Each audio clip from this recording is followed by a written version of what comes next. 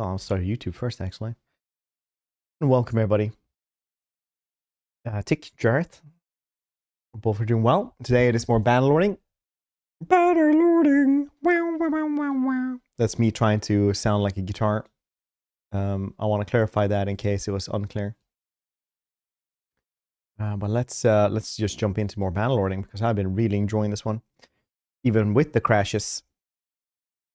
Even with the crashes. Crashes. Crashes.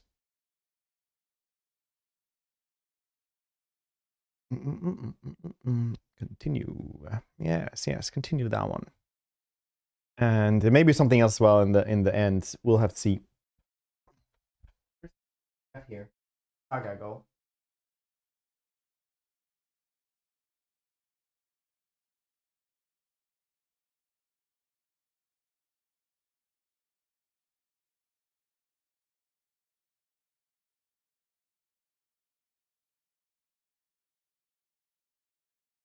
Joachim, how you doing? Apparently, I went away to eat or something, and Charles just like looked at me like, I found a blanket on the floor. This is where I'm at.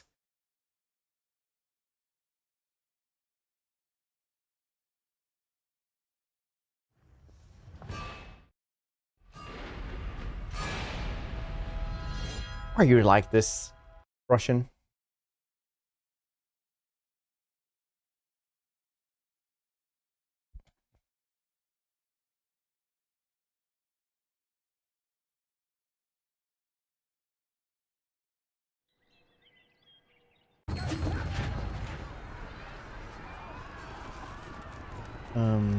Right, we're here. We're trying to fight those dwarves again. Yeah. I mean, I'm not sure it does.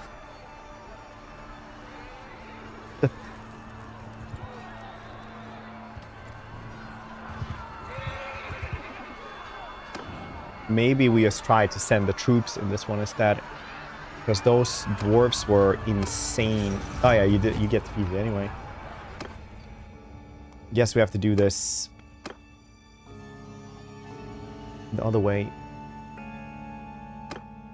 I'm gonna fight these dwarves. God damn it. How are they so difficult?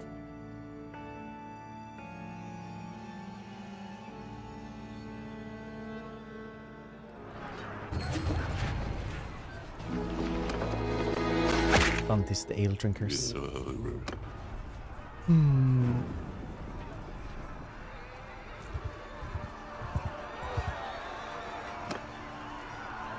We have 70 more dudes than they do.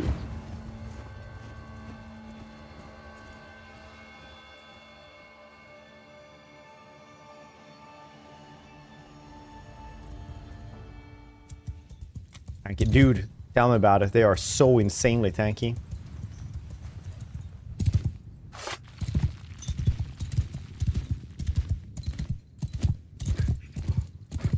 They're just going for us. A command.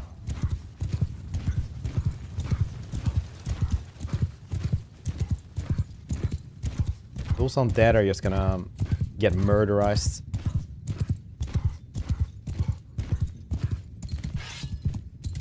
Weird, man. Some Greens get stomped without issues. Sometimes we can't kill a dude. Yeah, it's pretty inconsistent. I think like they have like the reverse hitboxes of greenskins. Greenskins are like weird still, but these dudes are like really hard to hit.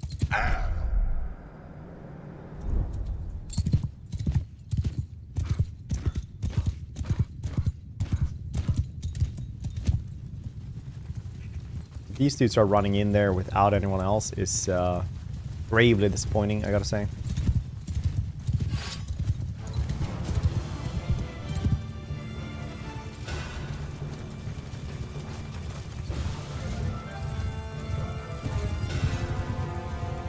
I think that was an arrow missing me.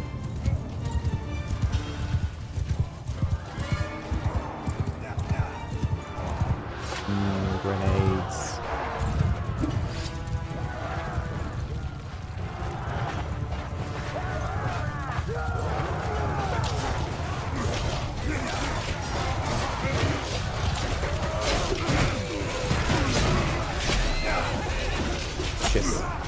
Rats! No! It wasn't charged up. Yeah, we're definitely losing that one. The rest of them run away. Yeah. Okay, I have, I get to try one more.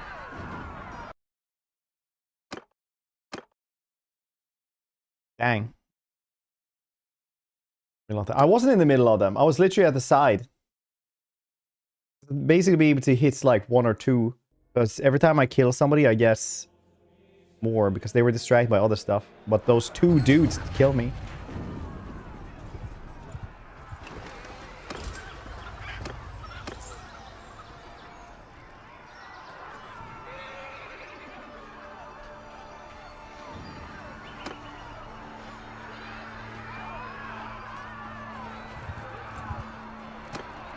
There's too many. Do not send troops. Okay, we'll do this in a different way then. Those dudes can just die then.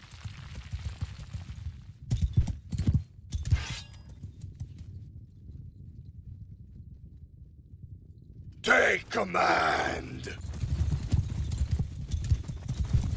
One ranged dude. I need a lot more Sylvanian troops for this, I think. Where are some of the archers in the first group?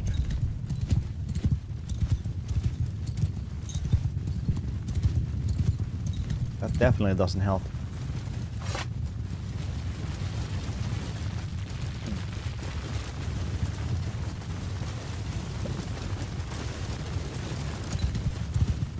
$216 versus 100. I'd say that this is very much in their favor still.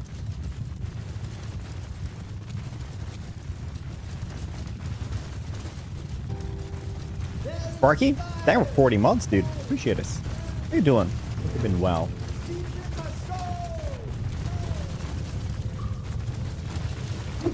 Okay, we usually just do 1 reload per day, but dang it, I'm gonna have to learn how to fight dwarves. I was in the middle of them. I was literally at this back there. It was just like the one slayer just cut down my horse in one swing. God damn it, stop saying that. Maybe you shouldn't be fighting them all alone.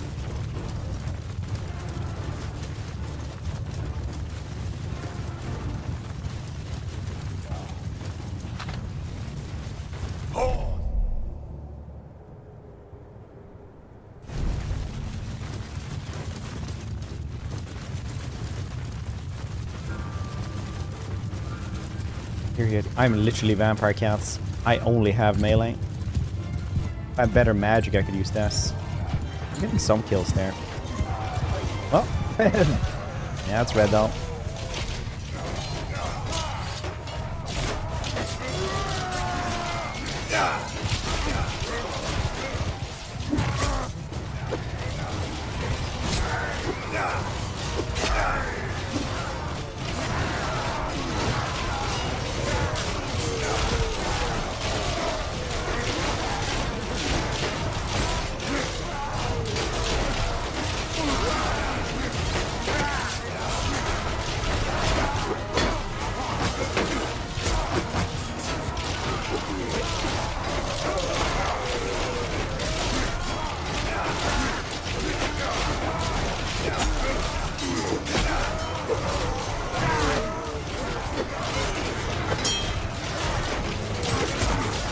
Try and kill somebody, get more skeletons.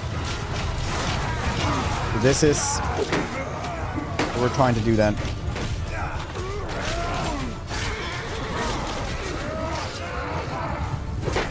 Still doing very well, I gotta say.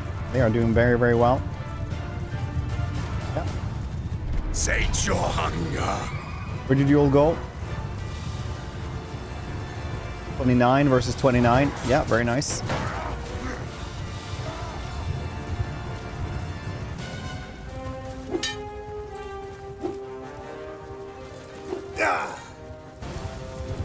Pack to dust. Yeah, they really do, don't they?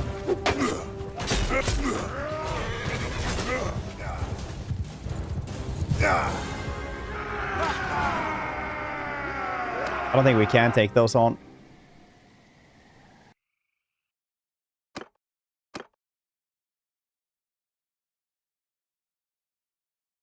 I'm doing Plague Eagle, by the way. Oh, everyone's doing well. They literally just get hacked, yeah. They lose half and we lose 200. Okay. I literally, like, I was the last person to die almost, Borg. God damn it, stop saying that. Maybe you should just NOS. God damn it. Little shits.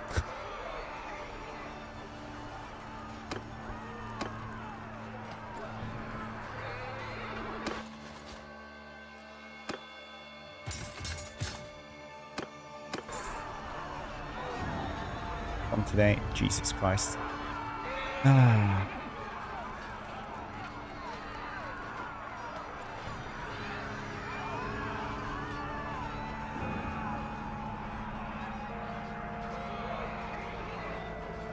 Okay, I got some tricks up my sleeve still.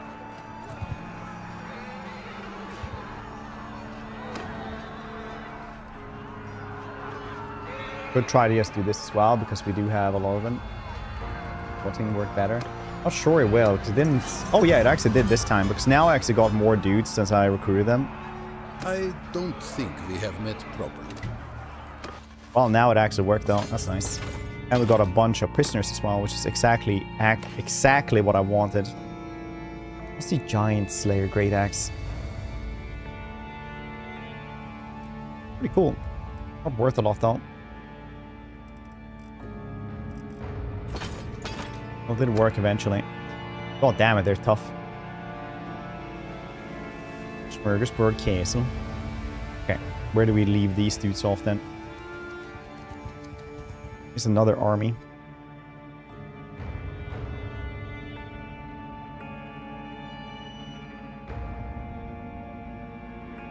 $800 versus 2,000. Alright. Are they actually winning? What's happening?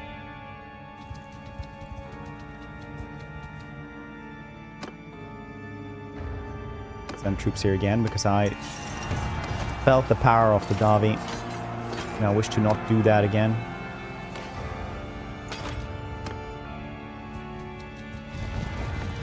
Now we deliver everything here. So right now we're earning 4,000 per day from our mercenary contracts. We'll donate all the prisoners here, which will give us 52 more. So it means we are up at 7,000.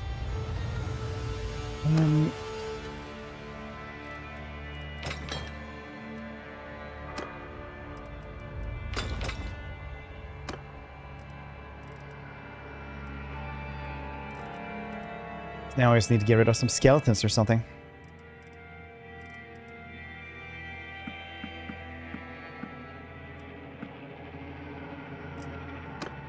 Perfect.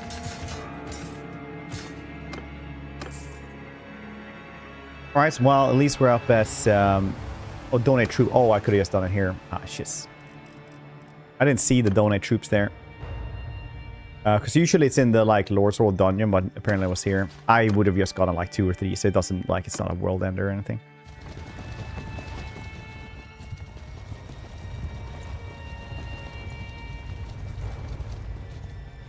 Still getting 7,500 per day. It's a world ender. No, it's not. God damn it. Why are we like this? It's Thursday. Tomorrow is Valborg, so we just gotta, you know, be a little bit happy. I don't know what to tell you.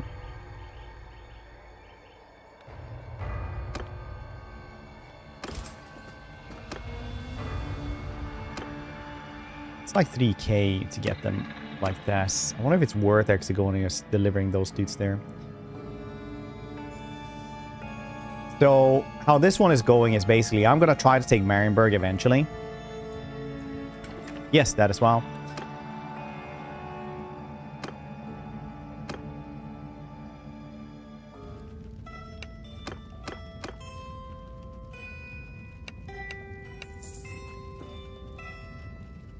Your day in America. So you're making profits for corporations that own you. Okay, grim, but I really need to get that scene from The Simpsons where Marge is looking into the back seat and you say, like, kids, could you lighten up a little bit?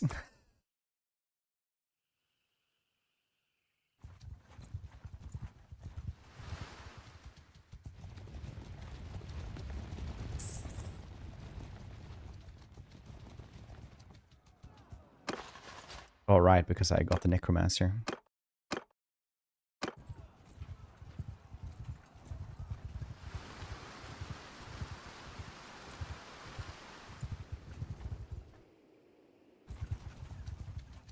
One and a half thousand troops, you say? It's 500. Whatever it would be worth trying to do that. It's not really without any like good magics. I should be able to guess a good spell now though.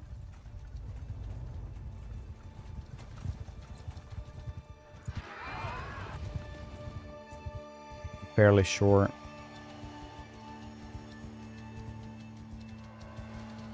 So with a good spell we can start getting like some massive amounts of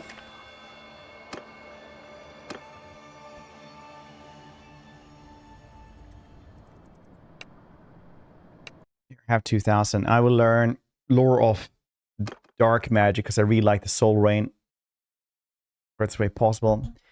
Because it seems really fun, honestly. We learn lore of death or dark magic.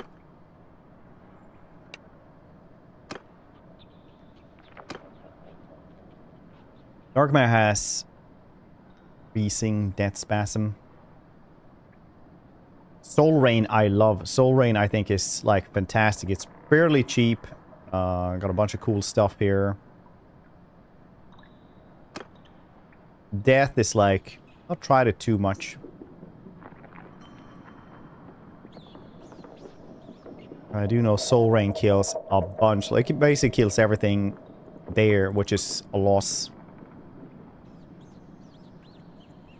Also gets Pulse Black Heart. Yeah, I'm gonna do dark magic.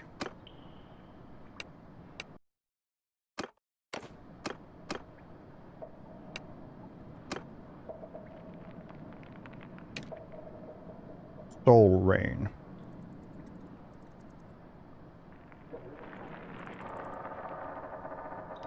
Screaming Skull.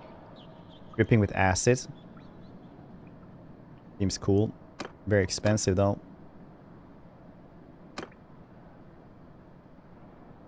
Also, Dance Macabre. They did this service. After what they did. They know what they did.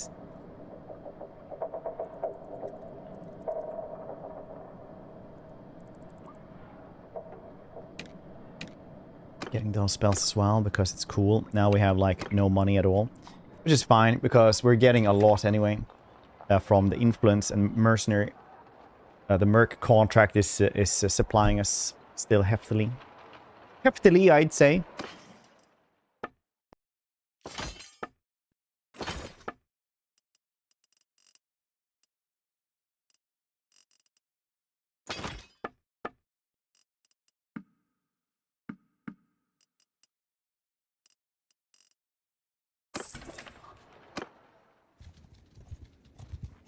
We're doing well, by the way, Ryklander.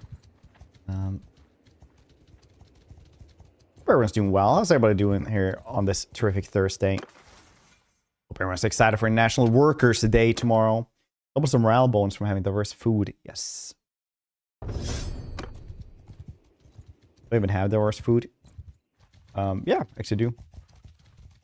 Nice. I forgot to check the tavern here if we got anyone else. Doing well, day off. Ooh, nice day off.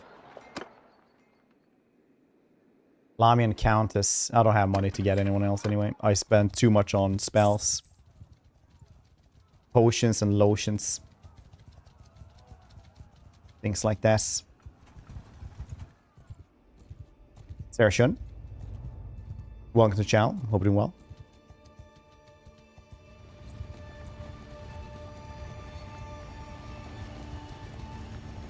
Going to raid?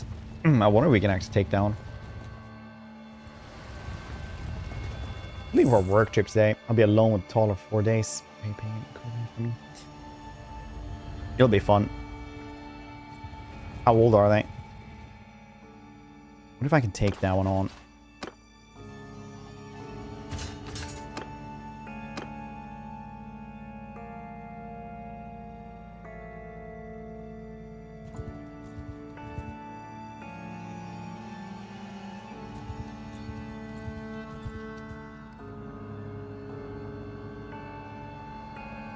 Not a lot of ranged. I think so, possibly. Do a magic on my side.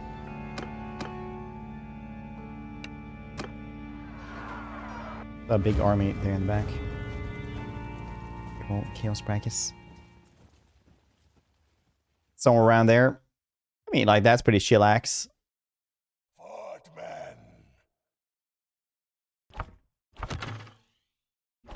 You can watch a good movie.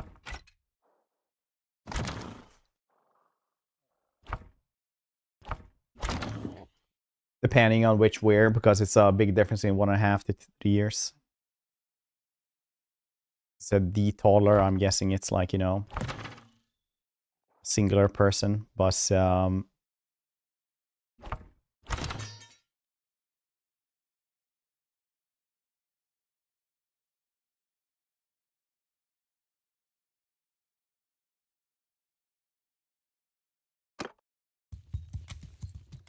now we guess some more skeletons.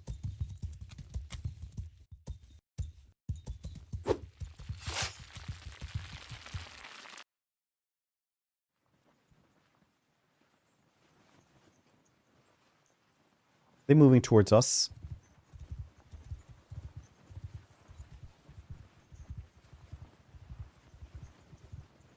It's possible. Right.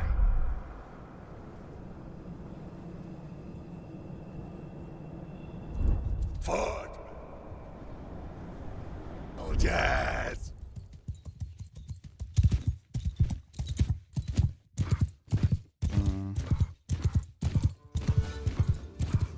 At least we have 45 summoned skeletons. So, go forward. Do my bidding.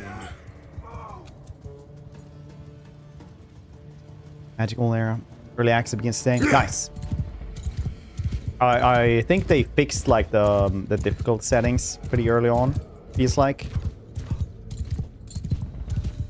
Which is nice. Because the first day of early access there, it was like kind of crazy.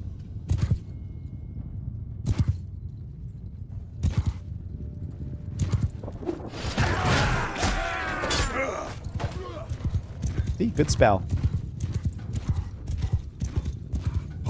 Follow your champions. I'm taking command. I can figure out activities and stress about sorting out work. I mean, at that age, you're like, oh yeah, I want to go to the playground, and they're like, yeah. Like, hey, you want to watch Totoro? Yeah. Or like whatever, go there into.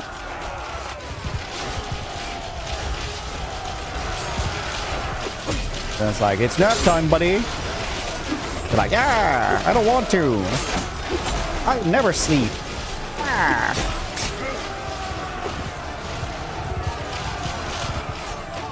Hilarious.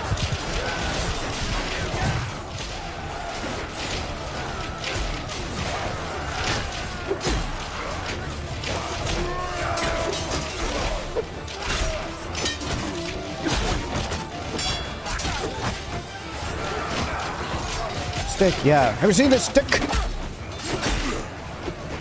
Still today, even as you know, 6 years old, they're like, "Is this a cool stick, Dad?" It's like, yeah, buddy, that's a cool stick.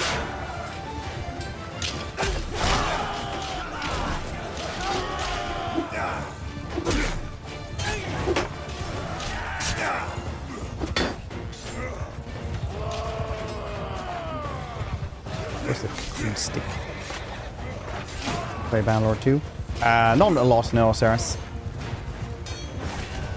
Did a while ago. We actually held a Bannerlord multiplayer event versus devs. That was pretty fun. Shiz, all my dudes died again. Interesting.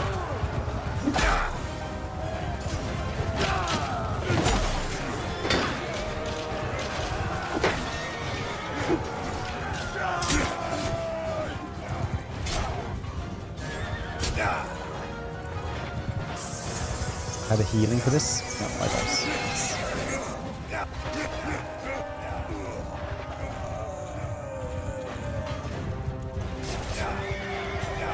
access. Yeah. Stop it! There we go. Stupid chump.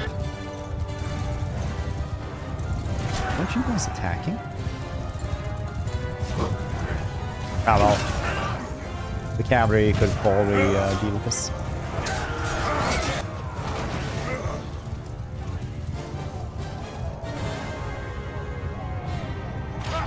Nope, they could not. Right into your spear. Yeah, like when you accidentally jump, you're stuck in that animation for a long time. Okay. That's the last reload for today. Now we're gonna play it for reals. Just need to warm up, do some weird fights early on. See where you're at. And my skeleton's still bad. I need way more. You need to outnumber them. From the get-go, the lovely get-go. Wawam-bam-baye.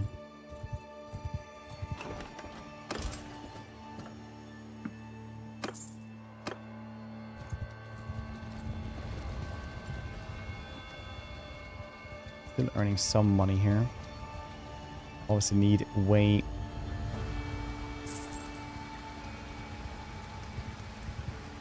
more everything though.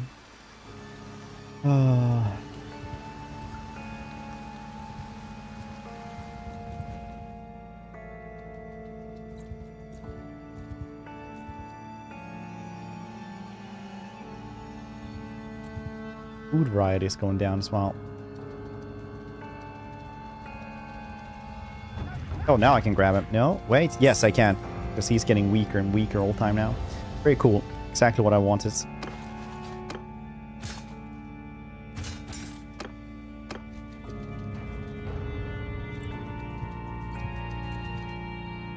Ah, shit. He gets help.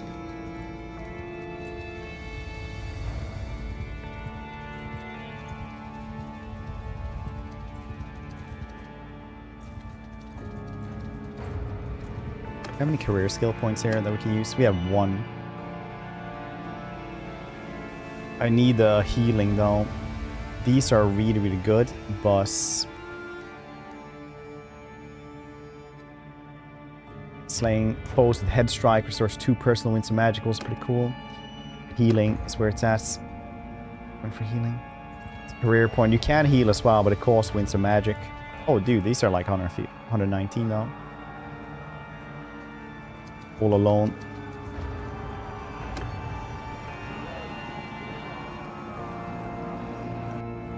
Let's see, from Gelt's goddamn clan, I think these are mercenaries for Gelt. Sage for a command.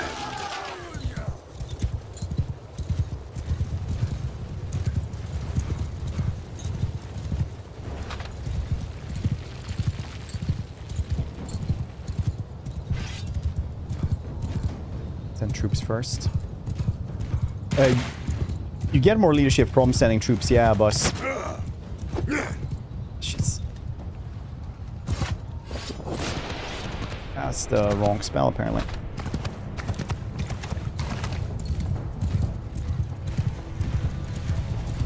Panics. Okay, I'm not playing well today, it seems.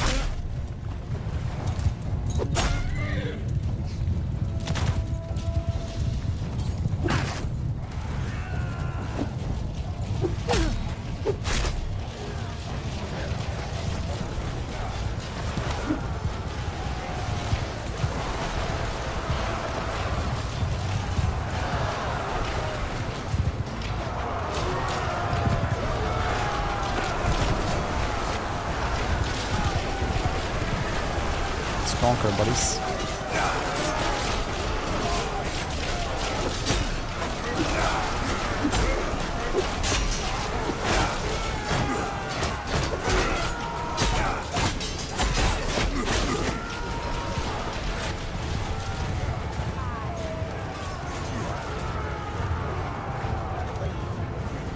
What is killing us?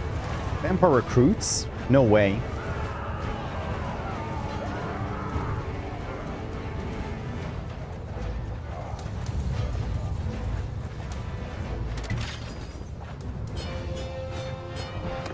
Dang.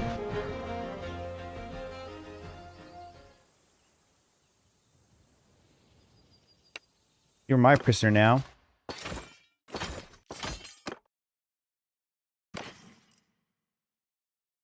Ooh, Fine Empire gauntlets, very nice. Better boots there as well. I mean, this one looks pretty cool, boss. It's a not.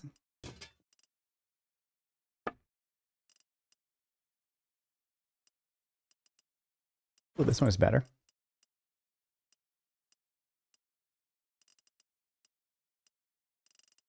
Well, you know what's perfect.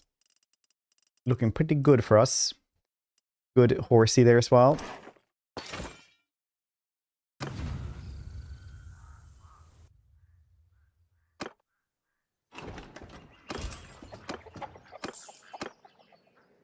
Oh, this red wall became very red. I need to get to the closest castle to deliver all my prisoners straight away.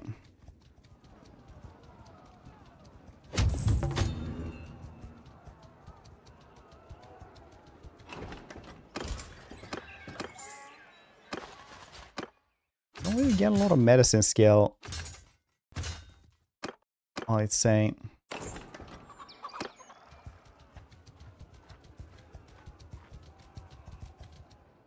On the undead.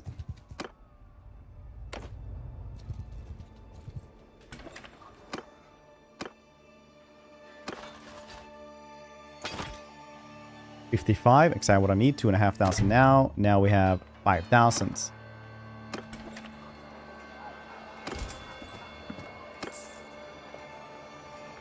Yeah, one of the biggest problems right now our entire faction is having is that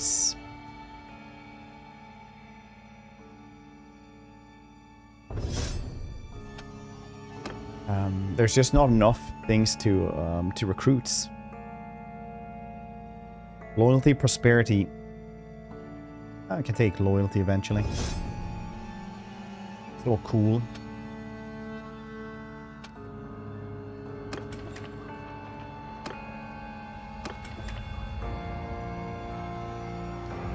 Oh, Doom Spiral. It is not preferred. That's for sure.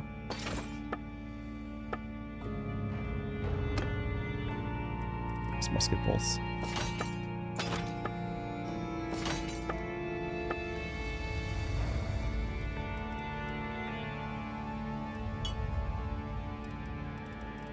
What do we need then? We have butter, we have grain. Take some more butter. We have fish, we have cheese, we have some meat, we have beer, and yeah, the rest we can't even buy here. Still, that's a bit of cash. We're gonna get 6K tomorrow.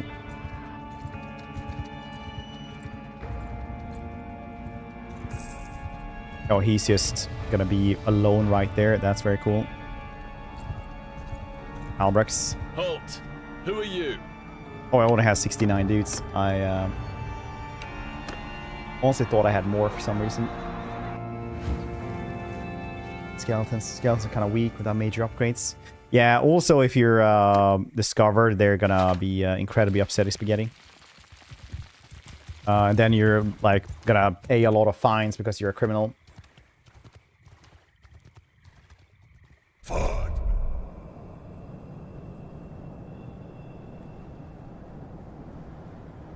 Do my bidding.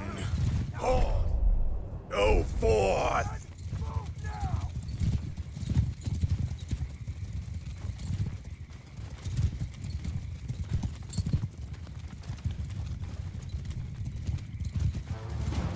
Purpose necromancy kosher in Sylvania. Well, yeah, it depends, right? Because technically you're stealing resources, like, you know, oh, he's picking my apples. But about to eat apples, you know? Take command. That's strange. Like, I think the premise is that you're stealing someone else's potential, you know, cannon fodder.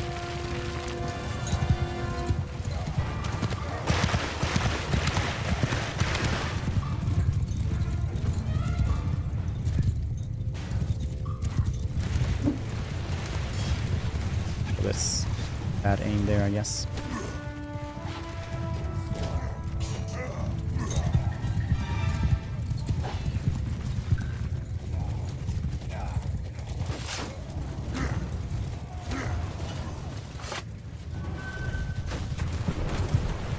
Oh, he has golden hounds. Very cool.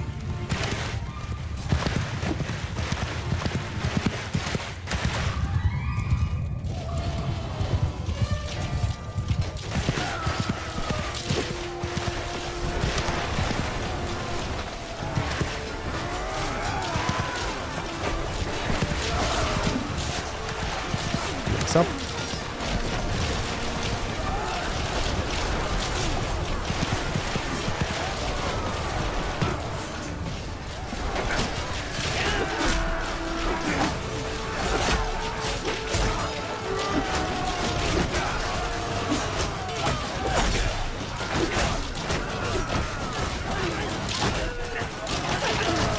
Still 70 summon skeleton extra. That's very nice.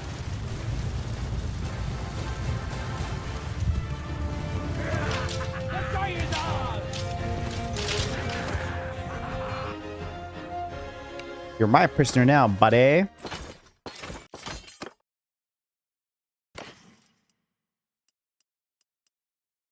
Very nice, very nice.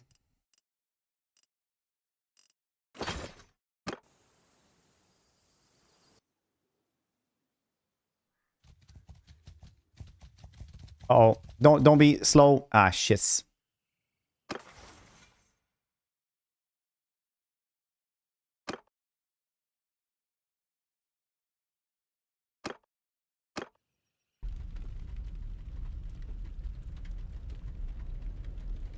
It's organized pretty high right now. We've got too many prisoners though.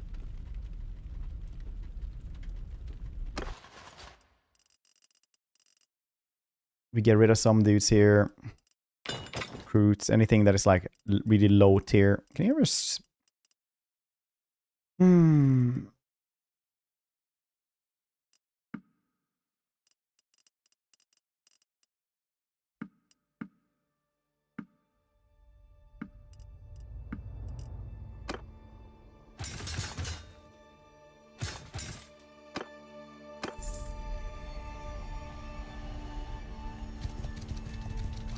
Yes! Get Rex. Woo.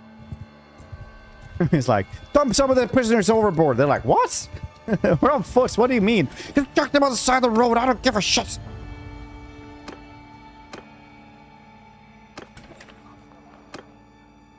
No!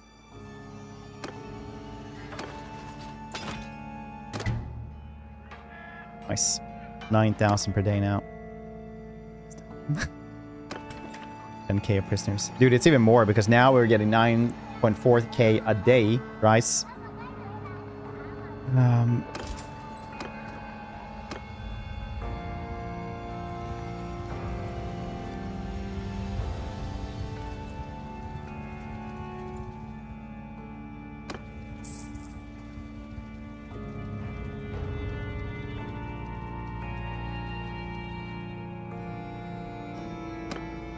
Got 8 ghosts.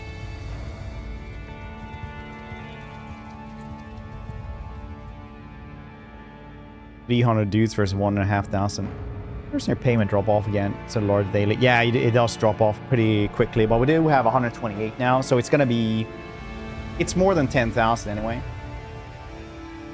Because this like what was it? We got like 245 or something like that. 275 per influence. Times, what was it? 54 we got or something. So that's still like 15k or something like that we get from just handing them over. So that's 5k extra or something. So yeah, it's just like better. And if you have the mercenary career, you get like way more as well.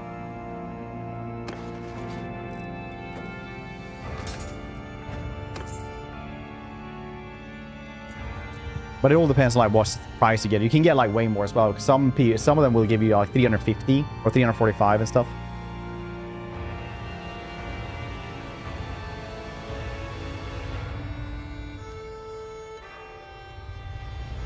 Yeah, it's like super much more profitable. Because even if you have like a town, there's no way you're gonna get like 7,000 per day from a town. You have to have like 4 or 5 cities for this. And that's like if they don't get, you know, taken over anyway. I really want to go and defend this one because it's a cool fight, but we will 100% lose that. 100%.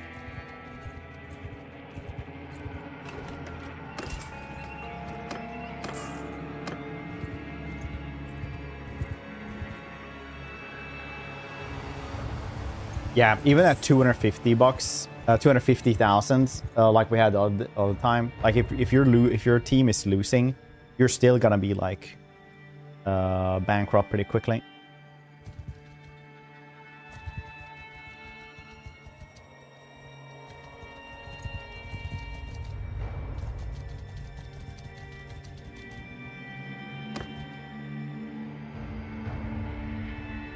We have enough to... No, we don't actually have enough to kill him. With these dudes, though, we definitely do.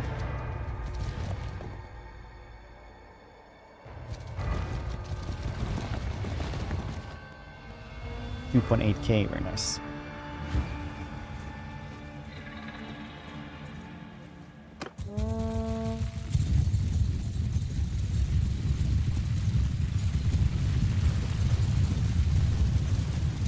More skeletons, more.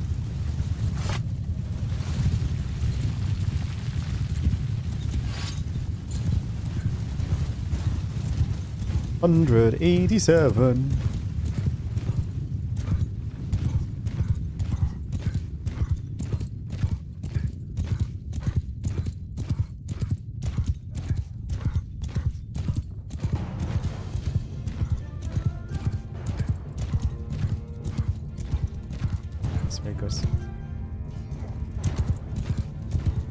Oh no, winds. Oh, I didn't have any winds and magic here. Oh shit. Okay. Do they all use my winds and magic? No, sure does.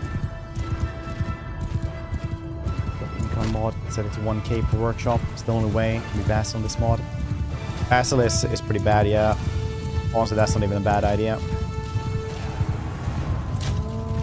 Fight with Manfred. Kills all my cavalry with spells.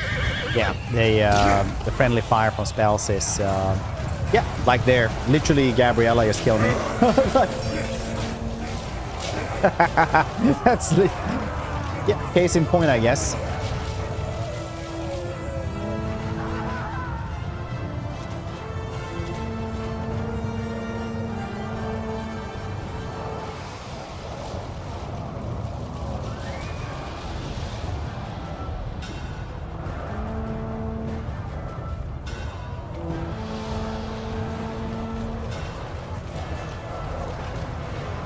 Jesus Christ. Animated now. Unfortunately not. It's if you just play along, you know, I'm screwing. It seems like Queen scripted. Jesus Christ. Alright, well, that's cool. Friendly fire Fred. A little bit, I think.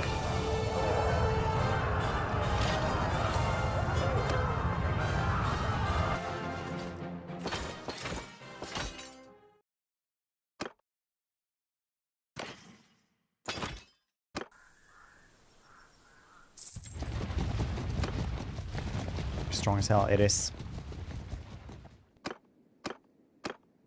Donate troops. Yeah, what do we have a lot of? Oh shit, I can have 355. That's kind of nice. Get rid of some of the enslaved skeletons then. We get like 44. Yeah, that's really nice. Go to the dungeon. Donate the prisoners. And now we get like 9,000 day prayer. Still maintaining this. Very nice.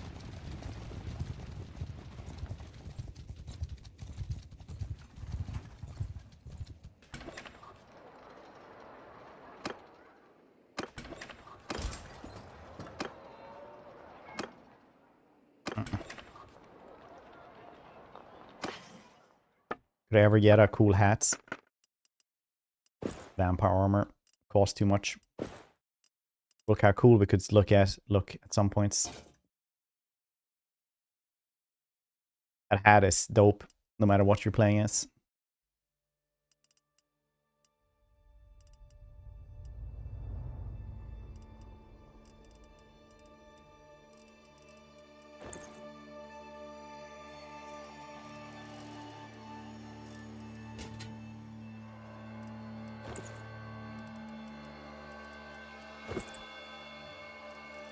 Oh, cool vampire shoulder pads.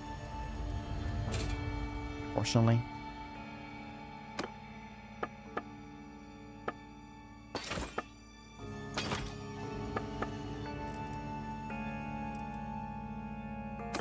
I do really like the enchanted sword that spawns three skeletons every time I kill somebody. That is really cool.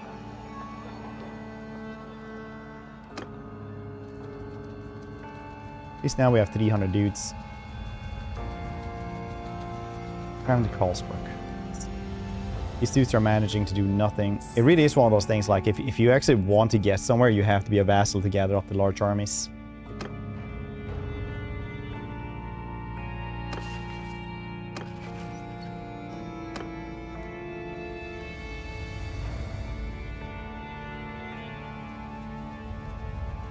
Good binding ritual, apparently. And spirits, very nice.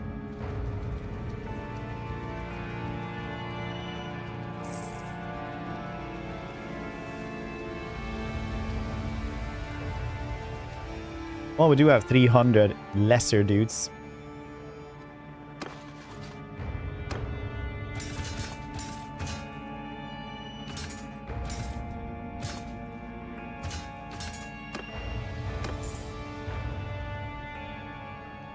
I wonder if that could work versus these dudes.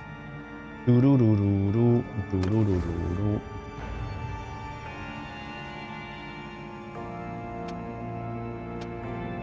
want two-handed, so we do more damage.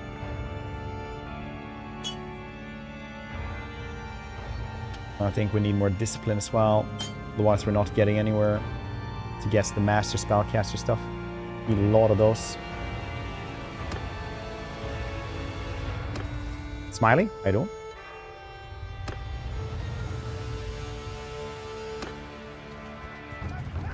Try to kill him. Help him. If we manage to kill this one, it'll be a very, very, very good day.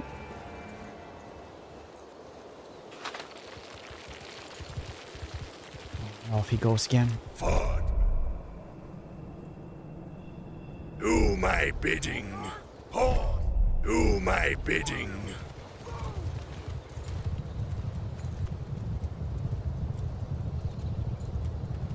Craft the world, I listen to you. Craft the world? Nice.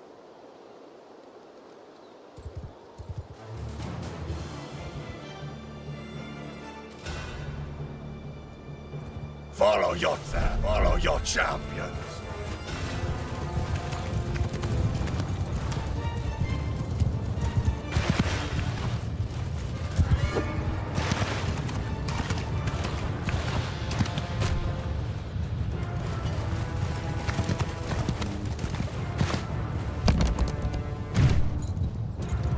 Perfect.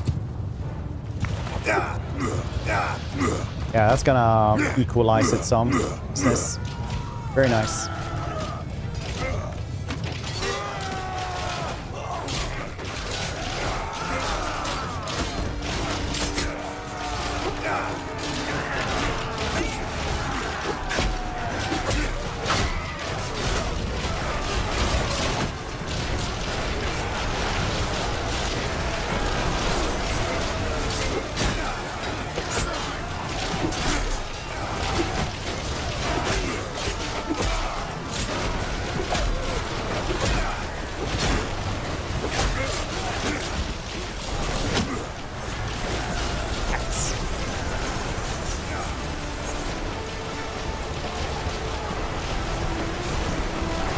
You could abort this.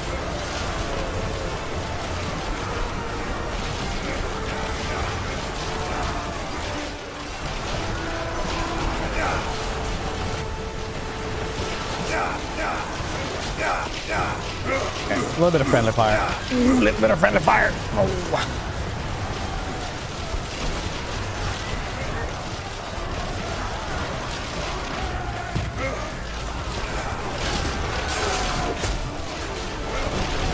These skeletons.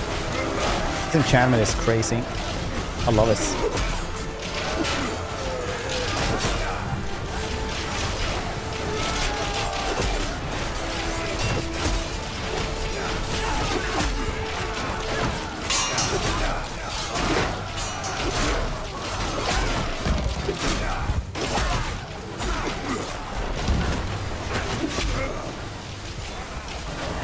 So many dudes just summoned from the sword. Cool. Click the clack, brothers. Nice.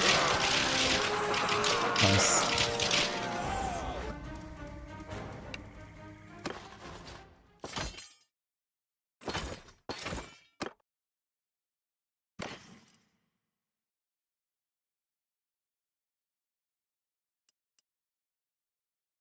Well, these things look way cooler.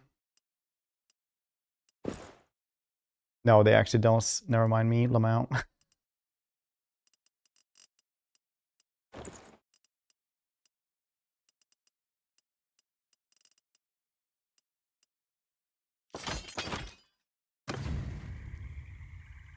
Backing them. Yeah, it really is. I mean, like, I don't think the skeletons are doing much on account of, you know, we've seen how effective skeletons are, but...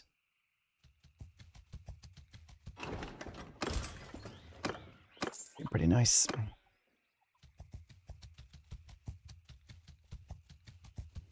We are switching it, like, changing it a little bit. The tide of the war.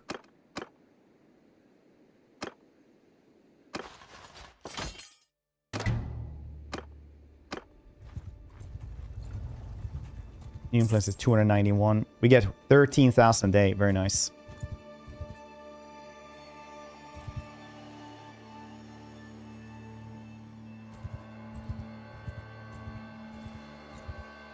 All skeletons are actually good once you upgrade a Graveguard or something. I mean, you have to stay alive long enough. Yeah, and medicine apparently don't work on them really that well. 217 medicine, but don't matter.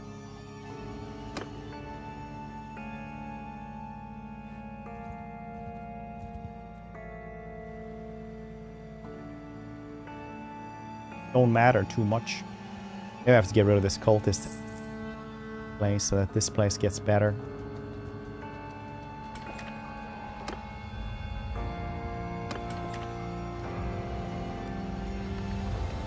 No one got any cool cool armor here, maybe?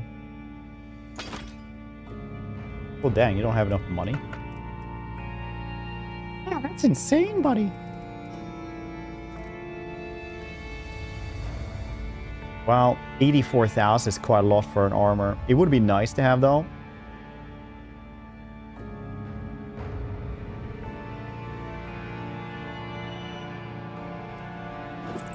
Yeah, I think actually we're getting that. It's a lot of money, but god damn, it's worth it. You can always sell some of my magical stuff.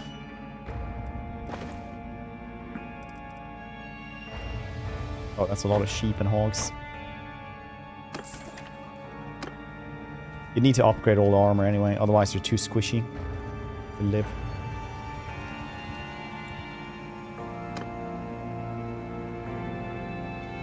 Okay, yeah, it is a pretty big upgrade. Notice that one in the Grail Knight one. As soon as we got the Grail Knights,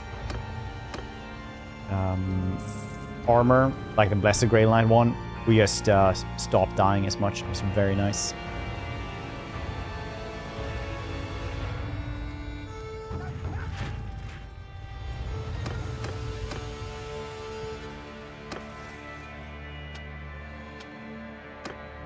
%, battle morale affects friendly troops with their two-handed. Battle morale affects enemy troops, two-handed. Yes, prisoner limits. I do enjoy my prisoners.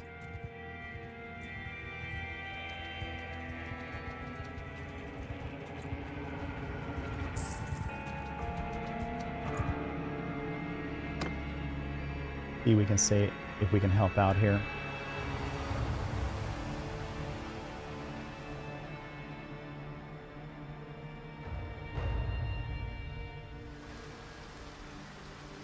I do need like 15 more levels, which will take a god-awful long time. If I can get like this one as well, restore personal wins.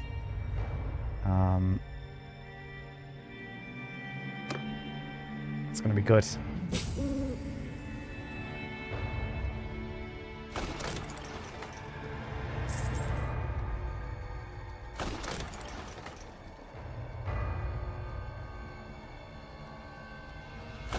It's gonna be good.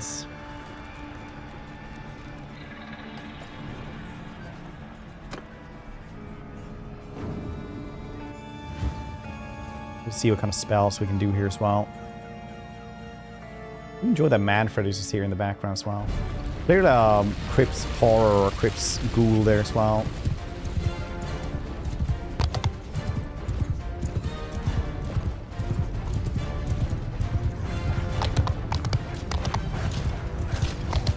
Okay. There's no way to jump up on this battlement, it seems.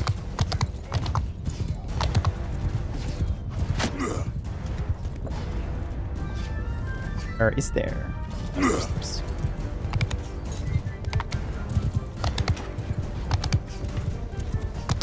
Where's that? This one. Which one is this?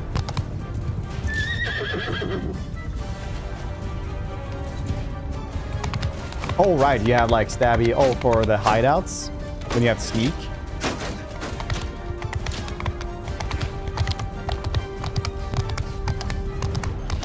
Infiltrating the places.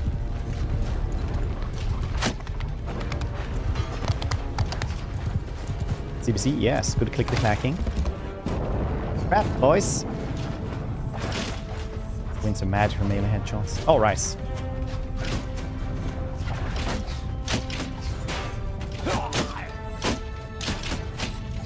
Yeah, some of the careers are like, this is so good, I want all of it. And some of the careers are like, I don't care too much about any of these.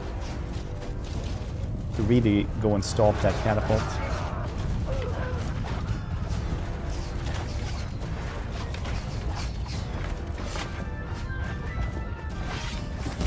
Hopefully that will do.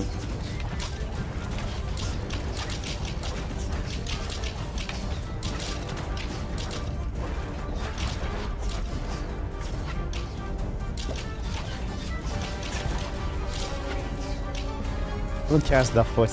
Are you still working on that? Good times.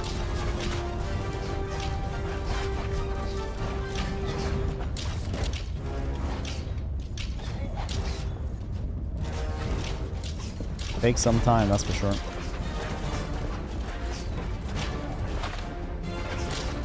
Sate your hunger.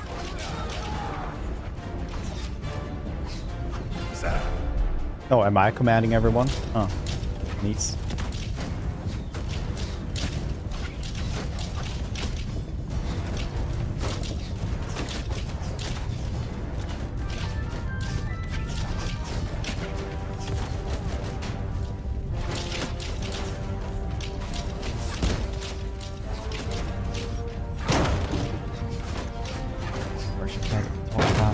Cast a mini foots for no damage. Yeah.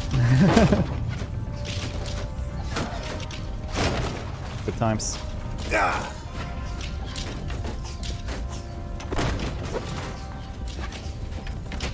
I'm pretty sure I casted that one, and I did some cooldown. I just didn't do anything. Exactly what I wanted with this. I'll miss.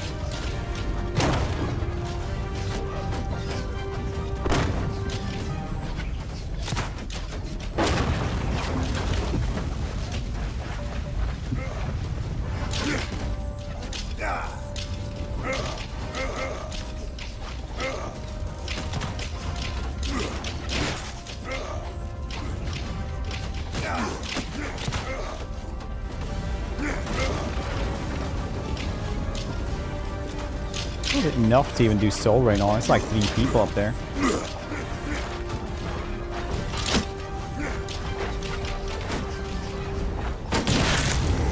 Oh jeez.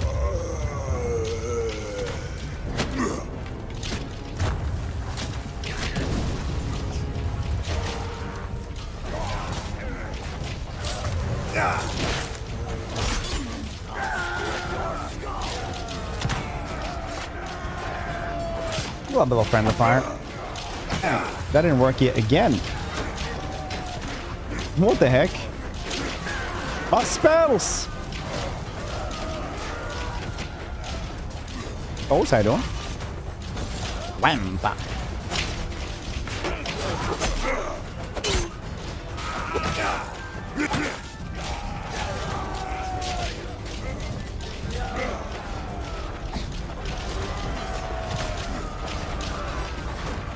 Distraction.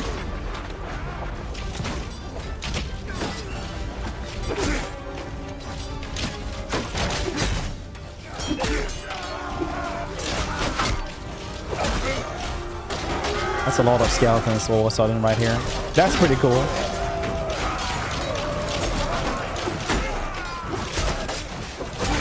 Every one you kill, you get 3 skeletons.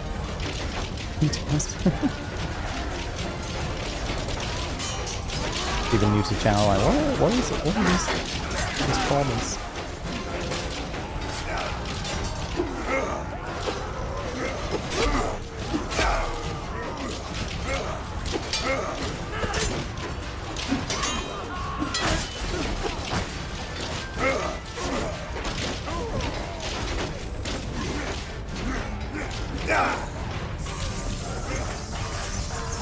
Wish you could abort this one in some way.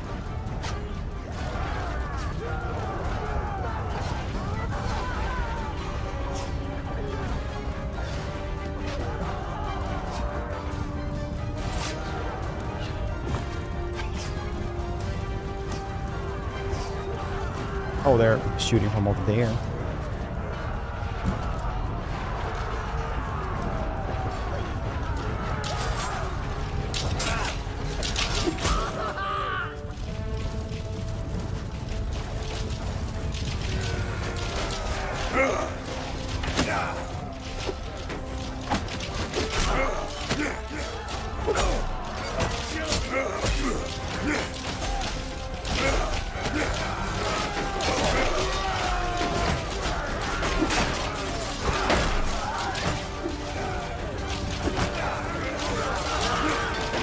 We summoned a lot of dudes there, so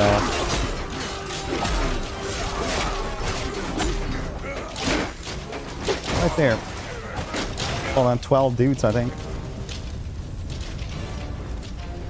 Sure, can block each of vampire racer. Yeah, I hate that as well. Like, just have like a dagger or something like that, and it's like going with an axe, or a warhammer, and they're like.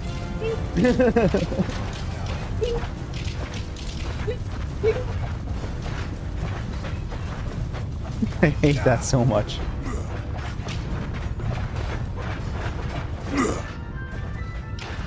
We're stuck there in the wall.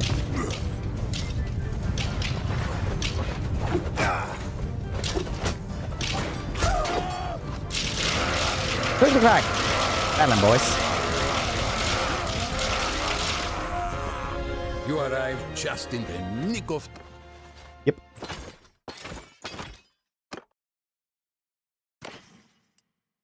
Ooh, magical boots.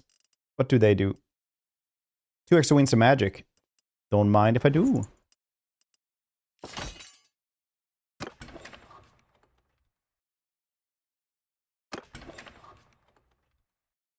Then we go to the keep. We donate troops. And we'll give away... Oh, I can actually have all these dudes. But it's good to just give like all the roaming undead or something for 15. Maybe all the normal skeletons as well. I don't know. 23, 15. Oh yeah. Let's just go with that. What else?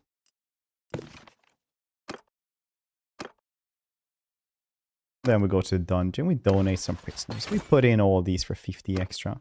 We have 10,000 a day, as per usual. This is how we wish to live our lives. Now we have a new place as well. Maybe they have some cool... something that is pretty cool, but not that cool. Alien Slay. That's nice. That looks really cool. Not gonna lie.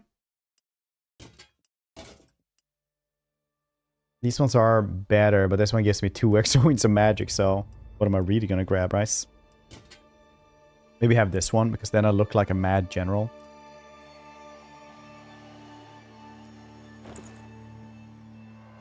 These shoulder pads are actually getting good.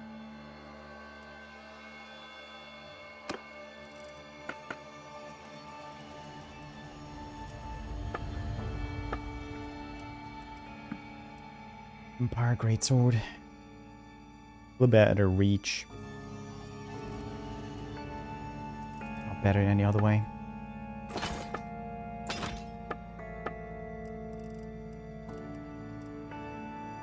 Oh right, they don't actually have any money at all. That kind of makes this harder to sell stuff, yeah. 30k though. I mean, any upgrades. Depends, like if I don't die one battle because I didn't get hits, is that worth this? Like, yeah, probably.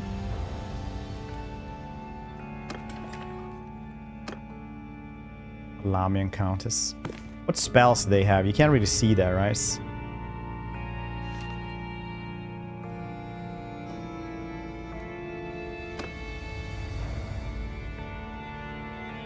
We have vampire as well. That's sweet for them sweet spells. Local, hope we're doing well by the way.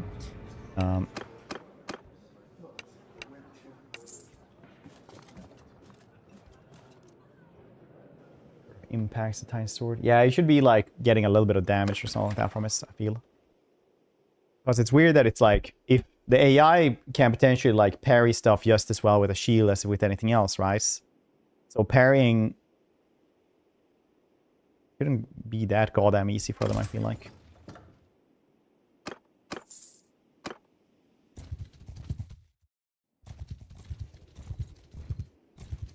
Baron Stefan.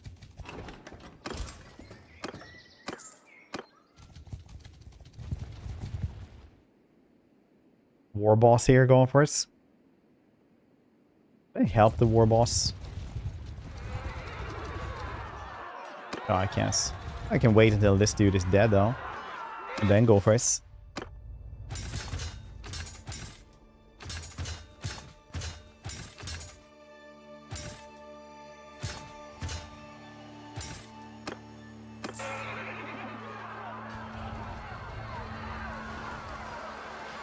Maybe we'll get more loots.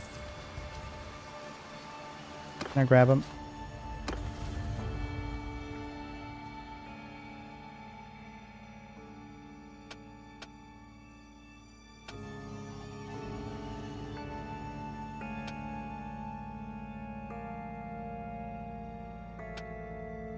Then riding something really good later on. Battle morale, mounted melee damage. Well, let's take this one. I do enjoy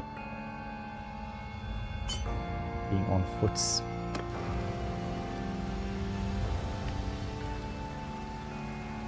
Will he kill me then?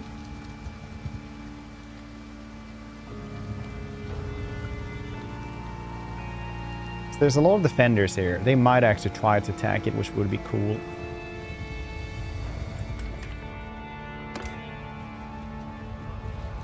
Defenders otherwise is 500 dudes in the garrison, plus me 200. So obviously they're going to go for this one. Should we be here? Fight those dudes. Okay, you know what? I'll quick save here and then we'll see. Just because it's a cool fight. 2,000 dudes is probably more than we can handle, I'm gonna be honest.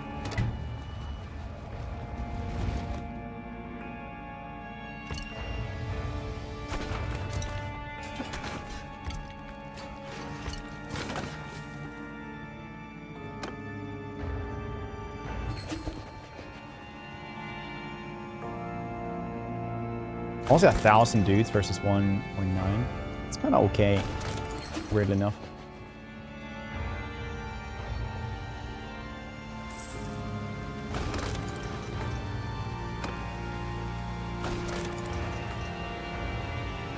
Should I take 2 of those?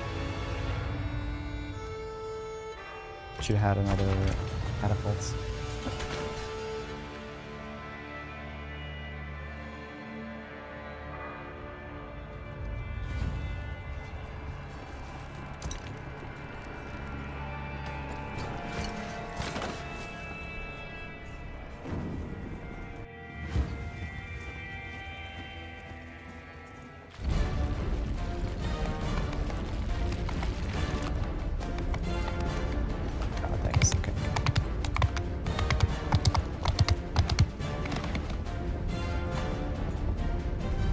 If we manage to get all of their siege towers, because they had 2 siege towers. We're pretty much in the win right here. Upside, buddy. Papa's gonna get some siege, some engineering skill points here.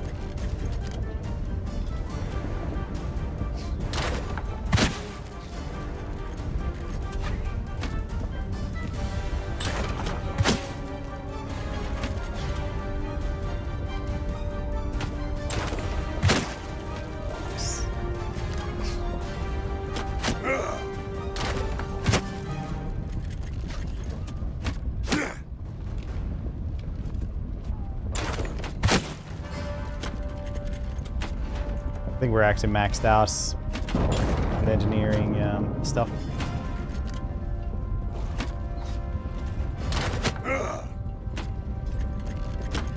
Let's get the other one as well. Let's get that one. We're in the gold.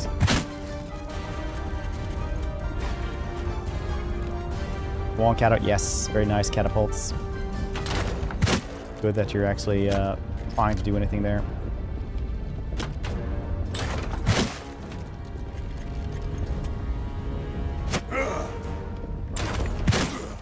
I think here we'll actually be able to make them run away.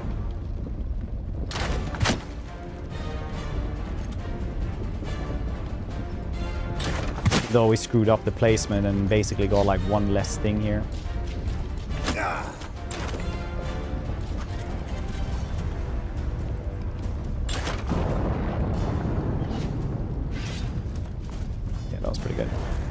Now they're always going to go into the center here, which is exactly what we wanted. It's like as good of a thing as we could have gotten.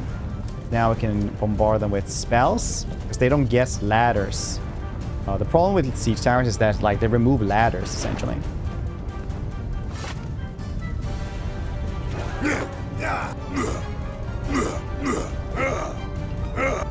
So if you destroy them, since they had 2 of them, they only get 1 entrance.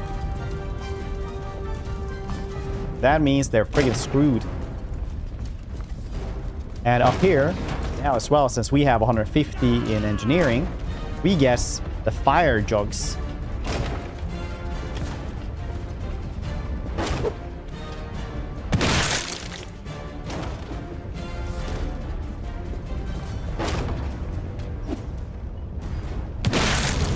Means that we will get a lot of kills from that.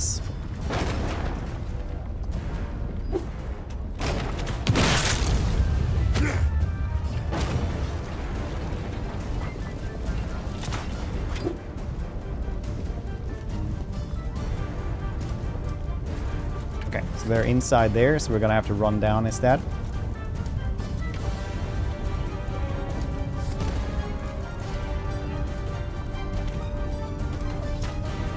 Throw down rocks, but we will throw down these things. Apparently there is a lot of... Oh, right, I was on the wrong side of this. A little bit of friendly fire there, not great. We are greatly outnumbered, so that's not great.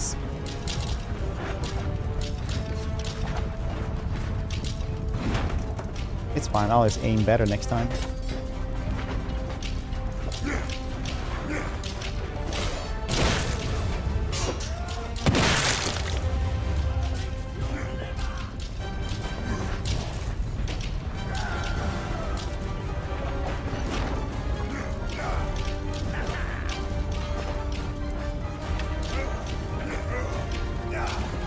So far, we have killed 300. They have killed 14.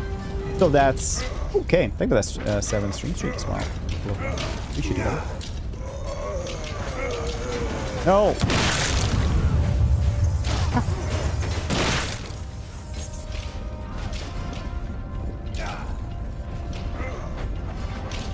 What hits? Yeah, it's pretty nice. 239 kills now. Incredible.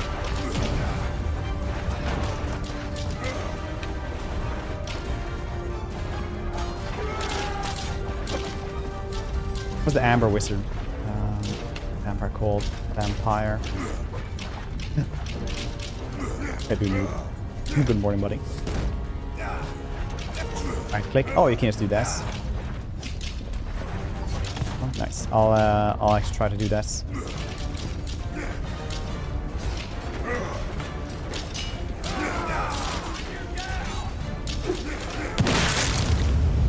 Being the level, very nice. If we manage to win this, we will have so much renown and influence. Transformations. Yeah, this vampire fell down and then transformed into bats and then ran away. That was the scariest thing I've ever seen, man.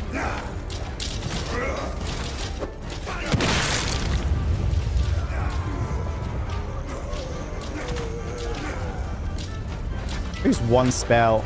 Now I have 260 kills. do with that. Like this 150 engineering is like insane for siege defenses.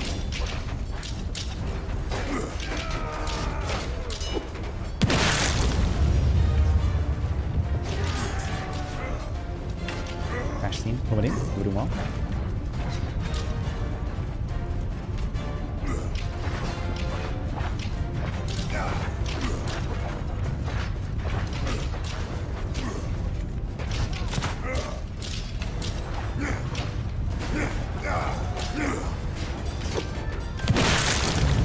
So many kills every time.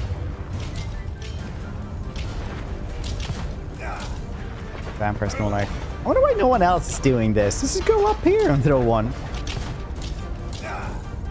Easy peasy lemon squeezy, buddy.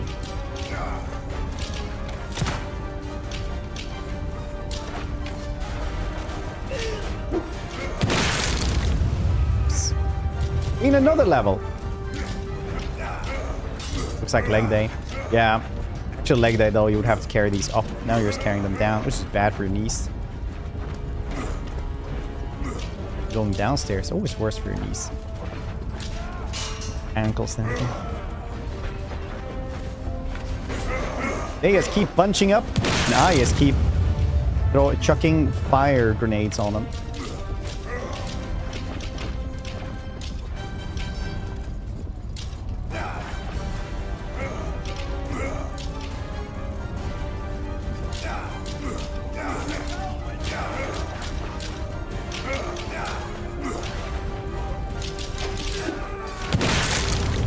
They're pushing too far in.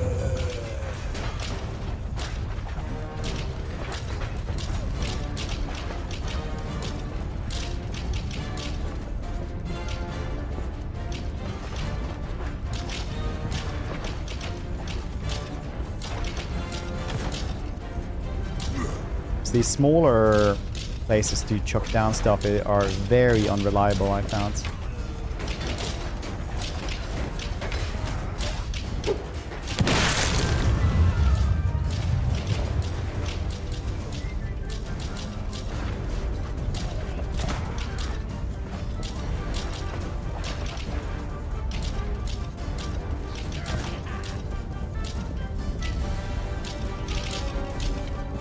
Very.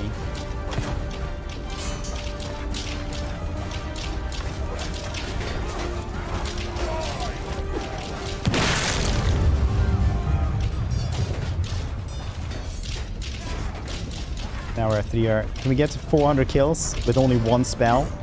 I'm probably gonna use more spells later.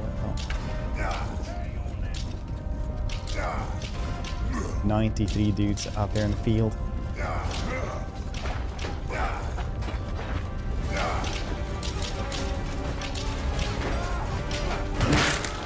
Shits.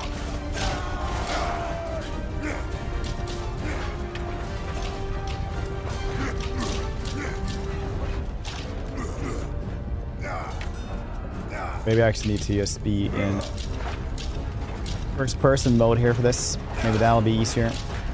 Chuck it down here. Oh, another level. Very nice. A lot of career points here. Very cool. My friends have been blown up by pots. Well, this is the only way to get in here, so...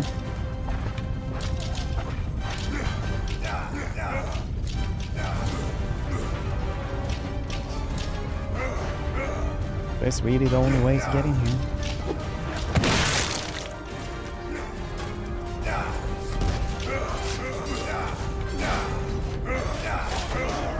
It's time to go down there and start summoning stuff.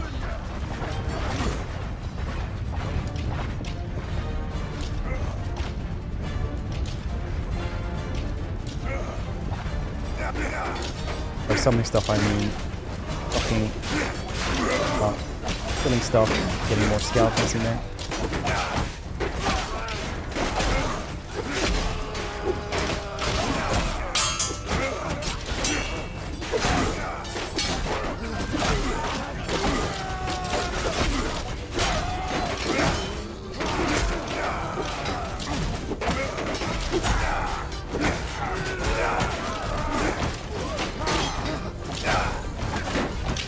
wonder if soul range would work here. Yeah, a little bit of friendly fire, but a lot of normal kills as well, so kind of works. 3 allies with friendly fire, but 90 eliminated. Yeah. How much more killing stuff can they actually have? Like, what do you think about it, oh? Only have 1 choke points? You know. There we go.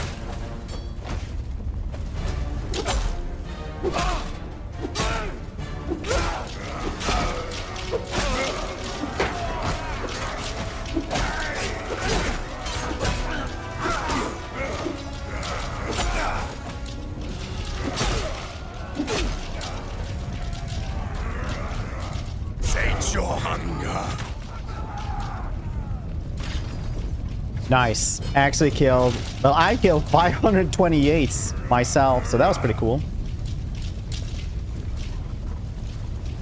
94% of the loot's 100 renown. Noise. Luther Huss. We're not serving the Empire, be gone. What?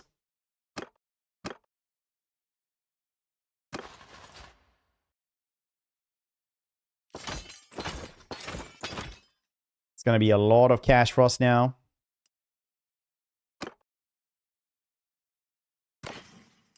Ooh, rare Empires. Oh, I just bought one though. Look, it has magical stuff as well.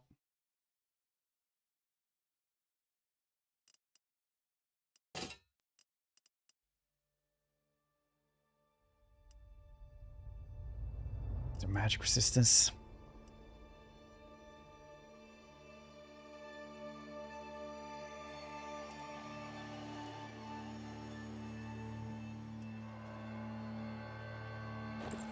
Why not?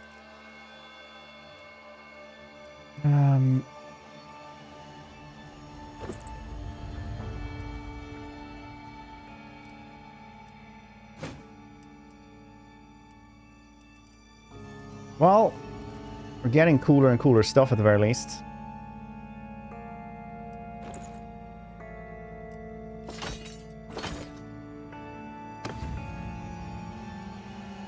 Charlie, post office, posted board.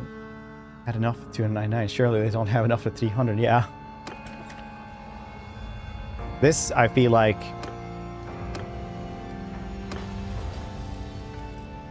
$433 prisoners. How much will we get for that then? 219. Oh, I can't actually put in that many.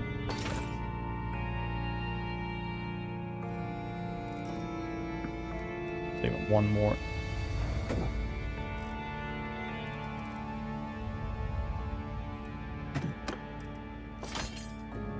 $216 though. Nice. So now we have 10,000 per day. Now we're getting 23,000 per day. Also gotta donate troops to the garrison because we have, well, not too many extra actually. Let's take all the skeletons right here for 3. That's fine. We have 400 here and 23,000 per day. Very, very nice. We might just hire this dude. I don't know why though.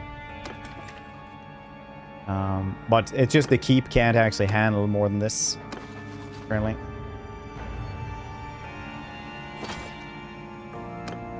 So we have to go to the next keep. It's a little weird prisoner transport thing.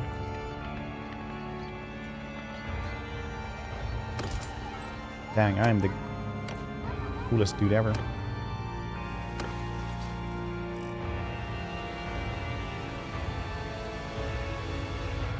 Oh yeah, I guess more troop size per like lesser undead I have. So when I got rid of the lesser undead, I could have less dudes.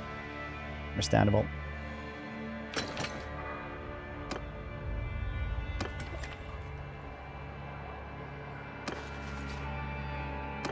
That's cool.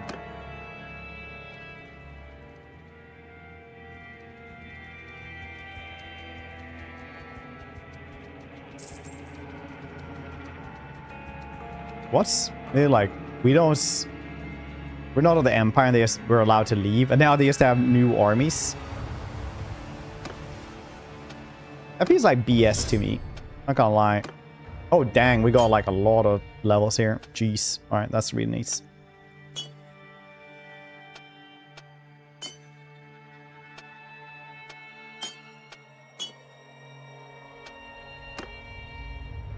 Damage more speed. Hit points. More hit points could be better.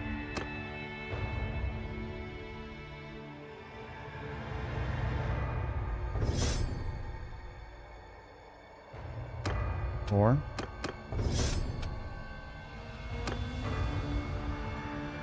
traveling endurance attributes. Yes, thank you very much.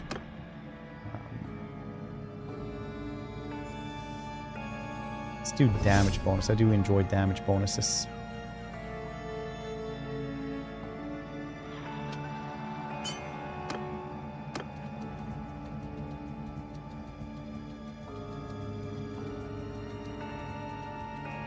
Down for 6 minutes. Oh, in a good way.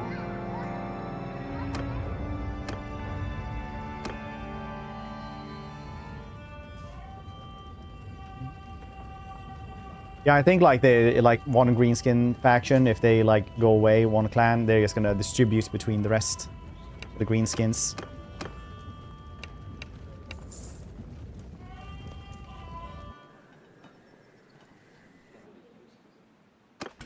$19K. 200 here as well. Nice. 14,000 per day now. Now we get 27,000. Very nice. It does go down pretty fast, but still.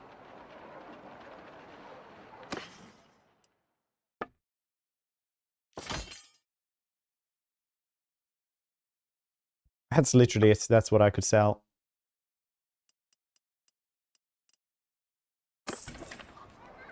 Very, very cool.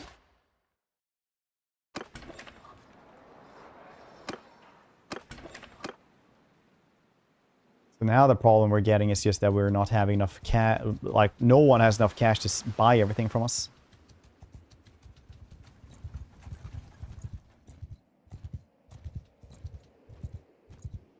Going towards. I don't think they can do that. You have to like kind of, maybe they do if you like get rid of all the other empire, but I think like they're gonna go to the next empire action.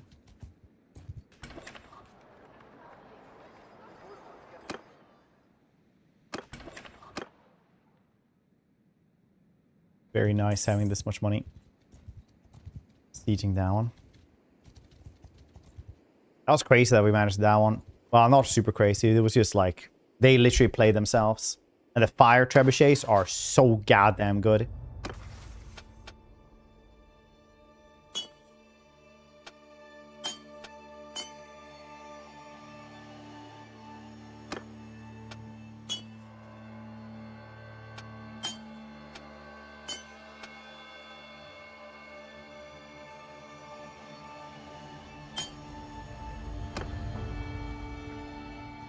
Fourth Kingdom. Oh, really?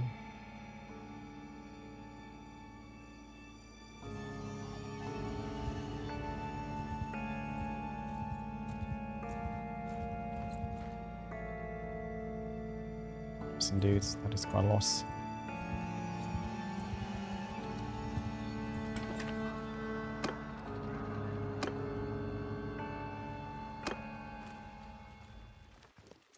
I have not to teach you. Be gone. Alright. Fair dinkum, mates.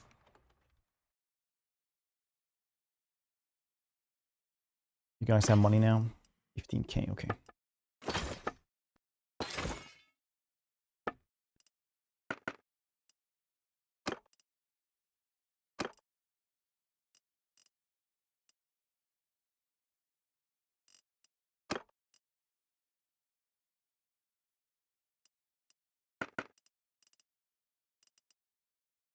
Tillian pauldrons. You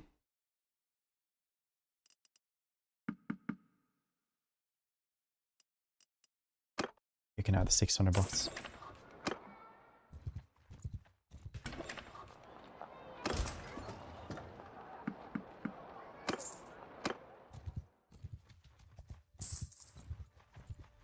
That was insanely funny. Now apparently we're doing way better.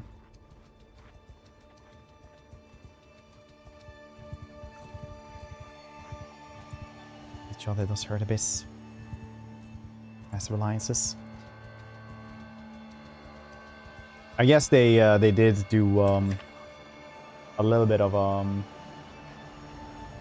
do you say, a little bit lore-wise.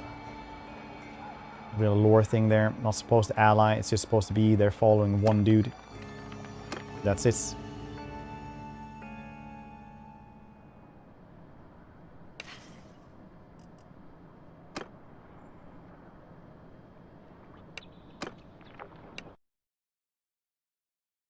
Magical damage, spell radius, frost damage, yeah, slow. 25 extra magical damage, range shots reduce. Oh, that's pretty neat. 10% bonus to magical damage. Summon 3 grave guard for every enemy felled in combat. That's crazy good.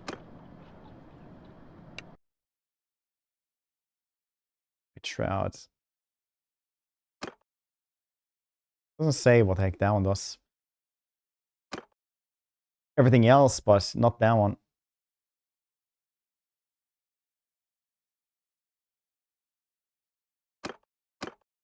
Maybe I'll just buy it then.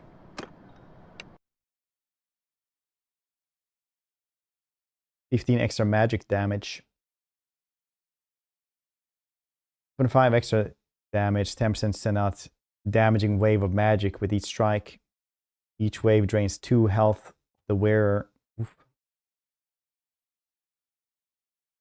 4 extra winds of magic.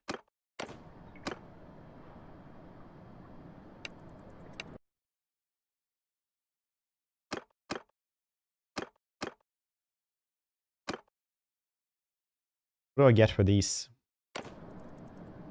Oh.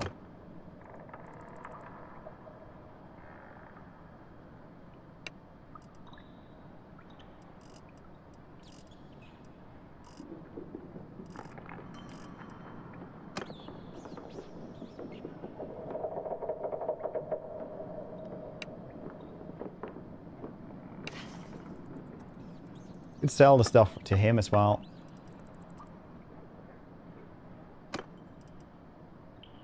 Oh, that looks really cool. Oh, this is like what you can wear in towns. That's kind of neat. For official meetings, obviously, I will have this.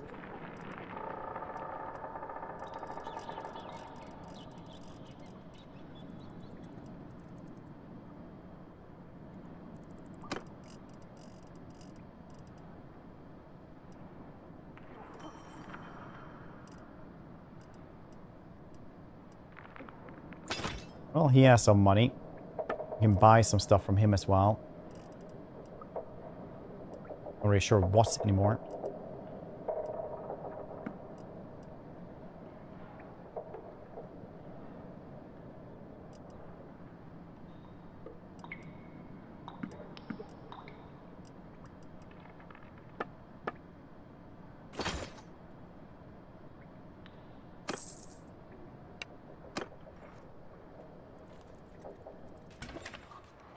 Peace, as many of the empires possible, more close to.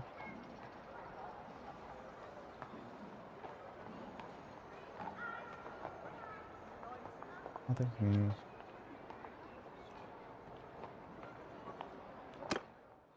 Interesting. Okay. Let's read one of the books, shall we?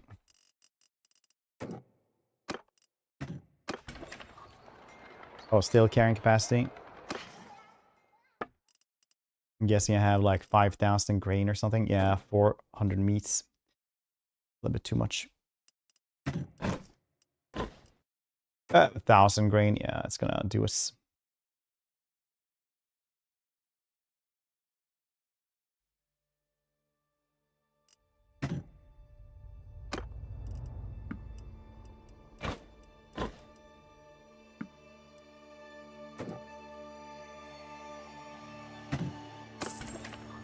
Thousand meat is gonna do it for sure.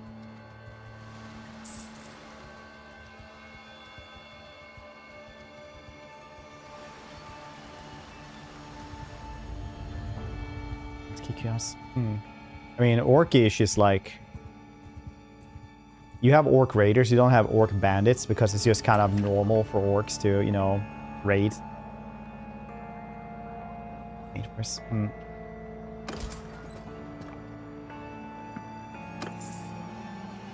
Busy Rex, that's probably good advice. Oh, no prisoners though. That's cool. Let's see if we can get rid of some grain then. They have 9,000. How much can you get then for 9,000? A bunch of grain. That's cool. Look, I can move again. Very cool.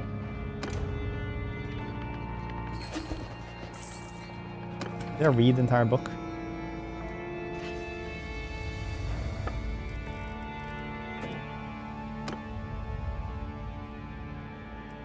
This.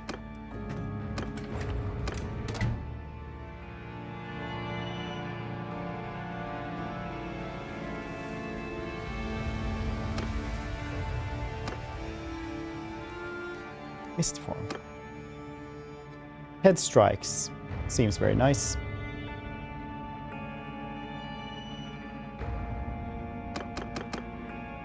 There we go.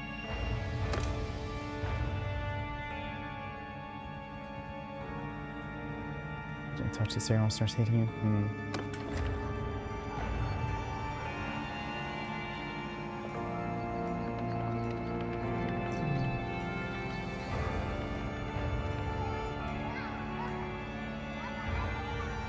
Destroyed. They're joining massive choppers.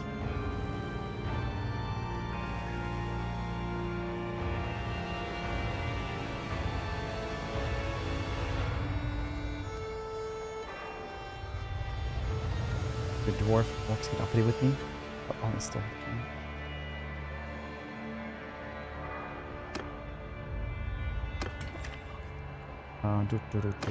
yeah, orcs ain't gonna peace out with people anyway.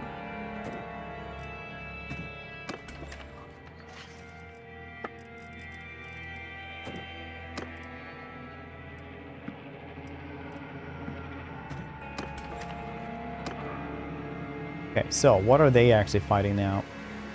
Kassadrengi! We are literally at war with everything. No wonder it's been going so badly for them. Castle Templehof to defend, eh?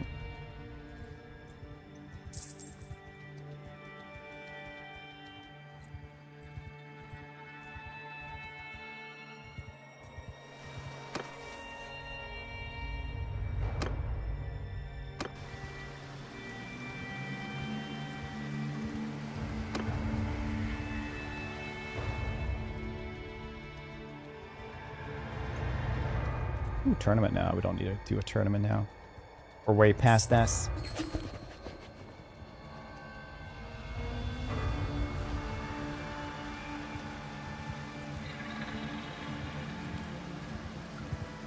$2,000 dudes. Yeah, that's too many, I'd say. They will take it, and then everybody here will run away. They don't have time to like get big enough armies to do anything. Still don't have Drakenhof back, yes.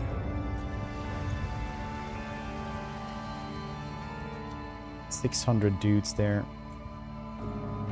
One day I will be strong enough to take that on. Oh yeah, I was supposed to buy a bunch of spells. What about this?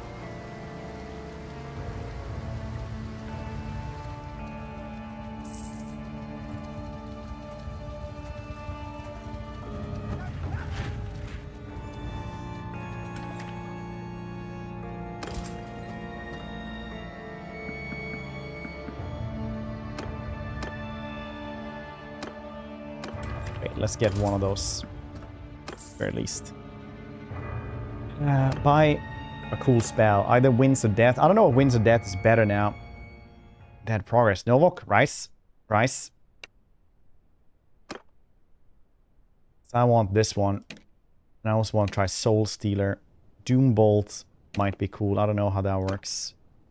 We'll also Grave and that one. We can get most spells here. That's very nice. Crash for me.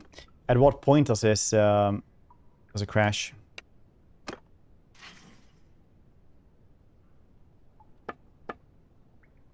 Oh shit! I actually sold the good armor we had there. Ah, well. No, wait, that's the wrong one.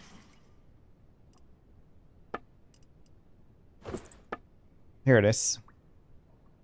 If I want to try to do anything with these things right here, what do you recommend?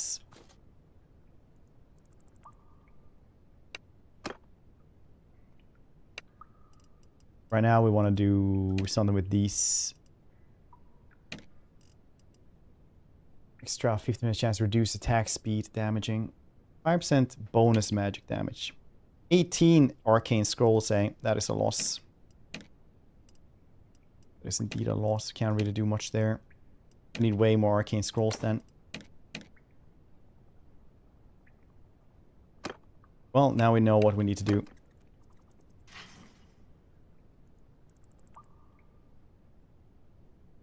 Loading the game. Yeah, you have. Do you have it on the right version? Because it has to be on 1.3.15. And then turn off war sales as well. Then the shader compilation can take some time, depending on what kind of PC you have.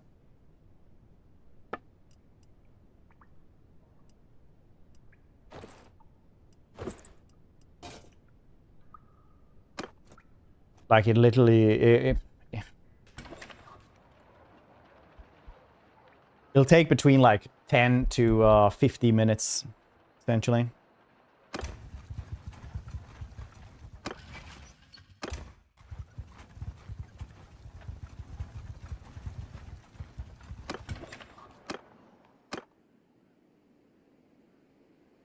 Yeah, 70 minutes as well if you have like a bad PC.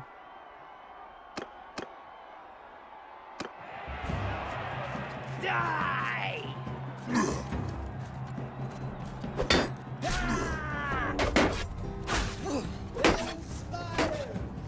You have 72 minutes, bro. But it's just the first time it takes that long. 72 minutes minus. Yeah, 72 months. Well, hope you're doing well.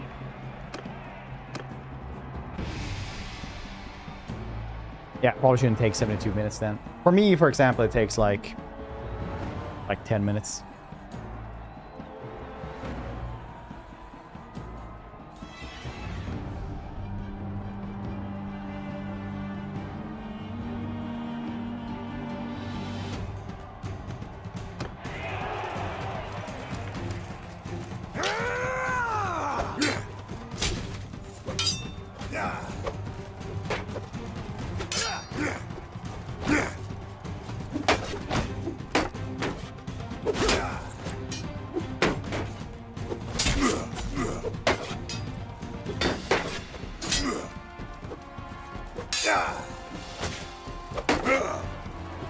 Oh shit, that was both of them. I'm pretty quick.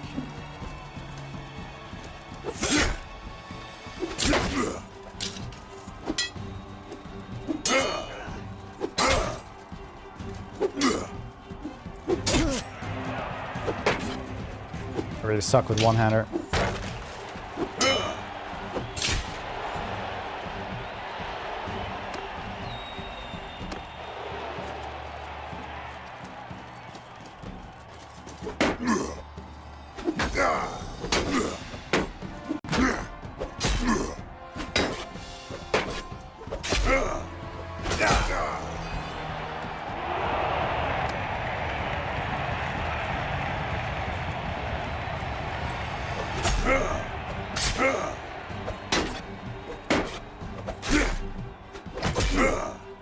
Better armor than you now. What can you do about that, huh? That's right.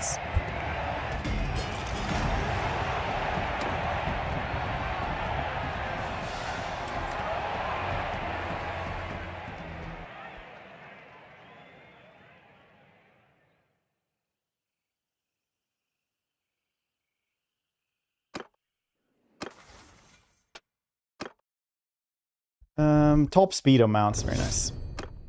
So, how's the weird horsey looking?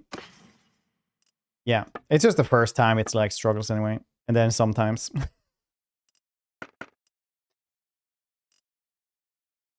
Okay, this one is way worse than the one we have now, though. So we have like the best horsey, unless we get even better ones. I mean, like, if you're not gonna don't want to play with other people, then like there's not a lot of reason to be on the stream server, is this?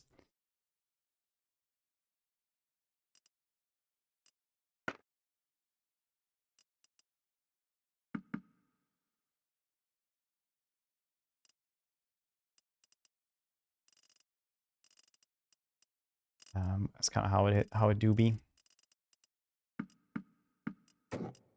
And it wasn't very active. We're not very active on that one right now, fortunately.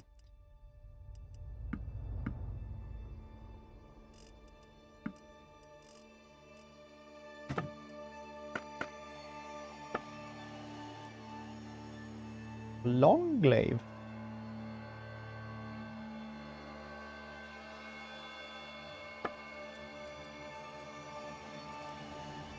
Those are cool pauldrons. The red doesn't mesh well, does it? So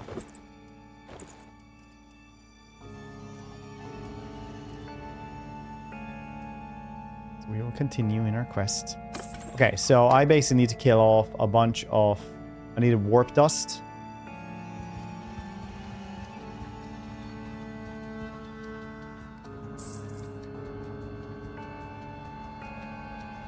Oh shit, burn dark energy is too much.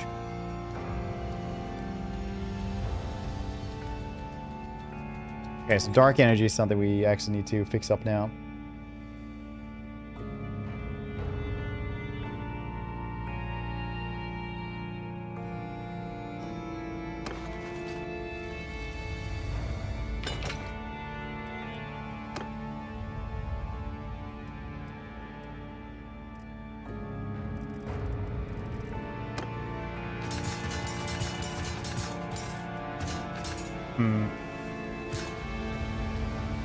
Yeah, the charging boards are very difficult.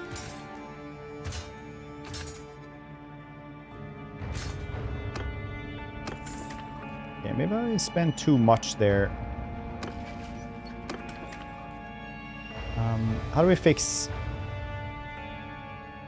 dark energy? Because I need 190 per day. That's a little bit too much.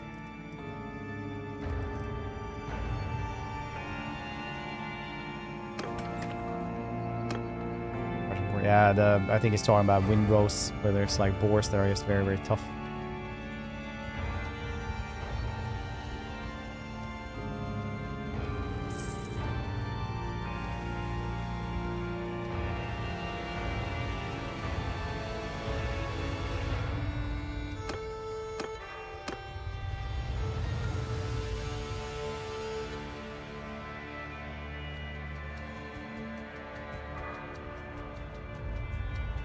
Troops.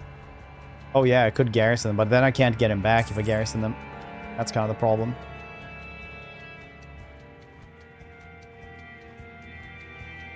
Oh nice, he's actually getting trapped here. Amazing.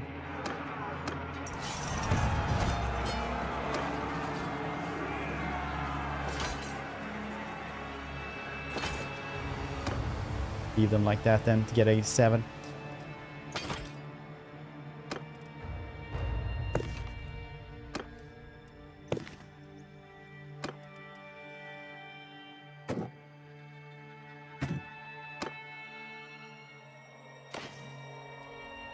Stone Dust, Arcane Scrolls, very cool.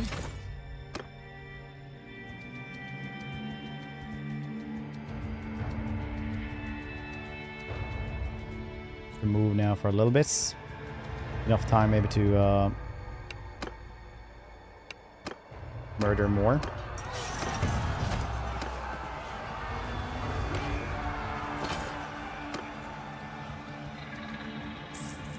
The dwarves took them all out.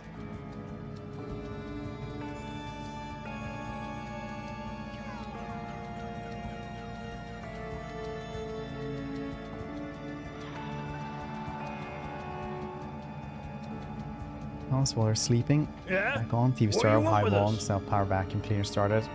We're scared. Stealth Power Vacuum.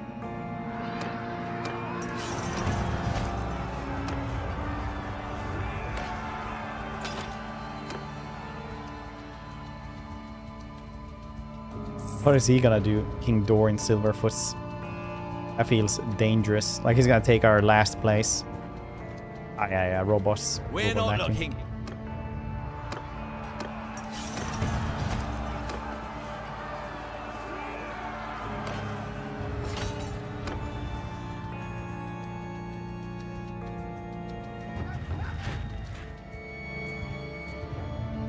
Come on, cultists. Come to Papa. I guess I just should go and fight an immense amount of beastmen. I can't remember where we had beastmen though.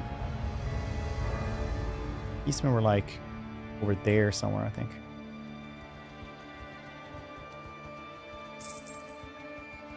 I have 300 dwarfs, yeah.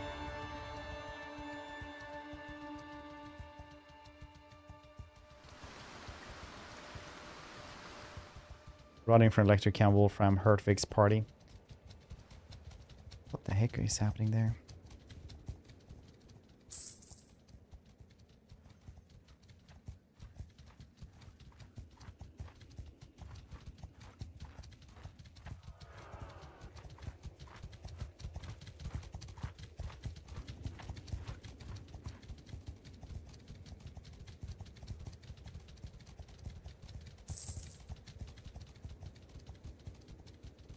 The searchers apparently have teamed up. These two swell.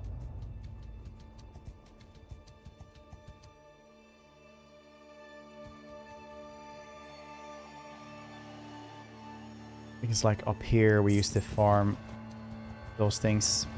Or I have to get rid of a bunch of things that actually, you know,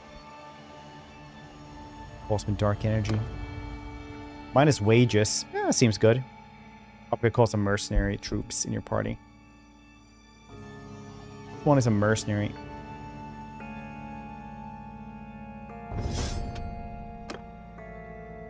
And hit points to other heroes. Yeah.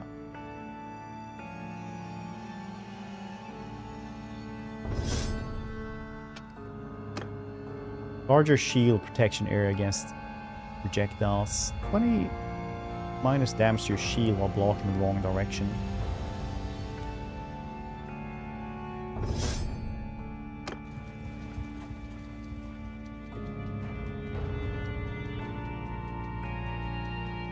Traveling. Managed to do much because they're not letting them like get more dudes. We don't have a lot of area to even take stuff. They even took back Nagenhof again. Earhart, you wanna fight me?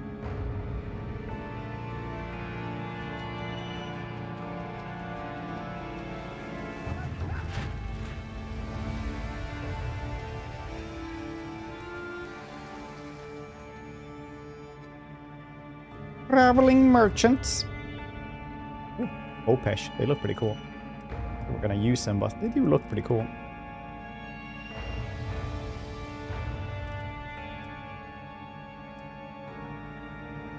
Your priest armor.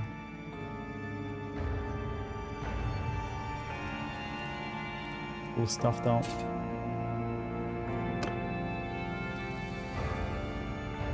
Ooh, olives.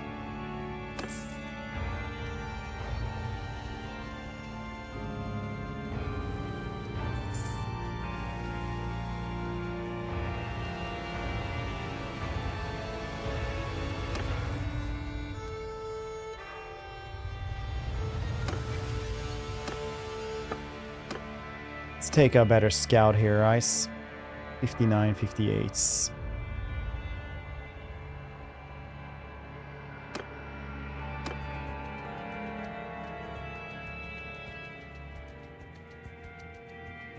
Peter.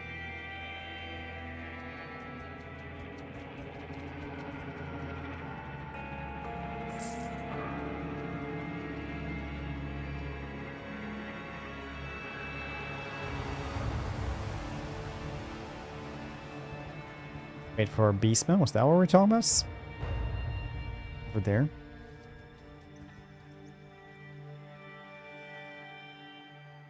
Good thing they took that place really far away.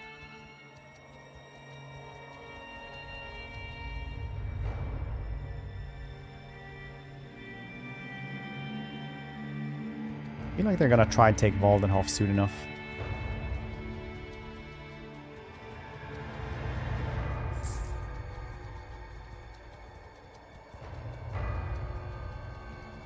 I'm just moving really slowly. Cause my dudes cost too much to do anything with.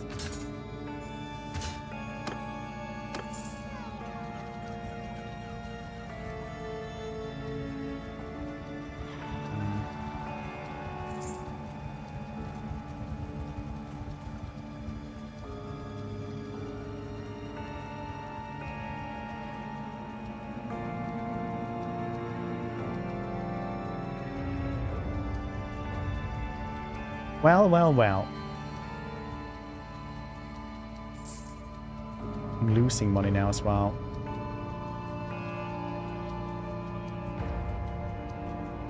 Did they have so many dudes there? Wasn't there like 500 or 600 dudes in the small castle? How can they afford this?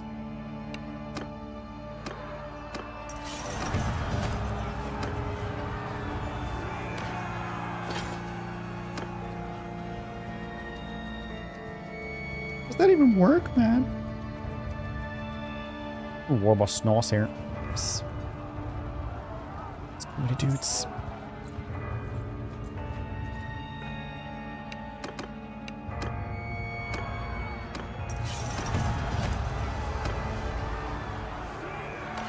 Okay, that'll last us for half a day now. Nope. My mistake. It's just right now.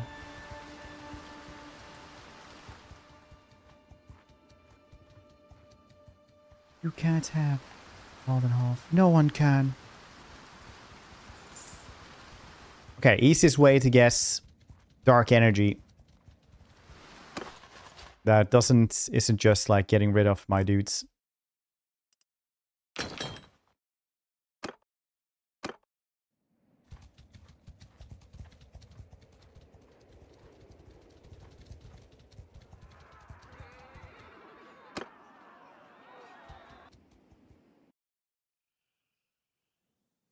$500. Oh, right. Yeah, that's pretty good. Find a shrine then.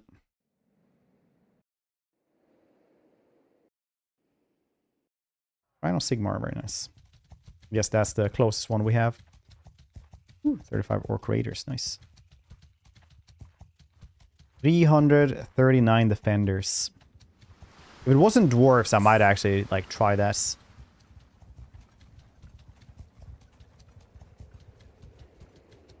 But it is dwarves.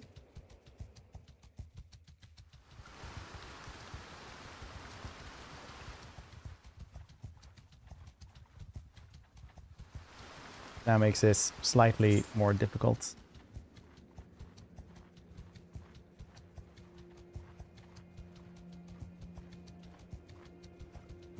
Tedious.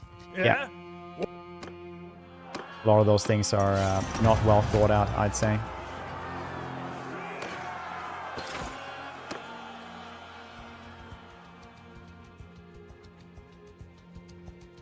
Like, honestly, I told the modern makers that they could put them in half. Like the Shaman's quest as well. And the Rune Lords and everything. Rune Lord, I kind of guess. That's like, okay, learn runes. That's fine. But like... Yours is not a face, I know. Yeah, if they put them in half, it's still like too much. At least for the Shaman, it was.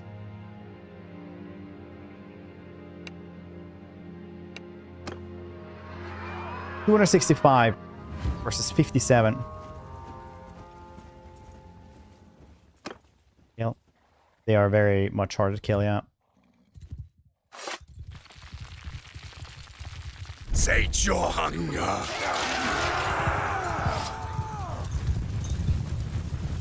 I need a cape. I don't feel like a vampire otherwise. I'm not going to explain it more than this.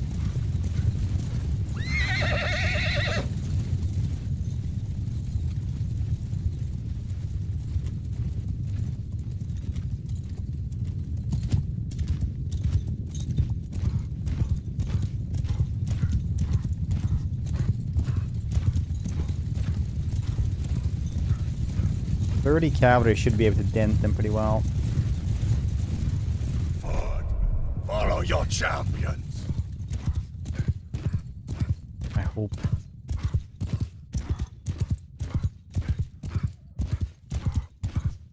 Tab down. It should work. You can never see the progress anyway. It doesn't matter. Don't worry about it.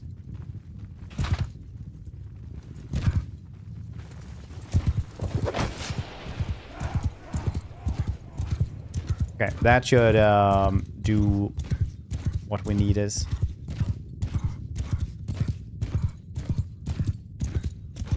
Getting those 12 kills, so they're only 45 versus my 310. Nice.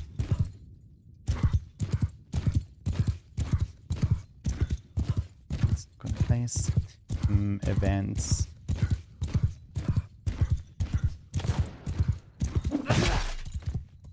Nice.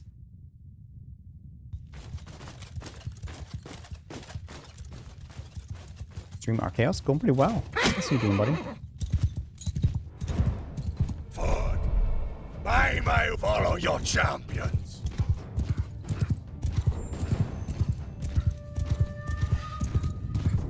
Sparkly. Nighttime. They only do it in the sun. Maybe you think that moonlight is also technically sunlight that's just being reflected. And yeah, that's I can see why you would think that's crazy talk.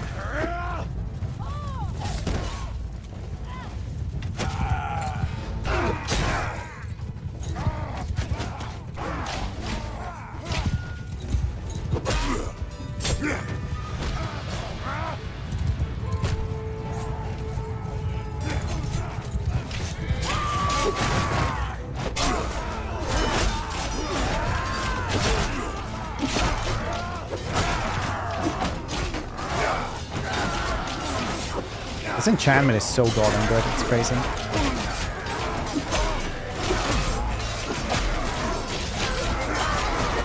Even a better one.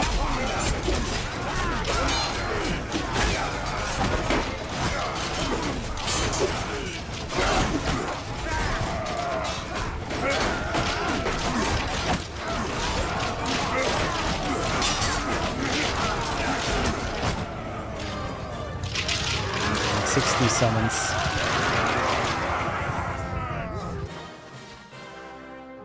190. That like lasts us for one day. I can just grab at least these dudes so we can get the money. 30. It's like it's not gonna last us forever anyway. Like just one day basically. Cool beans. Fire damage.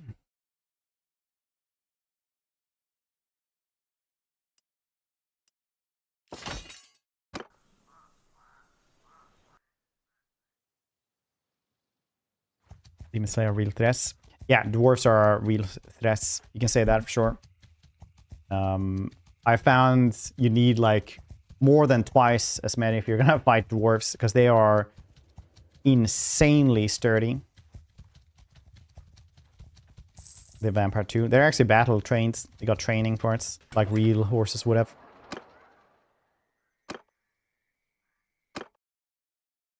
Yeah, they are like kind of they are really crazy.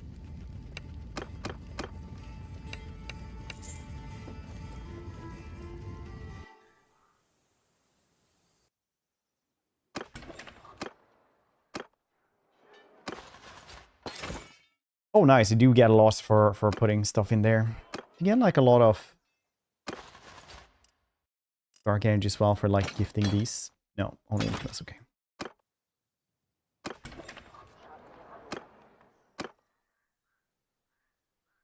Vampire horse harness, you saying? That does look really cool.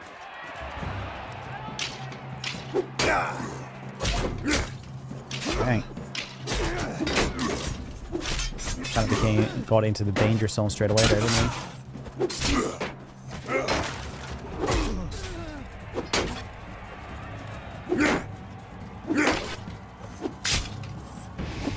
Even ghost?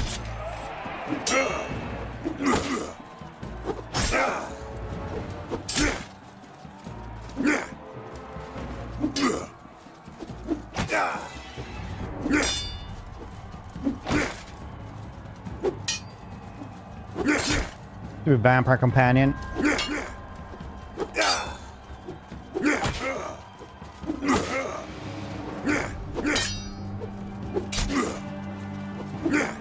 No vamp. More Karstein Knights even.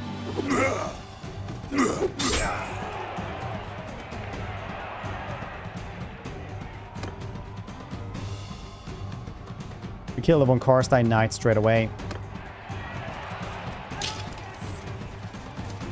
You can just guess kill. That would be great. Then we don't have to deal with him more.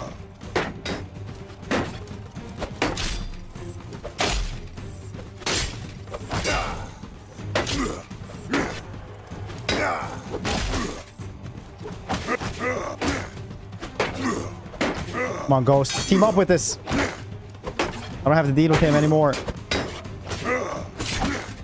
Ah, shit.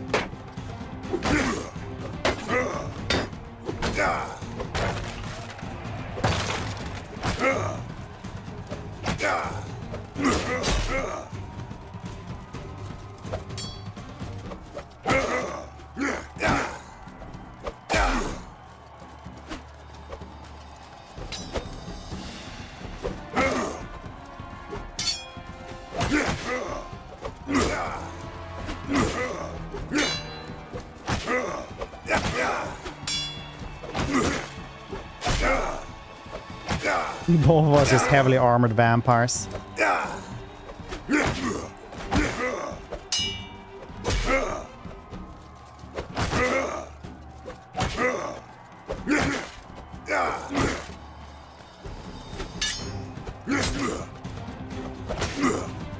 Worst parts, you actually get experience depending on how much damage you do. So if they're heavily armored, you just get like nothing. Where you get so goddamn much damage when you're shooting the ballista in sieges. Because it'll insta-kill like 3 people.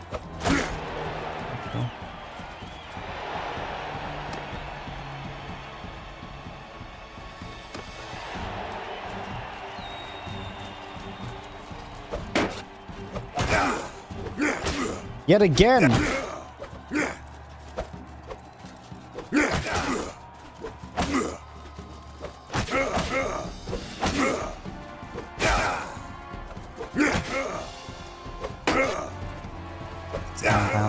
What is heavy armor? Joining in a tournament with super heavy armor versus somebody dressed in what is effectively a material that should only contain potatoes in the form of sack. Well, you have the equivalent of a 200-man party's salary for a year strapped to your chest.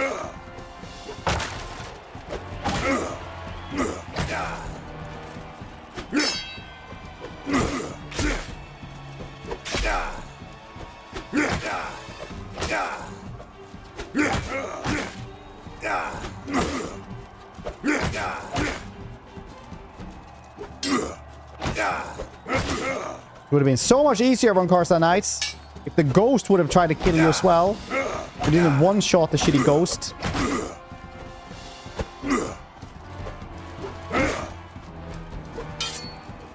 Once again saying they are corrupt, really, really good. That's why they like took so long to develop as well, because after 3 years they were like, you know what, let's make an engine so that mods are easy to make. Which was cool of them actually. People were like, oh, it took so long to make. But also cool modding. Welcome to the channel, buddy.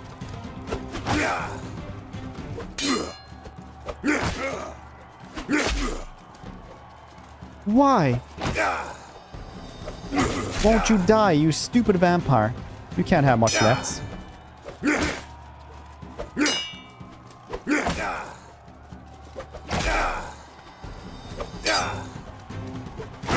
There we go. Jesus Christ, it took so long.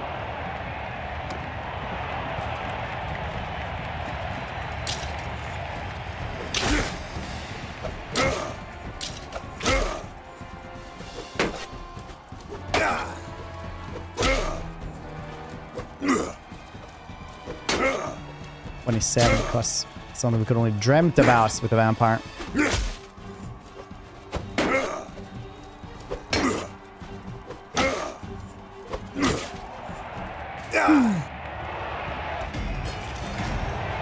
Or the vampire ghost harness. Seems cool.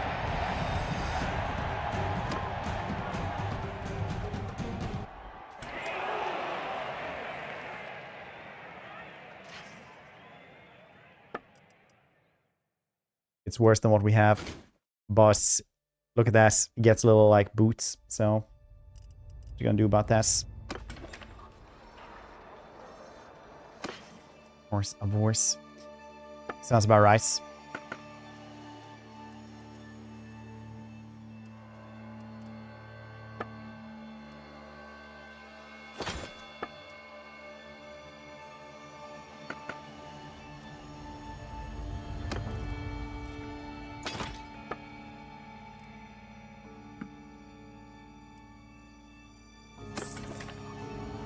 Let's go here and donate that thing. It does.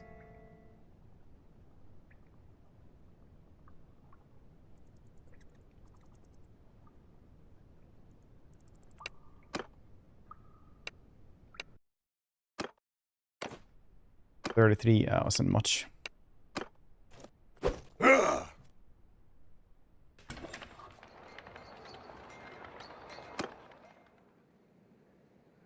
Okay.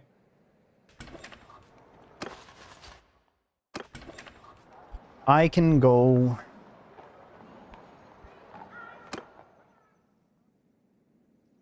for a little bit longer. Like 1 day now.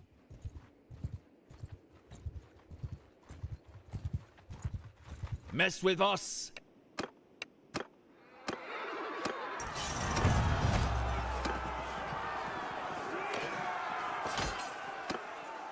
Let's create those shrines. You can find a bunch of beastmen later as well. Well, there were again around Reamer. That's where...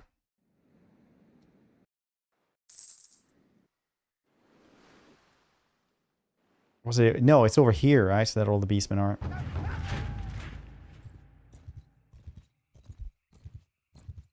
Kind of Gork. Hmm.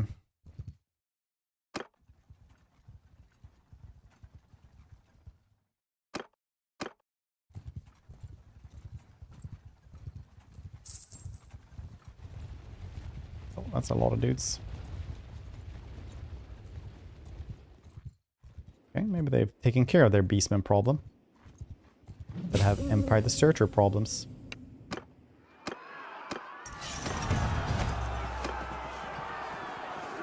Totally plausible.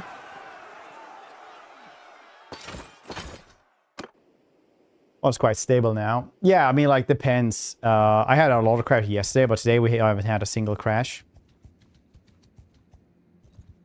So, it depends kind of like where you're fighting and stuff. Weirdly enough. It's been like primarily in battles.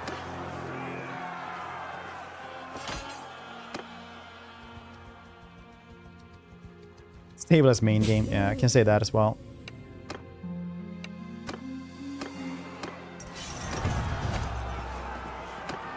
$151, very nice.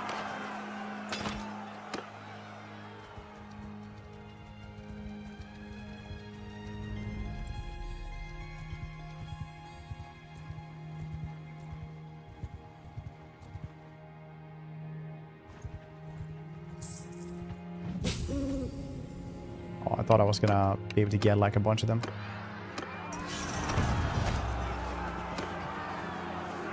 So right now I can barely keep up with the daily dark energy upkeep. Oh, 100 though, that's nice.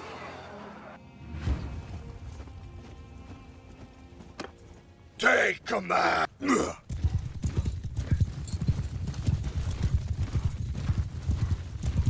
That's what I crave. I really look like an Empire general. Really one of those things, right? So you kind of look mostly as what you're fighting, and we're fighting so much Empire.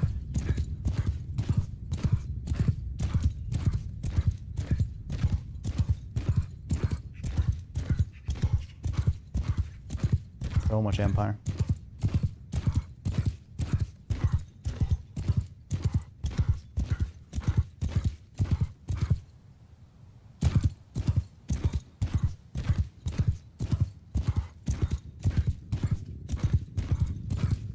Hoi hoi. Ah shit, I missed apparently.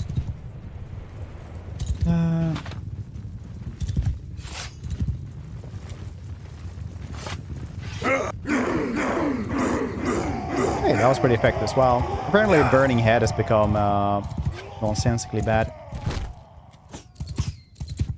That's cool. That works. Like 5 of them left. Very nice. The rest of them are fleeing, are they?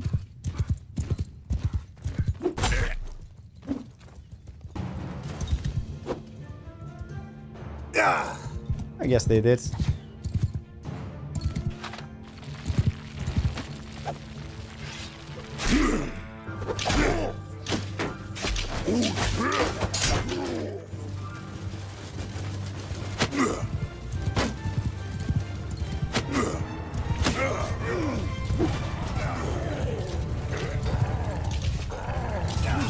Yeah, 77 dudes killed there straight away was alright.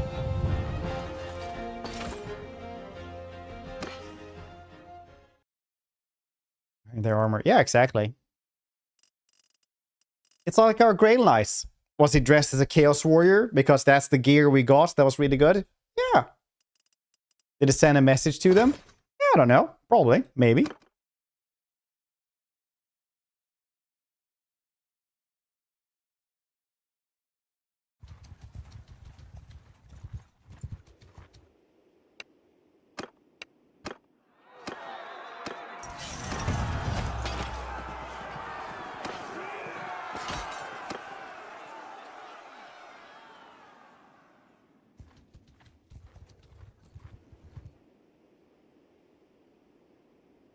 Castle Drakenhof, eh? Reamer. Let's try to get Castle Drakenhof then.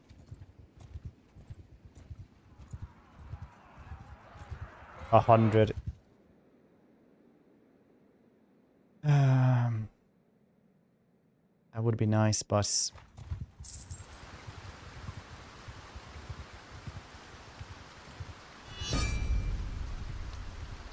Mess with us.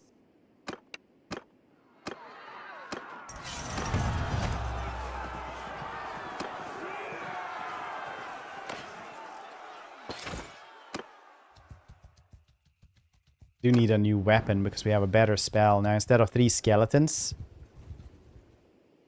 for every kill,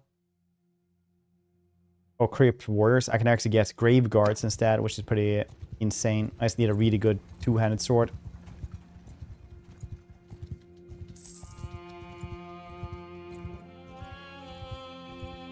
That I guess we would have to learn smithing.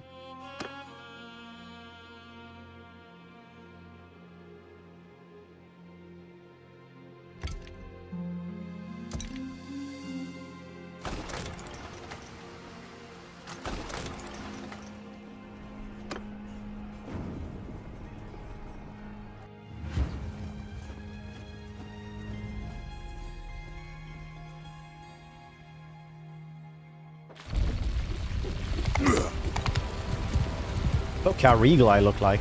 I look now. Isn't that crazy good? Yeah, so good. My horse also looks like a person in a Halloween costume. Several people in a Halloween costume, even.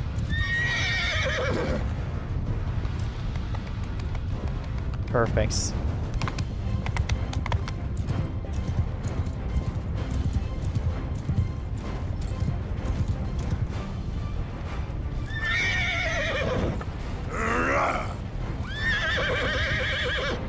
I need a new photo for the thumbnail on YouTube.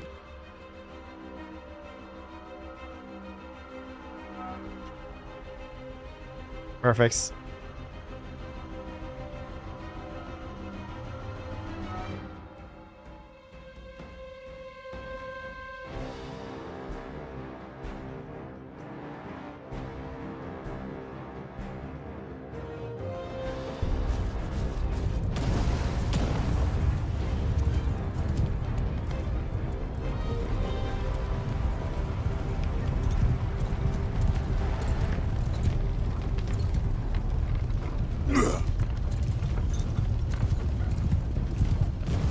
Jump up there, get rid of that catapult.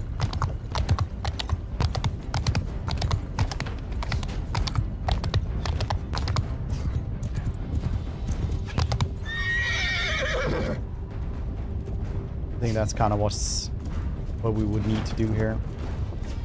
Ah.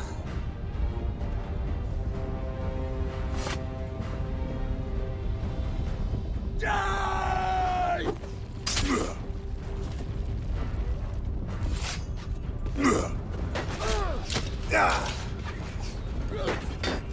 Oh, damn it.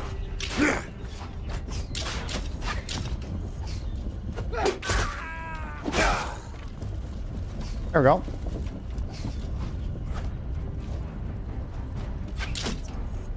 They do get stronger, but dang, it caused a loss. After me. So. Yes.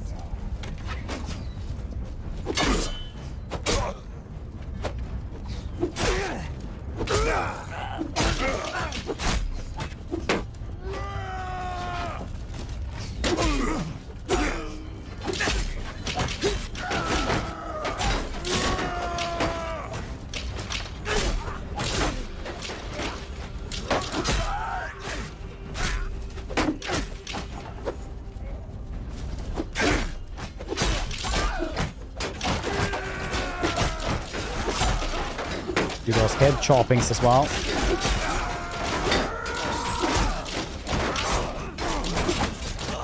Get those winds of magic. But these are all your summons.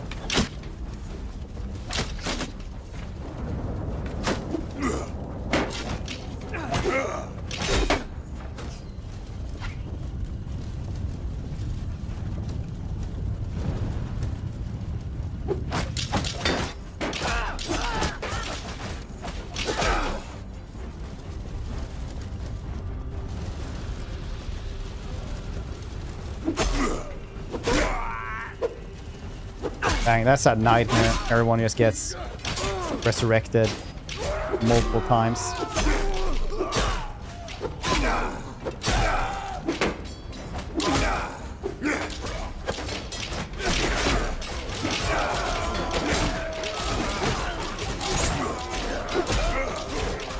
So many.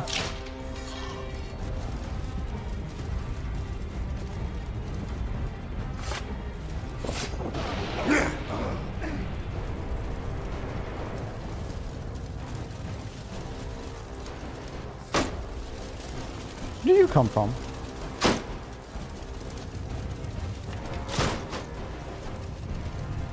Follow your champions.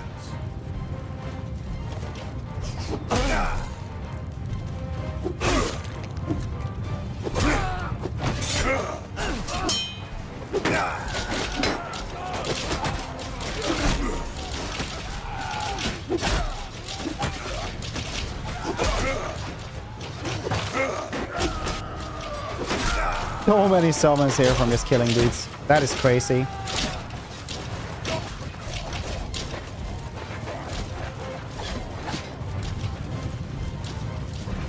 That is indeed horrifying.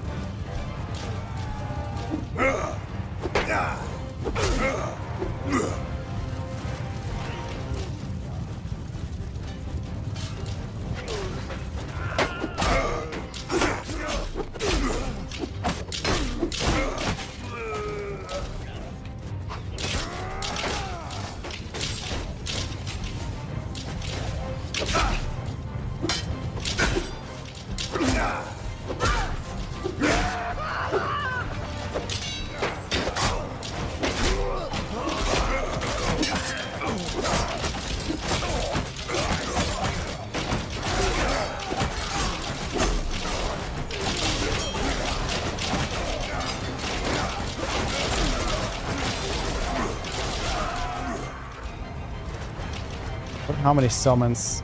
We'll count everyone, but 365, yeah, I don't know how many I've done. A loss.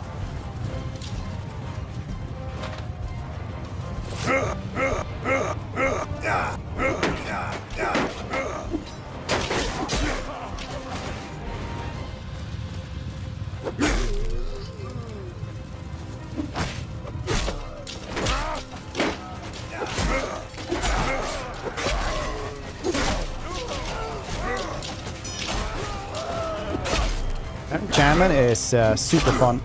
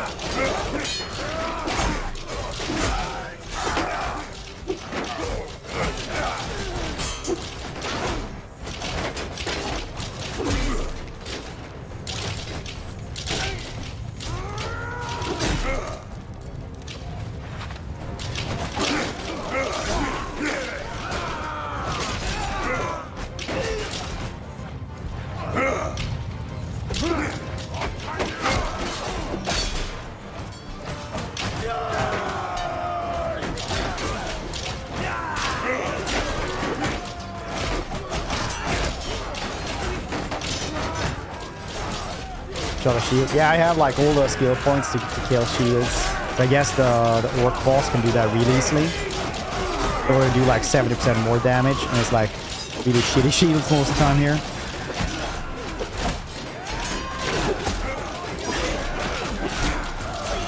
You guys know if, since we have that skill point where we get one more Winds of Magic per headshots, is it like beheading or is it like overhead swings as well?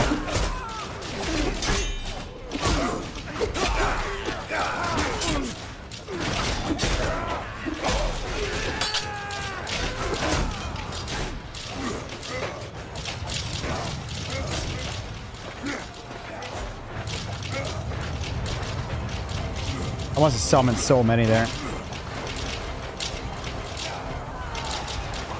400 summons. Very nice.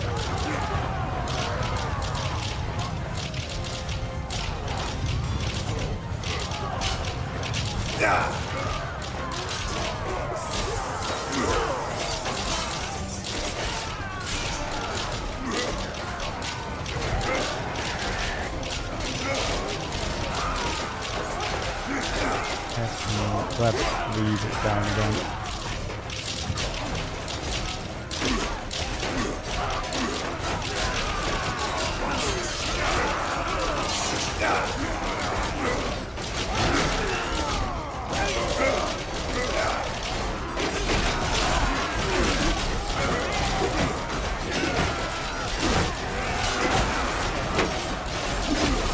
Well, overhead swings ain't counting, giving me more wins though.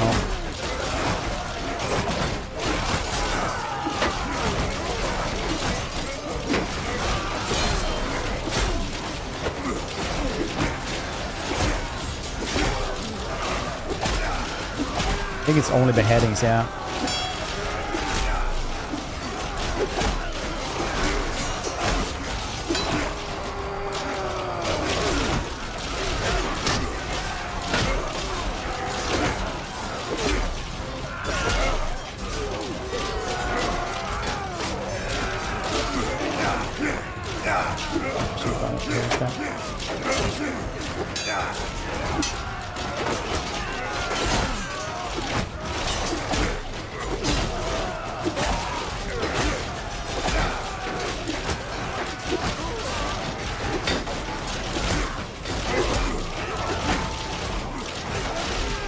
Summons are crazy.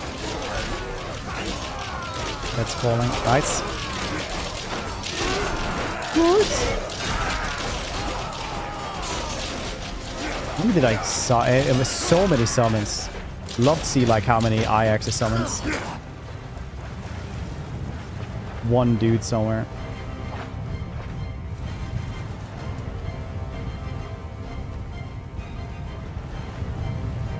I really want to try to take like a place of like 300 dudes, something like that. See how well we can do that.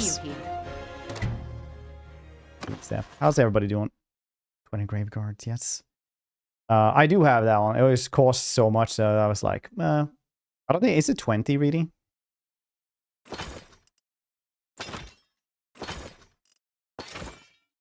$500 is also fine. I want cash right now.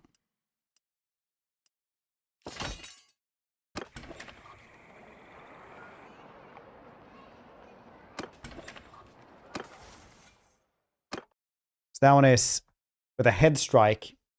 I feel like it didn't really do much when I was hitting them like that though in the head, but eh. Yeah.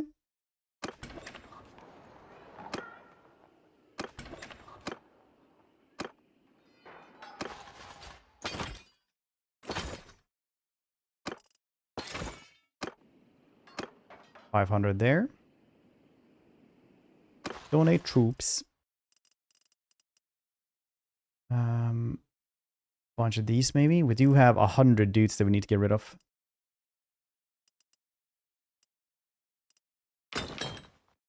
Probably more as well. 7 on those dudes. All right.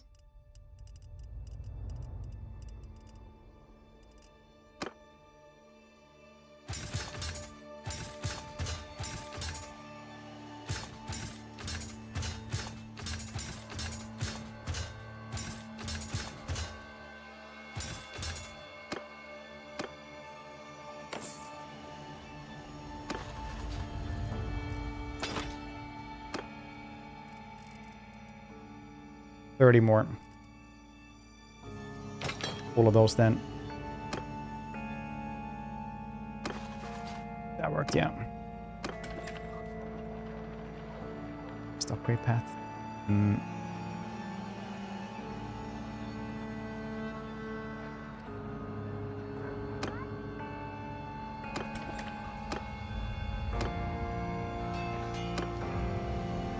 Literally need to go somewhere.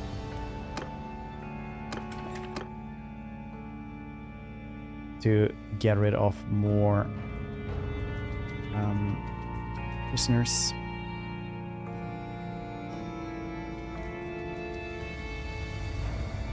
Oh, there's Ungors here, nice.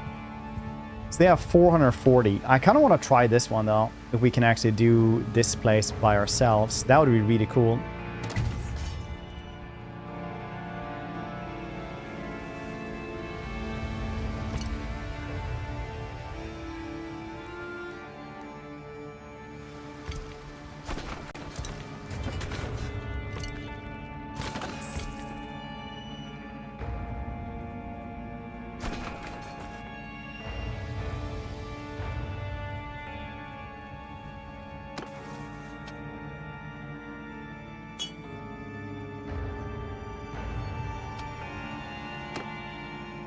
Damage, armor penetration, yeah. High party size for each control town, security.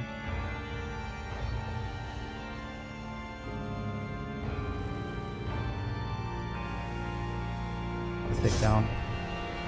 Experience from battles for our troops is fine. Yeah, I don't use control at all, so let's do this one. Strong. And then we get damage to throwing weapons. No. Minus 50 fall damage. Kick damage, though, is cool. Take down.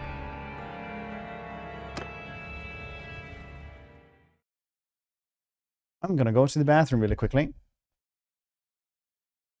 And BRB. Don't go anywhere. C2 drugs.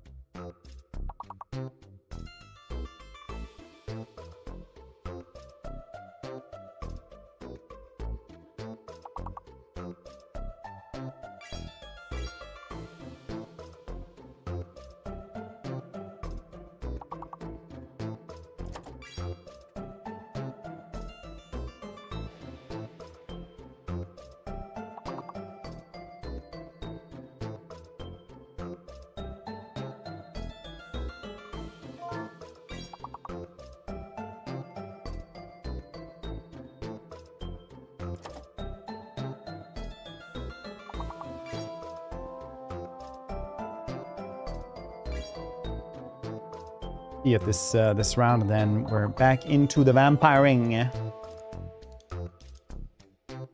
Vampiring.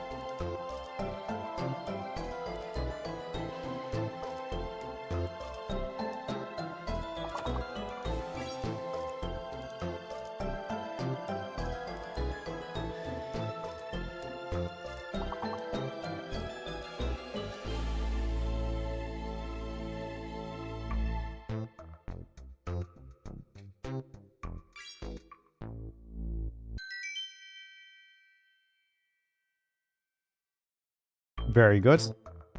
Ooh, 102. Nice cliche. Nice. Ah, they're coming here for me. Okay, well. No, I don't have the siege camp yet. I don't have time to make the siege camp either. And the chaos will be there for... They just decided not to go for me. Very nice.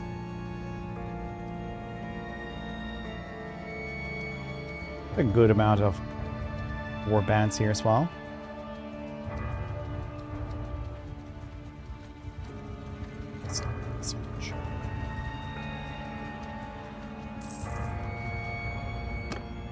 Hoi hoi.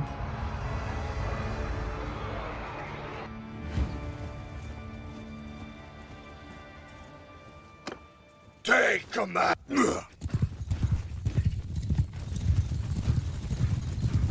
You can easily just let the AI do all the work, honestly. When you only have melee dudes. You're not gonna do like any cool moves anyway, without any ranged.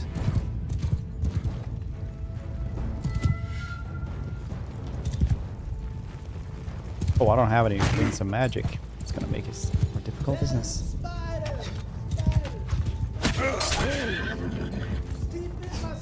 Golfing, thank you for 22 months. Appreciate you.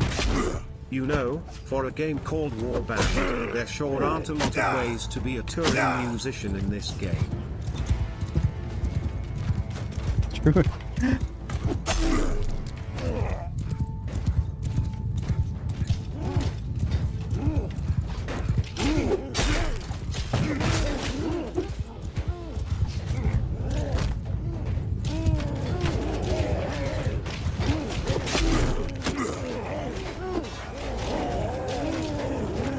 I like the amount of chaos he creates.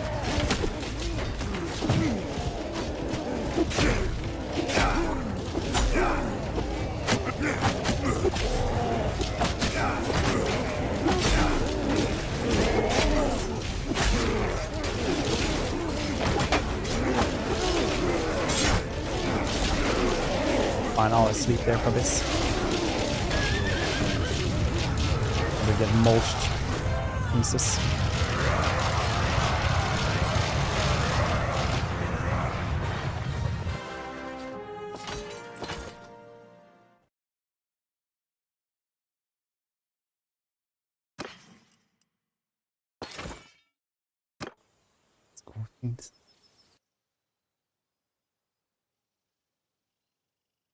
Corphine.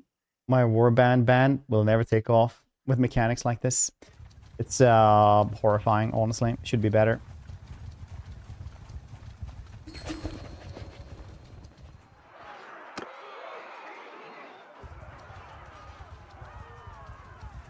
But here we are. Suppose the intention was to hit the enemy, not chop trees. I mean, I killed a lot of dudes there. Tons of them, in fact.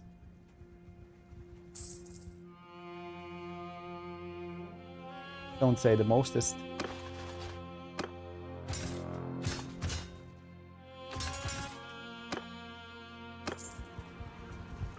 Okay, now we're getting wins. Nice.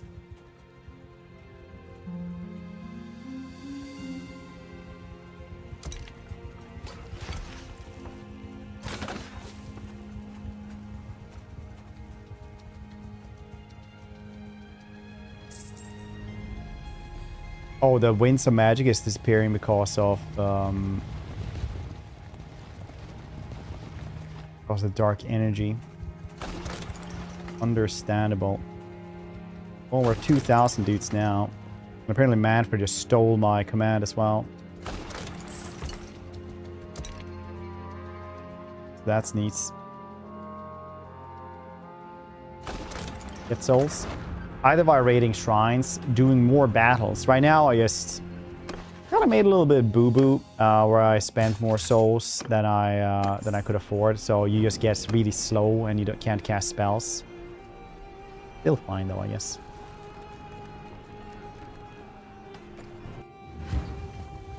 I guess.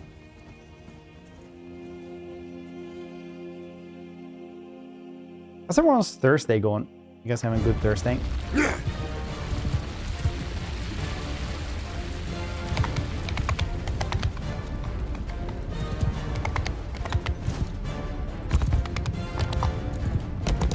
Maybe just need to do a little world tour and just raid a bunch of shrines. The army to kill.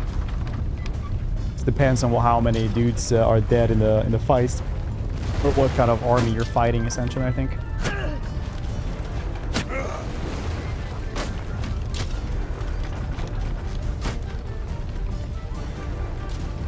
I don't think it matters really who gets the kills.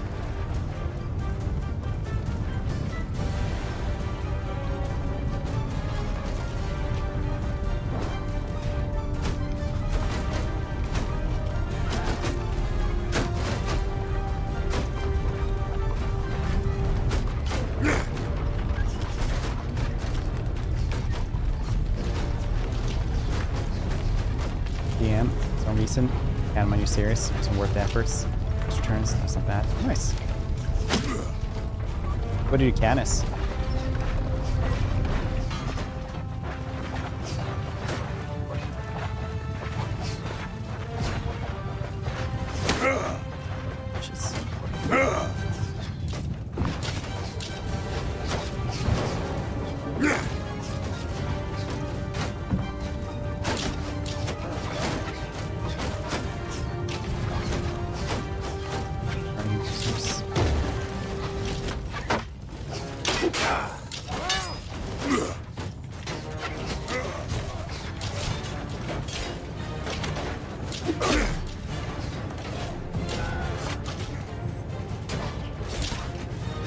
See if we can heal up them as well at the same time. Oh, not really. Dang it! A shot in the head.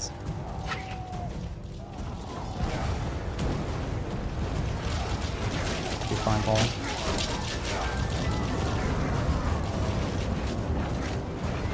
Yeah, that's usually how it is, especially when you build up an audience for other things as well. When you do something new I hear on YouTube, you have to do like 10 of them before people even start to care.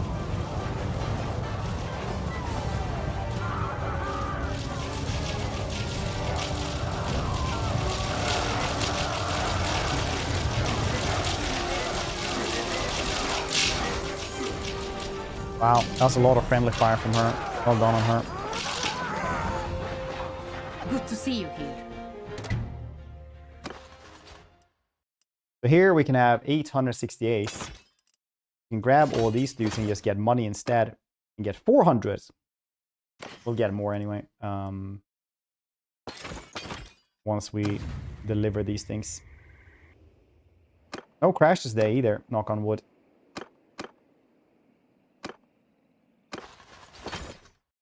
There we go, 450 extra.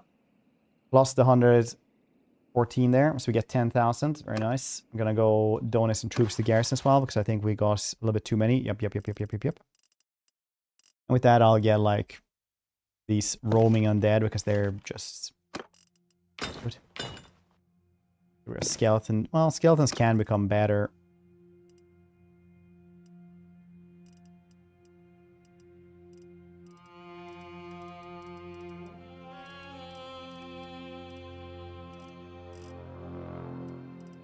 Get rid of like 10.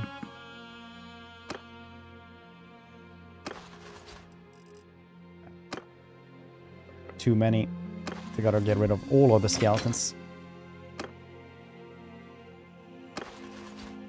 I need to get rid of 4 more.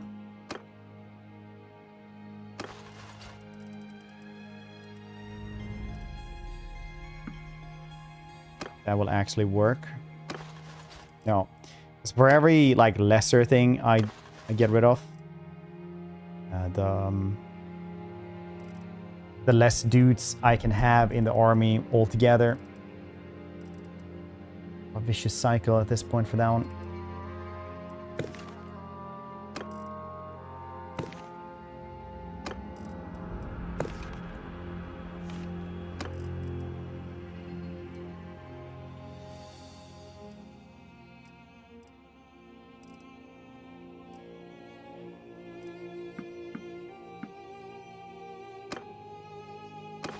Now it works.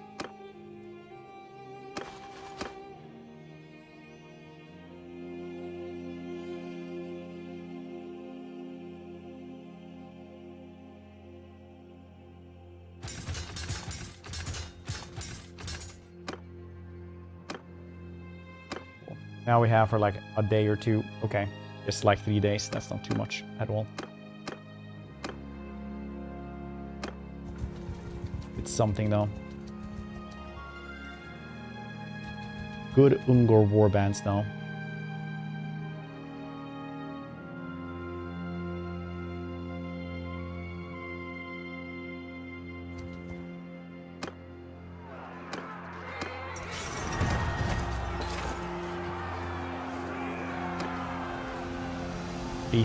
Super cool.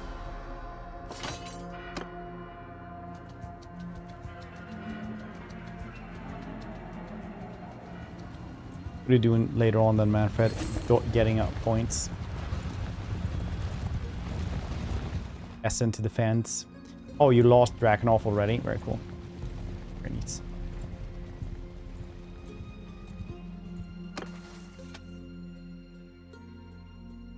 Love to see it. Love to see it.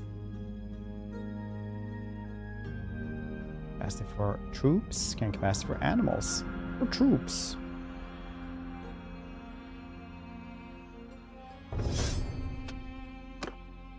Ranged mounted damage. Yes.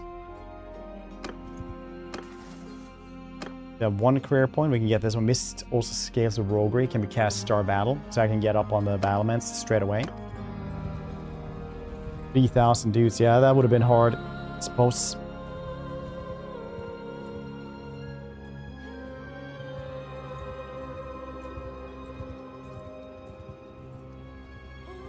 Probably borrow Kingdom. Yeah. Streaming our king's birthday. Things like that could get me in trouble. Your help was... I wouldn't want to be in trouble with the king, honestly.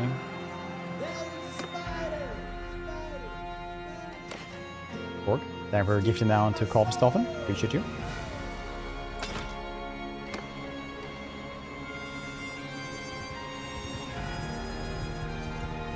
Okay, this one we might actually be able to do. No, we don't have the fire stuff. If I would have had the fire stuff from the get-go, I probably would have like tried to defend that one. But now it's too much. You guys have anything cool in the arena? Yeah. Conquering vampire time? I agree. You see what I did there? Oh, 6 months as well? Jesus. Thanks so much for gifting that one. From bits.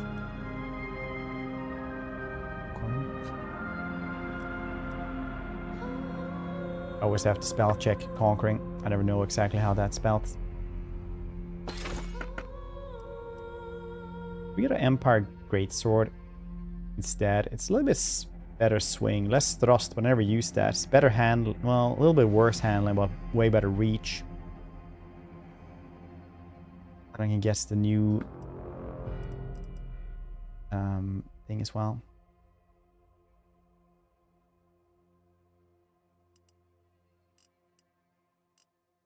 The new enchantments.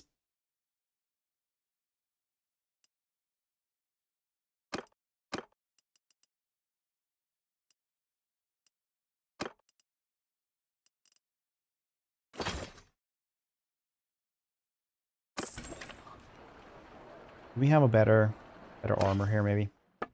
Did we? Blood Dragon does look pretty cool. I feel like then I would have to have these things as well. They don't look too cool. Gotta say. Okay, let's go enchant my sword. Should have a better one now.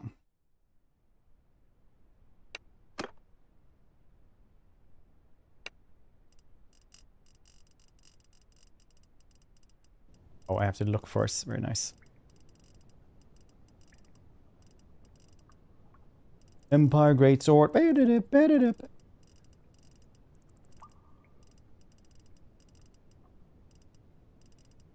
It was, oh yeah, it was actually at the top. Very nice. 3 Graveguard every time an enemy is felled. That is really cool.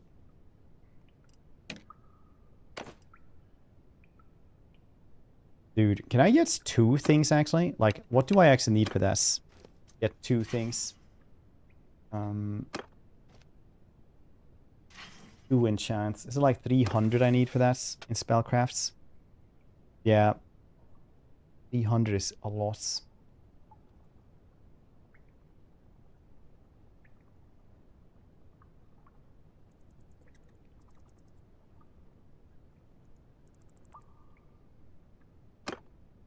We can probably buy a new one then when we actually get to 300.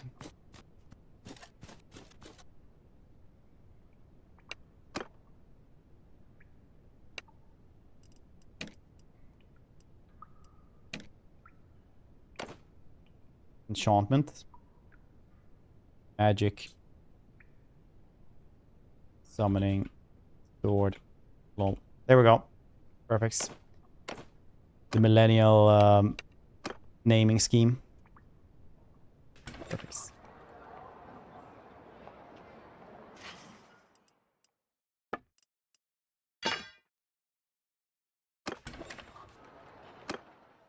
Summon maxing. No, the next one will be summon maxing.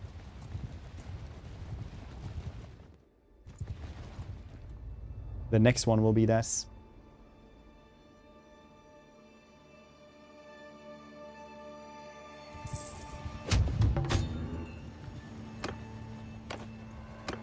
Ransom.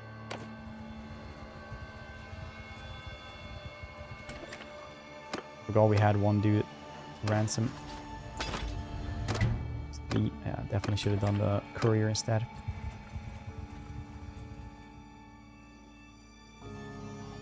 Which castle could I possibly take by myself?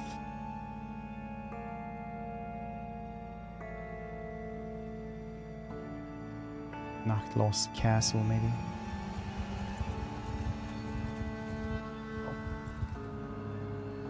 Drakenhof, I don't know if Drakenhof, they were a pretty big army there. It'd be cool to check out though. Well, been a while since I last laid eyes on you. Yeah, I remember when I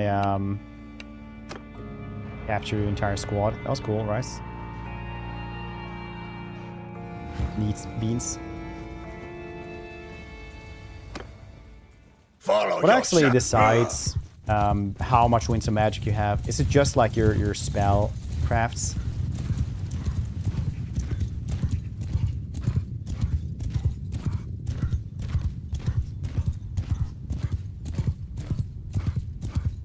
Wrong with your face?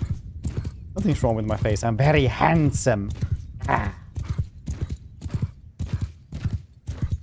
We're gonna do it like this.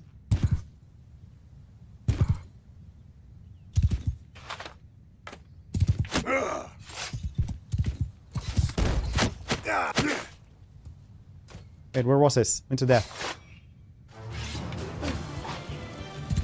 I thought Winds of Death was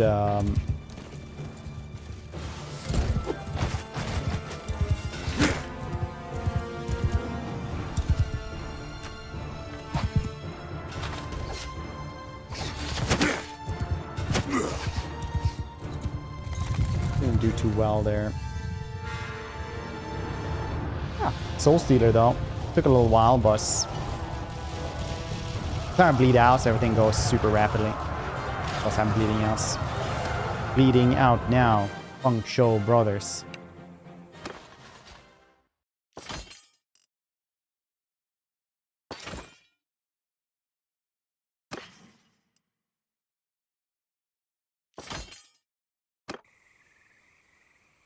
Slight inconvenience. Yeah, it really was. It was pretty bad.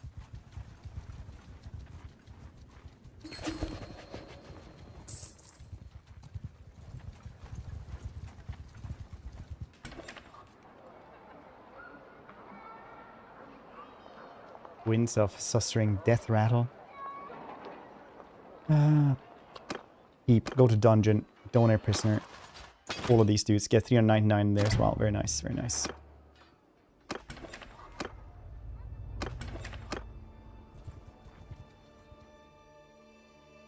How is Drakenhof looking actually? Because the big army is over there. Well, one of the big armies, I suppose. Yeah. One of the big armies. 500 dudes over here. Actually, not too many.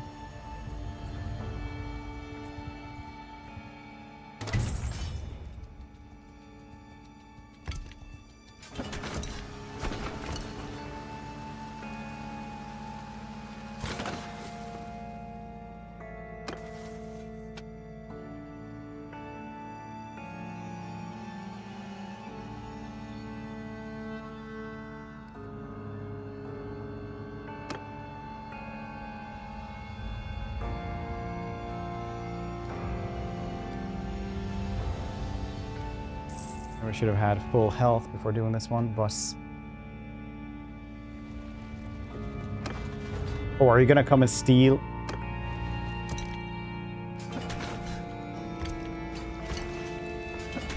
My thunder.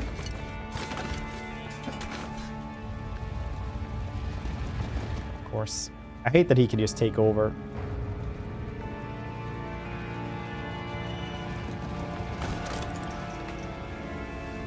Are you guys like, are we gonna fight them? What are you doing? Maybe you should just... Should I just leave here? Because this is not looking good. It's a 2.2k.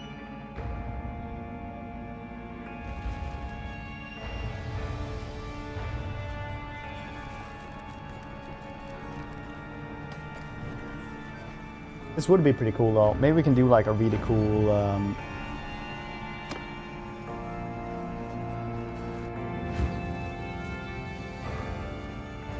Maybe we can actually do something here. Follow your champions. I do have cool magic. I can handle.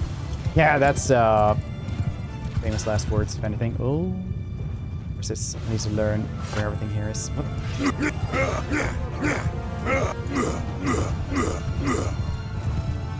Soul Rain.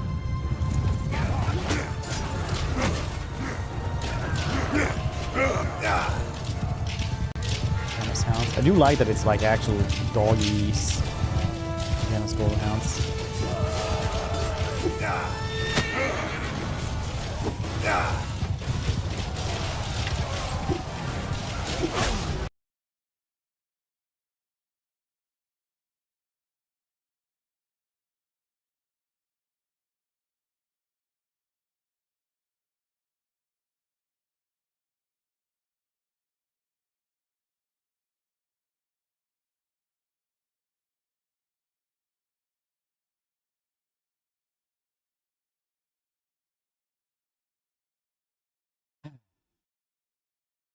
Started out pretty well.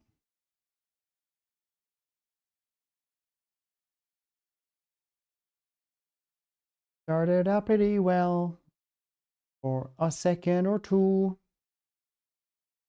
Boom, boom, boom, boom, boom, boom, boom.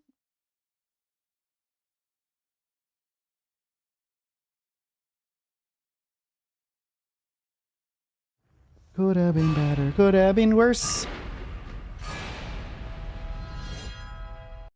They did tell me I could also lower my audio channels as well. That could do something, maybe. Maybe. So far, this is actually the first crash we had today.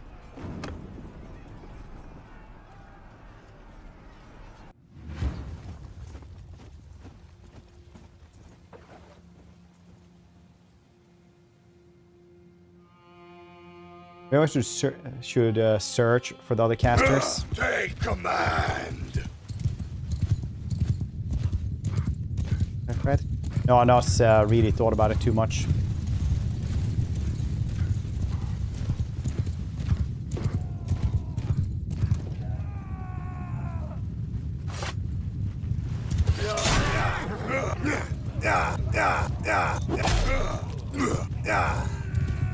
One? Oh, two more there. Didn't work out as planned. A lot of spells though. Looking good in our direction. Looking less good in our direction.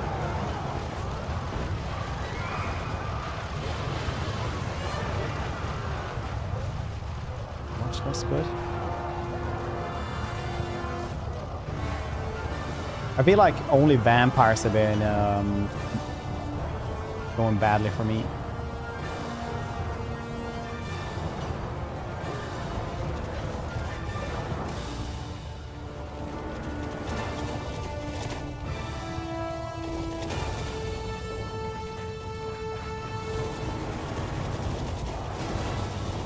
On each side almost. Need way more though.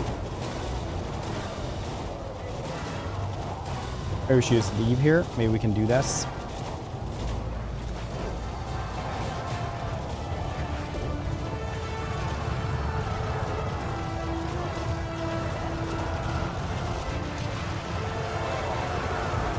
Because I think they have managed to now put up their iron wall or something. Get next to fire. Nope, there is the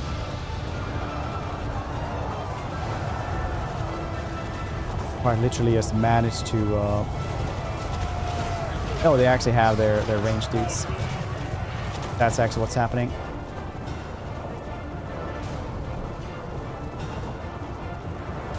They never push into their ranged. Pretty bad.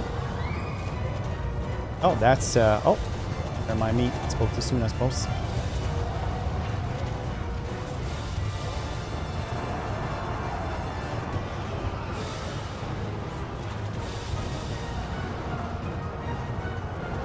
We should withdraw from this fight.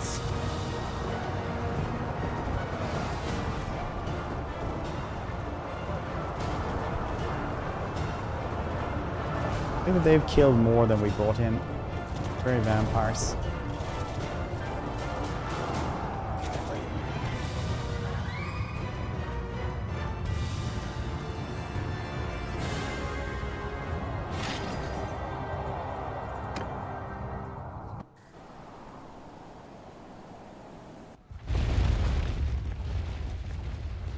Well,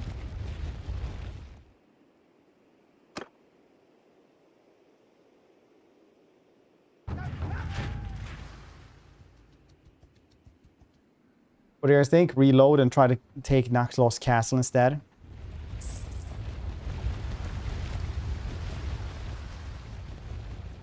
Dude, Manfred, he could have assaulted there instead.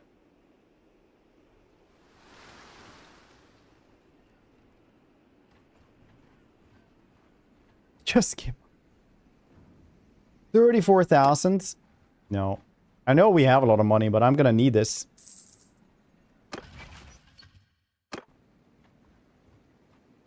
Don't worry, it's because these things are magic. You can't see them.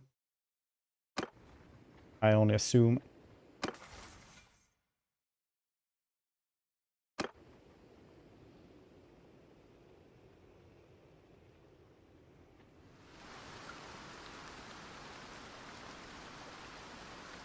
Who the heck are these?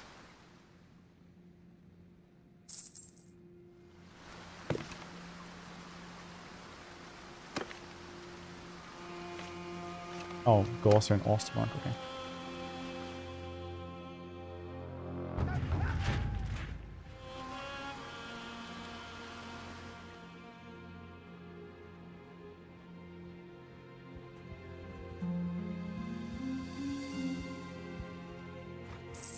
Do like that it's like treasury based ransom notes. It's like, well, he's worth that much. Like 10% of what he has. 21,000.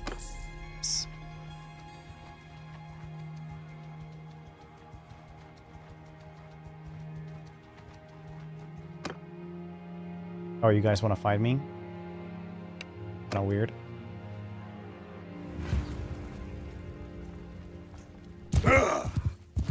60 of them. Okay.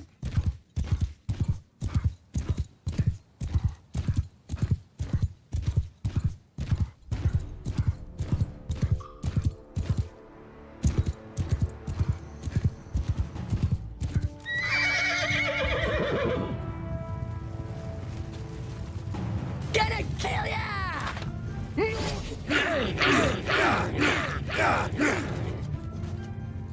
Hear them? He did!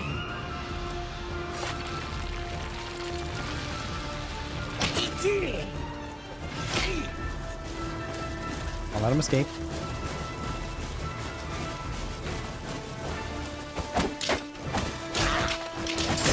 Heal up myself as well. Oh, I didn't have time to heal that much. Fine.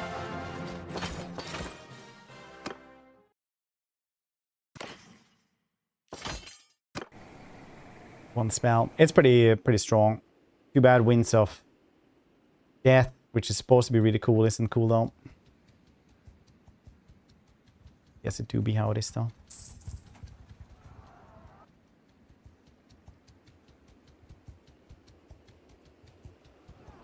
Stallion, hope you're doing well.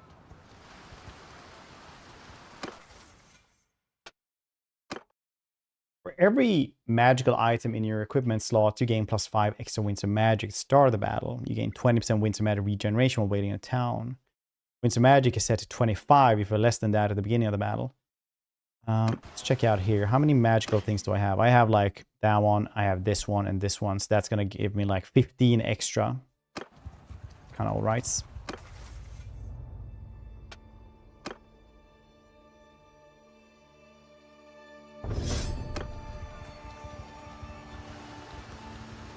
Mod Age of Wonders. This is a mod, is what it is, if that is the question. Hope it is. Welcome though. What a pleasant surprise. I believe I'm going to enjoy... So you want to surrender? Because this ain't gonna go so well for you, buddy.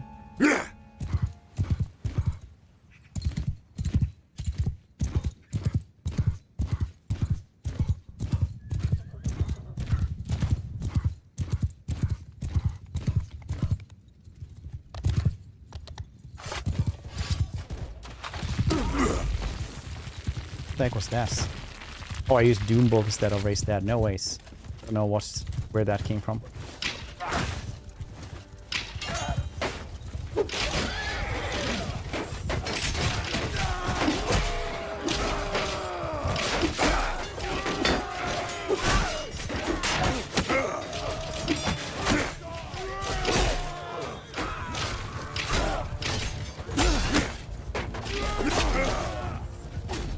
Take command!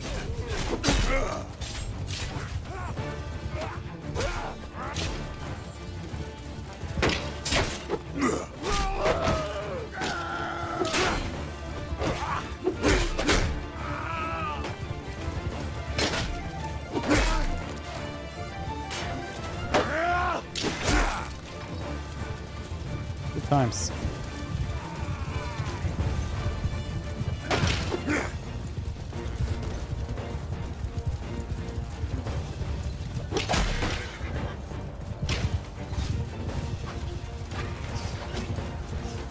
Hopefully we can heal up here.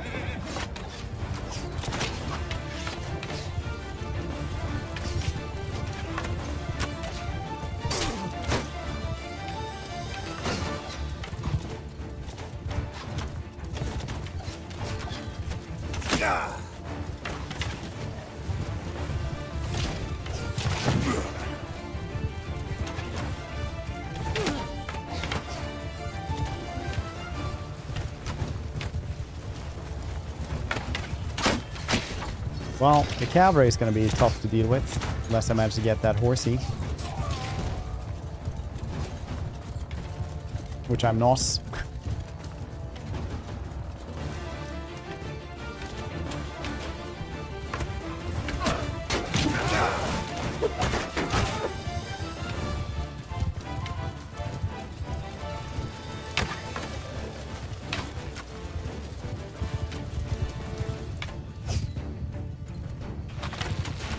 Let's go through all that instead.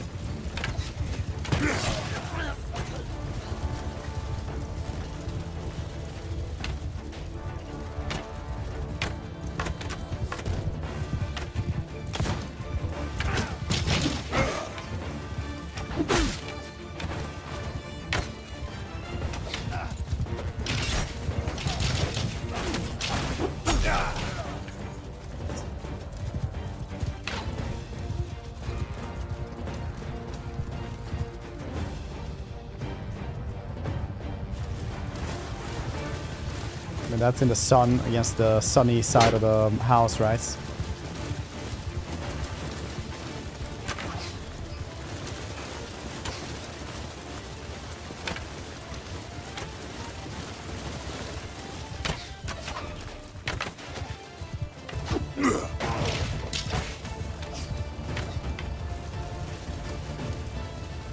Charge!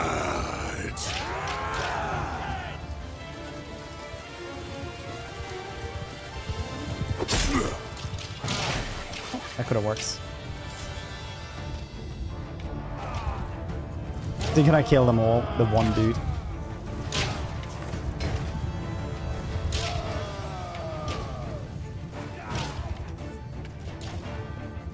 There we go. Jeez. Oh, we had 180 wounded dudes. Amazing.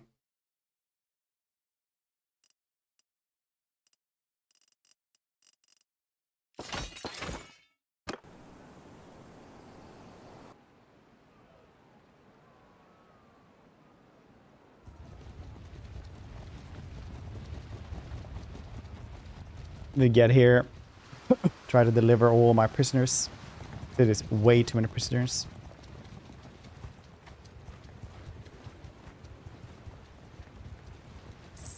Waldenhof actually have... Yeah, it does have all of these places. A loss.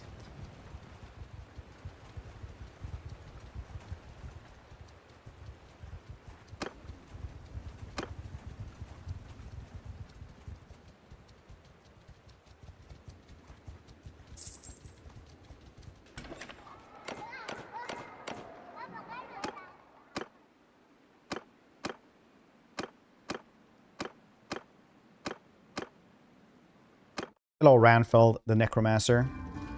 Tell me more about yourself. Wow, that's really cool. Here you go, 20k, join in.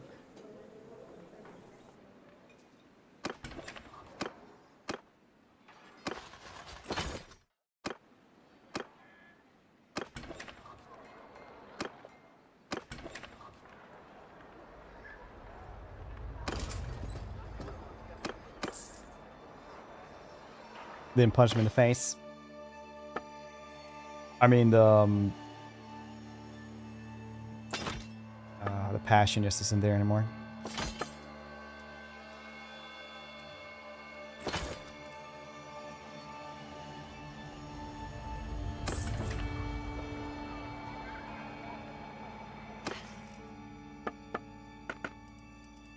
Really cool armors. Nah, I guess this one still. Clothes on. I do have clothes on. It's just when it's magical items, they actually disappear. For some reason here. I don't know why. Oh no. Why do you say things like this? Come on, do it for mama. Oh shit, they're gonna actually go for this place. Armor. Yeah, but we have a really, really good armor that's even enchanted, so.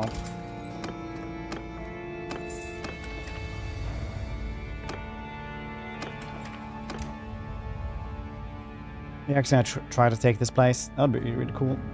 Impress new armor. Yeah, basically. I feel like that every single time. Like, no, I have it. Yeah, they're definitely gonna try to take this one. I think we might be able to do this one though, because there are 900 dudes here.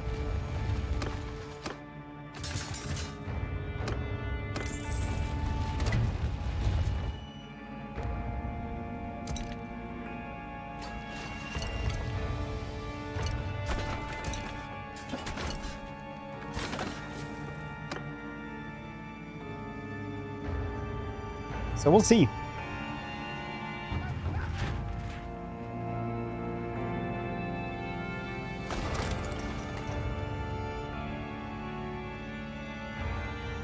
Odds. Yeah, it's pretty shit. It's pretty bad for us.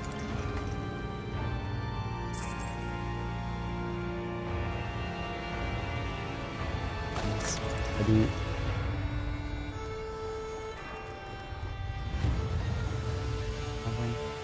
Maybe. and my enchanted sword. Imagine getting 2 of the enchantments, so you actually spawn like 6 dudes for every 1 you kill. Those are some crazy, crazy stats.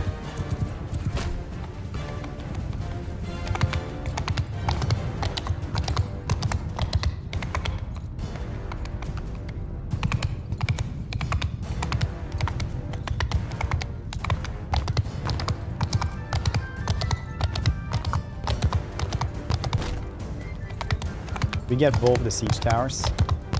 First siege tower. We're fine. If we don't get down though, it's gonna be a little bit rougher.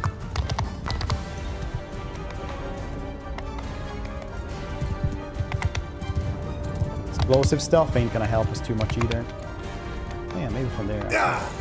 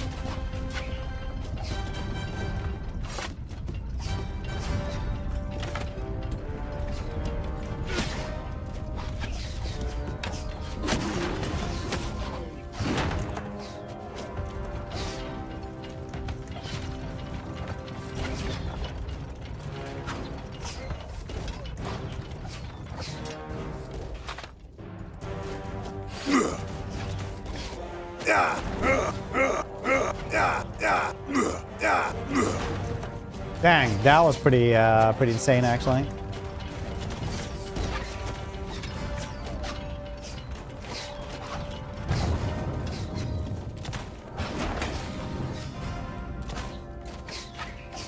One more. I'm feeling like I want to run down there, kill some of those dudes off, like summon a bunch of dudes.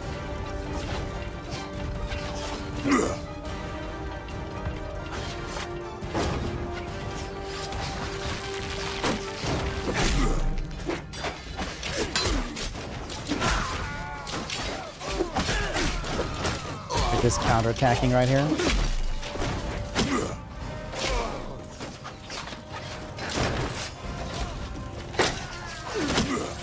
Who the heck is shooting at me? I have no idea. That dude.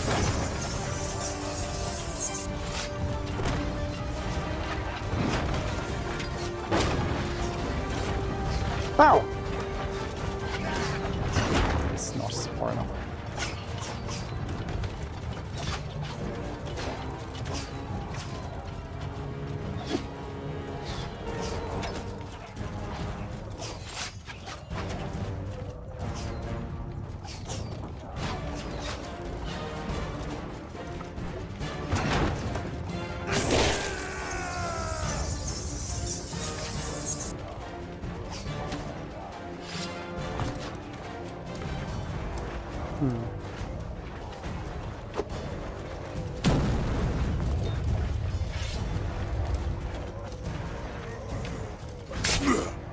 What's...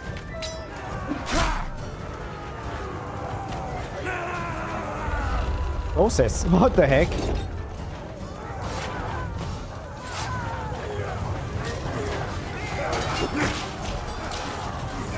What's happening here? Why are you running this way?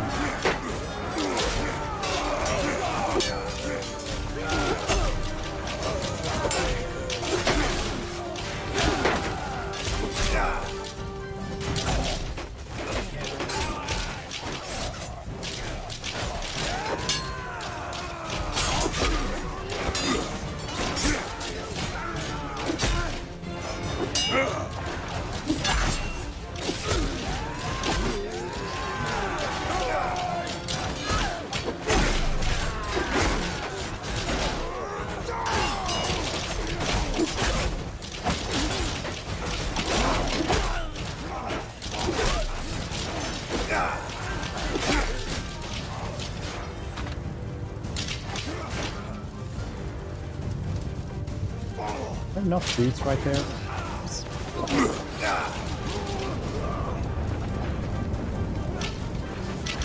New mod. Richello, how you doing?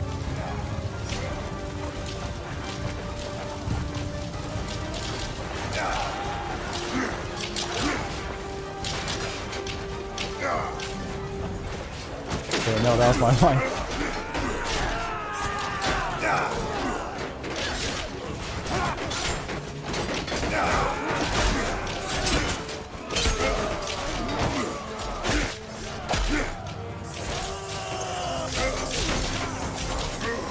I'm healing slightly, very, very little.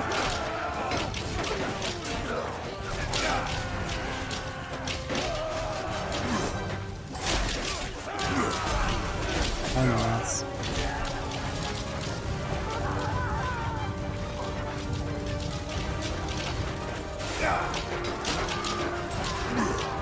Maybe up there.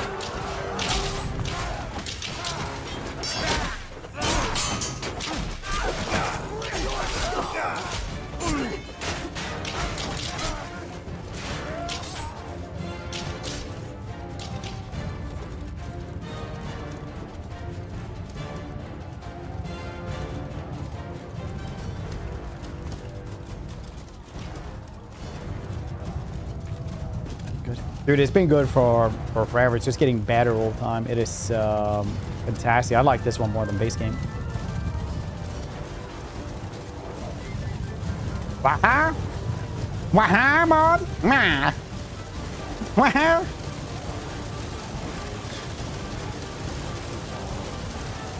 Waha, mod!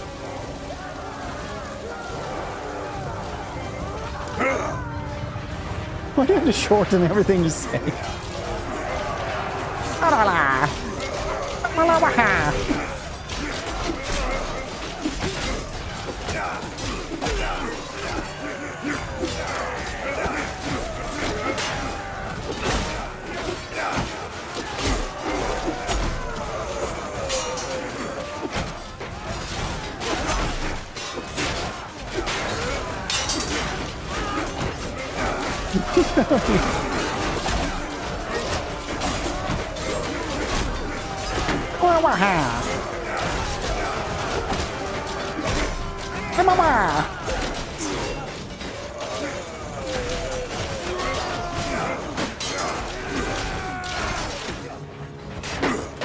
Brought this on yourself.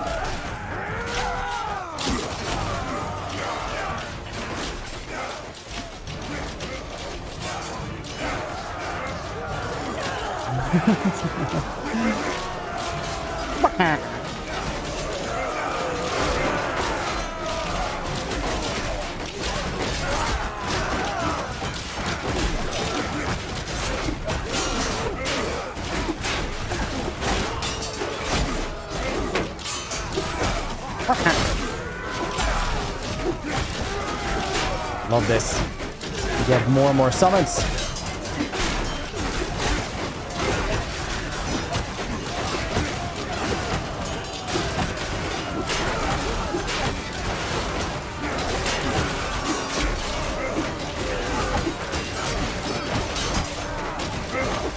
Really hard to see though how much wings of magic you have.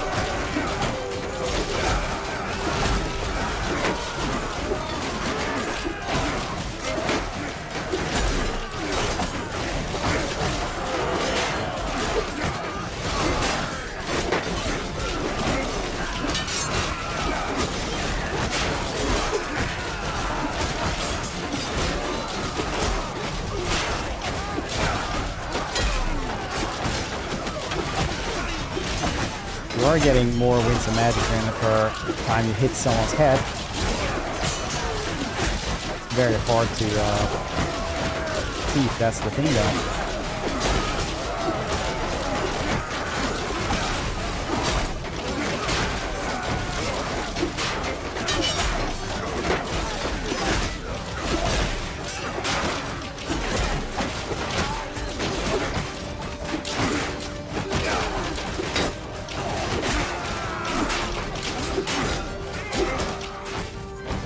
Would be nice to guess one more soul rain right here.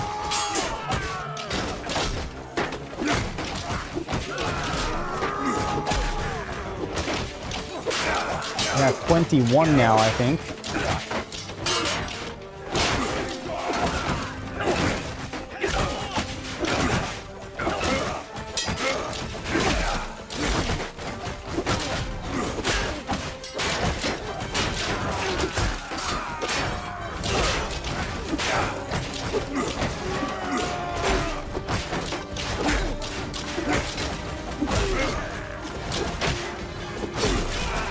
There we go.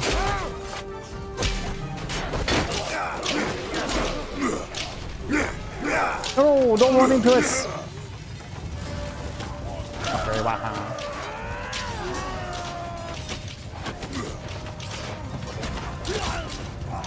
Both of the orcs? Yeah, it is.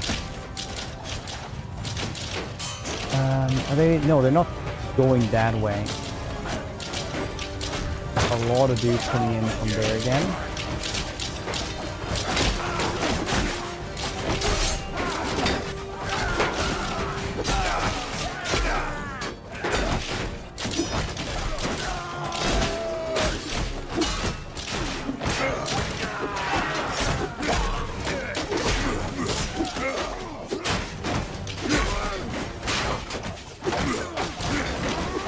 Every time we do kill somebody as well, we do spawn 3 more dudes, which makes this fairly insane.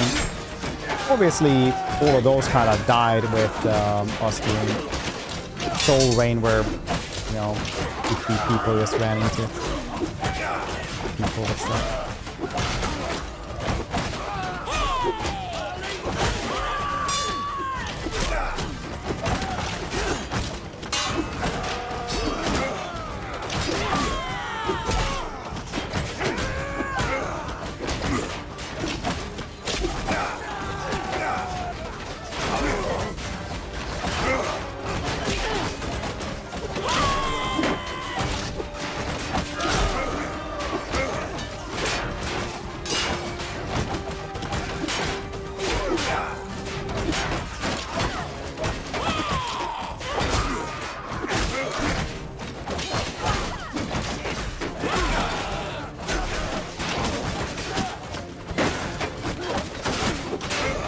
This is a good choke point though, gotta say.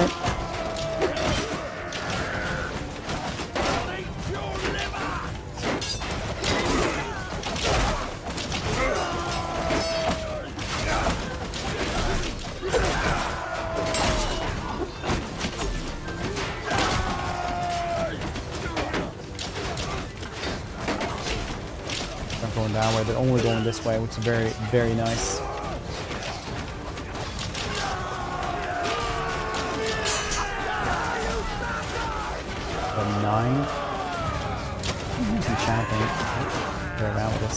I feel like the Rune Lord had all like the board stuff, like plus percentage, plus 5 damage here and there and stuff like that, but it's like this dude had summon 3 skeletons every time you kill somebody. Which is like really insane actually. Like that really changes how you play the game with that enchantments, and it's super fun.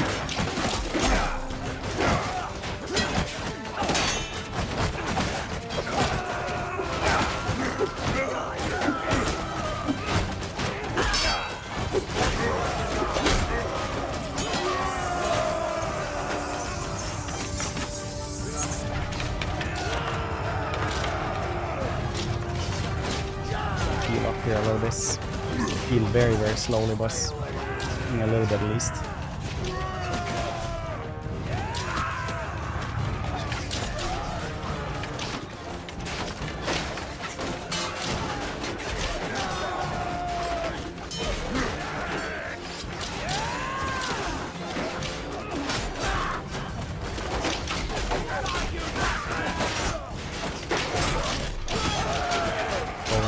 I only have 9 wins. I need 21. So I charged up several times here. You can see it's really difficult to see.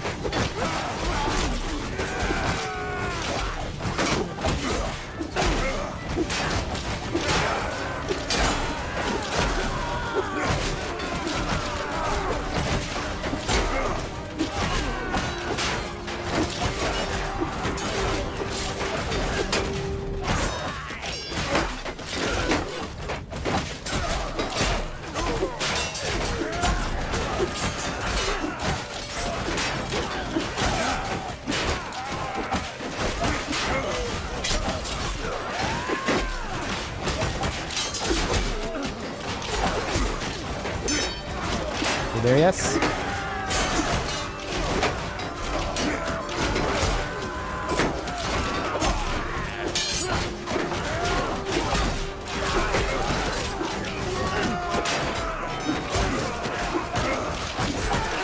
Dang, they are really bunched up there, which is very nice.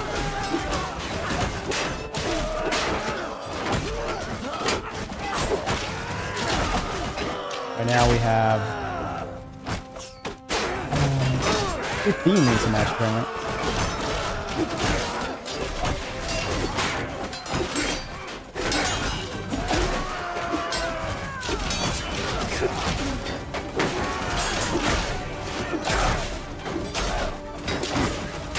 Imagine when you get 300 spellcasting though, you actually will get 6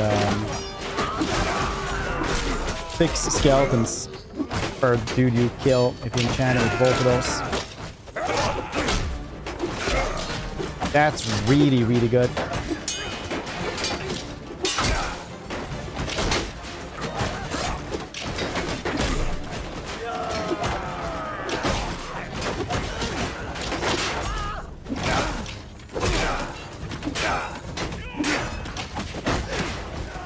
It's 22, what is it? One more. 2 more.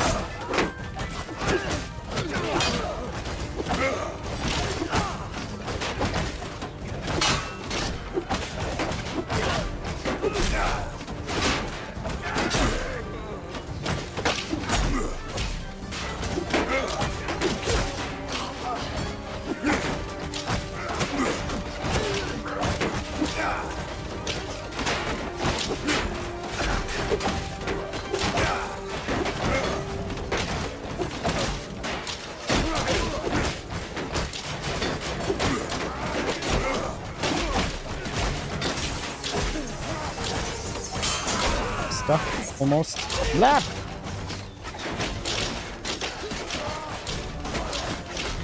I guess I'm just healing up inside this wall then. One more for the next soul rain.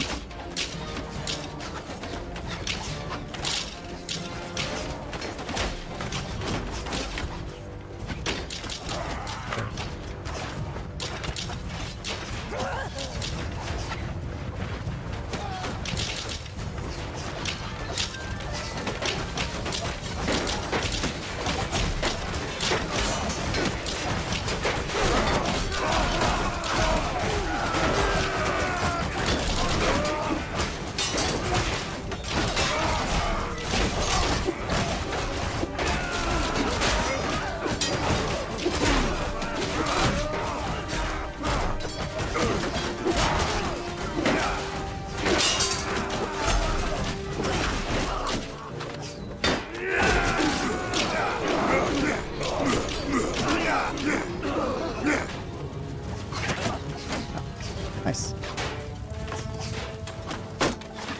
350 kills. That's pretty alright, I'd say.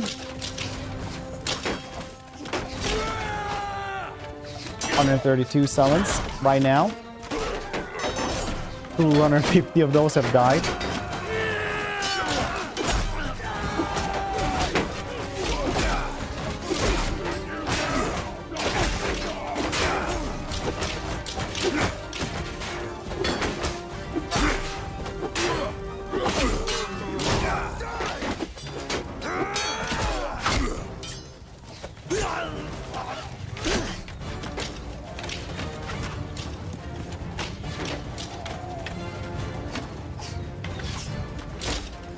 That they still have damage more than morale is understandable because they have quite literally 2,000 more dudes to kill. Look at this. God dang.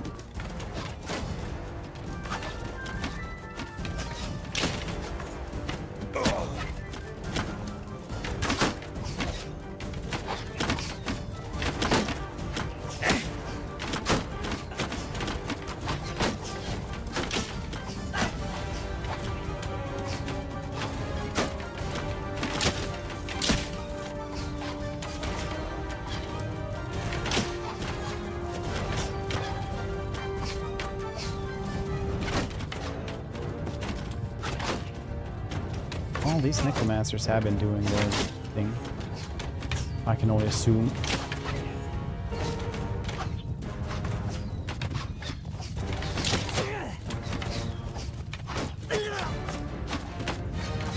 No guns though.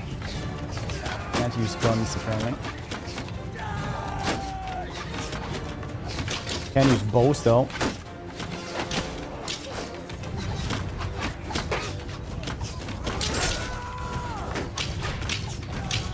Yes.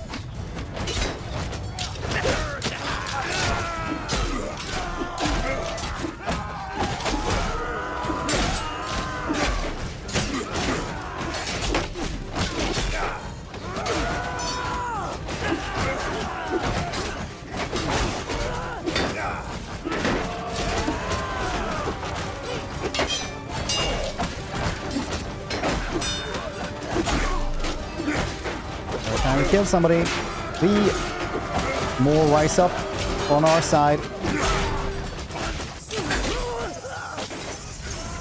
That's good for us.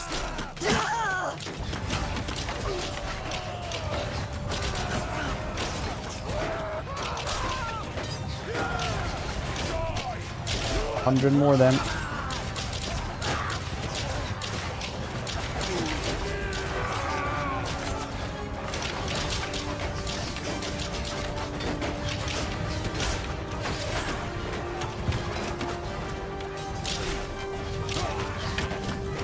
Healing in his form. Looks like it's...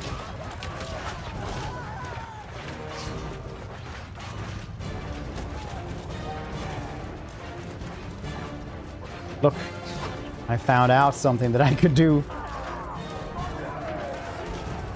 But yeah, I know. I remember healing could be like, would literally just heal you to full. Now it is not.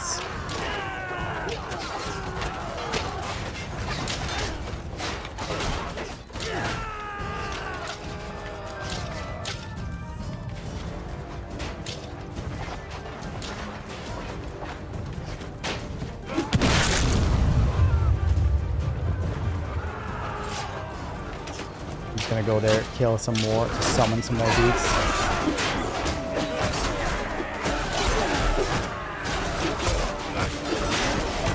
Can break through here.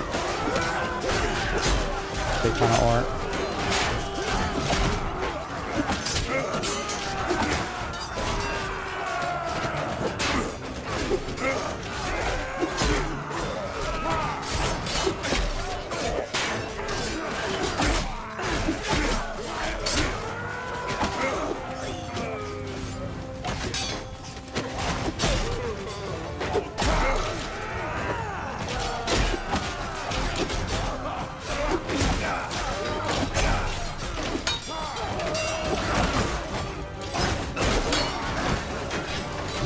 Very early. I'm usually always streaming at this time.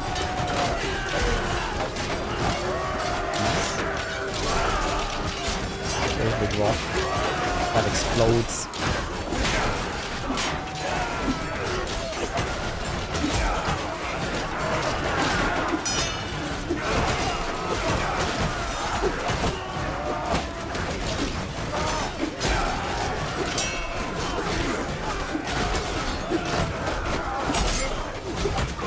I don't really count how many I summon. Like 1.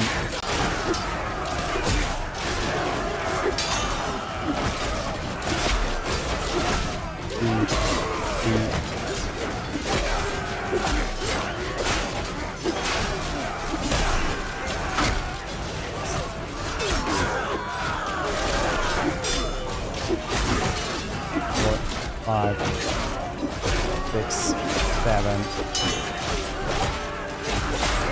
8, 9,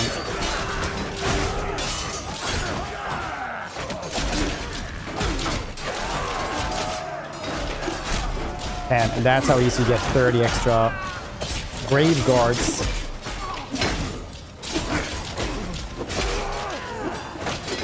No wonder we can hold these for so long.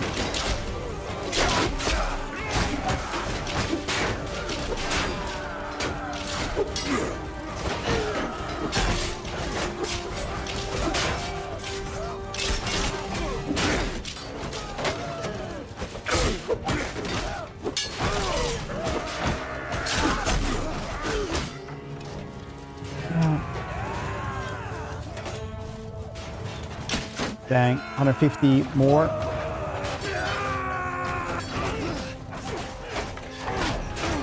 I mean, we didn't just start.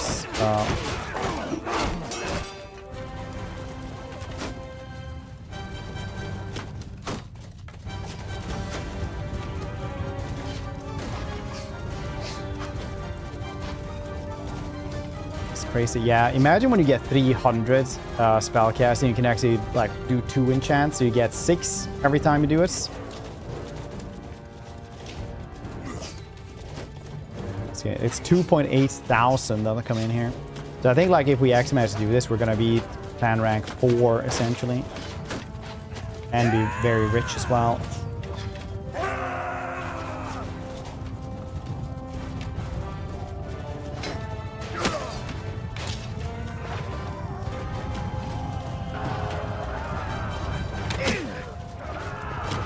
I'll be as bunched up as possible before we chuck this thing. Otherwise, what's even the point, right?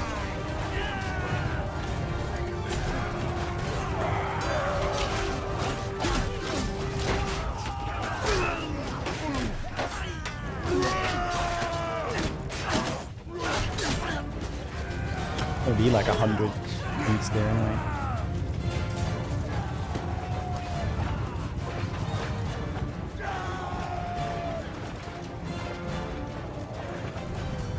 Right there. Can I jump into this? Maybe I just do this. Yeah, shit.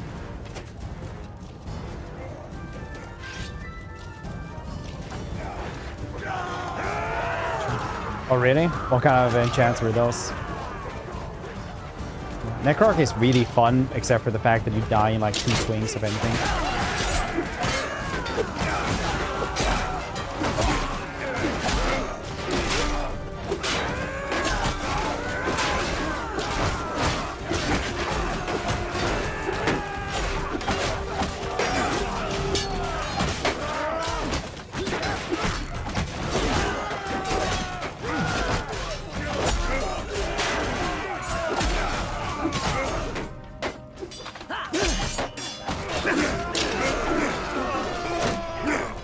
Go on into it!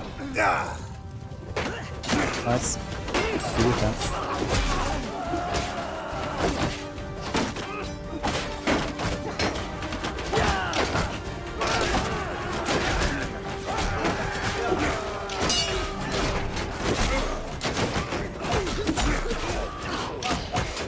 We save it up for the Mars Pulse horror instead. Buffs and radius. Also 60% increase in magic to radius of the release.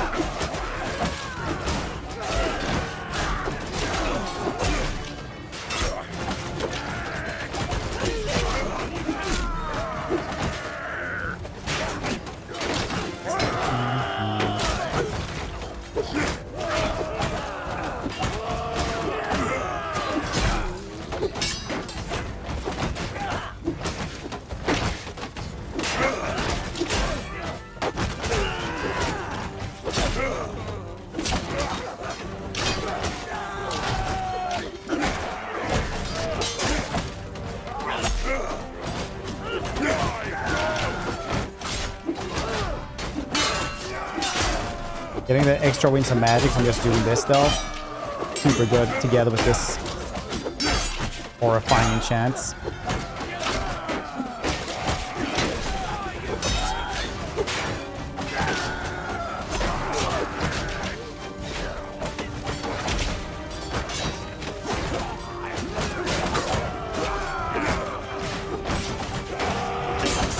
A little easier to guess winds of magic like this than with Orc Shaman.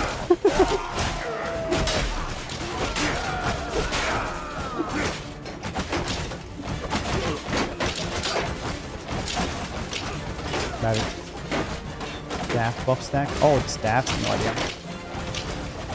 You see what time of day it is? No idea.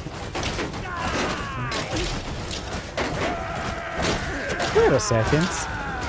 It's new. Fireball. I mean, we didn't just rain death on them. We have 4 and 6 kills, so we have killed like a bunch of them.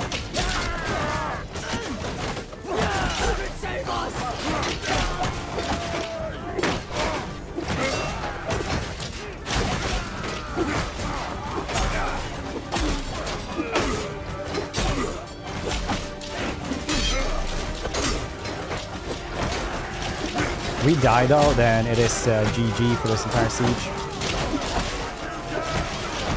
Love that these summons don't just degrade after bits.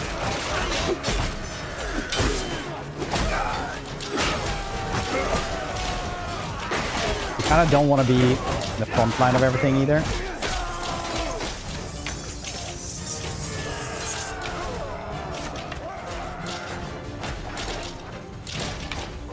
Could go and guess one of these. Chuck at him. No one's using them anyway. This one is mine. My hero's best friend. My life. That's masters. It's a master. My life. That's great income. You Batman? I am a Batman.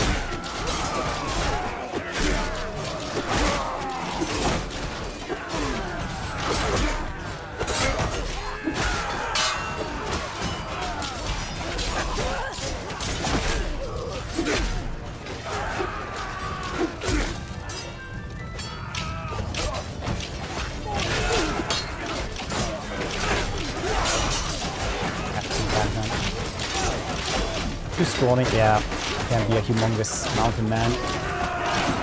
Not like somebody grew up in the mountains, but mountain of a man.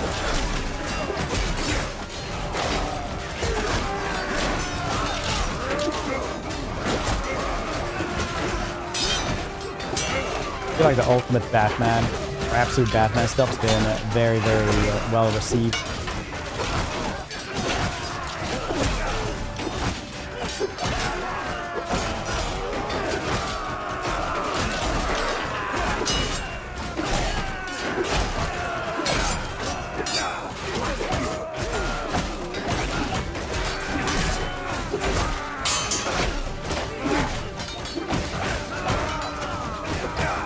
Another soul rain.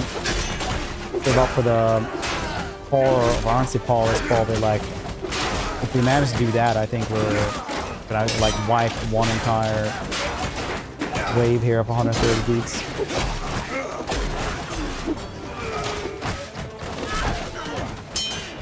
The Doom Chant is like the only thing that's making it so that we can survive this one.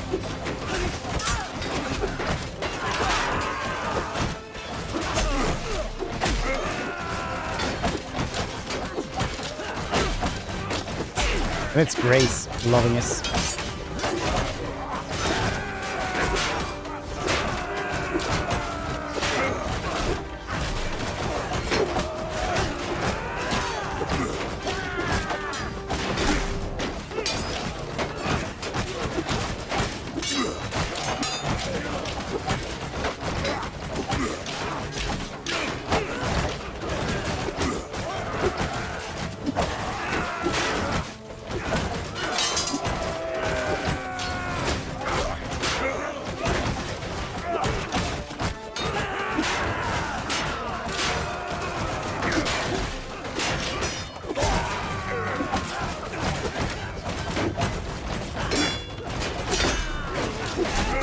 How much is that need for this one? Supposed to do Soul Stealer.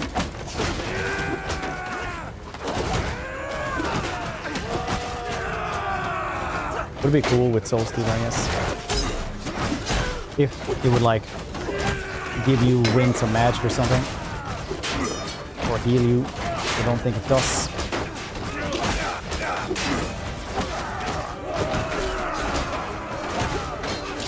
Don't jinx it! The goddamn it, tick! What are you doing?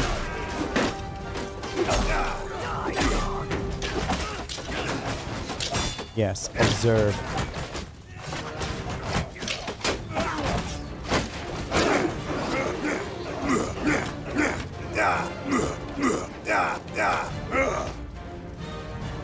Horrifying. Absolutely horrifying.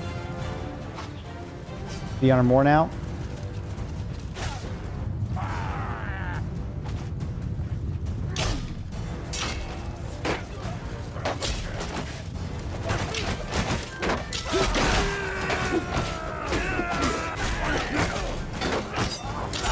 Now we charged up again.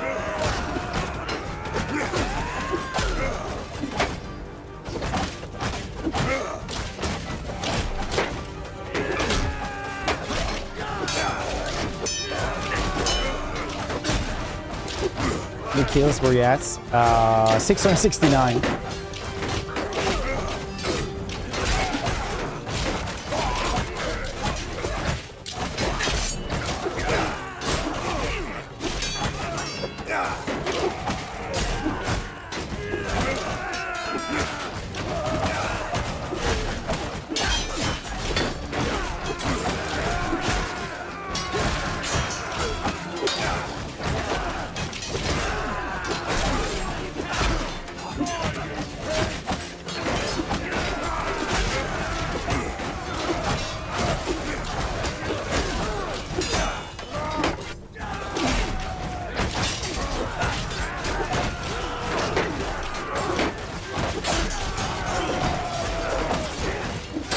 It's pushing.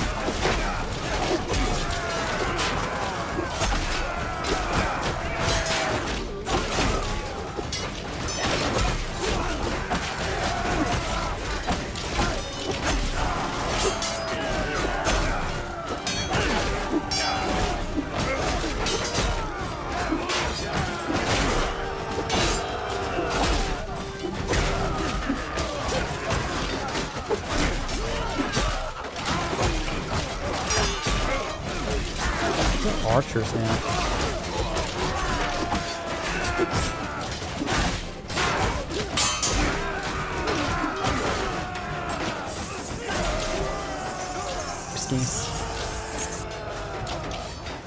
Yeah, they're actually, well, still those 300 dudes coming in as well. Well, kind of. No, they're up here.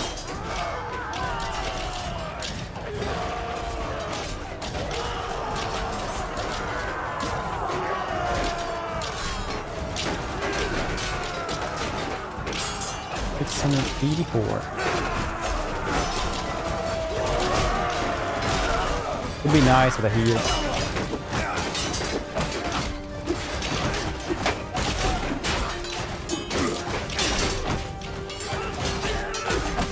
Fights quite a long time. Get the ice pulse horror.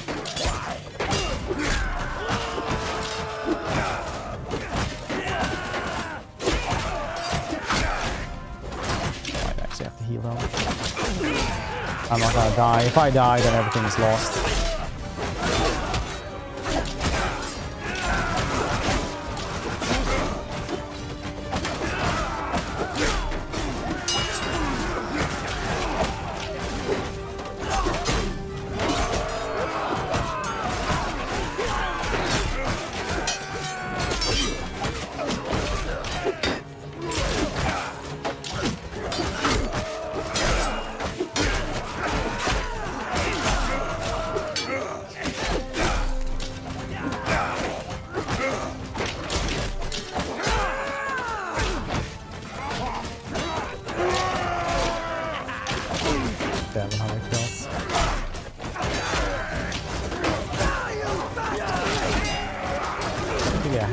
Yeah, it is.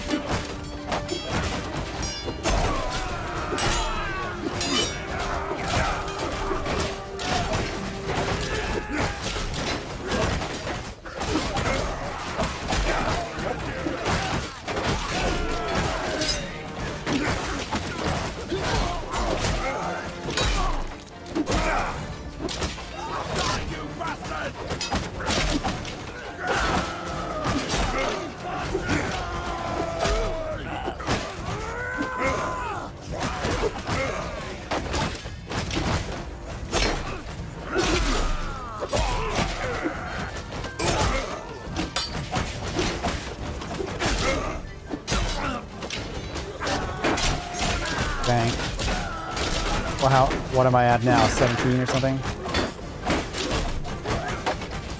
Can you actually switch out and see where the chat is supposed to be? Can you put that somewhere else? I don't think you can. I probably shouldn't be...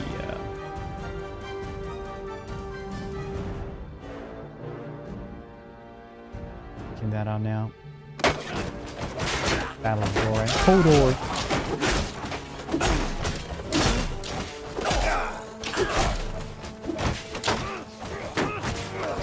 Without this enchanted would never ever have works.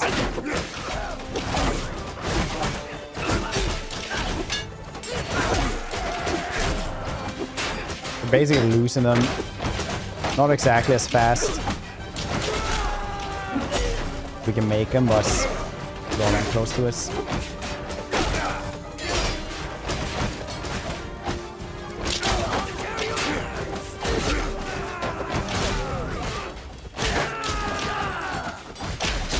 We're not great at fighting these dudes.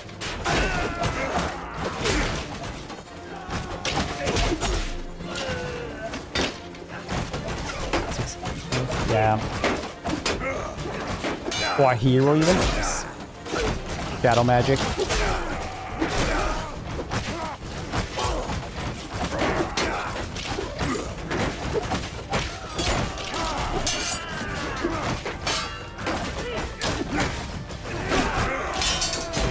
Death magic. Surprising.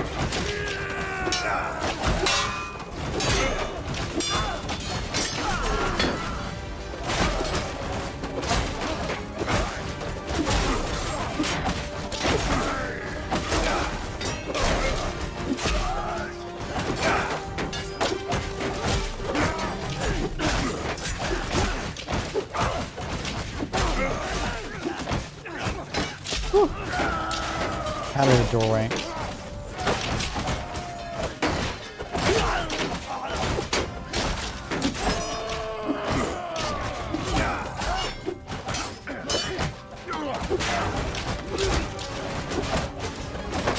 They're falling off. What is actually happening? They like go in there and then they just kind of disappear. I'm not seeing that they're dying either.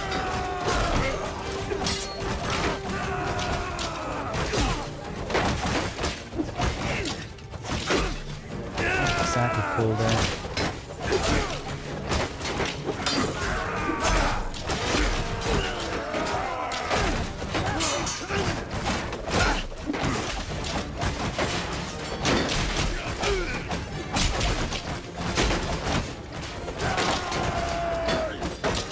Round 19, very nice.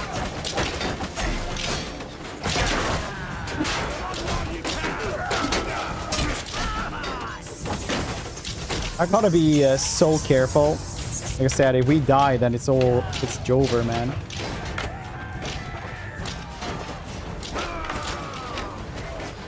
$1,900. That they're like, man, what a rate of like half of them. Burning Head isn't even that good. Fire Tornado though. That's where it's at. I just need a couple more headshots and then I can annihilate literally everyone there. Which, the more I waste, the better.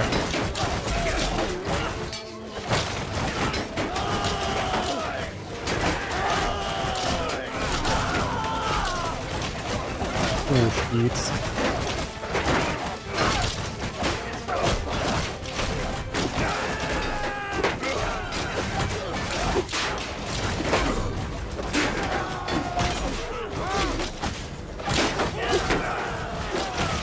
Do we try the Soul Stealer right here?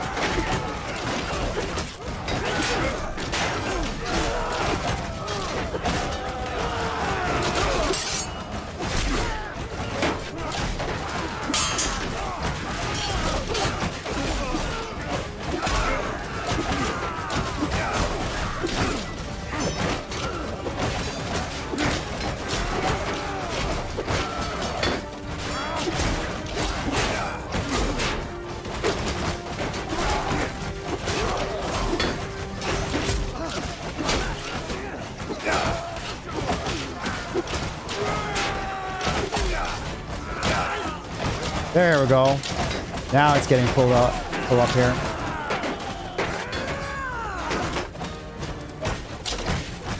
Need to move a little bit to the side here. We get it straight up. There we go.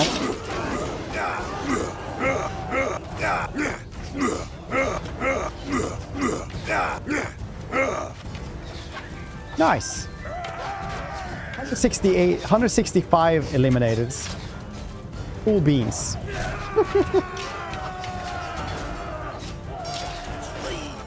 $900 kills.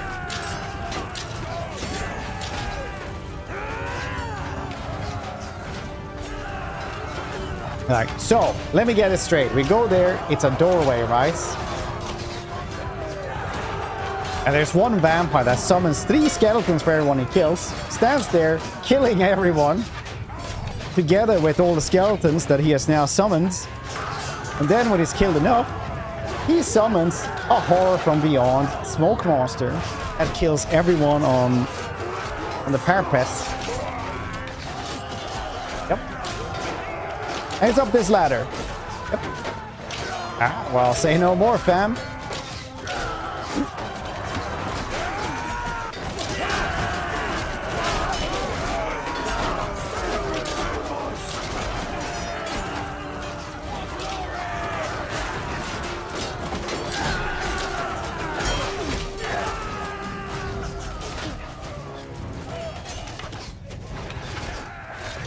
Sword of the Immortal in Berserk now.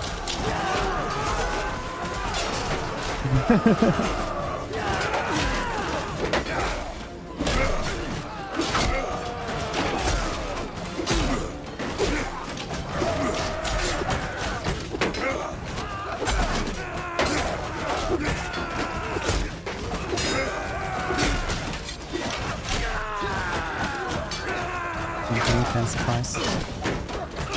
It'd be super fun to see like how many you've actually summoned, because about 700 dudes have actually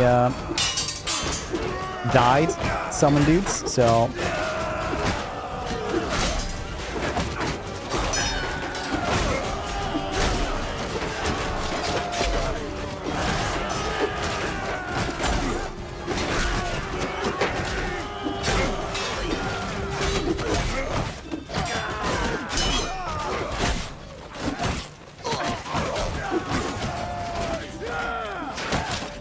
this whole bit of the race that being killed that are picking up people's sides.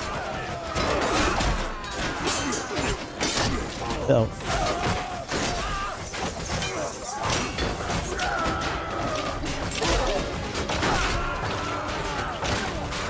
Oh no.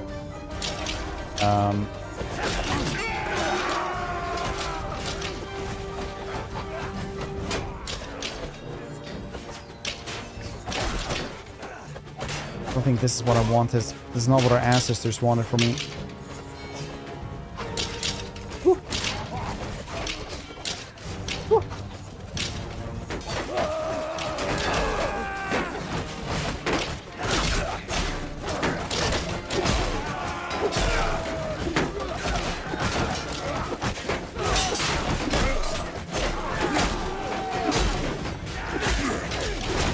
Is that one of the leaders? No, it wasn't. Pretty nice.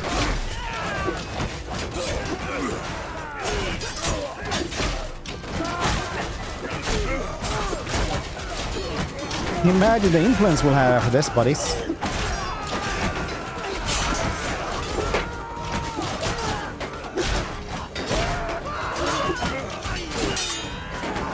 I'll be honest though, super worth waiting for the horror than to do Soul Rain over and over. Only an hour ago. Ow! I mean, like on YouTube, it's really well. You know what? You're a sub. Can't you just like go back in the VOD and check it out? 49 minutes actually. So that's fairly accurate.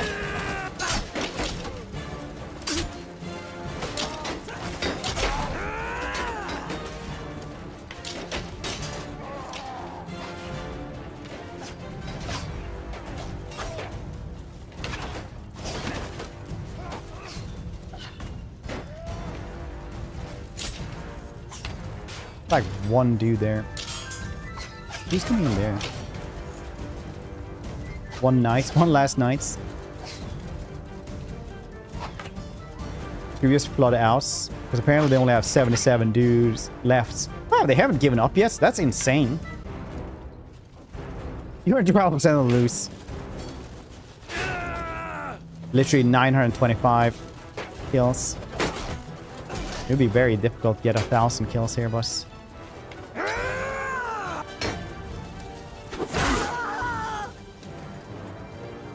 But not impossible.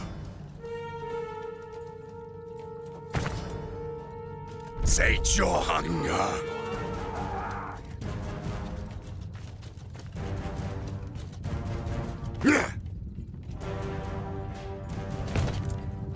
Uh-oh. I should have thought about this better. Oh no. Follow your champion.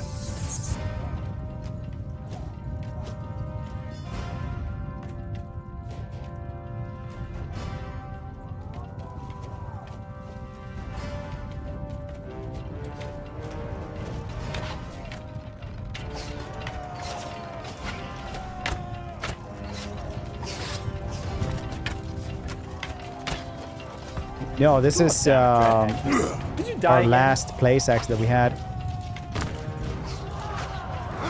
Die! 68 dudes now. Shit.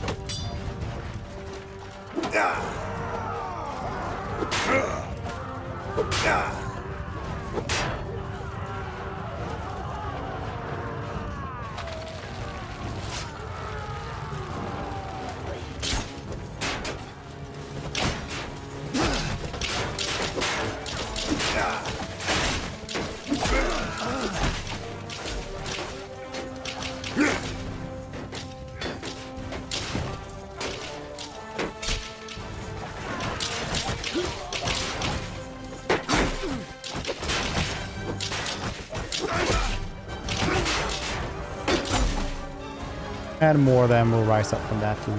Very nice. Whew.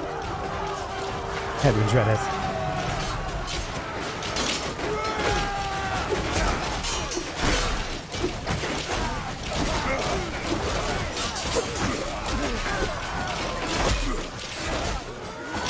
Well, I feel like they should be able to handle this now. These skeletons have not been proving themselves capable, to say the very least.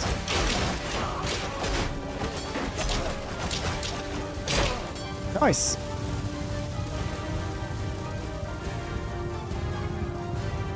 Yeah, honestly, 18 two-handed skill points. I feel like I could have, that could have been better. Okay, now I feel like we're gonna charge out, take care of the rest.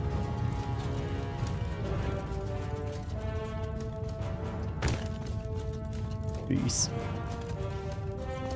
Cool fight regardless. Holy moly.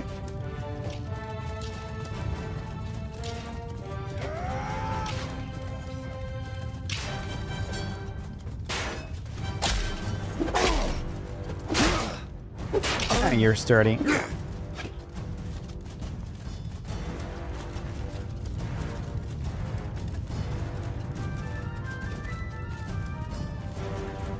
Four dudes.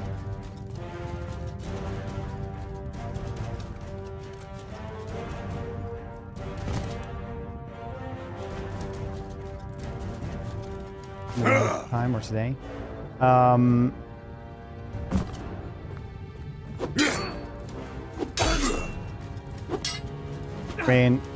I don't know. Should we watch it together? Usually don't do that too much, but we can always do that.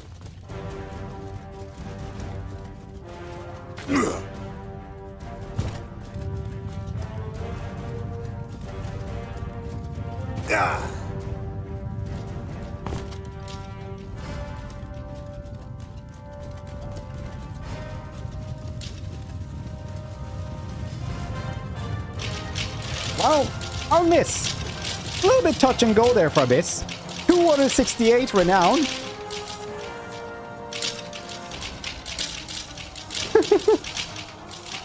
That is the most crazy battle I've had 935. How many summons? In the end, the necromancers also summon stuff, right? So we had 200 alive and 730 had already died. Never gotten that much renown. That much influence as well.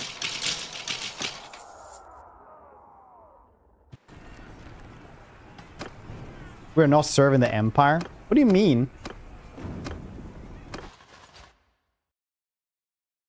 6,000 here. Very nice. 1,400. Yeah. Yeah, it'll be good. 1,000 prisoners. Ooh, better shoulder pads. Oh, they look the same.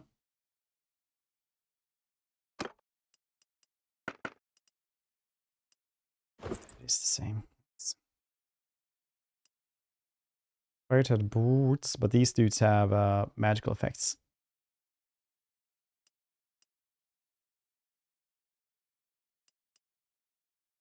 Very nice.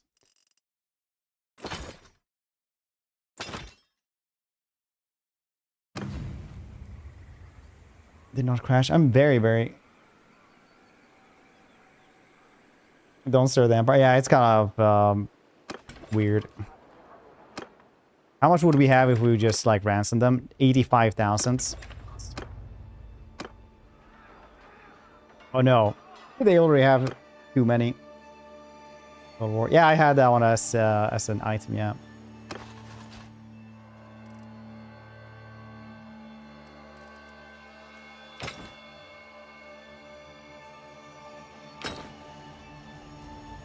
I should have done that then, I guess. Okay, so I literally have to get somewhere because I have 1,000 prisoners right now.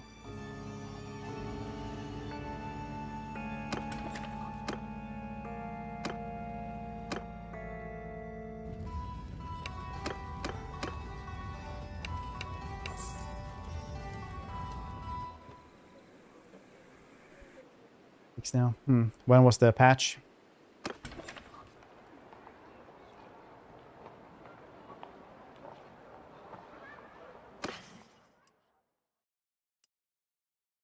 Yeah, you can buy books in this one.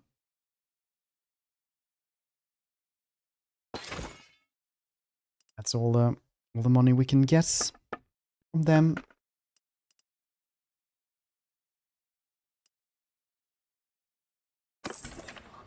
Still getting 15k a day. 2 days ago. Alright. That's cool.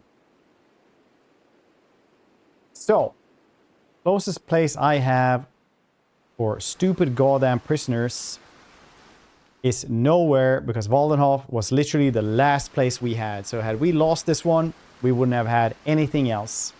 Very, very cool.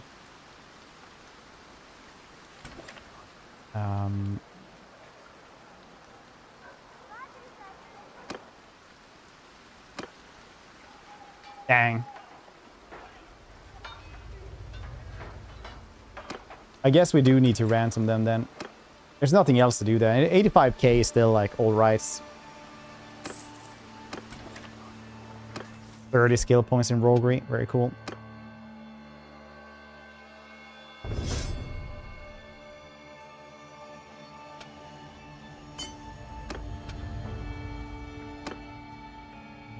Opens 2 attack speed, 2 hand for every skill point over 250. Okay.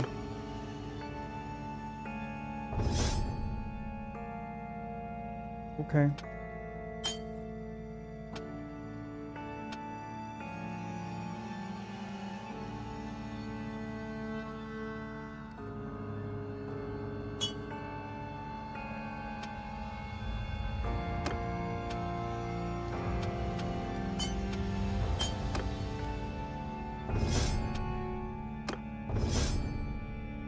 That was pretty cool though.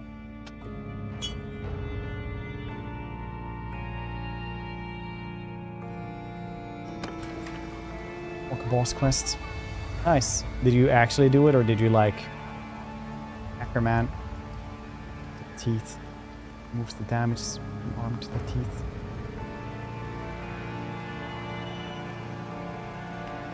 What's Oh yeah, we got this one now. Definitely got clan renown 4. Well, I'm always at 5. Yeah, nice. Well, not exactly almost there, but dang, we got a lot of stuff there. Nice. Okay, the last bits here. 30% longer charge time of misform, and now spreads its benefits to nearby troops. 100% chance tier 4 lesser undead troops will be wounded instead of killed. That's pretty nice. Higher chance of raise dead after battle. Ward save for lesser undead. Dark energy daily. Very nice. Hit points. Physical melee damage. 10% physical melee damage for all troops when facing forces of humans. Personal damage against shields. 30% charge time of misform. I mean, getting the stuff that they don't die as often, pretty neat. Got hit points. Ward saved.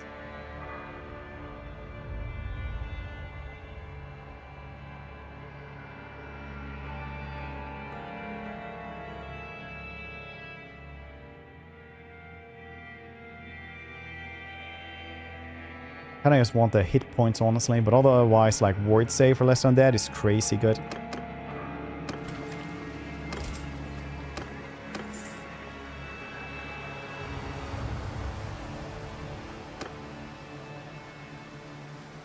I guess we're making our own kingdom, because everything here is at war with us anyway.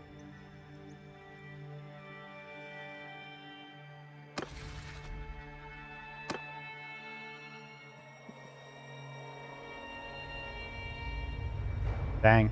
I should have let them die otherwise. That was a crazy cool fight.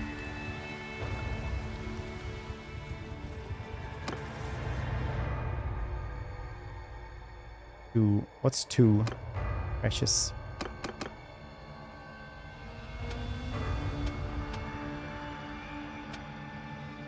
What does it need? 7 or ace to get the last bits.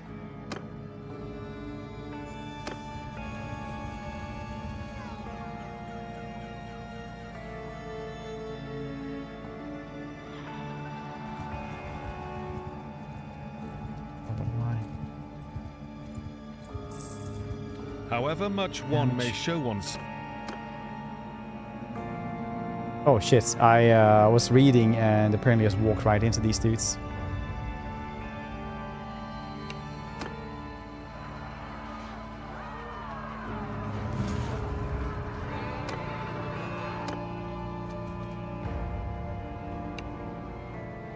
Hire me.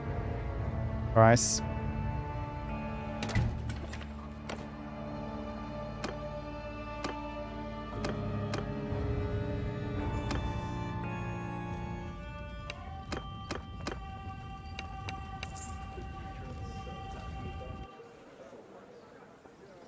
We did lose a bunch of stuff, right? You come out of there. Facing with those troops. Yeah, like, it was so weird.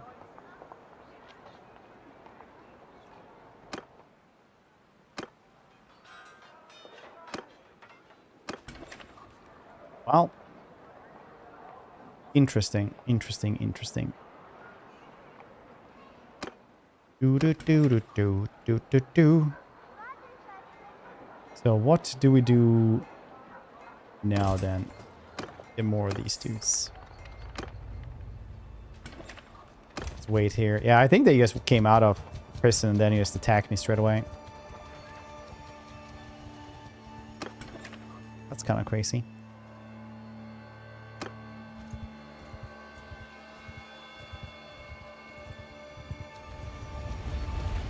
Oh shit, he's gonna actually take it as well. So when they just lose all their stuff, will the kingdom just be disbanded? Is that it? They still owe me money. I'll make that very clear. They owe me a lot of money.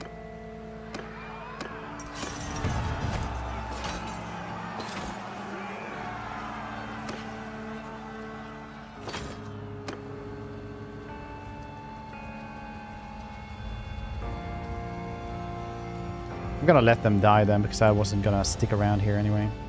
Especially since they apparently suck so goddamn badly, it's insane.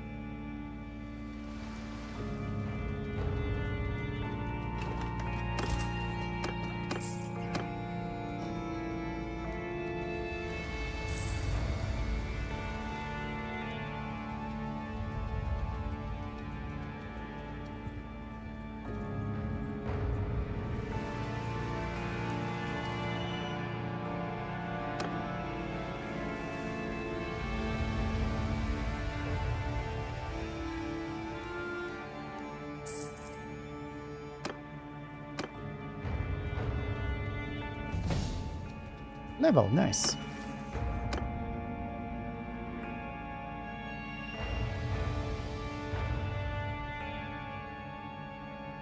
Yeah, wounded instead of killed is something we need to try to guess. Sure.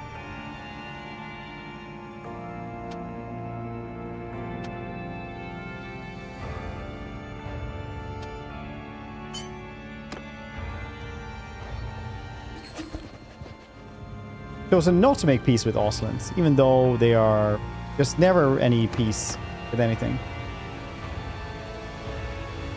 What about you? Won't they just be spread out?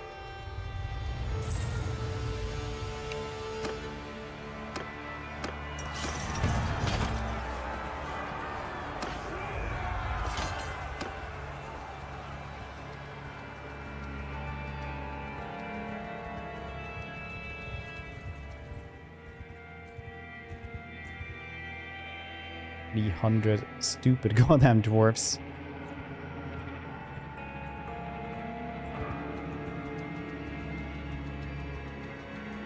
Camilla? It's alive. I think so.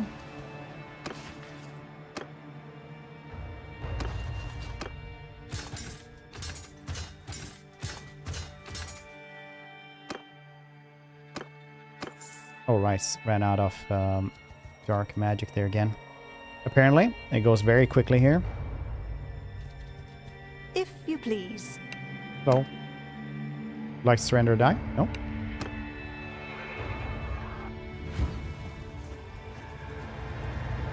It's Graveguard heroes.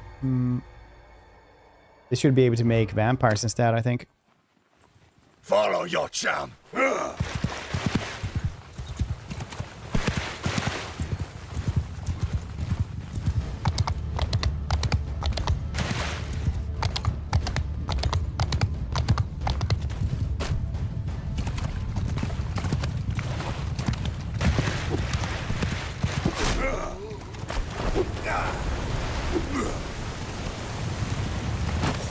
Oh shit, I don't have any winds of magic, yeah, because I didn't have any dark magic. Yeah, this is gonna be much harder then.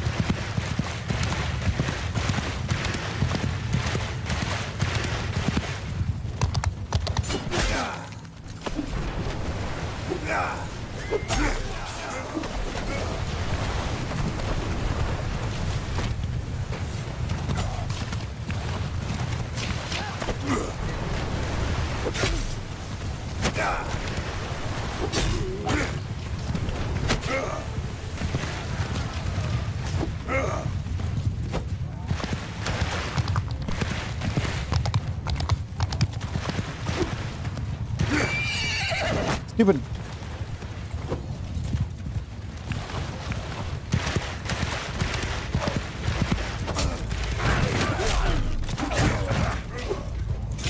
Gotta spread some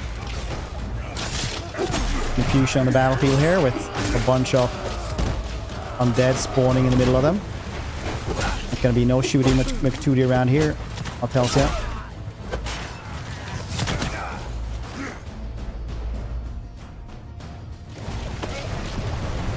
Possibly.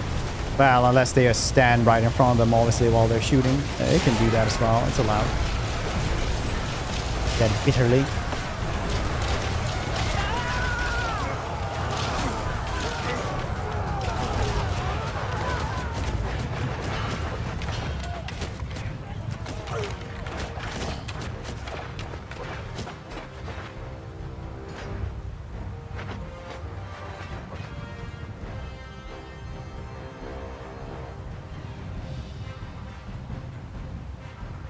10 dudes somewhere. They're like in some deep water around here or something.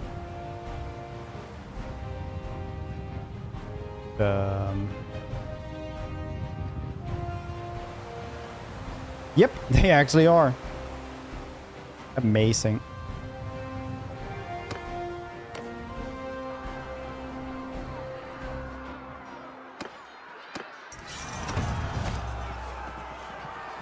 Ooh, 160.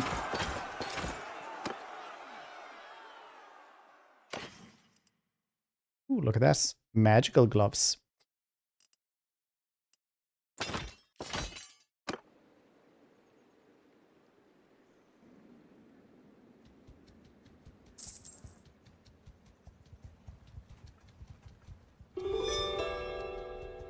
At Jura Peak and rebellion broke out. Oh, should we try to take like a chaos dude then? For ourselves?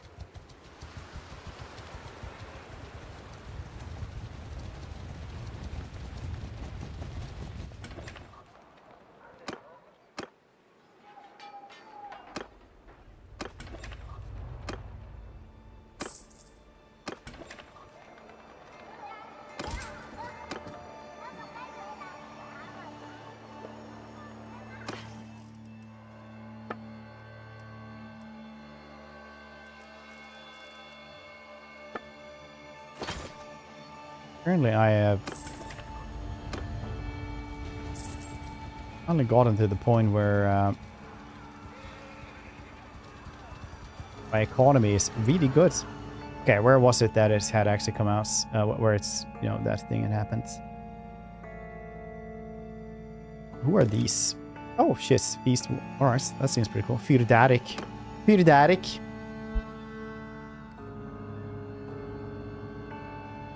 It's water deep. Yeah, I get stuck in this. Yeah.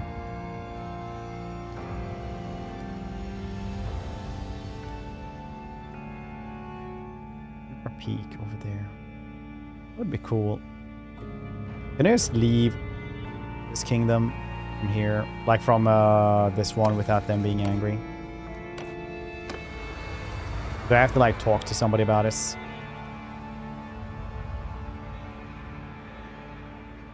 Yeah.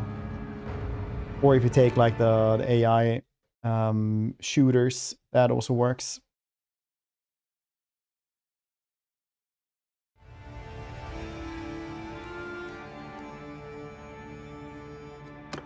So about know if it's a difference between pressing here, leave Merc contract, or if you have to actually go and talk to somebody about this.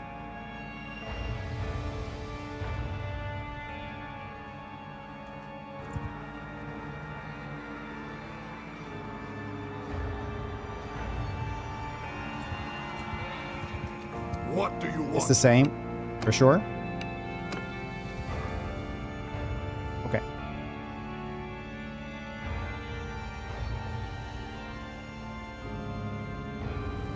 Off to Jura Peak then. Start my own kingdom.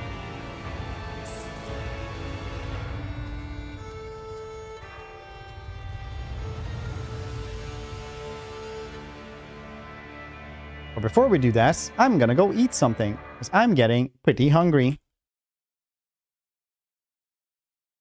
And we have like almost 500k. That should be fine.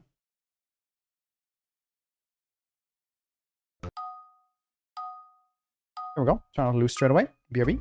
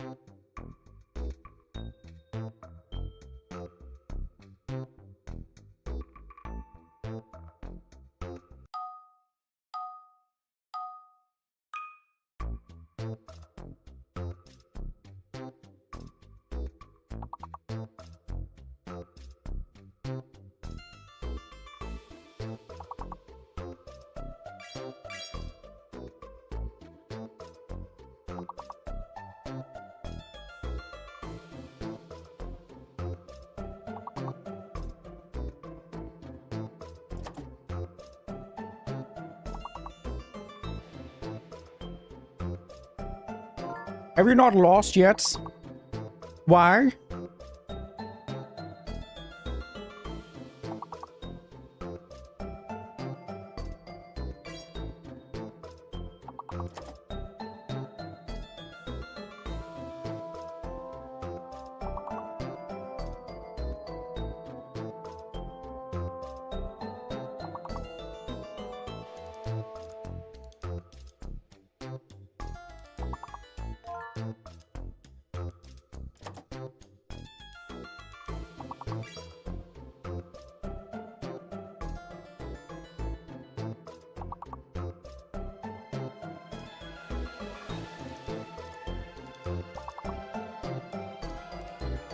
Why?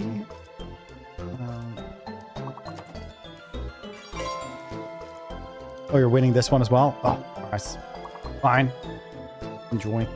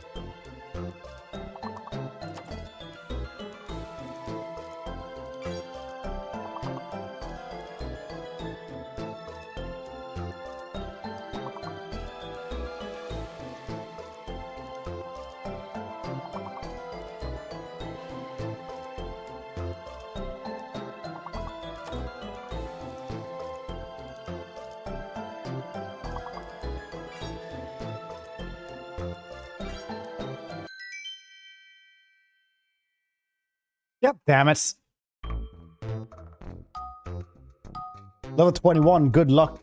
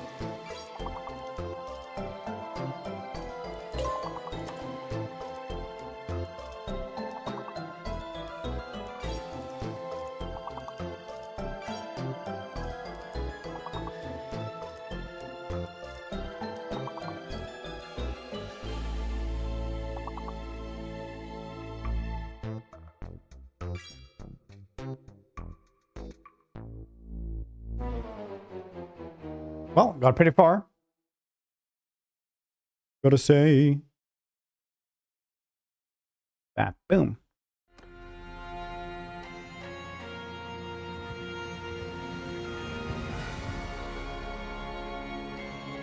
Join the crowd. Gets 2,000 there. Why not? Savor the flavors. Yes, luck at horse races. I did not win. Your turnip. Check it out. Goddess. Winning number isn't yours. Okay, well. Got a horse though. That's cool, I guess.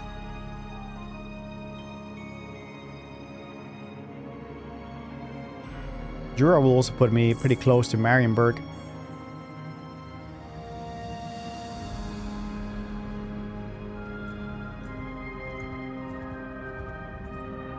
Not bad. Not bad at all. You guys did pretty well, gotta say.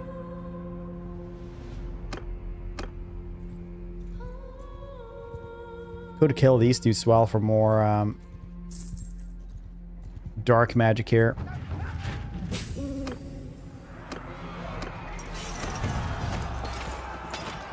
Once again, not really sure why I'm...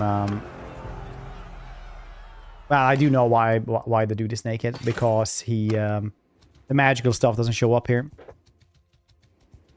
And I was taking ace. Street Fighter. Street Fighter is pretty cool though. I was watching like some Daigo fights, fights yesterday.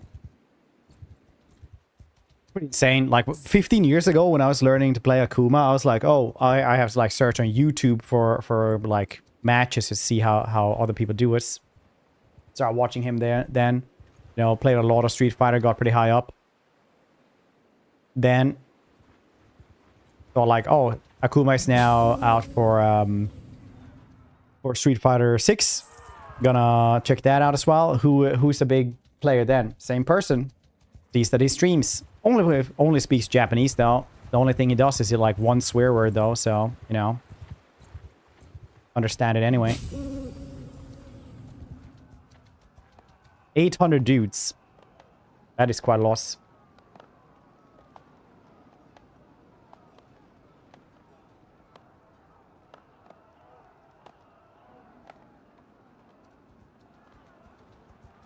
Back in thing.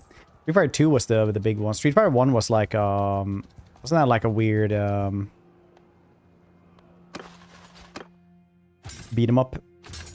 I'd say weird. It obviously wasn't that weird.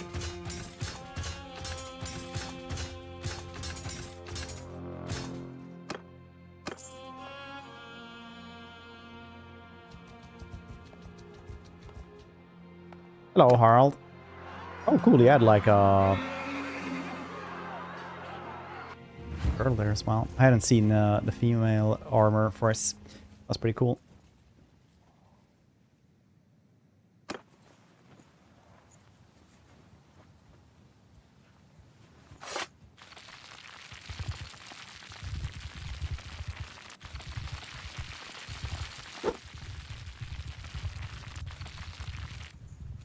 Cool beans.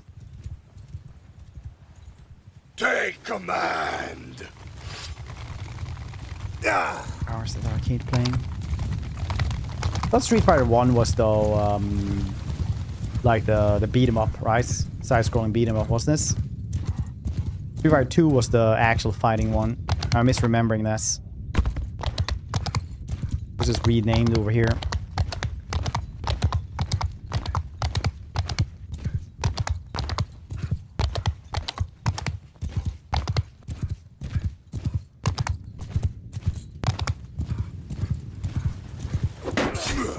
Thanks.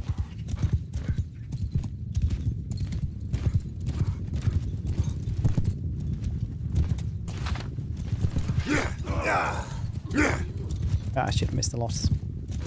Did I? No, they're just fast, I guess. No, it's getting stuck on the tree. Weird.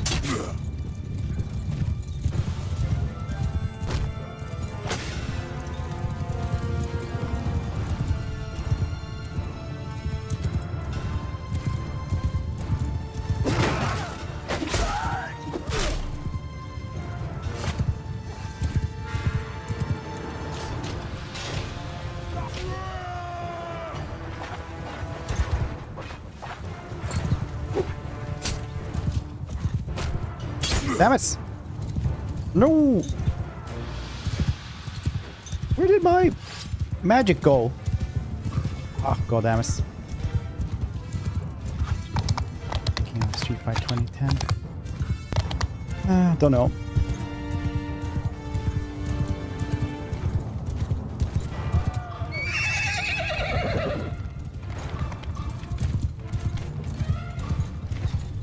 Good spread outs.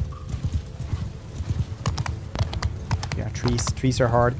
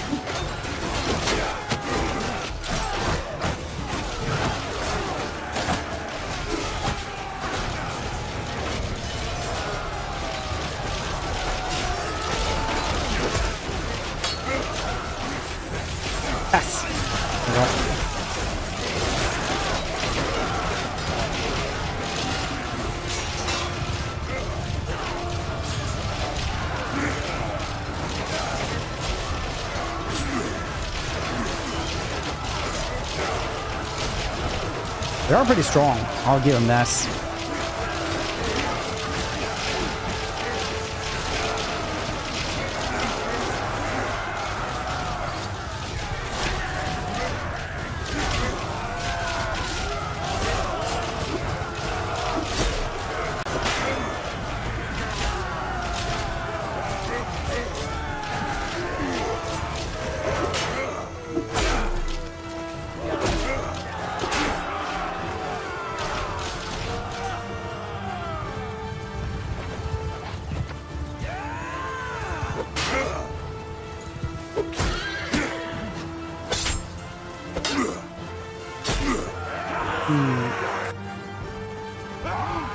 Oh, are they guys running away?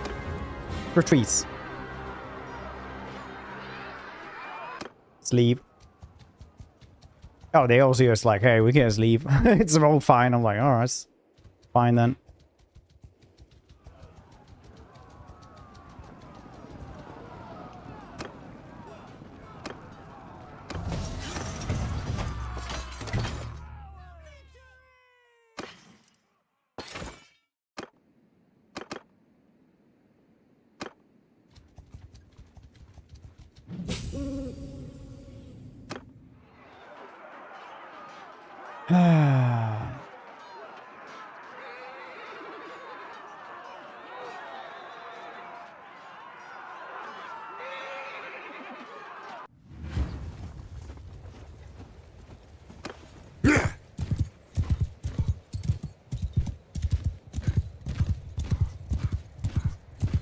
Take command!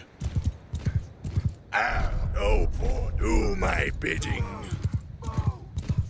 Let's see here then. I do need to get a couple of kills here.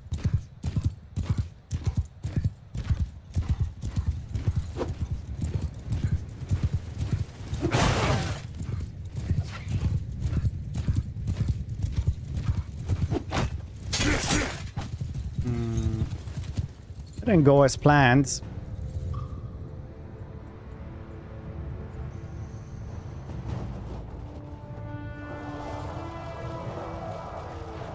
Their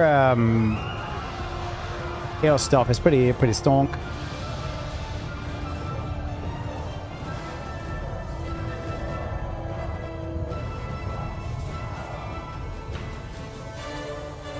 Well, I'll admit, taking 1,000 dudes of these seems to be very difficult. Close fight, yeah, definitely.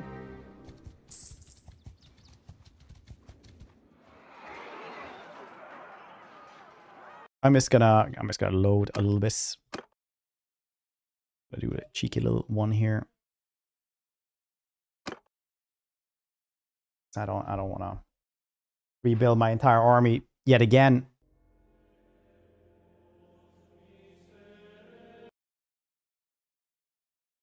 Very cool.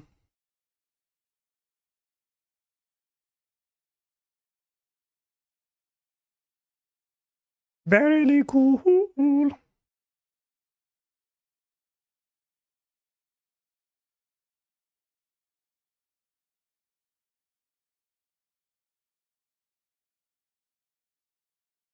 Dun dun dun dun dun dun dun dun dun dun dun dun dun. Bum bum bum.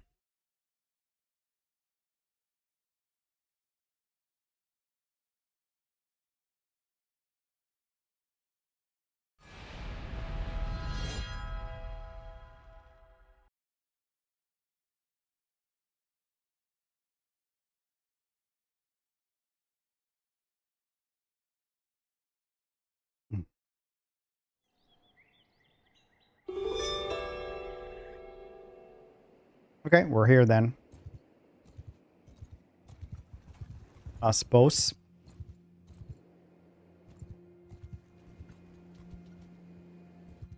Guess we could go all the way over here as well, just to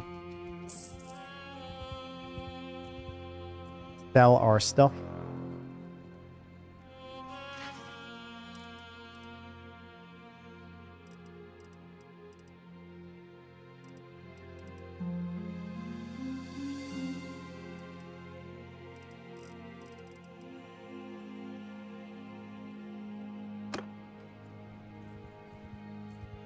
Because otherwise, I don't know how we're going to be selling anything.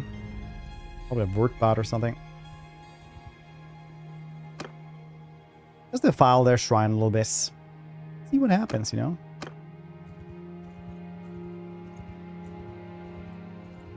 A bit shrines.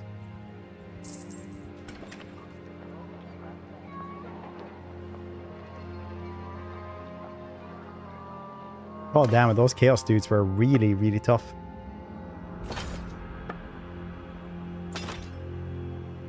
$48K. Okay.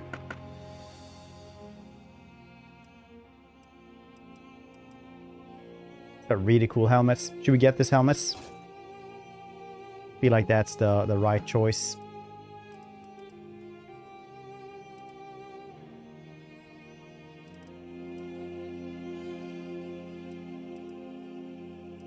Yeah, then we can sell more stuff anyway.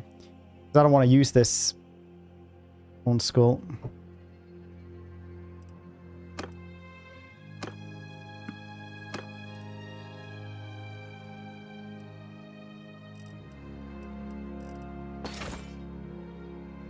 Well, I used to have so much goddamn junk that it's proving very difficult to sell it all.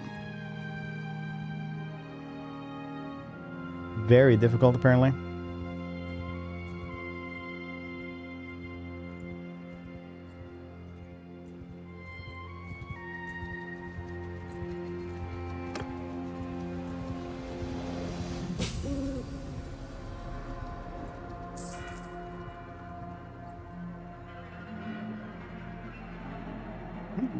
Dang, they have really lost everything. That was such a bad round for everything here. Had to be bad. That's a lot of Ungors you got there, buddy. Jeez. What in the actual hell?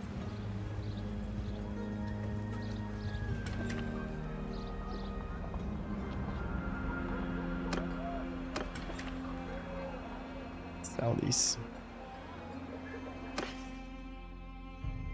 Sell what we can at the very least. Oh, that's it as well. 19K. Very cool, buddy.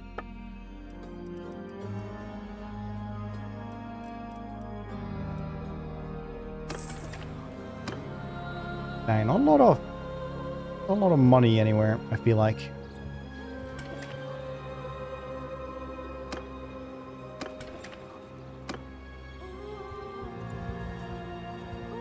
Dunkelberg, that's not a...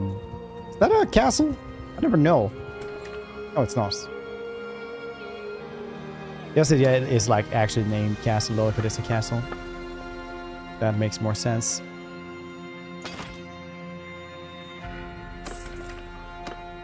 I apparently have so much goddamn stuff that I can't even sell it.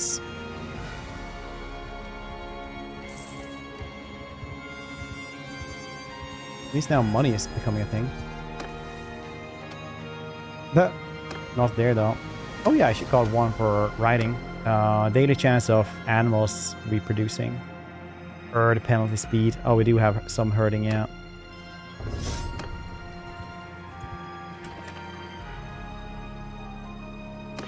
Mountain judging by the name. Sure.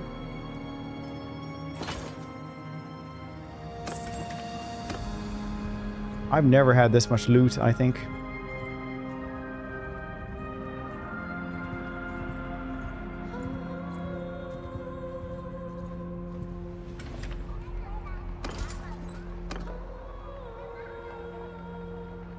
I don't think.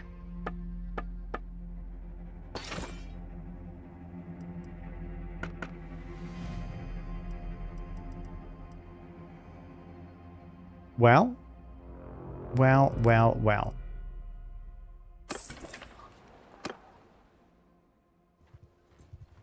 Clothes, man. Look, it's just in that menu. I don't know why it's like this.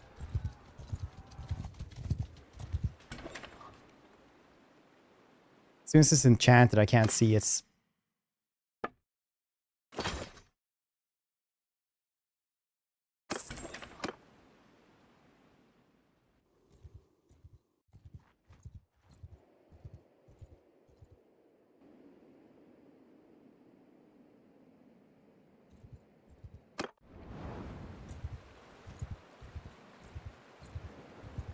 I don't know why.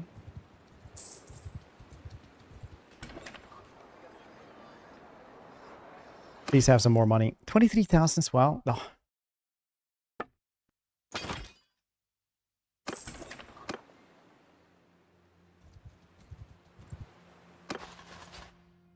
What stuff do I even have now? A lot of waste. I'm guessing the 1,000 grains also weighing me down some.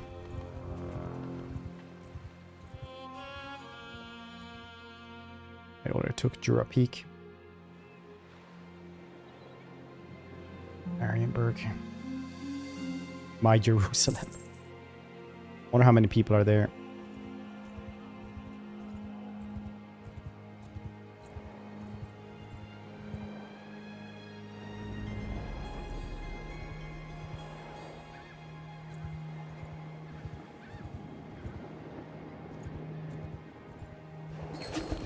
Craft. I don't know who you That's are. close enough now. Who I'm are you? Vampire.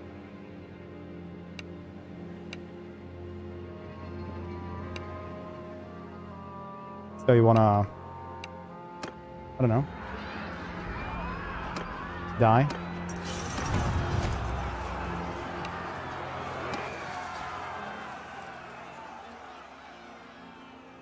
I mean, that's kind of fine.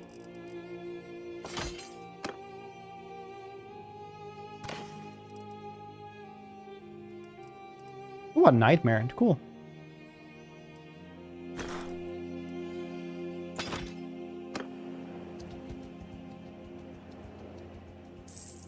Be a shrine up here, I think.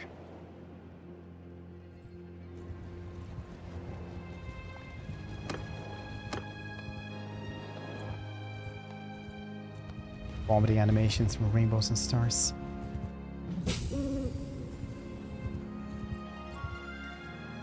Bum, bum, bum.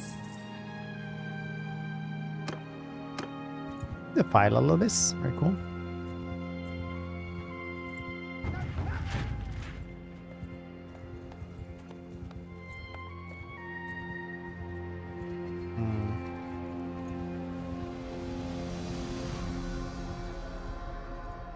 And there's loose.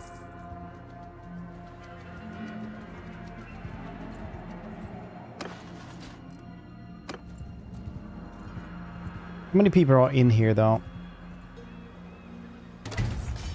900. Yeah, that's a little bit too many, I think. I don't know if I can handle that. 1,000 dudes. I mean, it could be possible if we do it like in the worst possible way. I need a little bit more dudes, though, before we do this.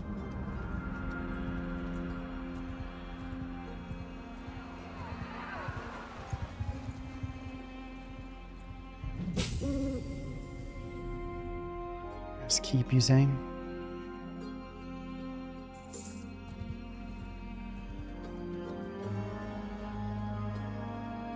The Shrine of Ulrich as well while we're here.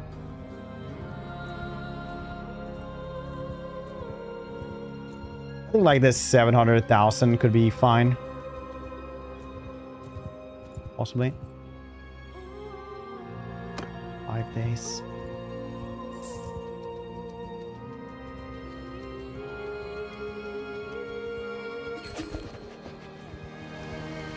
Oh really? Peace with Quenlas? That's the thing you thought was gonna be like the most important thing?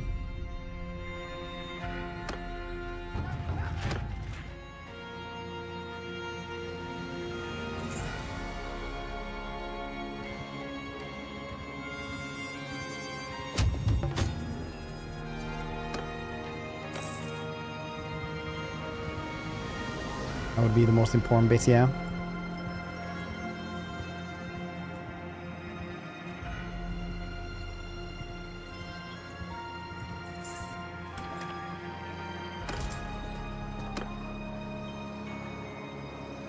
Okay, so, not managed to do much, I'll admit.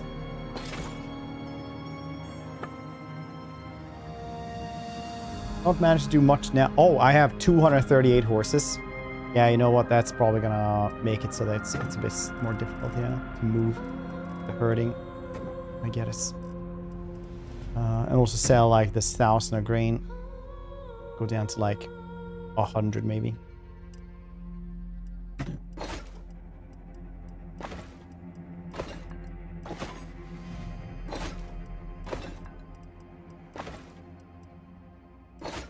Well, pretty epic fight though.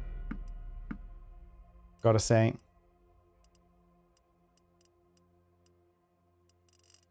We had before, I was like, maybe we can do something now, but then I was like actually hurt from that, so I should not have tried to just move away from there.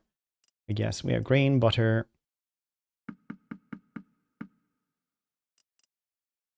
We have a lot of meat actually.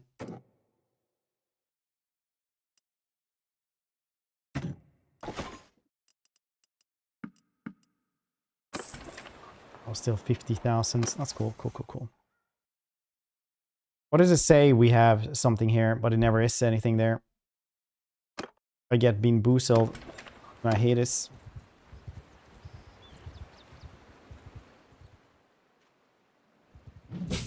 Okay, I can probably take some like small castle around here though.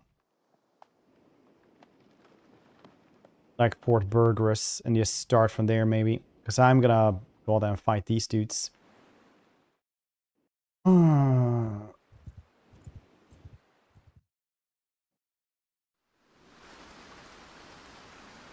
What are they managing to do? Are they managing to do anything? Will they lose? So, what's everyone's plans for the weekend? You know, what's everybody playing this weekend?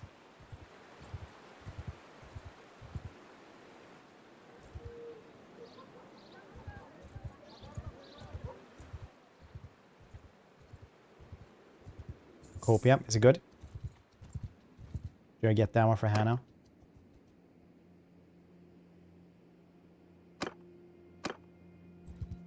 Eugenics.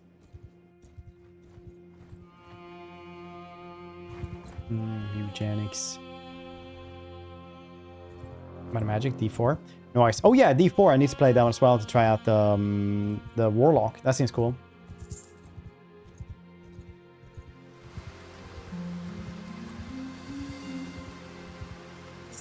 Dudes. Geberg. 800 dudes there as well.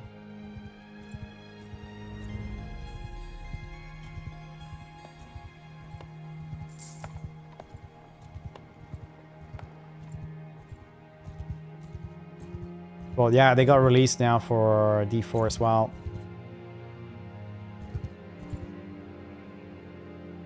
Well, I guess I'll just help them out then, because you kind of get stuck here. I need to get stronger anyway, I suppose.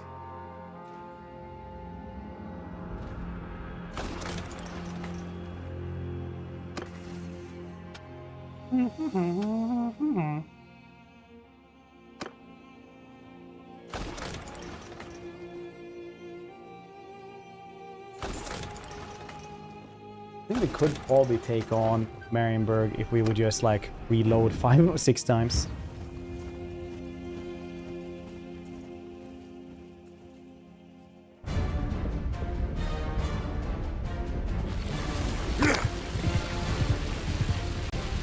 Let's make this into a travel. Oh yeah.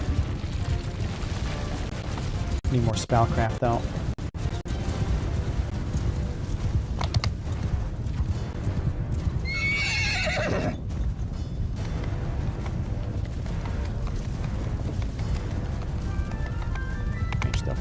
Yeah, it really was. Dang. Thanks, buddy.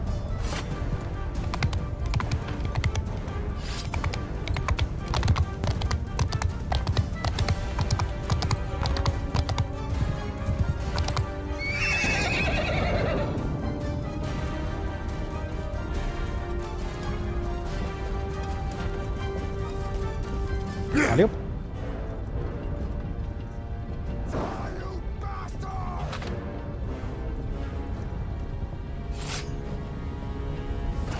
God damn it.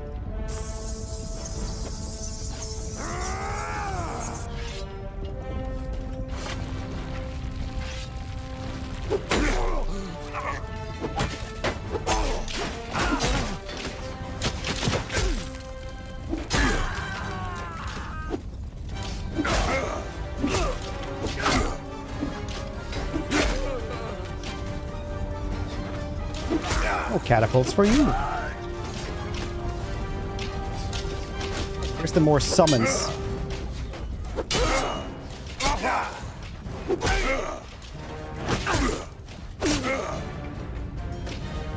I maxed summons? No. I'm taking command.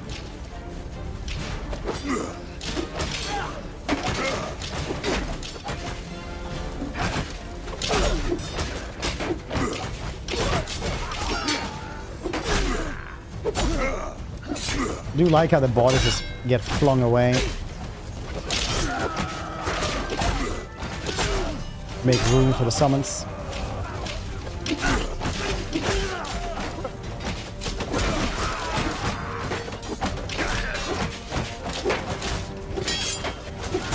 Oh, it's coming from inside the house.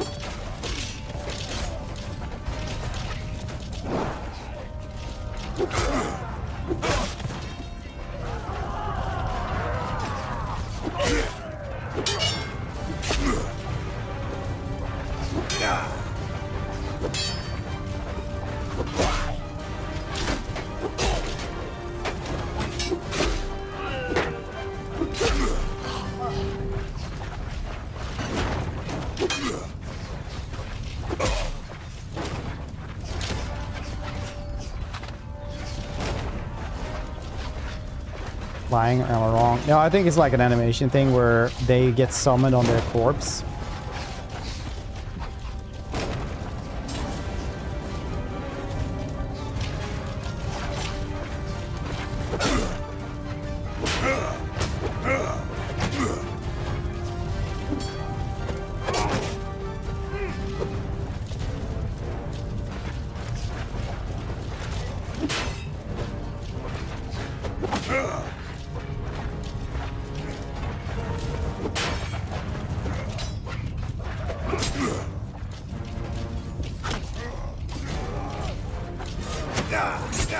I hate you.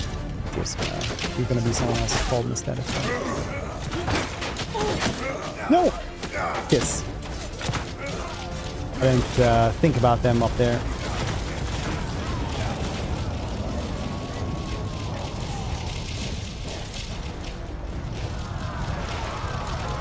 Still a bunch of summons though. Not sure how many, but a bunch.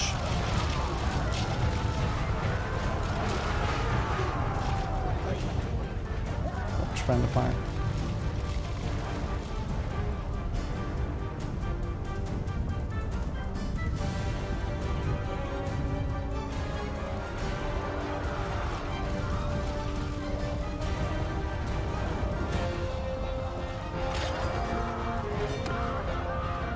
Again, 21 renown still.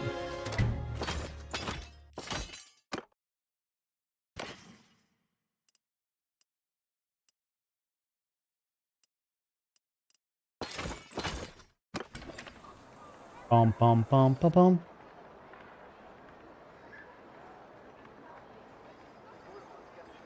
Skill.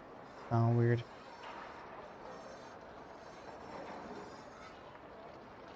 Oh yeah, D3 is like the art style became so alien, you know. It's like they wanted like more sci-fi kind of thing almost.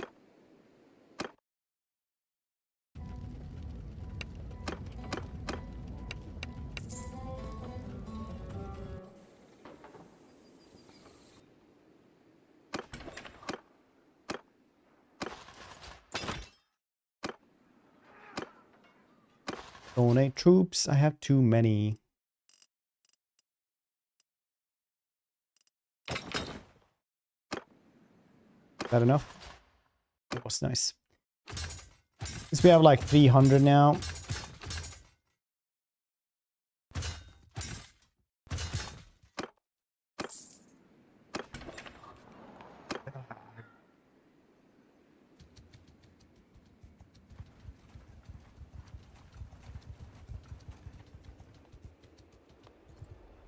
We do have a lot of these two as well. Very nice. I need some place. I need to be strong enough to take a place by myself. 800 dudes is goddamn much.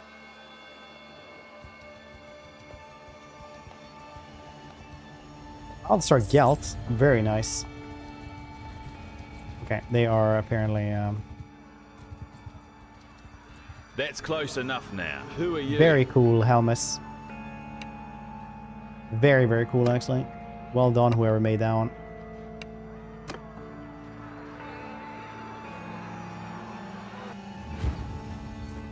Charge all would be dead. Emperor's in charge because, quite literally, Vlad is dead. Take command.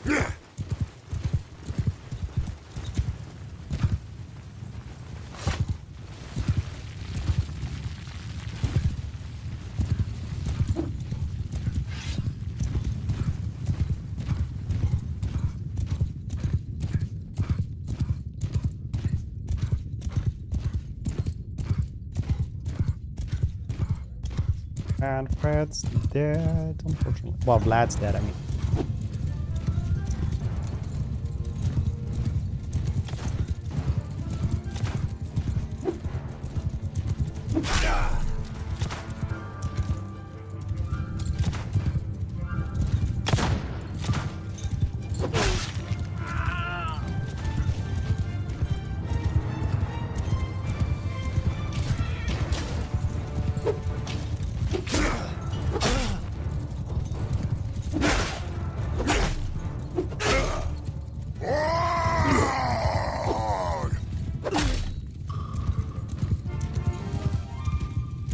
Steal the helmets. Oh, that would be nice. I do practice. Steal the helmets. Just go around there like with his helmets.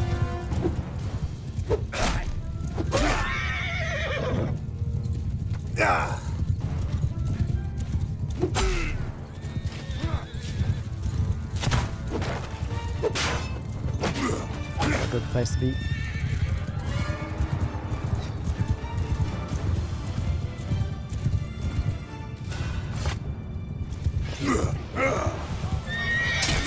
Yeah, a little bit stuck.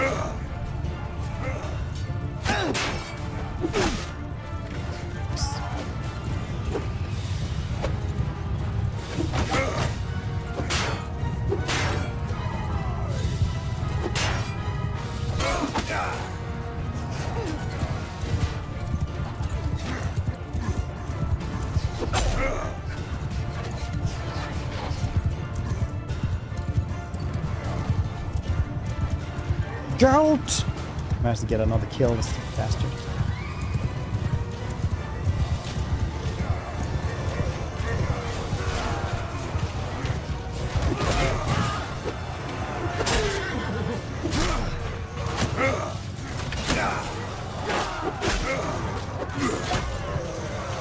Do like me some confusion from the back.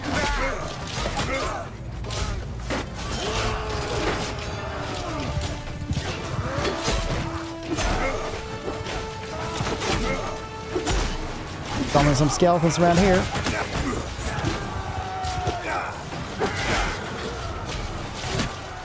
Oh, there he is.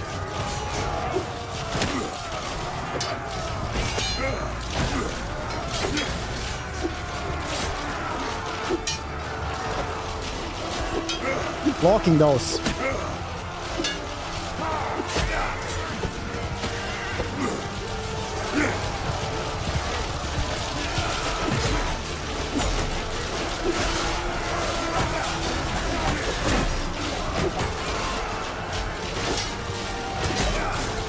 There we go, got him.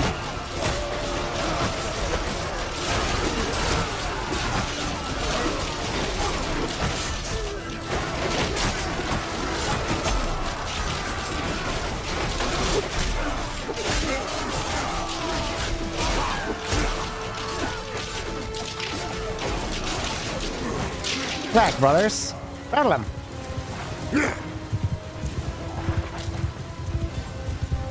Of course, right? Nobody knows why he wears the helmets. It's the thing about it.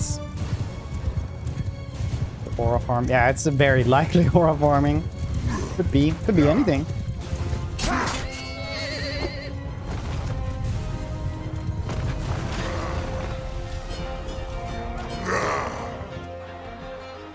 Our prisoner now, buddy.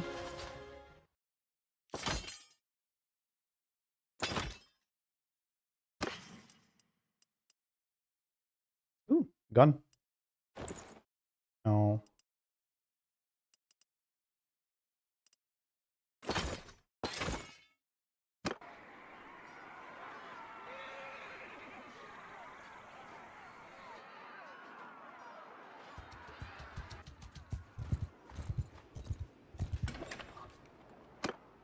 Go to dungeon, donate stuff.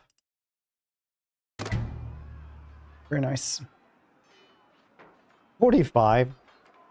I like that that's how he looks like without the helmets.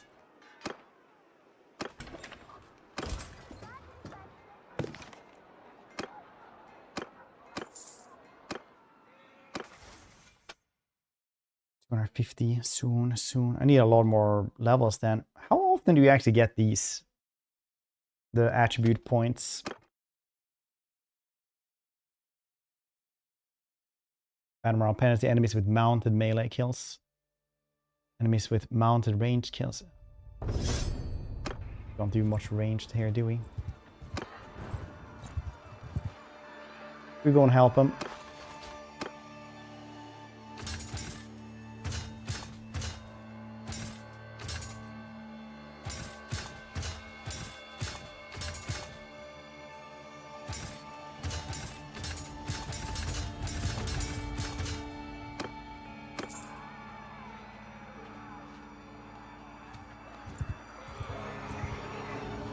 We should.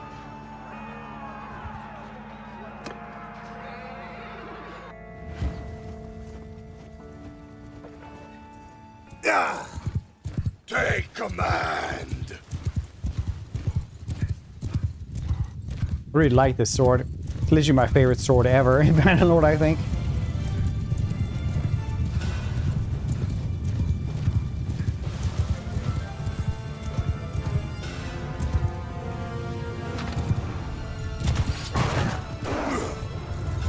That was actually pretty cool.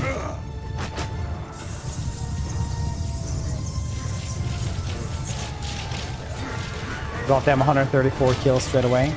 Good boom. I didn't know that's what it did. But I'm not complaining.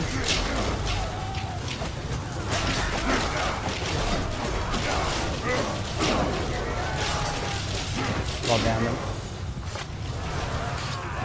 So much friendly fire. Oh, I'm just trying to avoid all the friendly firing here. Where's the guy? I don't know. I was chucked off this.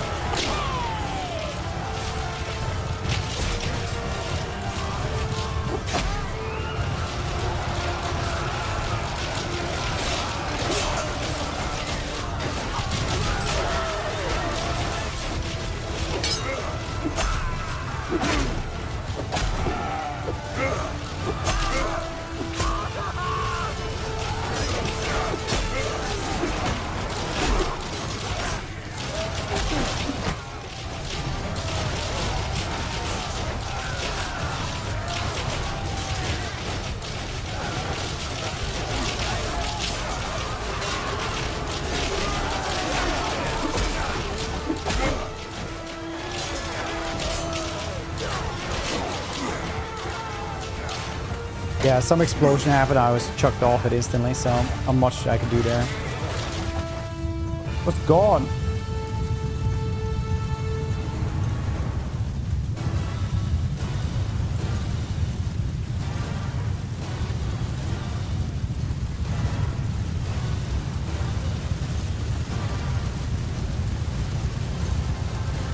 Wait, can you like get an enchanted gun so that also spawns stuff? You turn up just in That time. is horrifying if you can do that.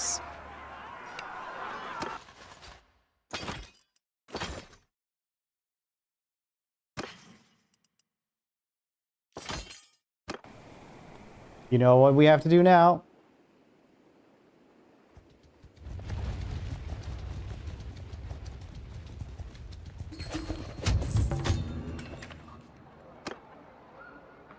$14,000. Okay. I'm a merc after all.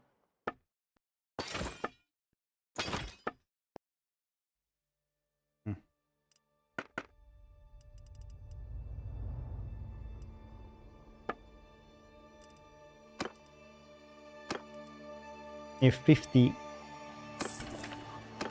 Which can I guess? Like up to 50, yeah, that's neat. Hello. Every book on guns, please.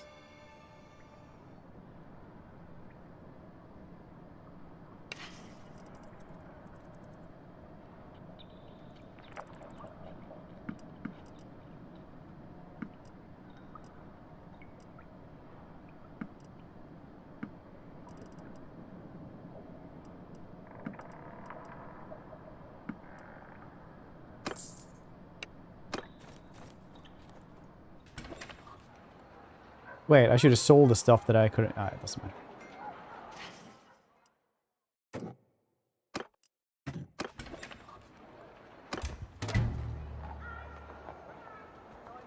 There we go, now I can use this.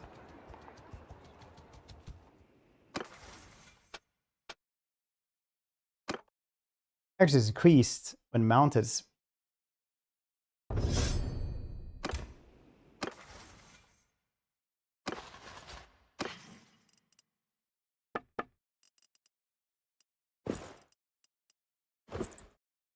Perfect.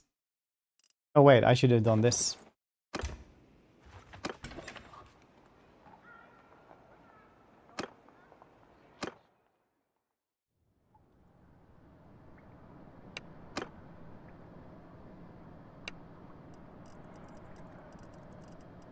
Arquebus.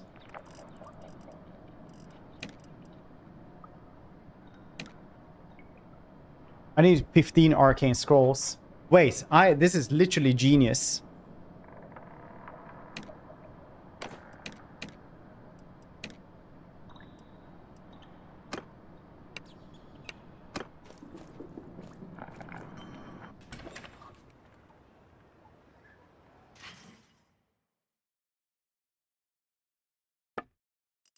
Like in no world is this balanced if we can do this. It's so hilarious.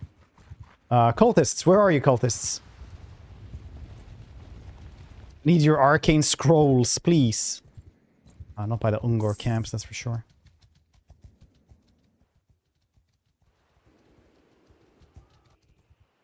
They're around there or something. They fell in melee.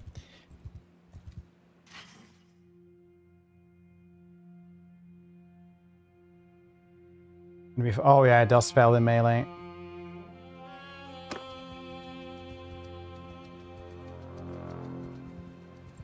I still want to see how that would work.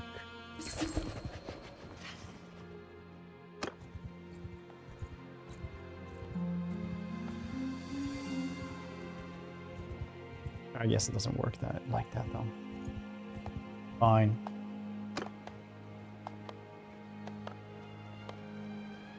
Arranged. Check it out.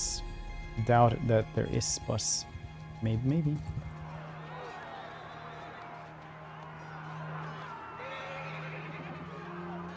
Let's do everything here. That's what I like to do. Oh, I actually won. Very nice.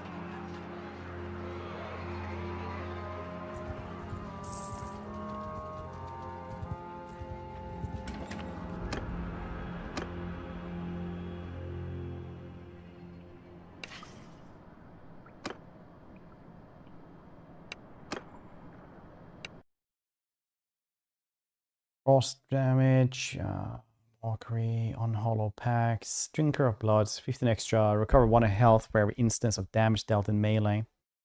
That's pretty strong.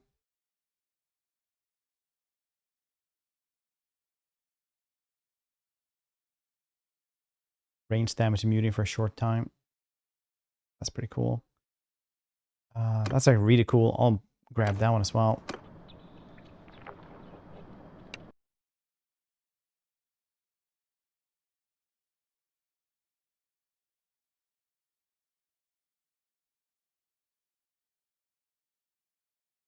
I don't think it does anything though. We could just try to shoot somebody and like get it and see what happens.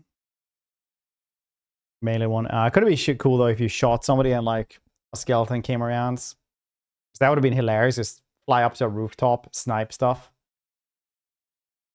See chaos ensue. I guess they don't actually have any stuff like that though. Why would they? Oh well. I was very happy there for a second. But it didn't last.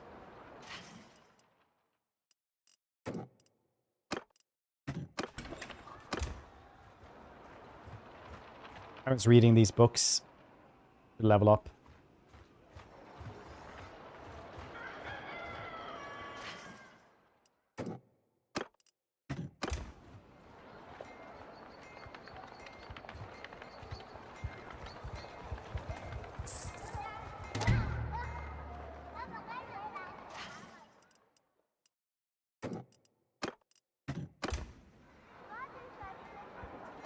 Do level up from these, just, you know, not a ton.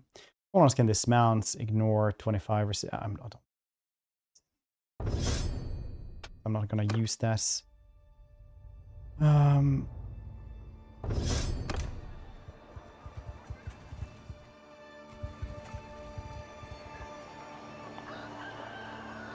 Just bought a bunch of books because I had a lot of money.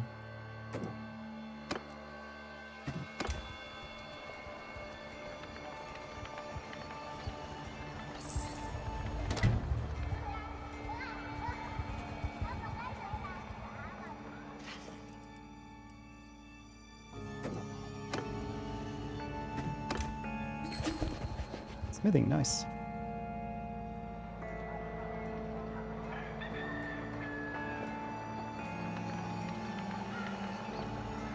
Backgrounds. Yeah, I mean, like, it's the town.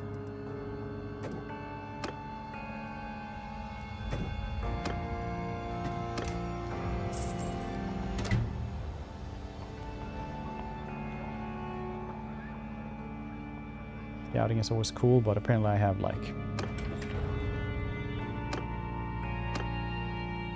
no skill points in it, so it doesn't really matter.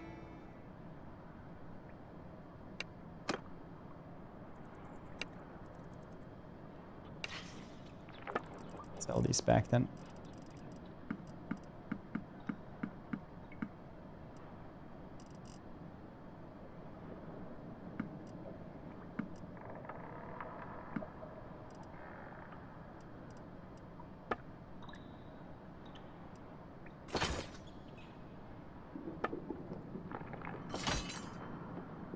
These.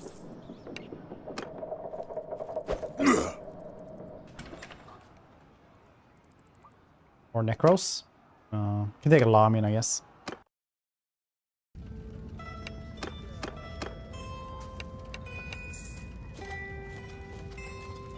As many of these dudes as possible.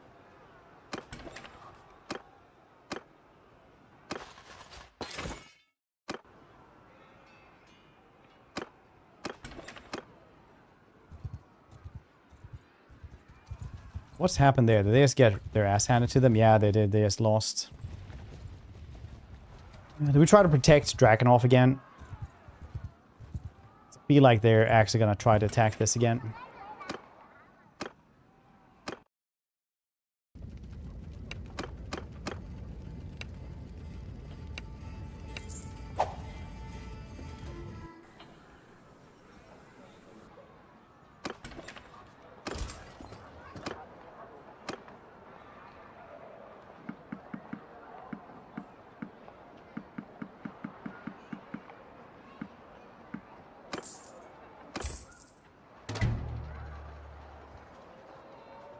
I feel like they're definitely gonna try to attack here soon.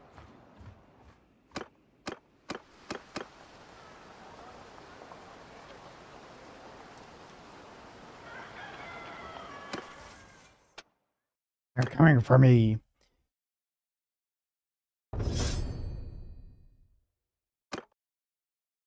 Oh, show.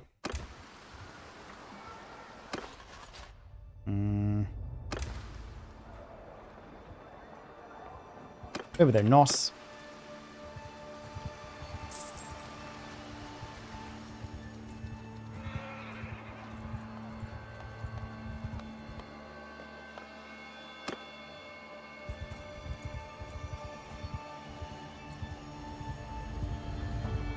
Morgrim Iron Forge. Yeah, I am not fighting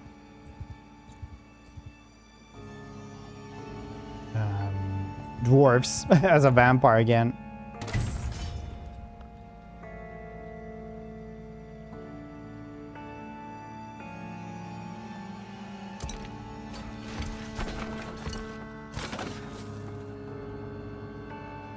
Really hope Vlad doesn't come around to ruin everything for me. Come on, quickly, quickly. Are they going for me here? Interesting. Interesting. Looks like you're caught, and I'm glad I'm the one who caught you. Okay. Well, do you want to surrender? No? Well, it seems that you have a little bit more dudes than I do. But, imagine this.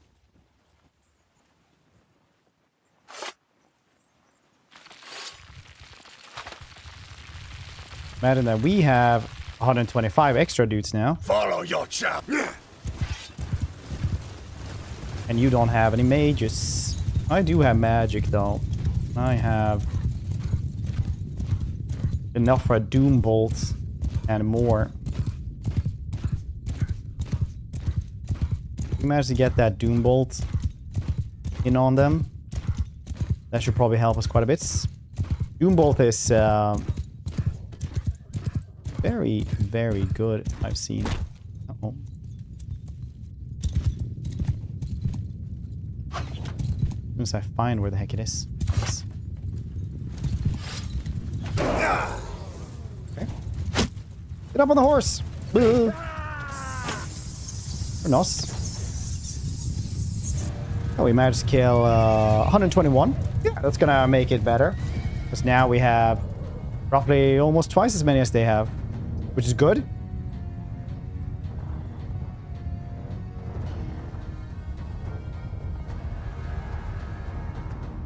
I'd say that's good starts.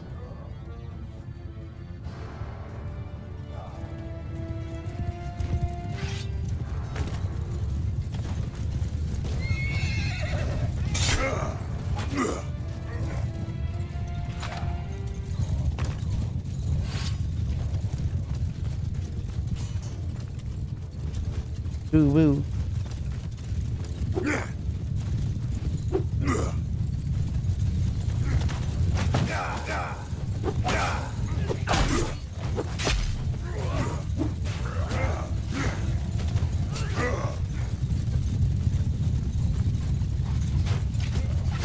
Watch out for that tree.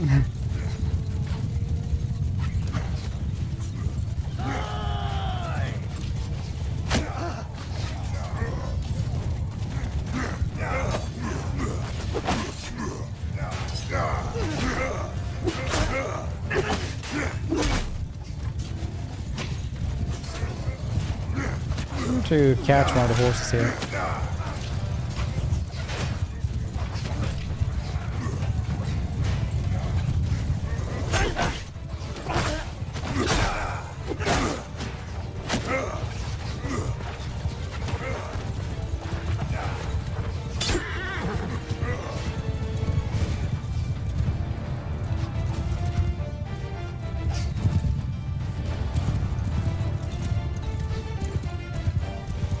What's happening? Why aren't you are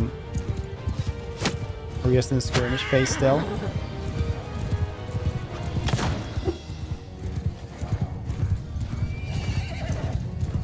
Cartoon fed? The cartoon?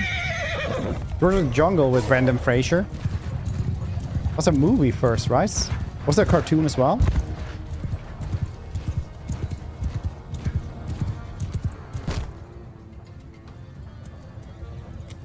Being able to bat his with super speed and bat away. Ridiculous. It is. Still really good as well. I think we're just gonna... do this. Huh, didn't know that's... Since Big Hill over here, I think.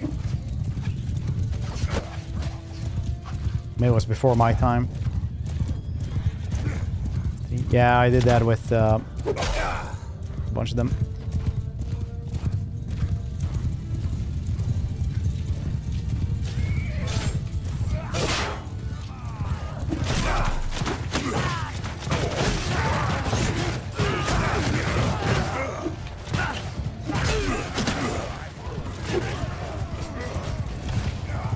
That's pretty cool.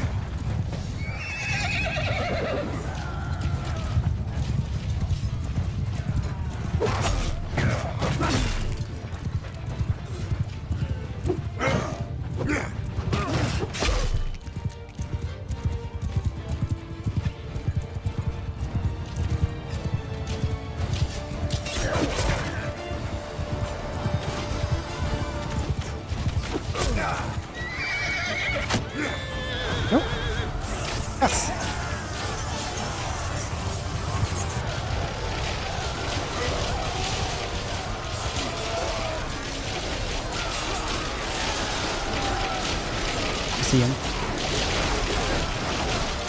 Nice.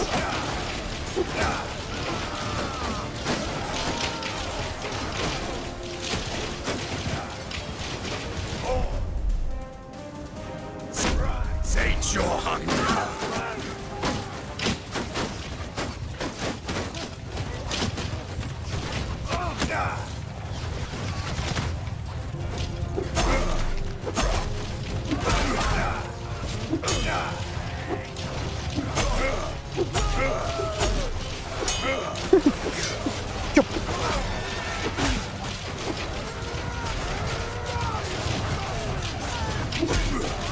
CA stream live. Do you guys want to?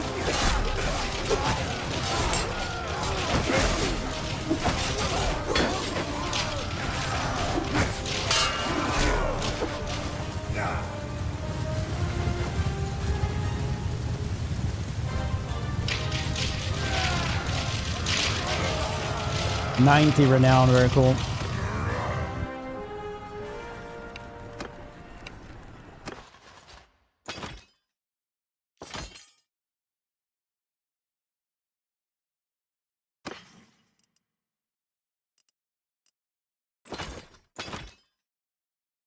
Natural vampire. So we have leveled up quite a bit. We are pretty quick in stuff. We do have 240 here. I do need more in endurance. One more.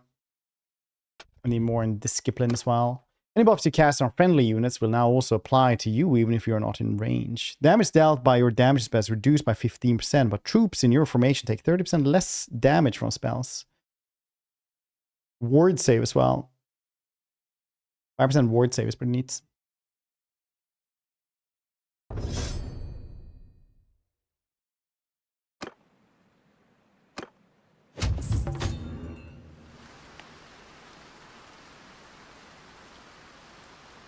We can ask CA if I can co-stream it as well.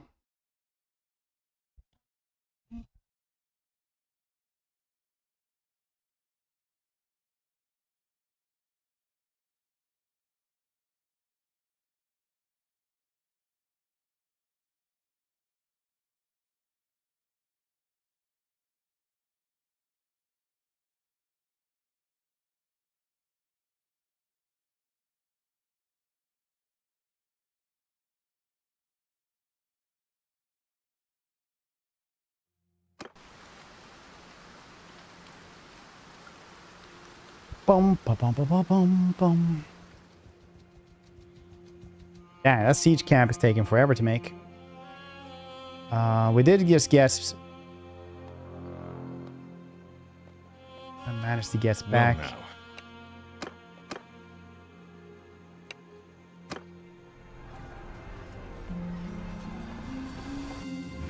All our wins, yes. Take command. As soon as you say, like, delegates, your cavalry splits up so they can actually pincer maneuver them, which is kind of cool.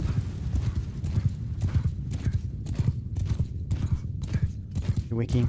No, I didn't watch American cartoons in the 60s. I was busy with other things. Traps.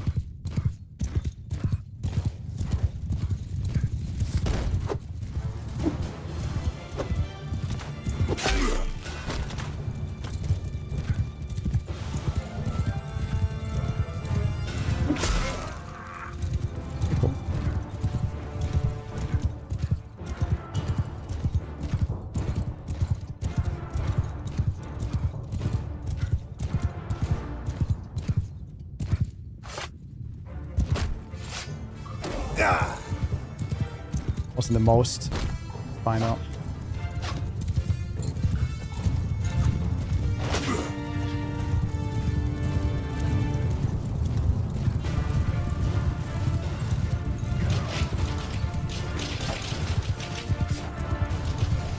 One by one. That was just a miscalculation by the AI. It's not meant to do that, I can assure you.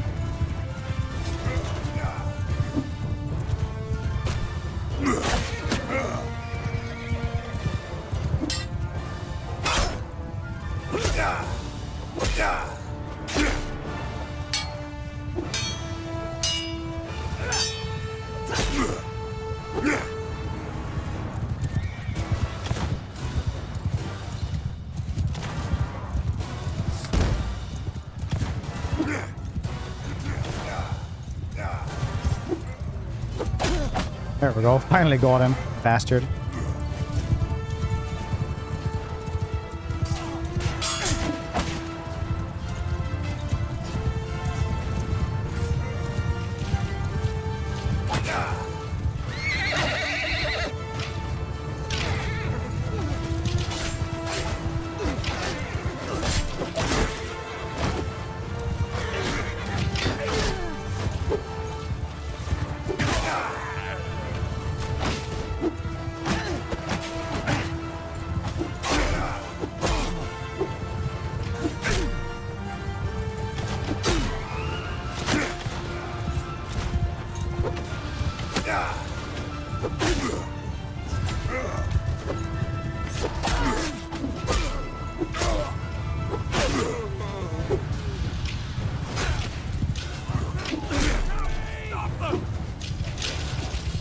Try to get as much wins here as possible as well. Not just the summons, but wins. So I definitely wasted them this time around.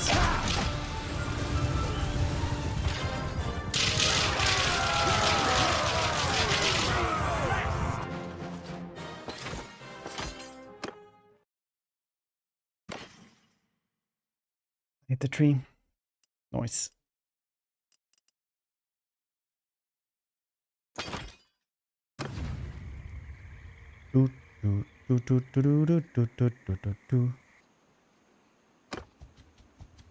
Well now, I always like to know a little...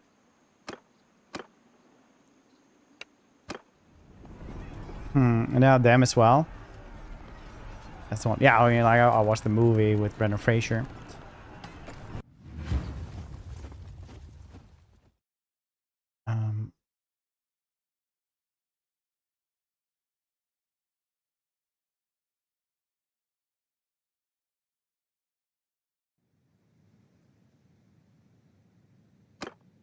Follow your chap. And then we do it again. We do have 41, which is fine. Oh, they actually start really close to you as well. That's cool. Oh no, I don't have enough first. I can try this thing though. Let's see what's down does then. For way cheaper, the Soul Stealer.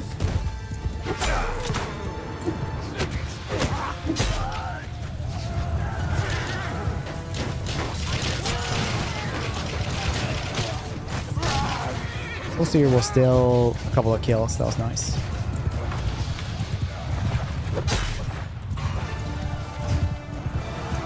Only 4 eliminated. Alright. I guess it's good because it's not gonna affect like your friendly dudes.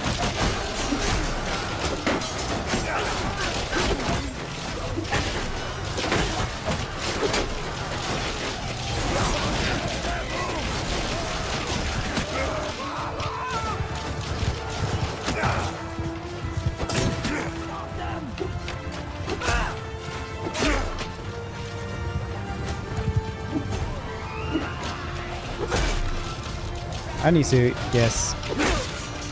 Need to start doing those headshots so we can get some wins back.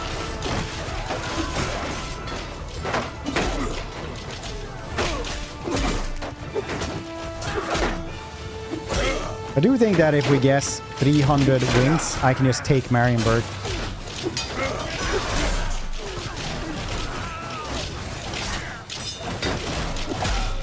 Unless we're like super accident prone or something.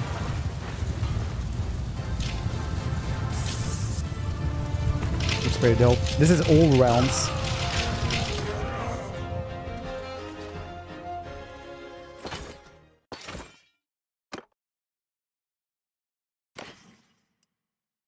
It's pretty cool. Since the stuff is magical, it doesn't show up. I'm not really sure why. Let me try that again then. Are they also gonna jump in on me? Are they?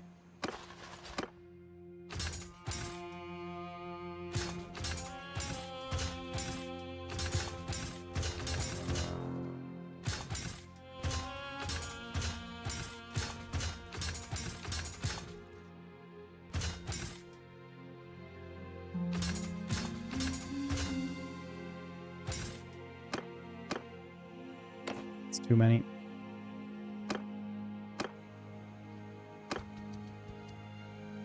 Oh, they decided not to do that. Very nice.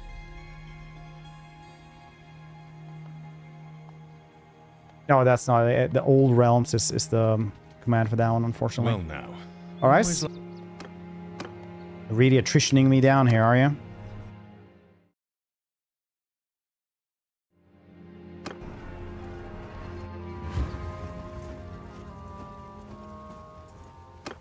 Follow your There's our old realm.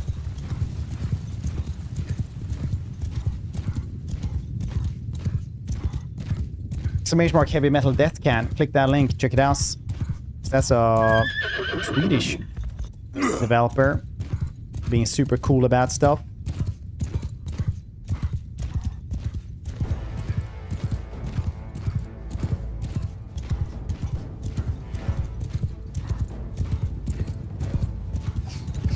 Principal.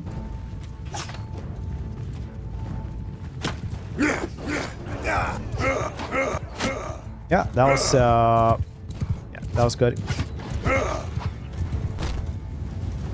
Put us in a good position for stuff.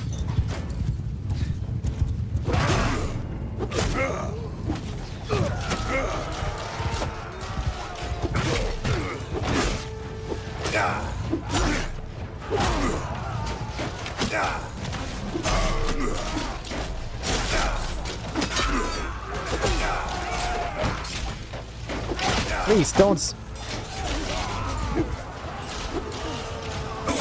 stop magicking me.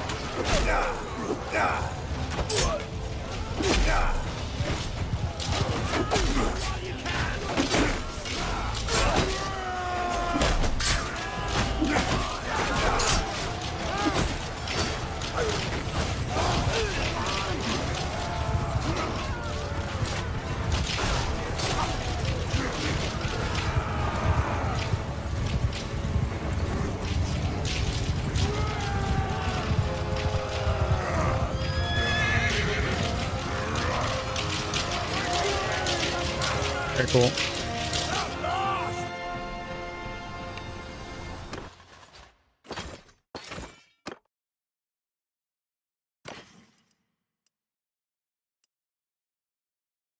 Better boots, but these things have some magic on them. For what though?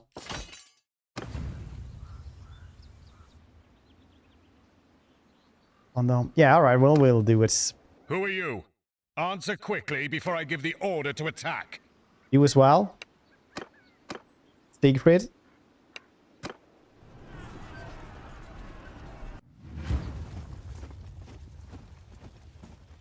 Follow your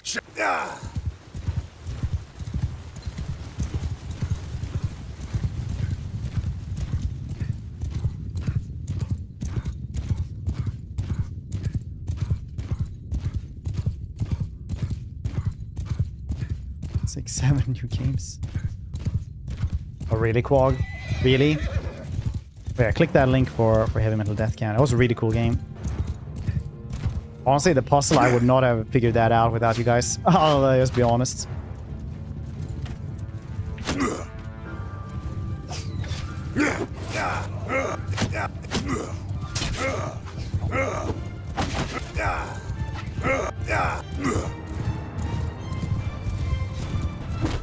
Ah, damn trees.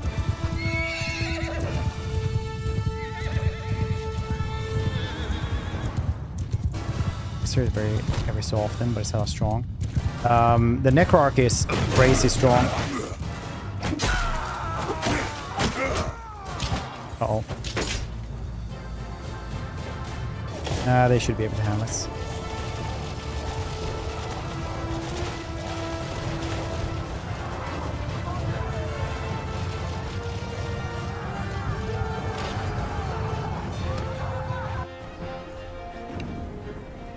$10,000 gold, very cool.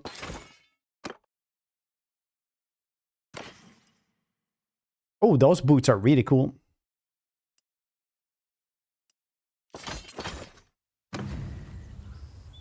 So stonk. So stonk. Yeah, continue the goddamn siege. Jesus Christ. Who are you? Answer quickly before I give the order to attack.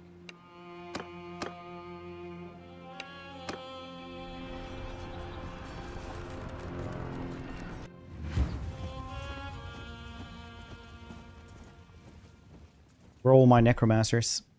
Were they too hurt for this one?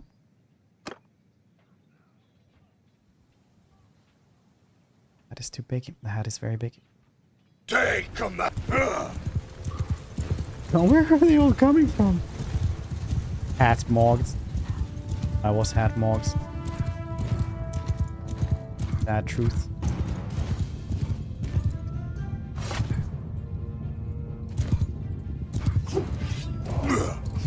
Also rice. Gonna even it out quite a bit with the 80 kills.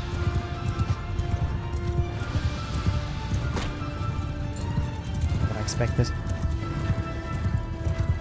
I like it, but I hadn't played any other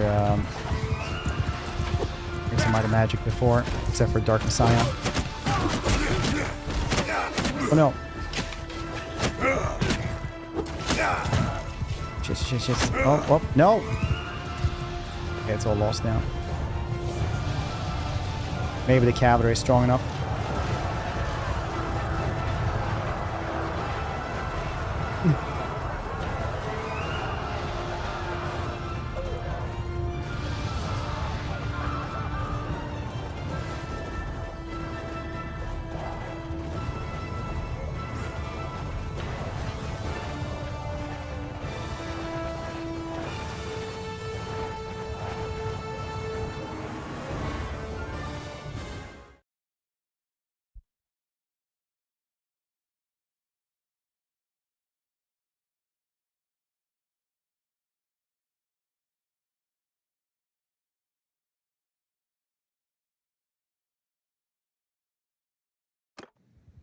Well, I could have gone better. We did kill, like, you know, I do have 700 prisoners, so...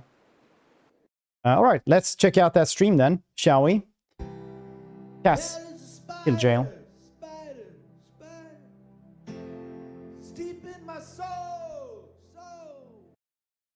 Scientists recently combined DNA of a cheetah with the DNA of a crab. Things went sideways real fast.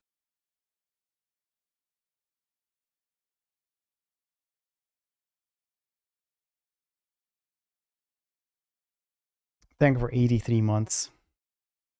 Sideways really fast. Nice. Stream? Yeah, why not?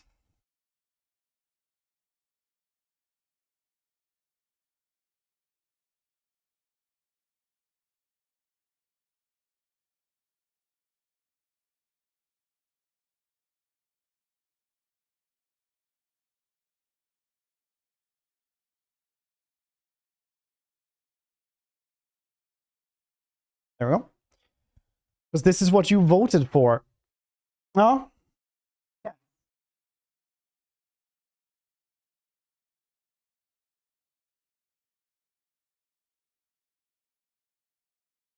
It's nice of your Hess.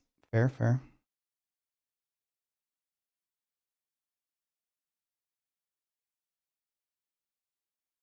I could grab her tail, but right now she's gonna like bite me.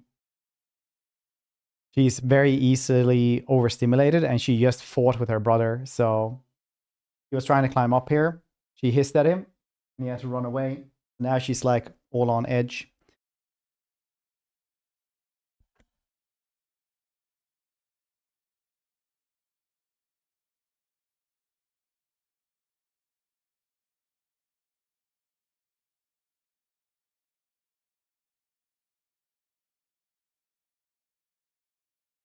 Oh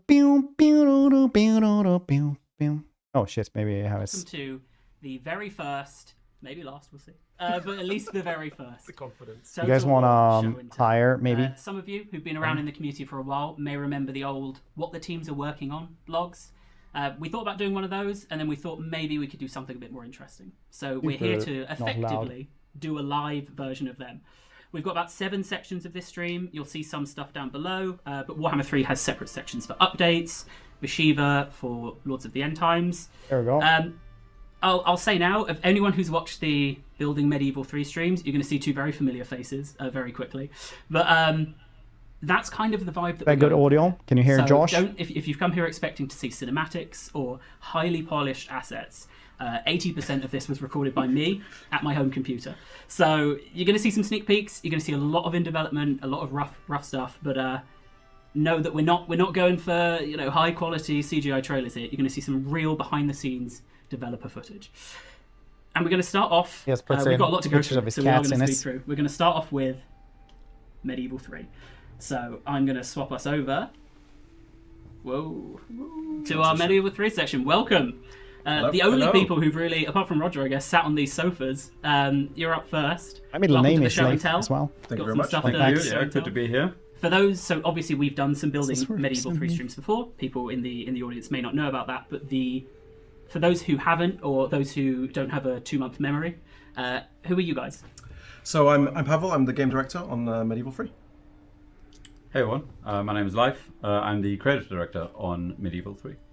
Fantastic. So Medieval, I'm gonna go through all of it. Building Medieval 3 streams, but what have we shown so far in Building Medieval 3? So back in December, shortly after announce, we showed the campaign map for the first time, raw and unfiltered pre-production campaign, where we looked at some of the exciting new developments, like the building directly onto the map, as well as some other bits, and then we followed up with Siege.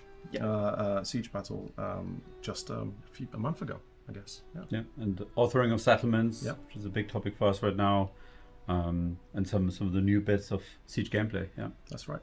And the plan is that we do that. We drop the blog as well, recapping all of the conversations that we're having and the key topics from our forums. So please join the forums. There'll be a link up at some point to join us in the community.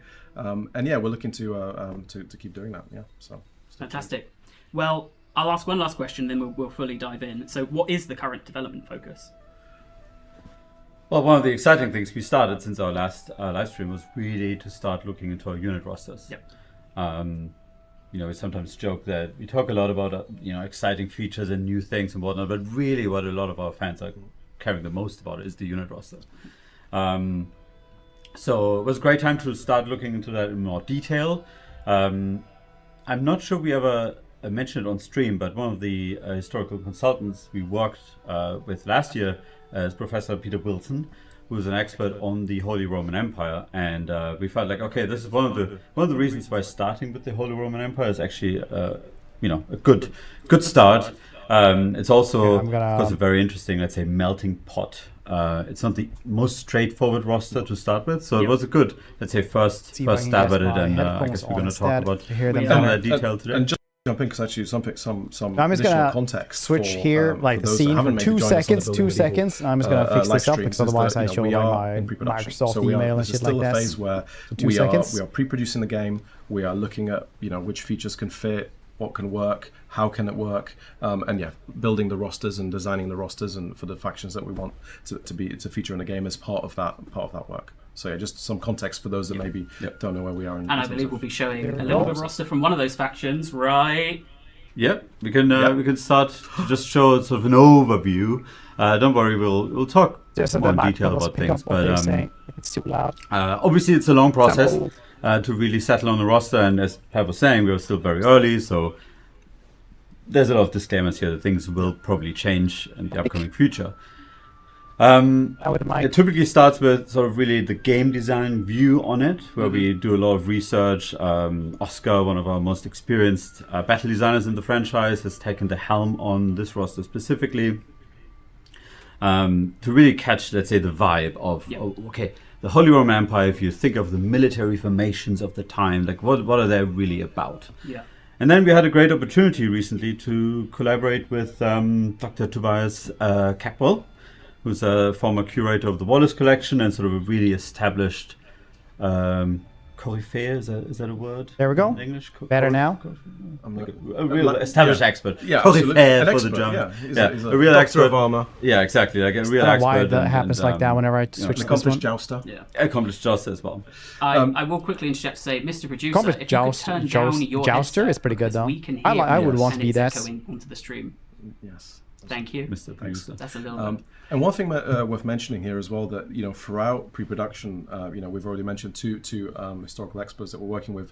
This is part of our process where we, as we develop, as we pre-produce, as we look at different new topics, cultures, we reach out to various advisors and historical experts within various fields to help kind of cover whatever blind spots we may have or reinforce the kind of research that we're doing. So it's part of that process. So these will not be the only names that we will be talking about during these streams. We're just now starting to reach out to some experts for more the Arabian Muslim cultures and factions we'll be looking at. So there's more to come. Those dogs. Nah, you want to show those dogs? So, do you want to talk a little bit about this one? The next picture we have is a very big picture that we tried to fit on the screen. Yeah, let's go with the next one because I think one of the key things that I hope Did Josh have to have like the bad microphone? is that we are moving away a little from, let's say, the old school view of a faction roster. One of the things we talked a lot about in the first stream was us making sure that the world feels lived in, that there's a realness to the world responding to your actions, and you feel the consequences, right? And one of the things that always bothered me a little bit in the older games was that you would capture new territory in foreign lands, and the units you recruit are still largely the same, right? One of the cool things in Rome 2 was the auxiliary system, where you would capture Egypt and then you would start fielding Egyptian auxiliary units in your armies, and it felt really like, okay, it's the world is responding to my actions. There's strategic impact depending on what I conquer and when. It really influences the roster. And as we've talked about this, this window to the world, this world feeling alive. The world is full of people. Population is a concept. We have cultures mixed. We wanted to find a way to represent that in a way that didn't feel too kind of contrived. Or that's I will say. cool, so I can guess. see people saying this isn't. They can't read it. They can't. Yeah, that's on purpose. They're not meant to. You're not meant to read this. We'll look at a few detailed units in a bit. This isn't. You're meant to look at the colors.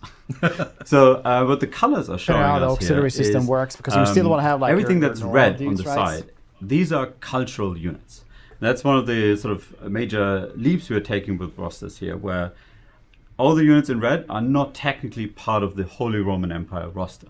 Any faction that captures territory with cultures that are part of these cultures would have access to these units. And because cultures can travel across the map, there's a lot of dynamism here where we'll talk about a Franconian unit in a bit. Like if you have access to Franconian culture, even playing as Poland, for example, you'd be able to have access to these units. And equally, me playing as the HRE, I might have access to these cultural units that are part of the, let's say, geography of these other realms. And it's something you could pursue. You could.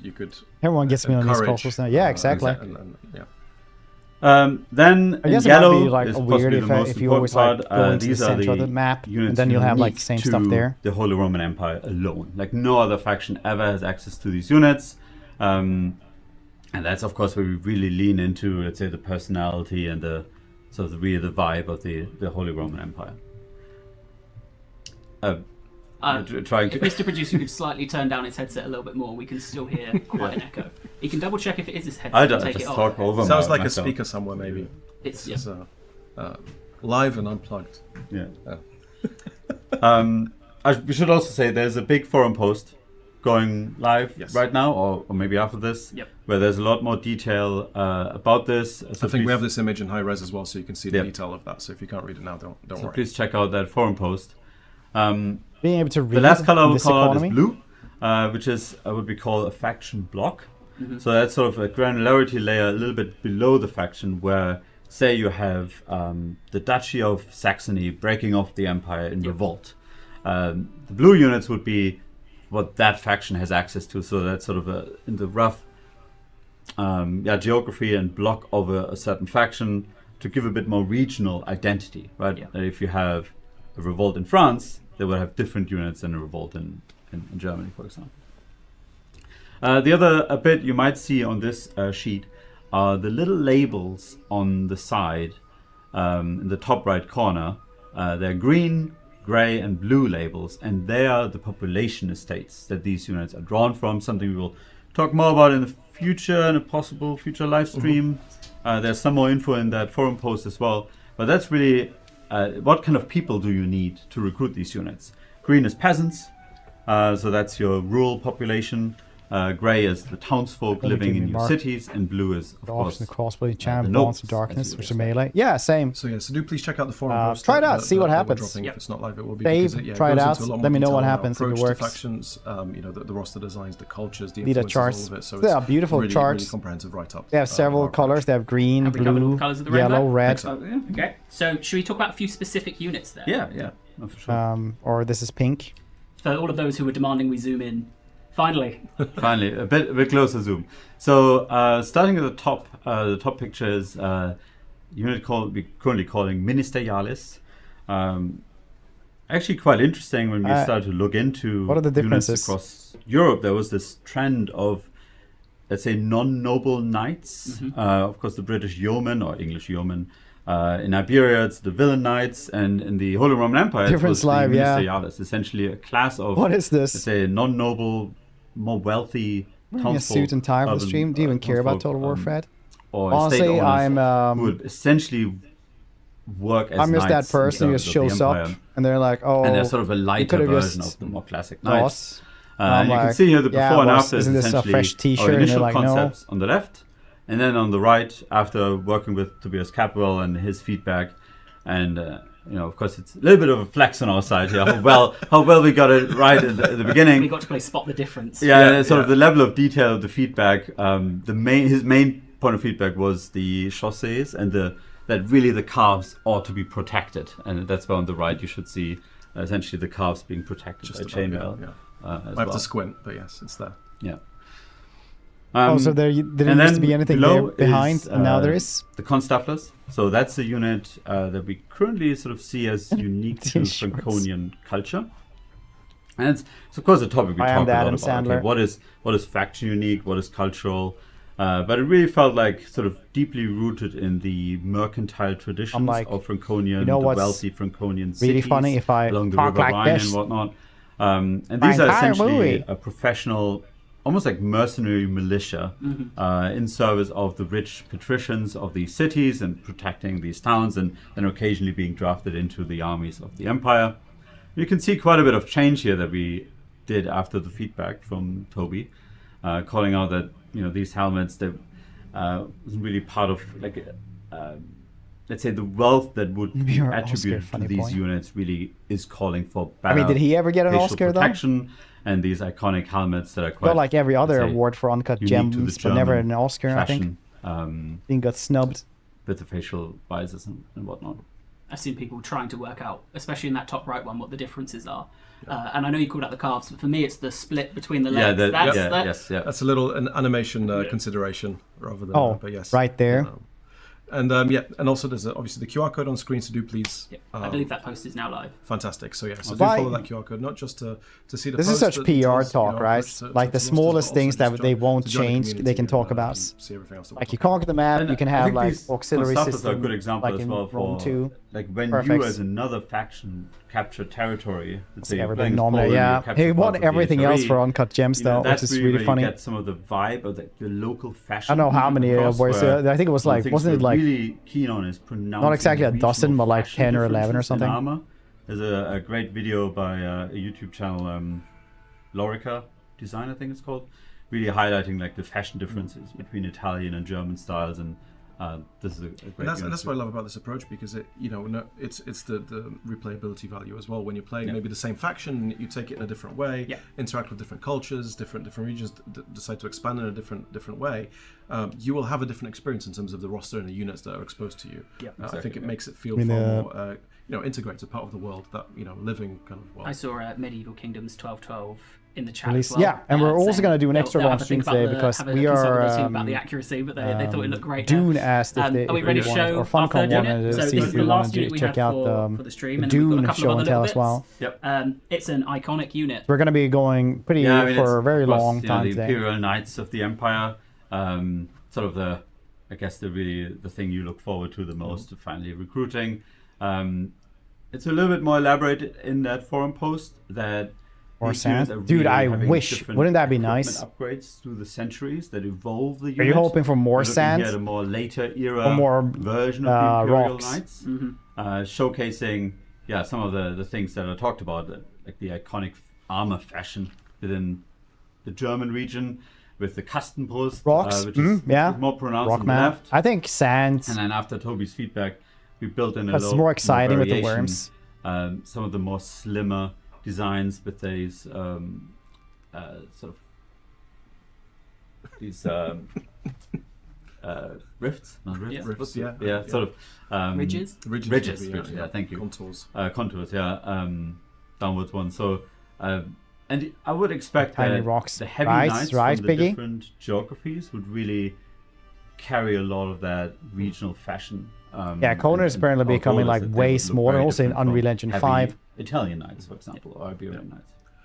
Something you mentioned, accuracy, something that's worth calling out as well in the forum post. Disappointing, or those going to be in the game? So how do we actually conduct the research? Yeah, these things are like paper dolls, so they're just going to be like that, and then they're just going to walk like, a child would make it walk. Building Medieval 3 streams. If you in want to a get paint involved and talk project. more about what you've seen here, go to the forums. There's plenty of opportunity to do. I think, Life, you've written up a very, very long post detailing exactly. And if you're curious, how do you not arrive at these designs, enjoy the knights? The processes there, the research, the references and sources. So consider this the 20-minute section, the short version of our approach to rosters. And I think that it's also something where we really look forward to exactly. and thoughts from the community about open up the helmet in the middle. It's like faction roster, more to like a regional roster, cultural rosters, if you will.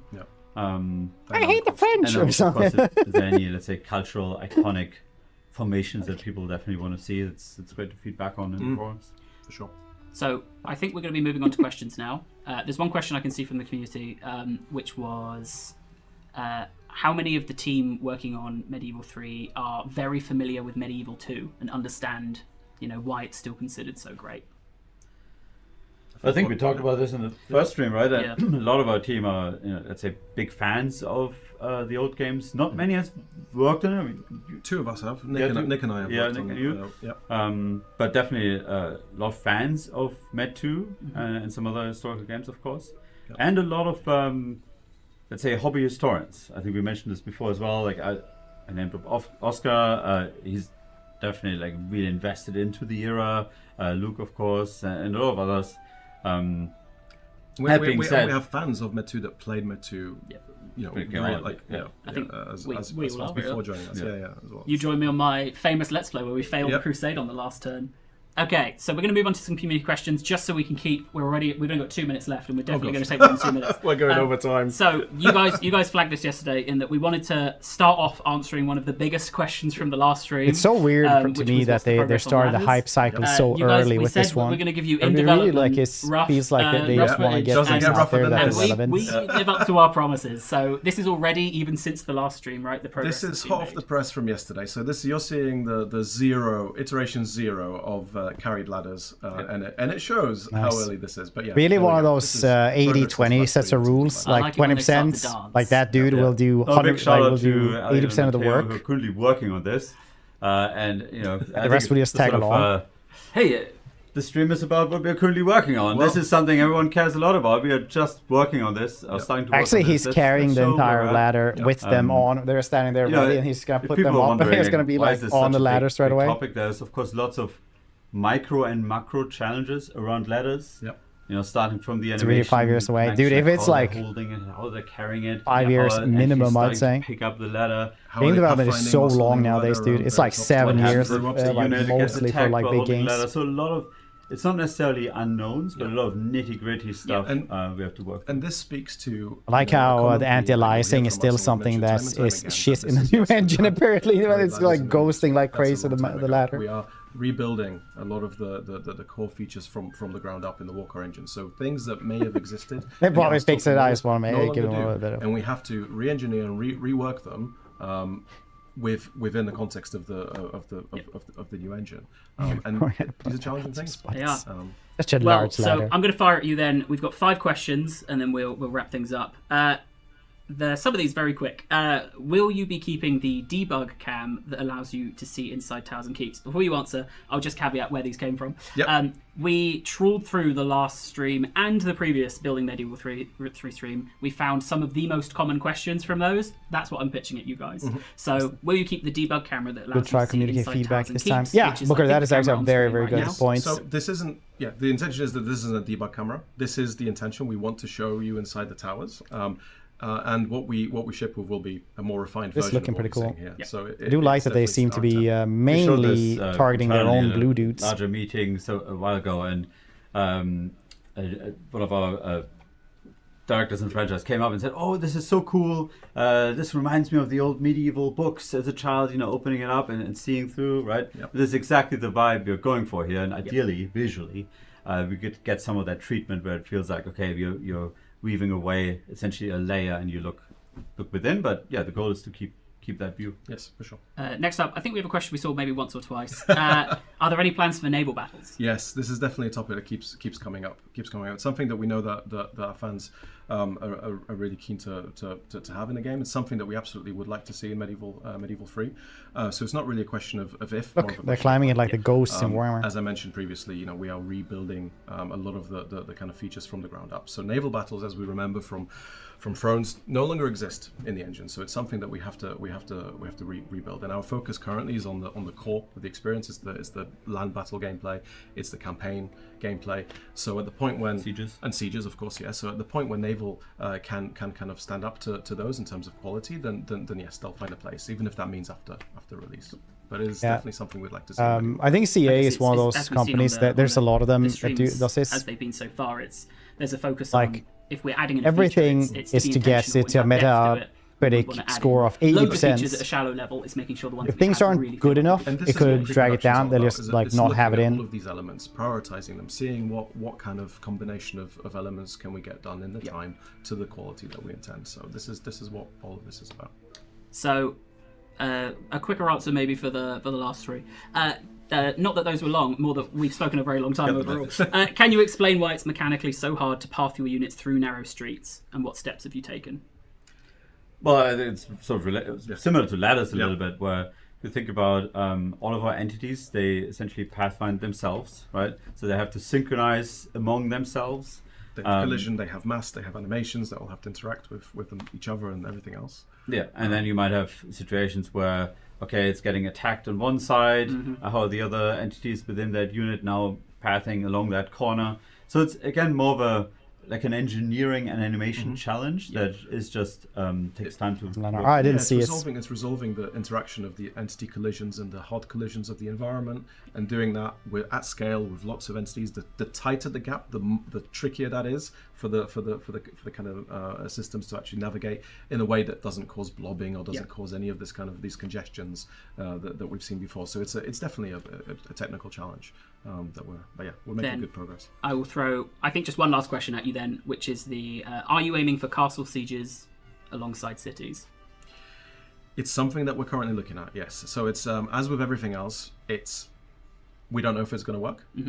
It's something we'd like to investigate, because obviously castles are a thing. So we're looking, again, it's all of those challenges of tight spaces and more all in one. So it's it's something that we're exploring. We're not sure if we can make. That's it work great yet, though. I really hope they actually keep down. That's great with the farmlands. Just this morning, we had a good design discussion actually around castle sieges, looking like into, sheep. let's say, different sheep versions hip. of it. The goal here for us is really to make sure it's not just a small siege battle. Yes, yeah. But there's a different sense of I think- what the battle is about. Like It's the gonna land have its battles own- are yeah. all about the lines and the tree, and sieges are of course about the walls and the Naval is streets. one of those. How can we? It's fine if sort of it's really in. a unique twist on the formula that for the- works in the context of the campaign Yep. and the armies Yep. that you field. So all of those things that we have to take into account. But again, that's the beauty of pre-production. We get to experiment with these things, and see what sticks. Fantastic. Well, thank you both so much for coming on and talking through that. I have one last question for you, which is a question I will be asking every single developer guest we have on. When will we be hearing from you next? June. So look out for a blog. Yep. We're prepping a blog that Really? hopefully Because has we're going to some watch exciting Dune stuff later. in there, Dune for everyone, and later. then we're looking to stream again. Stream campaign, likely campaign in June. Brilliant. Well, June. I'm going to throw up a summary screen of everything we've just said.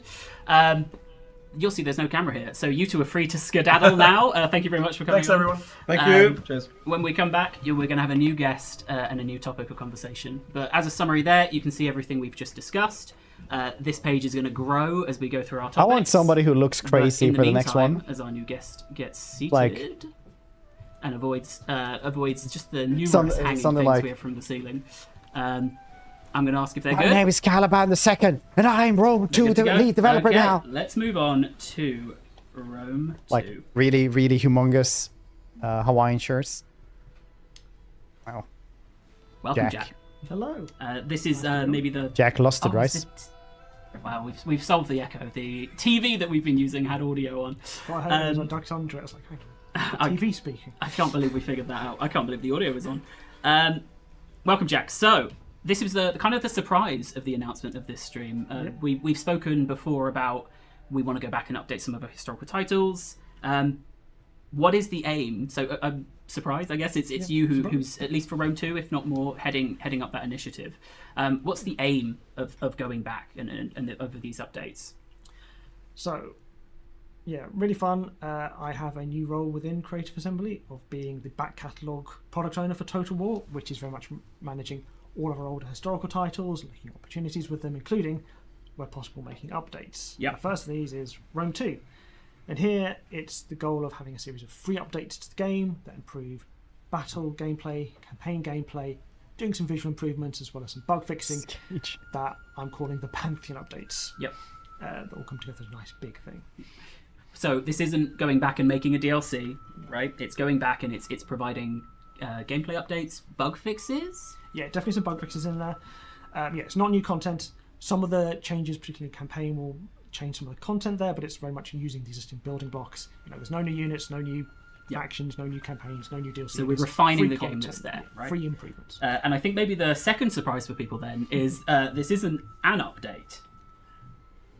Yeah, it is multiple. So the way this is planned is that it will be a public beta that grows over time before fully releasing to everyone. So we'll start with Mars, with improvements to battle gameplay.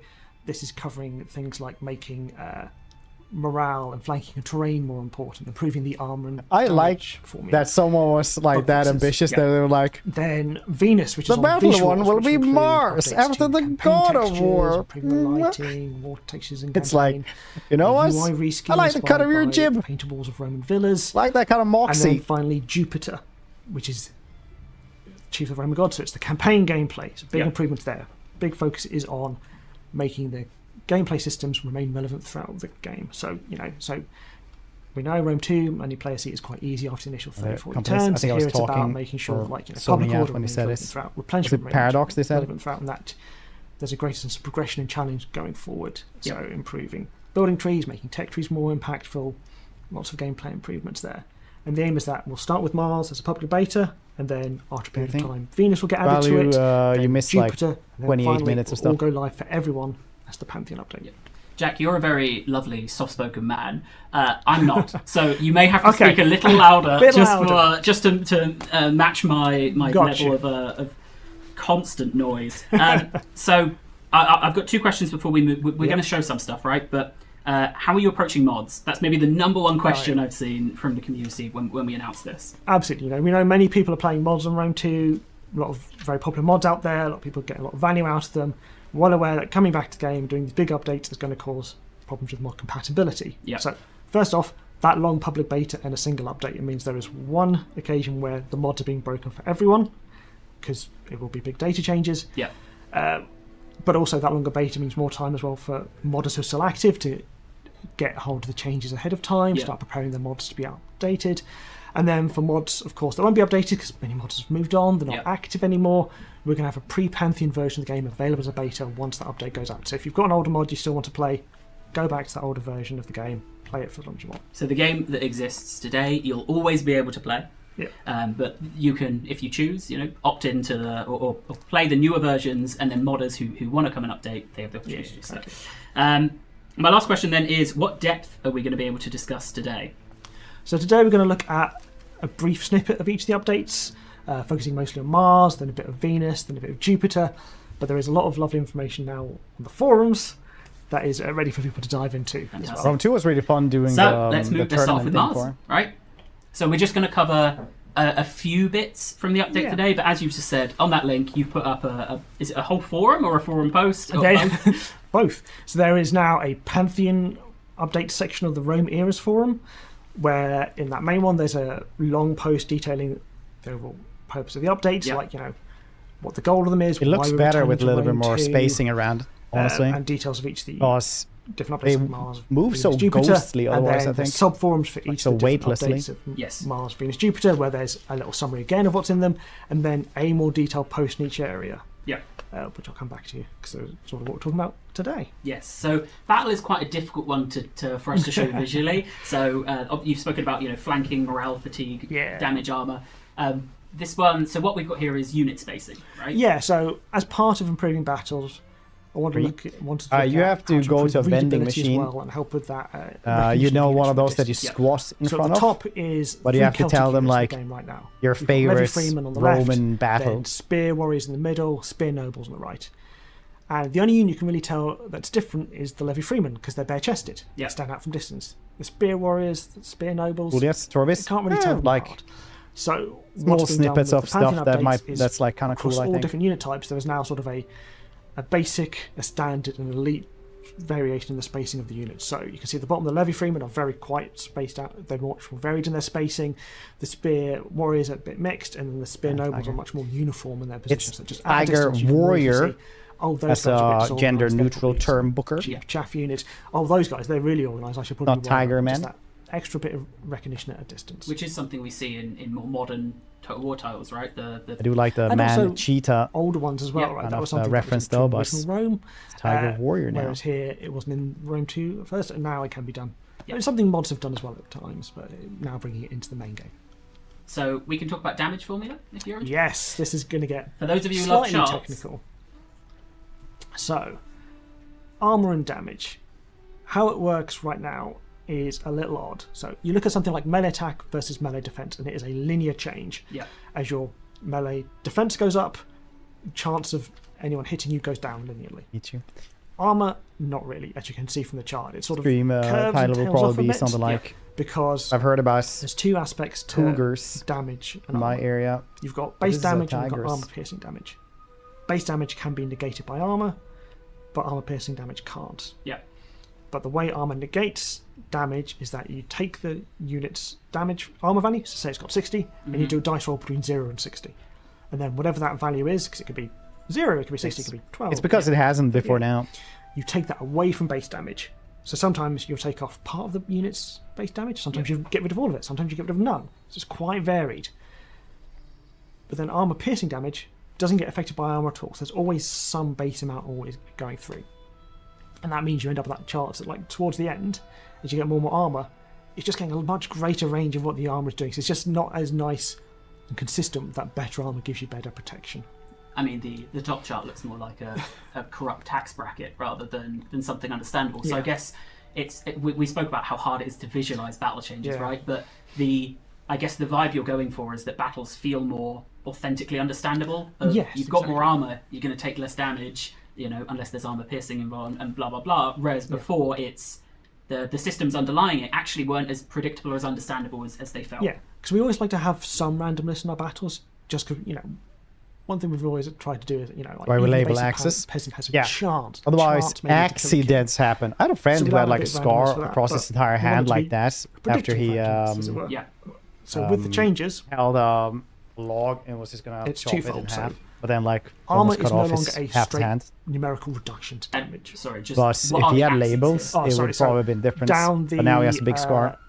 Left axis. I can't remember which is the X and the Y. I should know that, but I don't. The left axis is average damage done, and on the right is armor value. So you can see that as the armor goes up, it's a linear decrease in the after. Oh, yeah. It's not exactly linear because this is based on 10 simulated damage rolls. Right. So there's a bit of randomness in Right, damage yeah, rolls. So, but if it was like, if you did enough rolls, it would be perfectly linear. So what we've done is armor is now a modifier to damage. So let's take that 60 armor unit, right?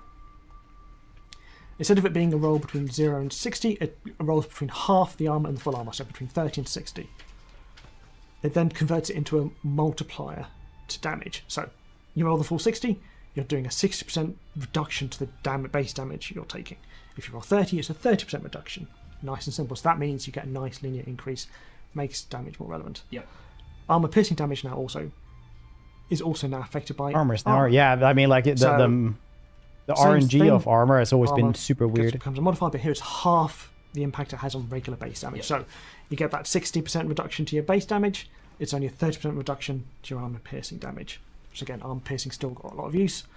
And a lot of these values. Now, armor has been like modders to play out in the database. Dice roll, basically. Armor can have so damage. it's been like between There's 0 to still a base damage value 60%, for just to allow example. for those situations. So sometimes your 100 armor would do nothing. Talked about in the forum post, in addition to this, of the addition of the critical hit system from Thrones, which is a really beloved system. Yeah, so it just allows that chance of like the arrow in the eye, that kind of stuff. So that even from the first volley, you're seeing regular soldiers dying, and then there's more predictable patterns of rate of casualty. And I think that's where we're seeing some of the, it's not content, but some of the stuff coming in that's beloved or 100%. Titles being able to it's why turtles are so I think like live for so long, Tony Court, because they are so armored, they get healed eventually as well. Is me. It is a team of one. So Rome 2 the only thing that takes those are explorers and the taxmen. I can look at and bring back certain select changes, so critical hits from Thrones. Yep. Some of the bug fixes we're doing in battles are taken from Attila. With the visuals, you see stuff taken from other games. As we will see momentarily. Yeah, so it really maximises what the impact I can have as a single developer. So, are there any other changes you'd want to talk about before we wrap up Mars? As a single developer, is he like the only one doing those things? Just to say that the real focus on Mars is about increasing the importance of tactics, terrain, and flanking, and making it so that it's just that greater impact. You might see so what do you do for the visuals then? I'm fixing the sandals. I think for me, the most I'm looking forward to, and we'll do another deep dive at some point in the future where we go through these more. But for me, flanking I think is the big one. Exactly. When we did the Rome 2 stream and I flanked and Pav went, that does nothing. Yep. I was like, why have I all this work? So it's going to be all that. For me, when I've read through the updates, because obviously we shared this already with some experienced players and we got their feedback on it. They seemed very receptive. So thank you to everyone who participated in that. For me, I think it is stuff that things that I thought worked or were happening now will happen and now will work, which is fantastic. I mean, to be fully honest, a lot of these are changes that I made in Emperor Edition that I'm now reverting or changing in different ways. So there's time and learning. It's time and learning. It's refining it and making it a better game. So when are we next going to hear about Mars? So Mars, there will be posts on the forums over the coming months going into details in various areas. So one already on the armor and damage changes. Next, possibly. The more you complain from it, the more we're going to stay on round 2. Yeah, or expert charge defense.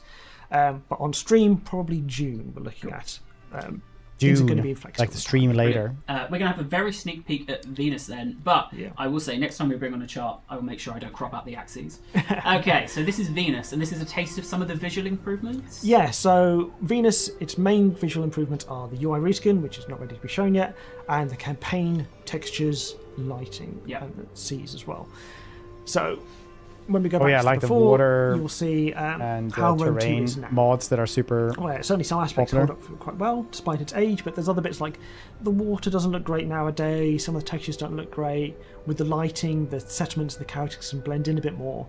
And now brand new sea texture, redone sea colour, brought back better textures from Troy and Pharaoh to the game, because we've got those lovely games to take advantage of.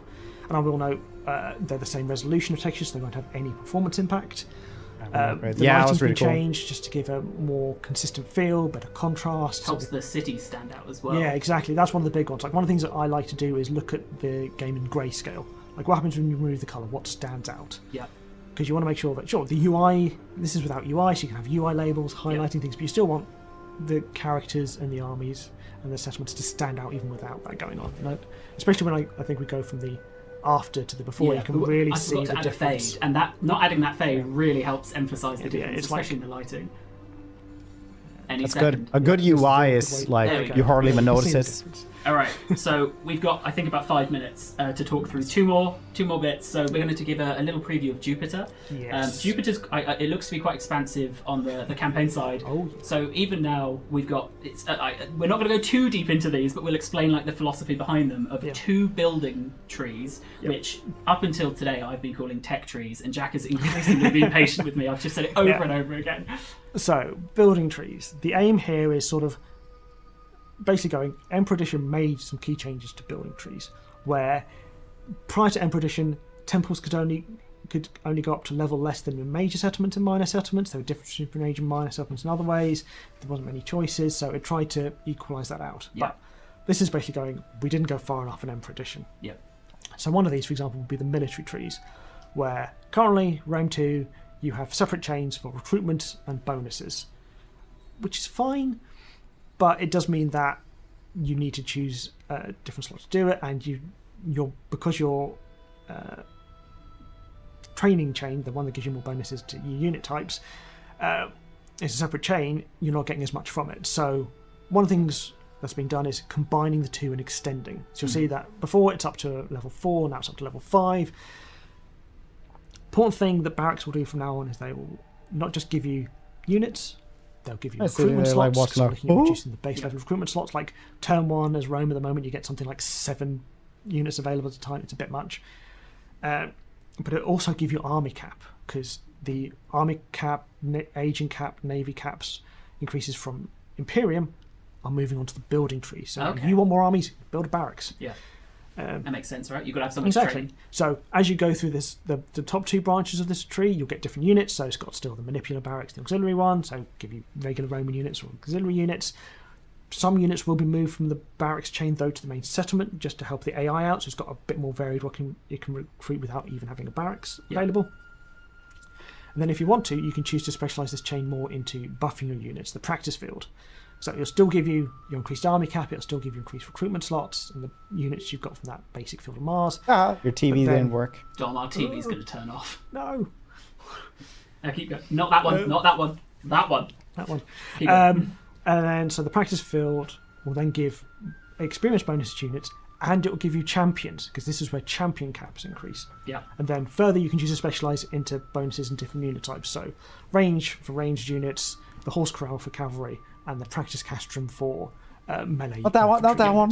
So that has decreased slightly the variations, but yeah, I want to give it like clearly ranged cavalry infantry bonuses. So we'll look at one more set of these, and then I have seen some questions. I don't know if you have an answer. I've seen quite a few questions asking about 64-bit. Unfortunately, not on the table. Like, we know it's one people are looking for, would like, especially people who use mods where they're making more use of video memory, but it's not part of these updates.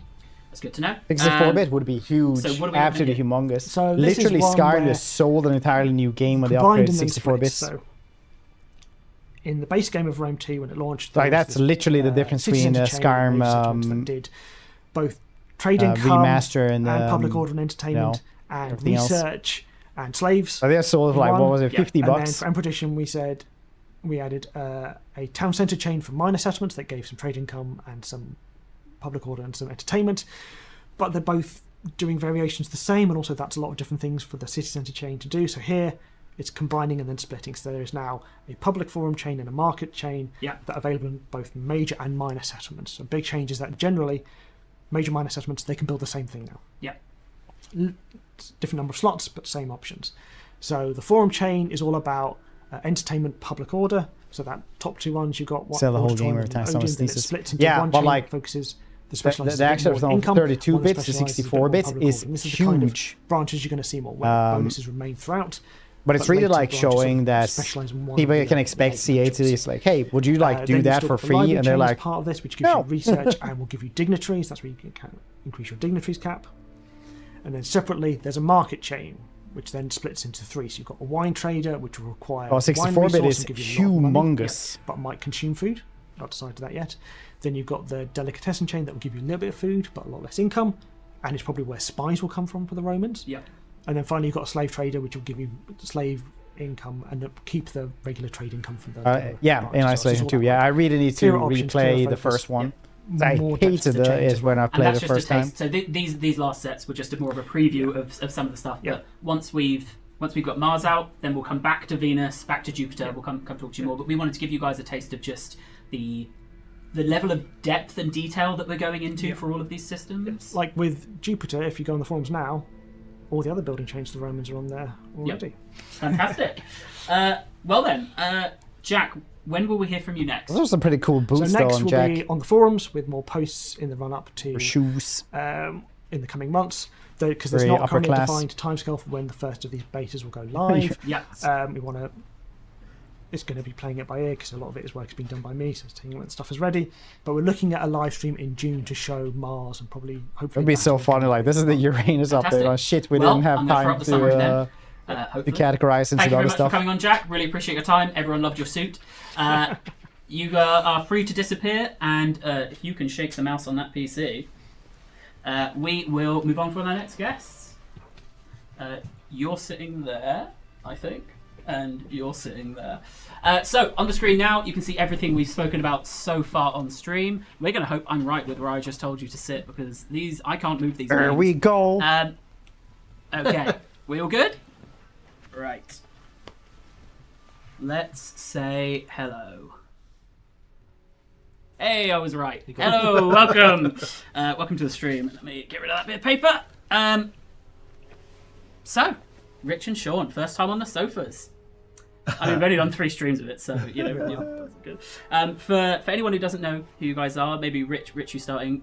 Who are you, and what do you do for Warhammer 3? I've been here a while. I'm the game director for Total War Warhammer. I've been working on the series for the last 10 years. Wow. Yeah. And Sean? I'm the associate design director. I've been on the series for a meager 8 years. Oh, embarrassing. Pathetic. Embarrassing. Apologies. So we have 3 sections within this section.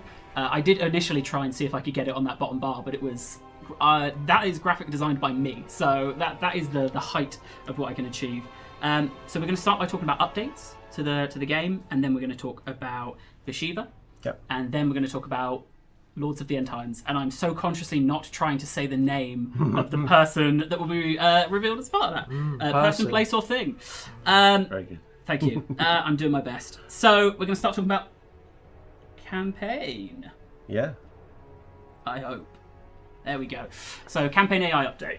Yeah, we've been doing lots of updates to various things. On the campaign AI specifically, they've been doing a campaign updates now for several years. I'm like, address some of the issues that players have been seeing around idling AI. At some point, they're just going to get it right, right? So that will be coming very soon. Yep. So we've tried to. We know that a lot of these things. So we'll be doing it again with the Siege update next. A lot of these things, the community are. We've explained a lot of what we're doing while we're doing it. We want to start giving you guys some dates and update numbers at least to be able to expect this in. So 8.1 is the aim for this. That's right. The key change I wrote, and that's the first time you're seeing it, which was me writing it based on notes. So AI priorities, which have I misspelled? Yeah. Slightly. Well, I can explain. Go for it. So basically, over the course of the campaign, we've now got the controls now to better ask the AI where to spend its focus. So in those longer campaigns, getting them to change up and prioritise other actions rather than... The gates bug is never being fixed, and I do not know why you keep on in theory, thinking that's going to be a thing. Defensive as time goes on. That's right, that's the idea. Do what the rest of us have done. It's all dynamic. I mean, we've always had personalities which sort of indicate what different factions want to do, but that makes total sense and looks great in the early game, and it all comes together nicely. And Yeah, then over what time, Booker you is might see doing better is decision making that made total completely sense being earlier delusional on. about us. No It's- longer because of the Hey, sheer it's number not of a enemies or the number what of gate forces bug are you that they've talking got. about? Skill issue. Lots of factors then starts to go, that looks a bit strange to us, and Yep. there's been some tweaks to make it a bit more flexible. Fantastic. Anything else Gates? you want to say You about believe in campaign, or gates? move on to- You can go to the next one. So the long-awaited Siege update, we've spoken about a lot, but nice to finally put an update number on it. So 9.1. Yes. Nice. At the moment, what update are we on? 7 point something.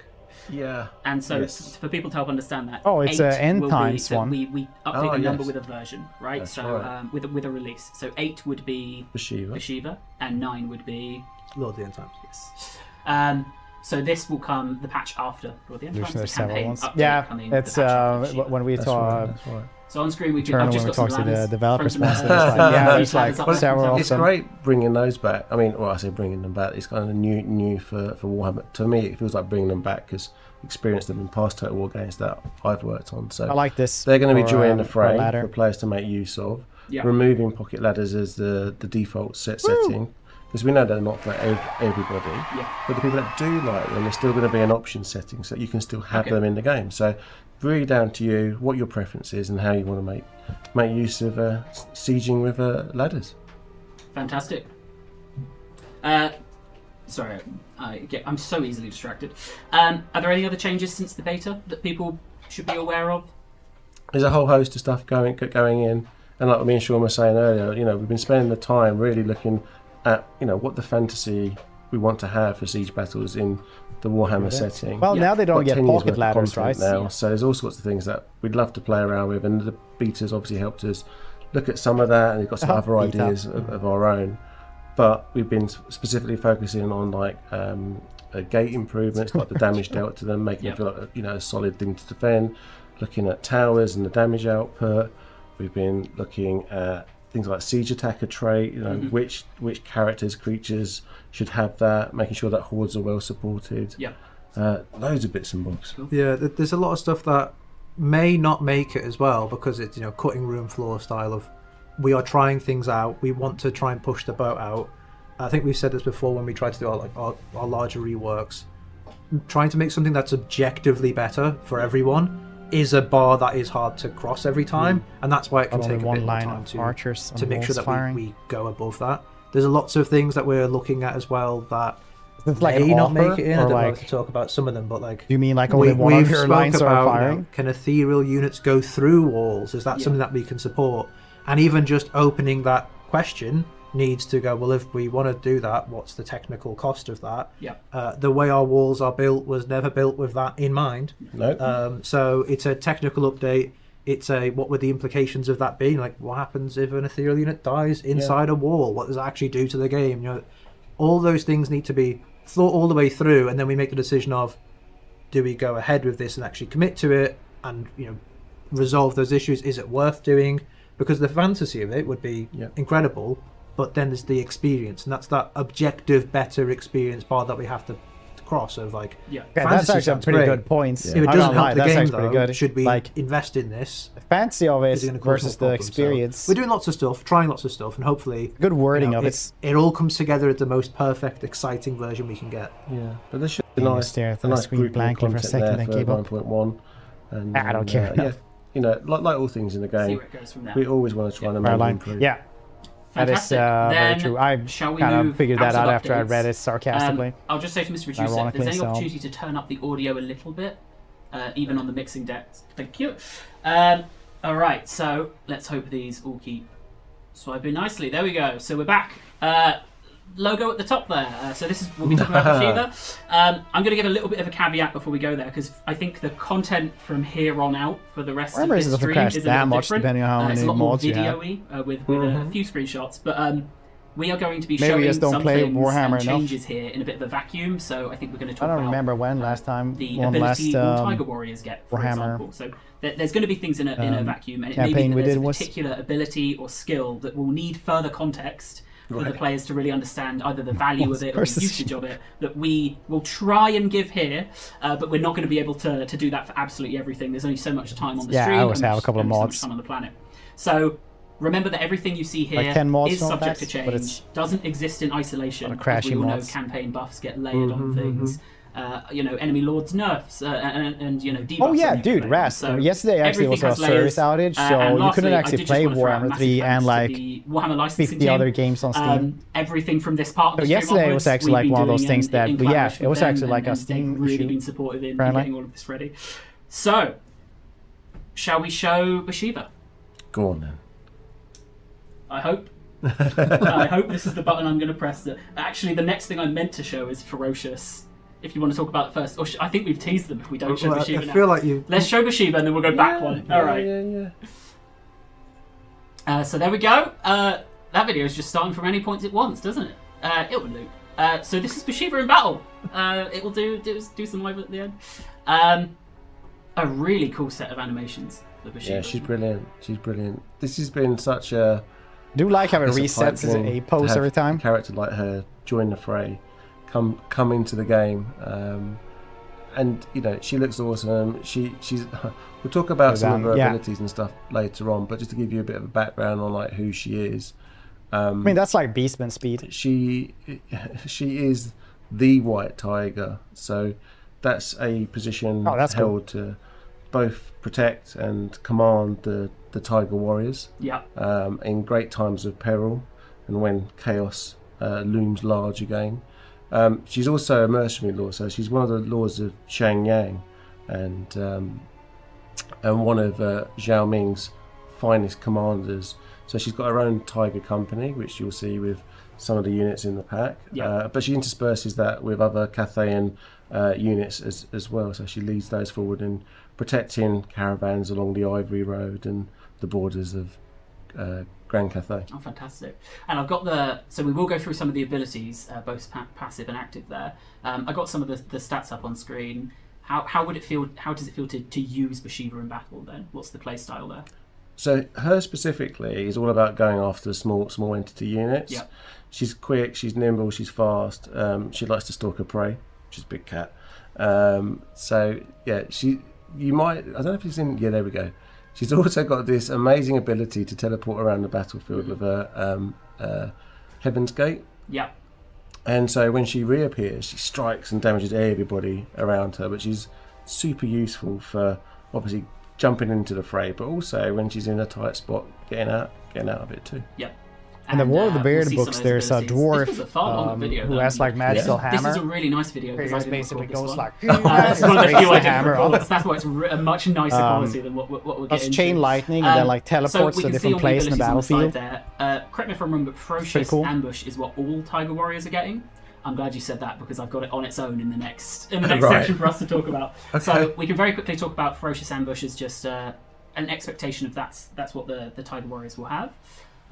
So what is Ferocious Ambush? What's the intent behind the ability? I mean, the fantasy around all these characters is about that big cat field, stalking its prey, getting in, roughing people up. Yeah. So it's very much giving them kind of that vanguard deployment, speed, charge bonuses, all those kind of different big things. Cats.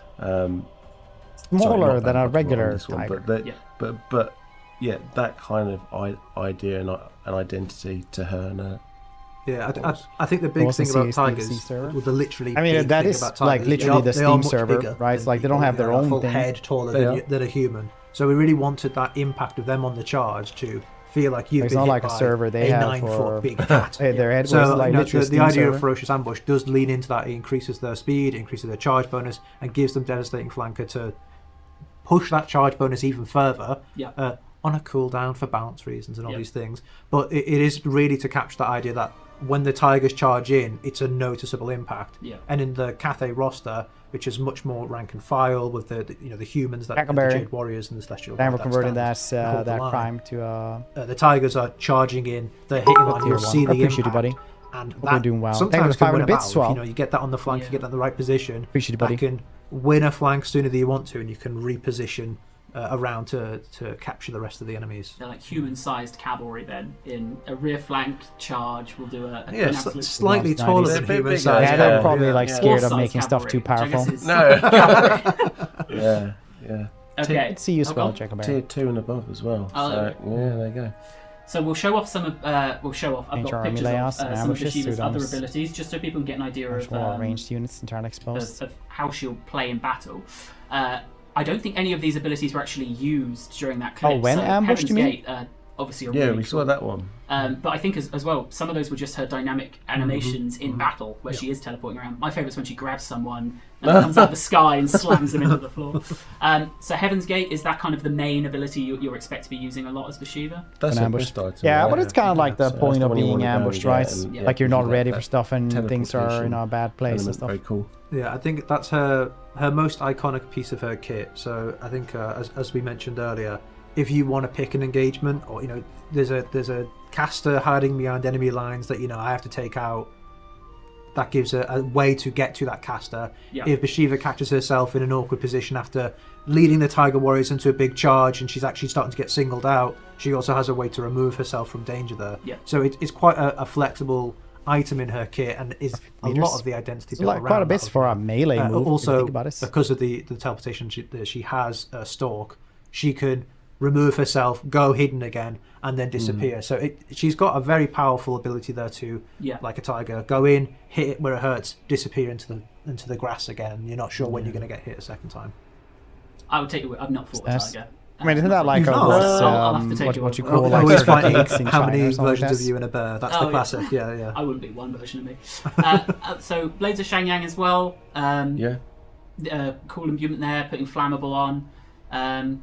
Any of the other abilities? I mean, obviously the community will pour over these in their own time. But if there's anything you'd particularly want to call out, I'm sure they will pour over it. But I mean, the flammable, if people remember on a previous she has flaming attacks by default as well. So the flammable for her is also just like another damage buff on top for her personally getting involved. Nice. I like but if you've flammable. got other flaming units along in the army, that flammable means that it's a damage bonus for her, but Usually also you an can't opportunity use for you summoning to spells and synergize stuff like that with that some flaming inside units at the same time. settlements unless you Fantastic. like open Well the then. gates. There is one more. Oh. I've just checked. Check the notes. Hidden Heaven's Huntress. Gates. oh yeah, So there's a so fifth. hidden. It didn't There's even a make it on fifth. the What was that? screen. There's a fifth. No, I was It's thinking Dragon stalking Tiger off- games, which are a crazy and that movie. is her starting ability. Mhm. So that's going to help with that kind of stalking stance. Yeah. And again, provide buffs in and around that. So she's got a lot of kit. She has, and also you point out, it's exactly what I'm saying. We've got a lot of the stuff. I've tried to capture as much as I can. Someone said these are like they're just screenshots from in game. They are. I booted up the game and I took the screenshots. I told you guys this is going to be. We're really trying to show you what we're working on rather than the most polished version. But yes, that's a really good call out of. There's other stuff It's going on, yours. but we wanted to give you This the is some all highlights of our to start music, with. comrade. Speaking of, shall we move on to the legendary hero Free LC? Oh, big reveal, right? It is. There's- I've worked so long on this stream that just saying the names all come out naturally now. So I'm glad I didn't say that we have. I don't even think the name's on screen now that I've said that. Oh yeah, there we go. Taoyan the Merciless. Yeah, there you go.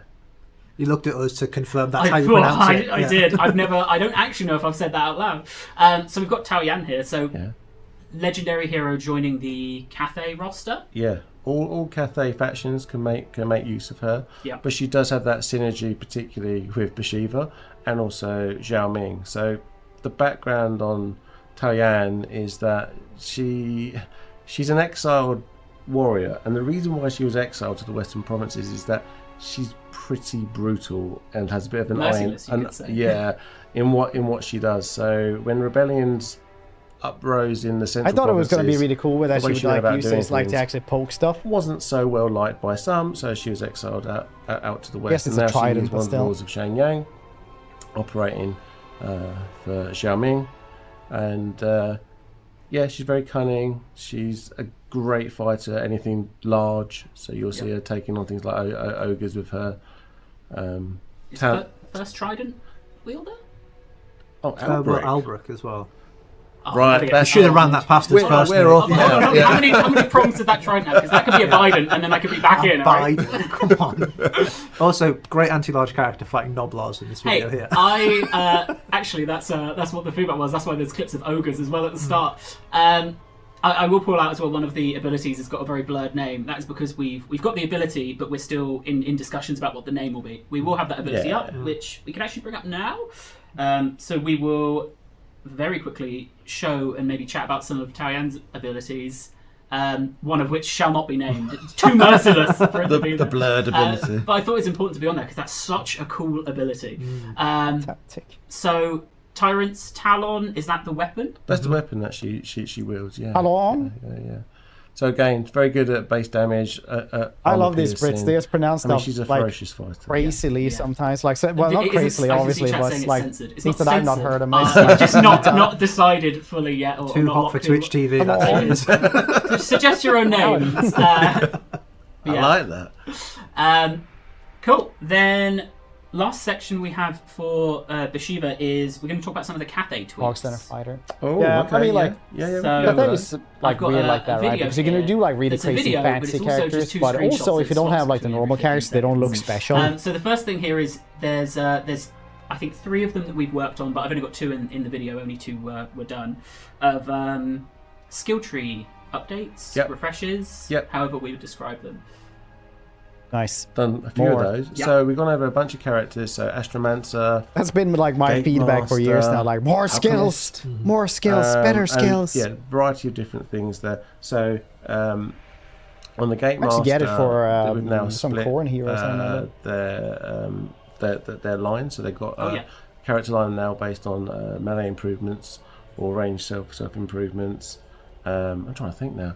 They're all up there. Oh, they're all up I don't know there? if you're close enough to see it, but Yeah, no, I can see that. I'm just trying to reverse back to what I've put down in my notes as well. I do have that the Alchemist is getting a Sky Lantern mount. Is They that true? are. They are. I mean, we've also changed the Sky Lantern as well. So the Sky Lantern in itself is now different. It's now much more of a supportive unit. So it's there to buff What about and the infinite reinforce guns on armies them? around it. Kind of being that spotting thing from up on high. Yeah. No, there's lots of stuff to do with that. But you should definitely talk about the tech tree. Tech tree. What I'll a wait for the great transition. transition. The tech tree is different. There And we go. there we Yeah, yeah. We redid the tech tree from scratch. It's funny when we did it. It has the exact same number of technologies and takes the exact same amount of time, purely by chance. Yep. But it is from scratch. We really wanted to lean into the yin and yang of it. So each side now has a focus on yin or yang, either in either portion of it, and as it comes to the center, it's more harmony of effects on those central techs. And we've made a separate military and provinces section, so it's a lot easier to navigate and find what you're looking for. One of the things that we had in our mind, though, is like the current tech tree's been out there for so long. We really don't want this to come across as like, a change for change's sake. So we did a really big analysis of everything that was in there before, and give or take a little bit here or there. This is an objective, like it's got all the big ticket items that were there before, plus some extra fun things, and it's just a bit easier to pass. We had some issues with the old tech tree where you'd still be seeing peasant buffs like quite late in, which never really felt like, oh, this isn't capturing the, like, I'm late game now, I want to see the tech tree reflect that. So now you can see as you go through the tech tree that it scales with where you're at in your campaign. You spoke about campaign harmony It's, or harmony. Are there any other changes to like harmony traits or how that's? There has been some stuff done that with characters. Yep. So that that has gone on. The other thing we've also done as well is there was feedback on Terracotta Sentinels not really having enough punch and weight behind them. So we've done an animation metadata pass. So we've been changing that. So now when they're going on a charge, they should be much more impactful in like the damage output. And what else have we done? We've changed some of the units on the tierings as well. So like I think it's Long Mars down at tier 4 now. So there's been some balance changes there. Yeah, we just want to make sure that Long Mars people weren't can get exactly like access tier 5, to were the they? cool stuff in the roster without waiting too long, while still grading the things that are the big ticket items like the Terracotta Sentinel. They deserve to be up there. Yeah. But there was a couple of units where if you compare them to other cultures in the game, you go, well, why does Cafe have to wait so long to see infantry, which is like a tier 3, tier 3.5 infantry at a tier 5 spot. So we've made some adjustments. We've adjusted the cost of some buildings as well, so it's not just a straight like you get it earlier for no downside. Like there's been a lot of adjustments to try and improve the flow of the experience for everyone, not just Bashiva. Fantastic. Then we're going to talk about if we're all done. Oh no, one more thing. Don't forget with Bashiva and the Tiger Warriors, they all facilitate work with the dragons as well. So make sure to check that out as well. And also anyone who wants to snip the little bits of lore, because there's some really cool some lore in those skills. Well then, I'm going to press a button. Yeah, unless you're like Are we ready? Gets like extra growth. I'm so excited about this section of. This is the section of stream. I mean, so excited about. So we've all seen on Reddit that there is a very passionate fan who's hoping that right now we're about to reveal a man-sized rat, and we do have something man-sized, and it is a man. So we have here our next Lord of the End Times. Boris Todbringer. It's the guy who I said will have his day. And he's having his day. He's definitely having his day, yeah.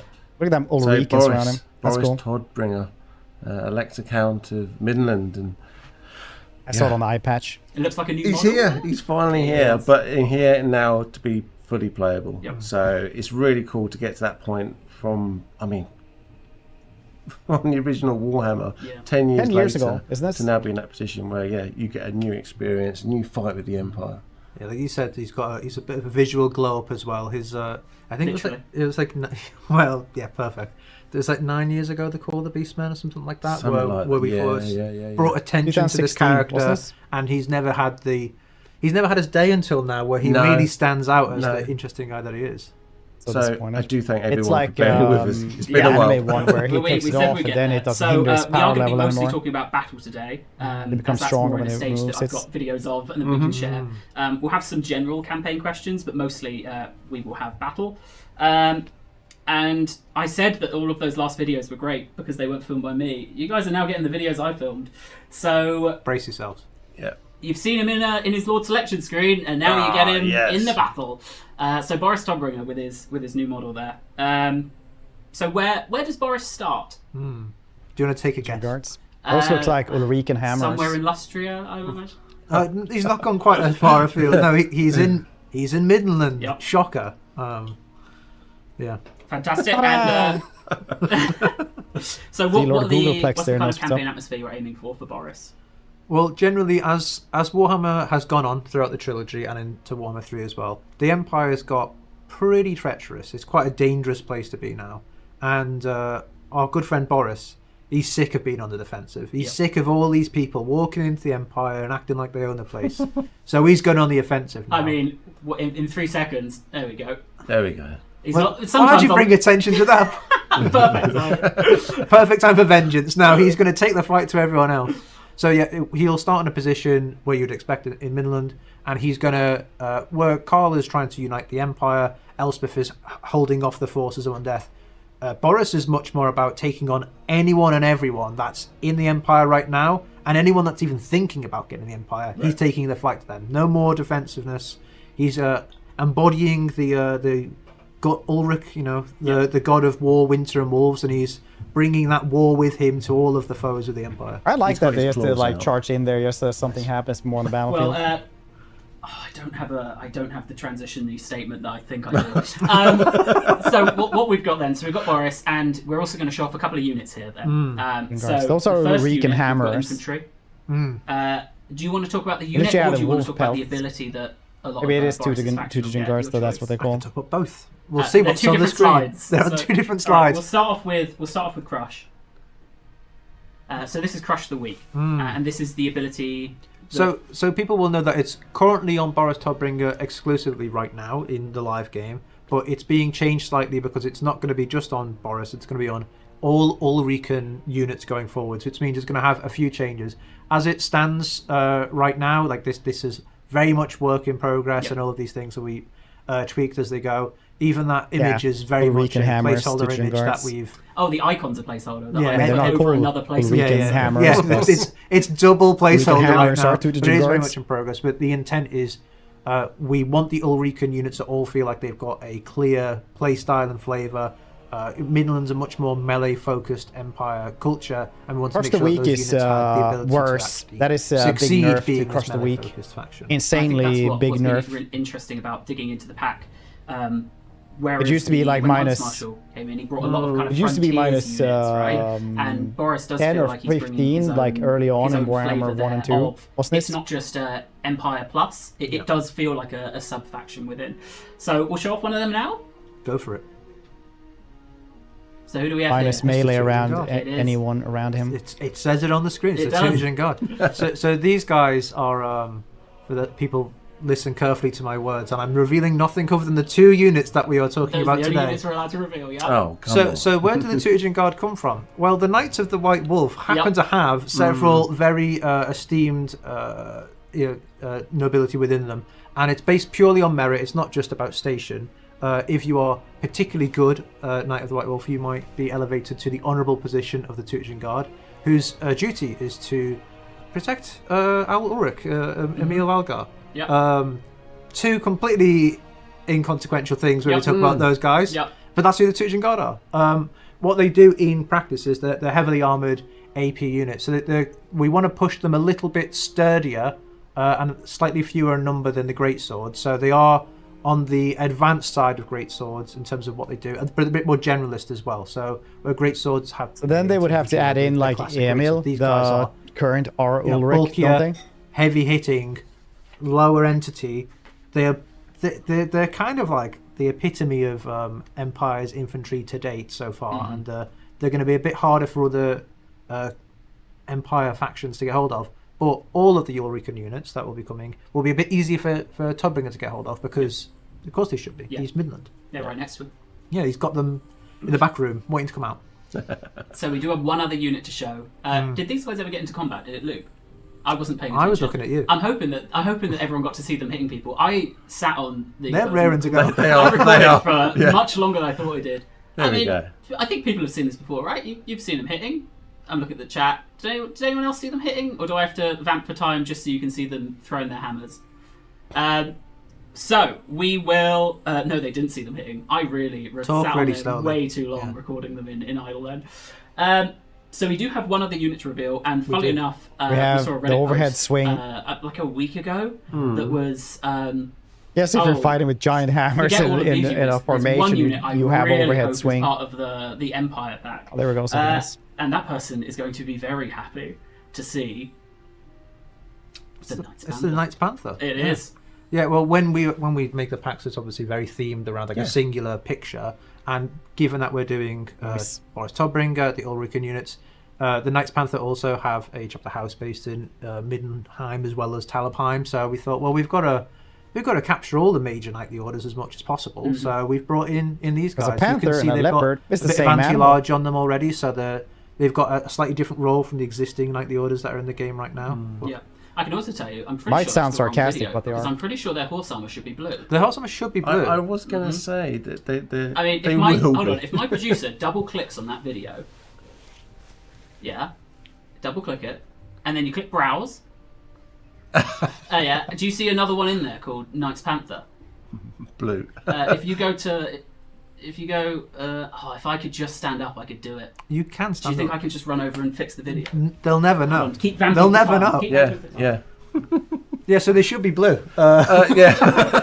Berry blue with some gold trim. Yeah. Such is the development and progress. Every day things are progressing, and we thought, we'll get the most recent Panthers. version of the Knights Panther Oh, to man show off. cheetah. All right, These I can dig ones, that. the most recent version. This was Who are updated they? like 2 days ago, so that's The magic. Okay. Hopefully my bum wasn't on the stream there. So these are the Knights Panther. We're going to have to watch them idle again as we prepare for them to charge. You love an idol though, Josh, I do. so we can take our time. I do. I sat there and I was like, about 30, 40 seconds would do. And I did not know how long 30, 40 seconds is until I've sat here in the hot seat. So yeah, we got the Knights Panther. I mean, we'll see it in a second. You've probably just seen it before. Their charge is devastating. Lovely in blue, though. I could never imagine seeing him in silver. That's weird. Who would do that? Yeah. Exactly. But do you know what? What I do think that helps to emphasise is everything we're showing is development progress. Like this video I took yesterday to replace the one I took the day before. I like it when he does the boom. So yeah, that's what we're trying to do with the show and tell. So everything you're seeing is development progress. All of those stats could change depending on however Sean's feeling at that moment in time. But yeah, I think I'm just letting him see him fight for a little bit before we move on. Just keep vamping. There we go. So what we have now is technically, but not really, 3 more units. So we are approaching the end of our end times section. And I really like the Warhammer community rumor engines. Hmm. So we thought we'd make our own. Oh. So if you guys are, people may know, they may be able to work out what they are. I did, after some feedback from our talk on Tuesday, I made one of them a little bit harder. I still don't think it's that difficult. No, it's pretty obvious. I'd say. Well, there's easy, medium, and hard in there for sure. I've made easy slightly harder, but still. And I think you helped with one of them earlier. Maybe. I'm giving the game away there, aren't you? So if feel free to clip these, guess what you think they'll be. We will eventually come back and show you what they are. I think before we move on to our next bit, which is the thing I am most excited for. Is that our Ulrich maybe? Stream. I'll just ask from you guys first. When are we going to hear from you next? I know the answer to this if you don't. You say it and we'll say it at the same time. June. So I think the plan at the moment is in June we'll come back. We may do it may be a stream, it may be a video, where we're looking at the moment to maybe talk about some of the free update stuff that's going to come with. That'd be good. So you may be learning this for the first time because we're I'm going to pretend I was fully up to date with all this. So at the moment we're ready to go. Fantastic. At the moment, I think the plan is in June we'll come back and all I hear is Dune. Coming cool. Because we spoke about some of that in December, like some of the Hello Kitty Marines, I didn't know I could put that voice on, but we'll come back and we'll talk a bit more comprehensively about some of the stuff you can expect to see there. Obviously, I can't say if my feedback was mainly being able to make Hello Kitty Marines. One last clip for Lords of the End Times. So we have a fantastic voice actor for Boris Todbringer lined up. You're going to be hearing loads of his voice when you're issuing orders on campaign and in battle. However, when you load into a custom battle, you're going to see that there's voices. two Boris Todbringer voice options. There's the original one, which you know and love, and then there's one more. He's going to have voice sentences. Toddy! Oh, that was great, Tom, but maybe just a little bit less. Bring it down a bit. Shut up, Ben! That's pretty fun. Beautiful. Boris Todbringer! At pace! None shall live! Oh, I hate Kazrak One-Eye. I know we can't. But for me, can we all just have one? It's me! Toddy! Just like there's one. It never gets used. There it is. So there we go. That has been one of the hardest secrets to keep, but it is exciting and that's pretty funny also, though. I think we've heard recently that there'll be about 2/3 of the ad-libbed lines that Angori Tom gave in the recording studio, and he gave a lot. About 2/3 of them will make it into the game. Some of them just a little too hot to handle, but others will just about sneak in. So look forward to that, and that will be part coming along with Boris Todbringer. So we've got all of our information there. More in May on the Tiger Warriors. That's why it says more in May. More in June on the Lords of the End Times. So we have our last game, and then we'll be doing community inbox. I've seen a few people interested in us talking about this one as we've gone through the stream. So welcome, and you've perfectly sat in the positions that I prepared for. Seamless, absolutely seamless. So people haven't seen you guys in a while. So Dave, we last streamed together 7 years ago. It was a while. And Kev, we did do Rome one. Yeah. So welcome to the stream. Welcome to Total Show and Tell. It's warm in here. It is very hot. Oh, it's crazy. I don't know how Rich and Sean managed that with the heavy jumpers. And the sad thing about that video is we didn't get to say big thank you to Rich and Sean for coming on. But I'm sure chat will show Rich and Sean. So, who are you guys? Dave, starting with you. Who are you and what are you doing on Total Warhammer 40,000? What are you doing? Who are you? Hiya. Yeah, so I'm David Petrie. I am the battle product owner for Total War. So basically I look after the when and the what of the features that we're building across all of the super exciting games that we're doing. Of course with a really big focus at the moment, as you might expect, on Total War Warhammer 40,000. So also massive 40k nerd, so this is this is a dream. Very, very orc oriented is how I like describe this, myself. this we don't have to talk about here, interests. this is like no. Okay, all right, okay, thank God. It's all. Hello, I'm Kevin. I am the art director on Warhammer 40,000. I think it's fair to say that I'm a Total War veteran. 26 years making Total War games. You were the man who did the spin in the December video, right? That's right. Yeah. I'm secretly behind every developer in the studio, just lurking. Dramatic Kev. Yeah. Yeah, exactly. So the first question I had is a more broad one of how's development going? Oh. I'll throw that out to the room. We're cooking. We're cooking. We're busy away. Yeah. There's a lot of passion, a lot of fire, I think, to get something really, really awesome done. So yeah.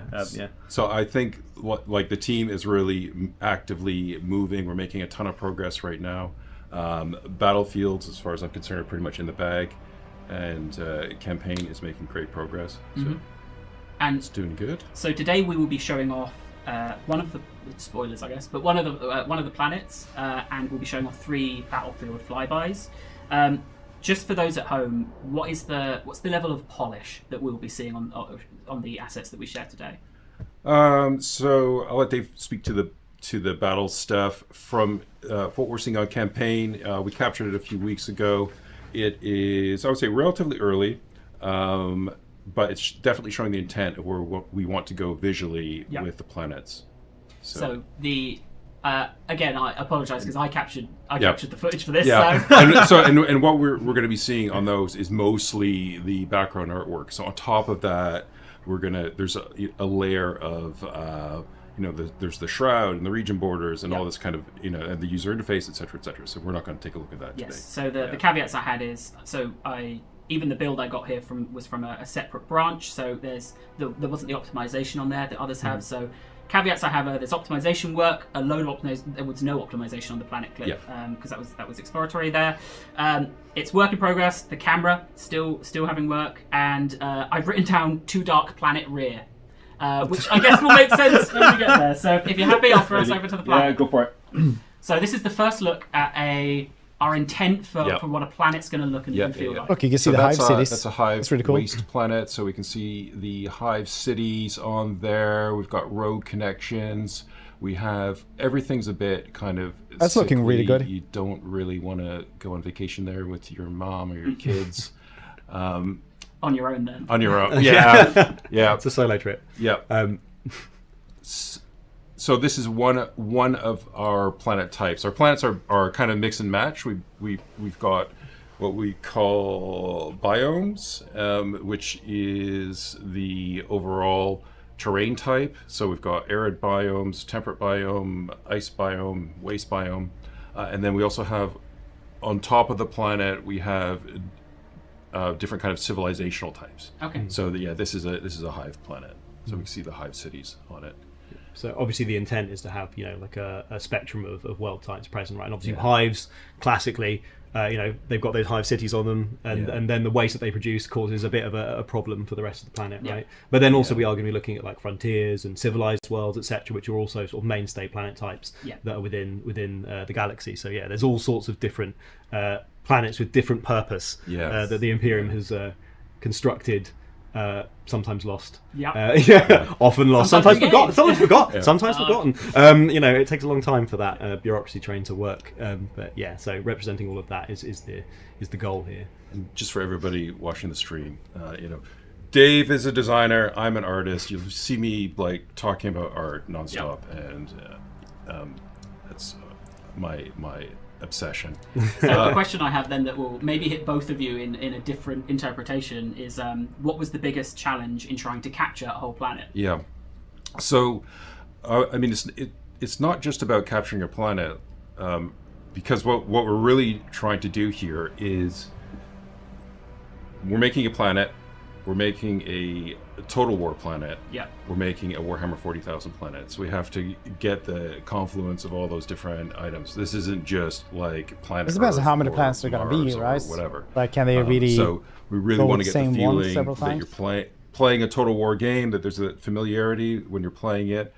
Also, there's all of the background story with 40K that we need to get in.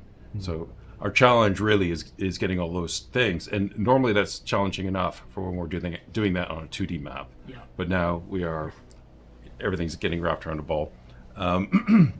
So the actually our lives have been made kind of easy, and a lot of our process is very similar to making the 2D maps because of our tool chain that we've developed. So the designers and the coders have got a tool that allows us to place things quite easily, and we don't have to manually go in and do that. So we promised we'd talk a little bit about scale here then. So I'll ask effectively the same question to you with a different flavour of it. Well, I'm not allowed to say. If I'm a player, what is it like to try and capture a whole planet? So you're going to be fighting through region to region, basically on these continents, with the aim of basically capturing like a key region or a key location within that. And across those conflicts, you're going to be encountering all sorts of different scale of civilization and what's the word, like density of the maps, etc. So it gives a really cool opportunity for you to sort of encounter like more desolate, wastelandy places, like you can imagine when you end up fighting on the perimeters of these hives. You're going to have like these wasteland battles effectively that are pretty much empty, right? Like some bits punctuating things, but largely it's pretty desolate out there, bar a few points of interest. And then of course when you work your way towards and into an actual hive, you're going to be fighting these much more dense, much more sort of like choke point oriented battles. But we'll get into a little bit of that soon, I'm sure. Then, but, it's a great idea of then how we're taking a planet. How many planets would be in a system? A number of planets. More than one. More than one. Well, it could be one. It could be one. It's possible. It's possible to be one, but that's again strength of the tool set. I would say it's going to be a handful of planets. It's not going to be like dozens and dozens of planets in the system. So it'll How many can you fit in your hand? Fantastic. Then my last question on this bit before we move on to the battlefields. Then. What are the next steps? So what they've seen here is a capture from a couple of weeks ago, right? Yeah. What are the next steps internally for this planet? Where do you go from here? So this planet we're kind of done this planet in terms of all the content that we need to make. So like the prototype basic hive waste planet is done. We've got all the components now that feed into our planet making system, so we can make many different versions of this planet, infinite versions. We can also mix this biome, so we can have hive ice planets, hive arid planets, etc. So we've been working through all of the different planet types. Yeah. The team is essentially going to be done next week with all the planet types. After that, we have been developing the actual systems. Yeah. So we have a pretty good. You can see in the background when I talk about the system, we're talking about where all the planets are living, and there's a star, and there's all the nebula and the backdrop. So we have a pretty good basis for that already, but we're going to spend the next month or so with the campaign art team focusing on all that stuff. Fantastic. Then, should we talk about some battles? Let's talk about battles. So we have 3 maps. So we revealed as part of our announced trailer we had a hive map, which upper hive delta, upper hive plateau. So close. So upper hive plateau, and we did see the community kind of saying, "Oh, that's a lot of things on the map, right?" And when we're doing trailers and stuff, we do try and get there's the most going on. But what I wanted to do in this stream is, because we're talking to the Total War community, right, is to show there's a variety there. Yeah. What we don't have, you spoke about like wastelands. We don't have like the lowest density map here, because those are a bit further in development. Still to be developed in that stage. But we do have some medium lows and then the one. And there's only so much we can talk about in one swing, right? So when I said earlier that we had all the battle maps in the bag, that wasn't strictly true. We do have two additional maps that we're working on, which are the lowest of low density. But look at that. That's exciting. That's really exciting. So to speak of this a little bit, basically like there's going to be a really, really wide variety of spaces that you can fight in this game, right? Like you're going to be able to fight in much more dense environments and much more sparse ones. This one is like somewhere towards the bottom half of that sort of sparseness, right? Like you can see overall, you've got enough space on one side there to have an entire conflict, right? You can have two massed armies meet there, 20 units at least between that, having a big conflict on that side of the map. Skyboxes in Auto War games are actually like really goddamn good. Like people do not give them credit for that. Rat runny. Skyboxes are really cool. But the aim is, again, you've got all of these different most people don't care about, so it doesn't matter. Strategic elements that can come out of it. So well, one they of the are really usually big and really exciting good things that we're doing here is that destruction now is going to come into play. Yeah. Right. So that forest, if you don't like it, you don't have to keep it, right? So if you find that pesky forest is getting in your way and you can't see around it, then you can get rid of that thing, or you can use it to hide in, right? And you classically use it to sneak things around and move around. So however you want to try and develop and use your units for your strategy, the aim here is to sort of really open up that toolkit for you. So you can do all sorts of really cool and interesting stuff. And again, the firepower is off the charts. So when we started looking at things like trees, we just went, well, these can't stay there. Yeah. Like the building can't survive. Yeah. So some of the caveats I'll give for this as well, because I recorded this with a debug camera, so I doubled up the height that we would usually go, just because otherwise it would take me so long to go all the way around the map. There are some missing and unfinished elements. I think I recorded this from a build that was 2 months old. In the next clip, you'll see there's a few low-res versions of outfield buildings which have already been updated. But otherwise, I think the main thing I'd point out is just you bombard them. it's a debug camera. That'd be and cool. I don't know if that's the thing though. 20 infantry guard. Just all the same in guy. the deployment, it's the same unit, it's all the just same guy. 20 of them. Yeah. Infantry squad, sorry. So just so they can see what that looks like in terms of how big these maps are. No, they're absolutely honking. So we do have a lot of maps that we're shipping with, and not only that, they're all quite switchable in terms of lighting and biome, and also start pause when you're playing them different maps. So it's going to be a lot of options for the player. Yeah, for sure, absolutely. I want to see a ship get blown up, and then we can move. Here it comes. Here it comes. Is it coming? Zoom. But I think another point to make here, and I think I've said this before in different forms, is that you're not always alone, right? Like again, we're fighting on these planets. I like he made there is sound a huge effects. amount of conflict going across the People don't do surface of the sound planet effects as stuff well, like right? that It's on Dead Inside. You're not just you there, right? So when you show up in these planets, oh look at that, look at that guy. Do you want to point at your? He'll come back. Okay, maybe someone spotted him. Maybe someone spotted him. We're going to talk about him in a minute. But you're not alone, right? Yep. So when you arrive on this planet, it might be, depending on the campaign situation, that you're actually going to be joining a fight that might be in conflict. That doesn't mean there's loads of stuff going on, but there will be like a number of small skirmishes potentially happening in the middle of the battlefield before you start. And whether you decide to help or hinder, really, I was like, is that a telescope? Like, no, that is our gun alignment, I guess, and how much you care about those poor guardsmen and their lives. Yeah. But you don't have to care, and that's the wonderful thing. Exactly. This is the map from the trailer. Yeah. Upper Hive Plateau. I was trying to, because I think the lighting is automatically set from a pool when you load into a map. I was trying to match the lighting from the trailer, ambient firing is so good. I just gave up. In XCOM 2, when we had the ambient firing mod, it just makes the entire battlefield variety is key. But I think like a thing we found really interesting to develop with was this concept of like dealing with these intense spaces, right? Because obviously there is a lot of complexity to building something that represents a hive world, right? And I think the team have done an absolutely stand-up job. I can't swear, can I? No. I really shouldn't swear. Wow, that's hard. They did a really brilliant job, like a flipping brilliant job. Really, they smashed it out of the park in capturing that. But one thing that we found with this universe, right, is that everything is such an incredible scale, right? That even these intense spaces, when you get down into actually looking at them, are absolutely huge, right? There are these massive areas that you can conduct combat within, right? So even when you're dealing with these intense spaces, often actually the spaces you can work through are still pretty sizable, right? Like there was a moment a little while ago, but you try and point at one down there, just down below the camera. Turn the camera down.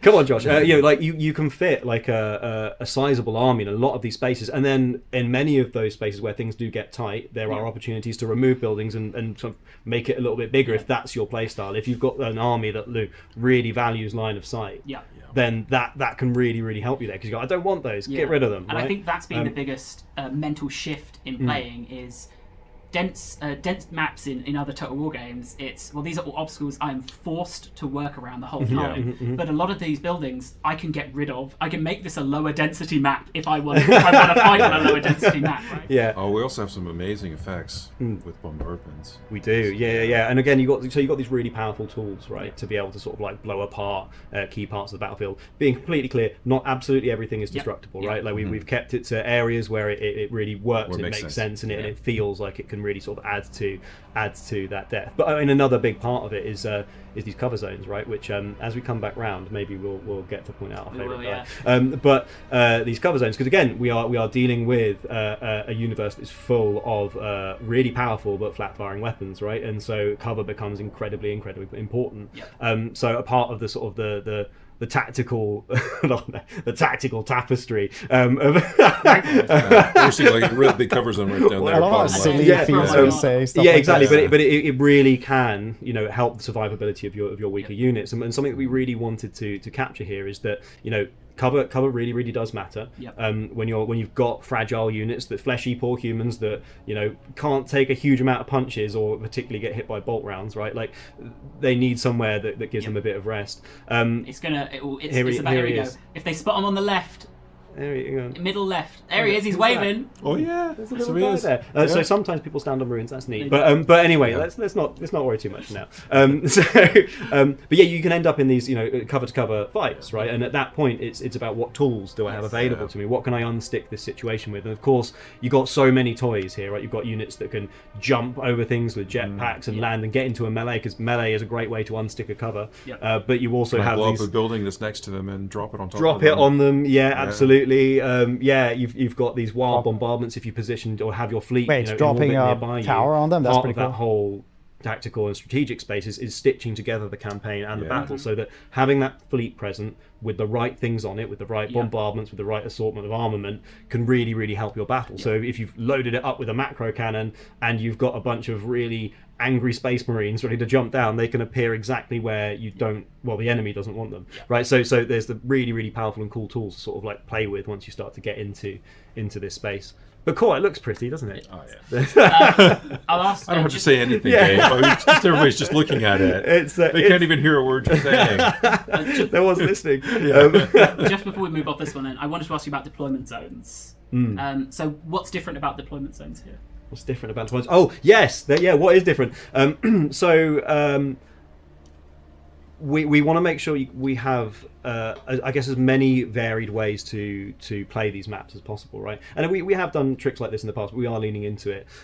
So with this map, you can fight it north to south, effectively, so like from that direction. You can also fight it east to west, so you can have that deployment on a different, basically, axis. And we also are going to have assault battles, right, which have these sort of more entrenched positions that we're fighting against. And at that point, you might be defending sort of halfway out into that map, for example. So as a defender, you might be sort of halfway in, and we have all of these different sort of ways and configurations of making sure that the experience does stay fresh on these maps. Because of course, you know, keeping it fresh and giving that variety just is super fun. And speaking of variety, so we've seen a nice map. We've seen, this is, what's the biome for this one? Is it waste? That will be a waste, yeah. And what we'll show as well is, I think, one of your favourites. This is an arid map. So this isn't an arid map, right? This is a map. That looks pretty cool. With arid on it. That's right, yeah. So you could play this. So map. this could be all green. Yeah, right? It could be ice. It could be all ice. Yeah, exactly. It could be all gunk.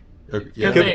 Gunk map. So that's how this variety is really getting layered on, right? Yeah. You fight on the same map twice, but one time you're fighting on this in an arid in this deployment, and the second time it's the opposite deployment. Wow, who's to say? Yeah, absolutely. Put it on ice.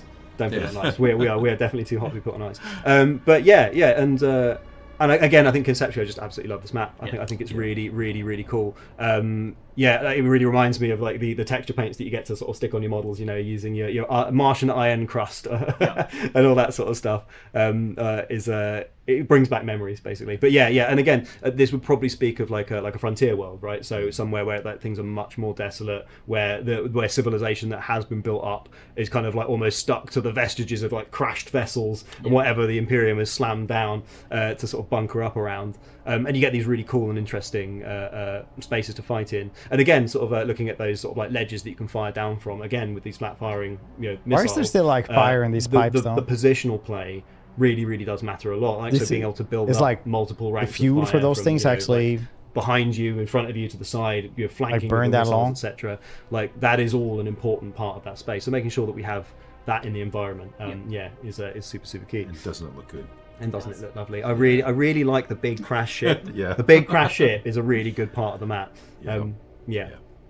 But we do have, just to labour it, we do have the flat map, right? We have the very, very sort of like desolate, empty ones too. We all love them, and they all fit. And that's the brilliant thing, is you just get such an amazing you can't just spectrum of call different something ultra fuel spaces just that you because can it end up is. fighting in. This is actually like structurally a classic Total War map type. For sure. Basically, if you look at, it's a divide into with a few passing Choke points. Yeah. Absolutely. Yeah.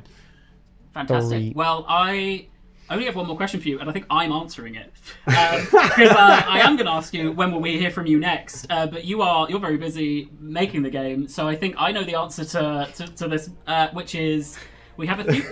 You think? I think we've got a few things planned at the moment of when we're going to show more of Total War Warhammer 40,000. We're still working on exactly which is going to come out first. So regardless of which it is, by the end of June, you will have heard more about Total War and seen more, not just heard. That's good. Cool. You'll hear more Good. about Total War. Probably from us too. Probably. Maybe, I don't know. Can't get you away. All right. Well, thank you very much. I'm going to stick us onto a summary screen, so you are free to sprint out. But thank you so much for coming on. Really appreciate your time. Thanks, everybody. And thank you everyone in the chat for saying thanks to them. All right. We have one more section, and you're free to skedaddle. We have one more section, and that is our community inbox. So we had a really great reaction to our community inbox last time. We had it in its own separate stream. We found that you guys asked a lot of very specific Games Workshop does not like it. You call stuff like that 40k. And that is actually part of what inspired doing the show and tell. Let me reveal. There we go. It is. You're the only one I forgot to put a name tag on as well. So you'll have to introduce yourself. I'm nobody. But yeah, we had so many questions about specific game stuff, and we put them all to you in a bit of a gauntlet. We thought this format's a bit nicer, because then the game teams can answer all of the game questions, and to you we can pose more of the kind of franchise level questions. So welcome back. Thanks. Glad to be here. 2-3 months since you last year. So we've trawled through your inbox again of people emailing in. There were a lot of emails. There were, when we did the announcement of the stream, then a lot more emails. Yeah, you guys blew me up. I just kept getting alerts for like 3 solid days. Exactly. So we have enough in the bank for another one of these in the future. Yeah. We're going to ask just a few questions because we're relatively short on time. But there were some questions we saw real trends on. So for those who don't know you, because I don't have a name tag for you, who are you? I'm Roger. I am the vice president for Total War. Big silly title. Ignore it. I am nobody. Everybody that you've seen so far, they're the real hard workers. They're the ones that make things go. So we're going to put the harder questions to you then. That's fine. That's fine. So we've got, I think, 6 questions to run through, and the first of those presidents is of Total War, in the not just a emails, war, you get Total a lot War. of suggestions on AI. Either why don't you just do this, or how can't you do that? Yeah. So what is the biggest challenge for improving AI? Yeah. So I have answers for this, but I know that as soon as I leave here, all the AI programmers and designers will find me and potentially punch me. AI is lots of various challenges. For one, our game is heavily based in simulation, and so the AI has to do stuff that the players could also do, and therefore our AI has to be really dynamic, and we have like PhD level people who are doing the architecture of our AI in order to make it smart.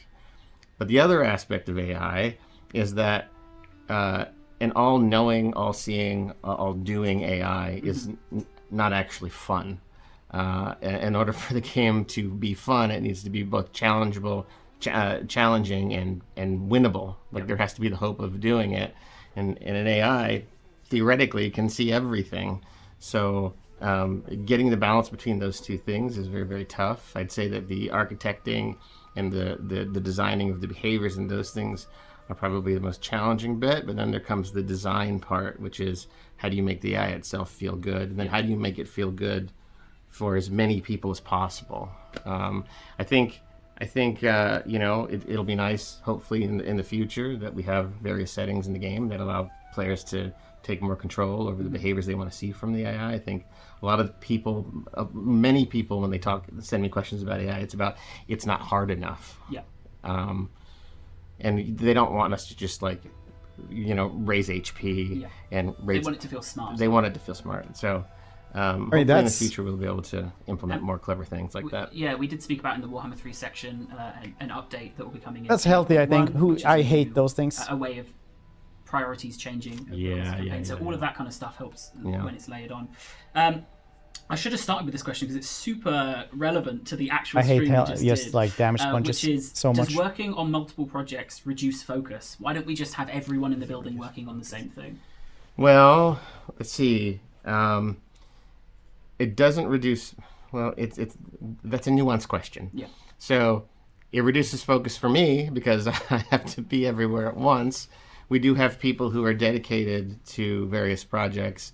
The way the games are made is that games are in various levels of production, and so you don't necessarily need the same people at the beginning as you do in the middle of production or near the end, and that we need to also move everyone. We also, so we have the ability to move people around, helps make our production more efficient. Also, if we were just a 100% staff, a complete team who could build a thing end to end, what you would have is that you may have places for no one nowhere to go. They're just sitting there not being able to do work. So we have to find that balance between making sure we have the right number of employees in the building who can always be working and be productive and also not be wasteful, and also have enough projects going at once that we can kind of, release game over game over game. It's the intent that we're trying to release a game, every several years. That's the desire for the business. Of course, it has to be good first. So the bottom line is it's not a loss of focus. It's a strategic decision to manage our people. That is, I can see people as well. They are understanding that I've maybe just given all of the hardball questions to you, and everyone else got, how are you doing? And you're getting, why are you putting people on different projects? So the next question is something that actually I think a lot of our player base will relate to because they themselves have had to go through it. What's the biggest hurdle for a new player into Total War? So our game is really hard. The strategy games in general, but our game is really hard to talk about. It's not. It's if you play a shooter like Call of Duty or something, it's like, well, it's conceptually for people it's easy. You just pick up a gun, you point it, and you fire. Our game has depth and complexity and nuance, and a lot of the joy that you get from playing a strategy game, particularly Total War, is sort of the many hours you play. Spend time like manipulating your game in order to appeal to the things that you're interested in, and getting people through that hurdle is a big step. So, I mean, to be fair, I think we've not done a very good job with our onboarding. I mean, we've tried. I think the prologue is probably our best effort for Warhammer 3, but the secret, the sort of in the industry, the jargon for games is easy to play, hard to master, and we just don't have the easy to play part quite right. So we need to get that part better, and then I think I do think there are many people who would love strategy games if we just gave it to them in a way that they could more easily absorb it. But I think what we've looked at is how to make the slope easier without making it easy. Right? Without making the game easy. Fork. How can I get into the games industry? This is a question you get quite a lot. I love that question.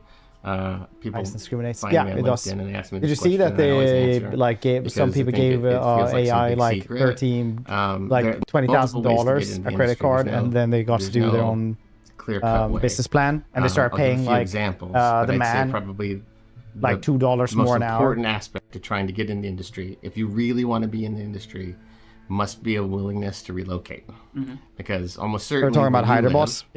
No, Hyderboss Feeds only hates. Almost certainly. And if you are brand new to the industry and you've never done anything that's relevant, you're probably not going to get a job that's remote. Because you don't have the skills, you don't have the thing that needs to be offered to a company to incur the fact that you're farther away. My recommendation for people is QA. QA is always a really great entry point to get in. I know lots of people who've gotten into QA who've had like master's degrees in psychology or mathematics or anything else. Obviously, if you can go, get training to do character art, programming or any of those things, those are obvious ways to get in. But if you're coming into it from effectively nothing, and you want to get into like game design or those sorts of things, QA really is the secret. And just getting QA job anywhere is better than nowhere. So like even if you're targeting like a really huge studio in order to get a job in your favorite game, just find somewhere that will give you a job. And then the last piece of advice, particularly for those that want to do game design, is get into the modding community. Like really So many people here from the total modding. Totally. I mean, my whole career, I've been in the business now for 20 years, and the vast majority of my designer colleagues have all come from modding of some flavor. And when you mod, you get to learn how games are made. You get to then experiment and share it with people and see how people react. Because so much of game design is really trying to understand human behavior and understand what does fun mean. And if you can spend time in your own free time learning that, when you do finally get a job and you get people who can mentor you, a lot of the language of understanding game development becomes much easier. But otherwise, QA, number one. Fantastic, thank you. I have 2 more questions for you then, and they're pretty stonky. We see discussion a lot in the emails about where the game's moving, if we should be moving more towards a slower 4X game or a faster arcade game. Is there a franchise level view from you as to what our game's pacing is? Yeah, so internally there's lots of internal debate about the franchise, me and people on my direct team, to define exactly what Total War is. That's not something I'm interested in doing. I'm gonna need to go to the bathroom really quickly. 2 seconds. What it needs to be for the thing that we're building. So I want to make sure that when we start a project like Med 3 or we start a project like 40,000, when we go into it, we're thinking about the basic structure and the way that Total War games are made. But I want the game to find itself. And so, if the game is better to be more arcadey and punchy and fast and zingy, then great. Or if the game is better to be slow and methodical and thoughtful and crunchy, then that's okay too. I don't want to define a defined franchise direction. But that being said, I do think it's important for the franchise to try to keep finding uniqueness and innovation, and to be exploring all those spaces. So I do think that 40,000 is very different from Med 3. They're going to feel very different, despite the fact they're both Total War games, and I think that's a good thing. Then my last question for you, unless anything springs to my mind. There's a long-standing complaint that Total War is more fun early game than late game. What are the plans to tackle that? This comes back to the sort of the question about new players in a lot of ways and getting them into the game. I think we have a lot of work to do in order to think about player interactions and design intent and how we create fun experiences in all phases of the game. We have very expert game designers, but I think it's Total War as a franchise is something that has just been built on over and over and over again. Things just keep getting added on and on and on. And I think at some point we do, and I think right now with Total War Next, we are kind of coming back in some ways to first principles to ask ourselves like the important questions of why do we do this particular thing? A very silly question is like, why do we have unit cards as an example? Well, somebody came up with that decision ages ago. Do we now know why we do that? Is it important that we do that? Well, probably it is important that we do that. But we should be asking all of those questions so that we can then eventually answer this one. One other thing, though, that's completely unrelated to this, about the get into the games industry. If you are an experienced game dev, we do have jobs. We are hiring. I think they were putting a link in the chat. Yeah, please apply. We've got lots of cool jobs. Fantastic. Well, That's all of the questions I had from the inbox. Also, I think we have time for. What I will do is I will put back the. I'll have to use the 40k one, the summary up. I hope you were able to watch some of it. I don't know, you're probably busy doing a job. No, I watched. But a fantastic amount of stuff that we were able to show. I hope the community watching were able to enjoy it. It's a very different vibe we've gone for here. It's show and tell. Let us know what you thought. I've seen a lot of stuff in the chat as we were going up, but if you want another one of these, if you're interested in learning more about these, we've tried to be a bit more prescriptive in the dates and times that we've given. I think sometimes we can get called out as a little bit of coming soon, or it's so we try to be very deliberate in letting you guys know when you'll be able to hear more and put some numbers on things so that you can understand. But otherwise, give us your feedback, give us your thoughts, and thank you so much for tuning in.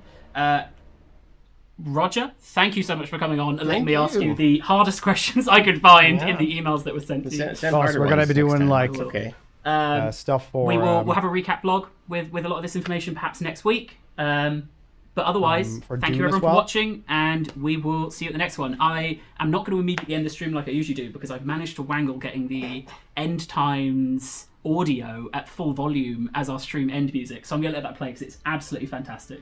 So thank you very much for tuning in. Thank you to all my guests, and we'll see you next time. So good. This is so good. I'm so sad that it's a little bit longer. All right. Now we're switching over, basically.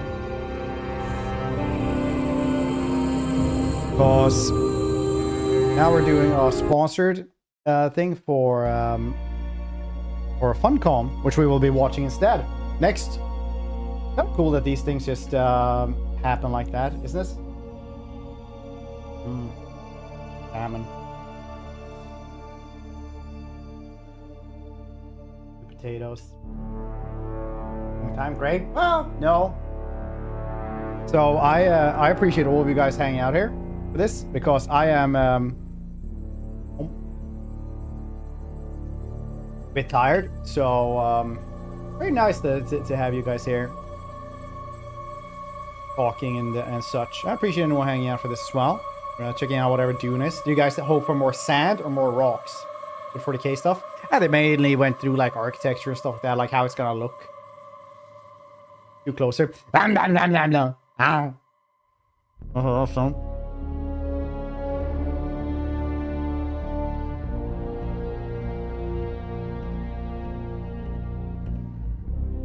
Of course, eat cold pizza. I mean, where you live, it's probably so hotter that for me it would be like hot pizza.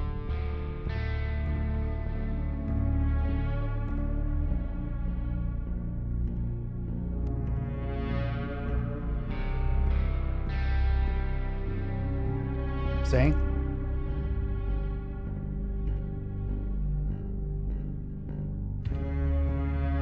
Are you with your family? Well, boy, as I said, this is sponsor segments. Would I rather eat with my family? Like, I think you know the answer to that one. Wouldn't you rather just not go to, like, have a job and just hang out with your family all day? Wouldn't you? Stupid son of a bitch. What?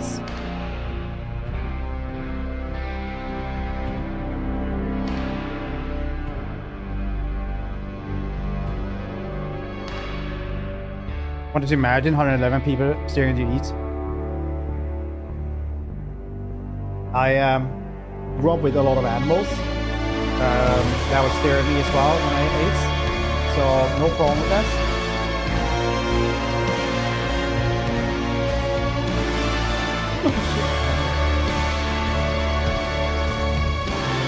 I don't know anything about family. I think that April Fool's jokes are gaslighting, man.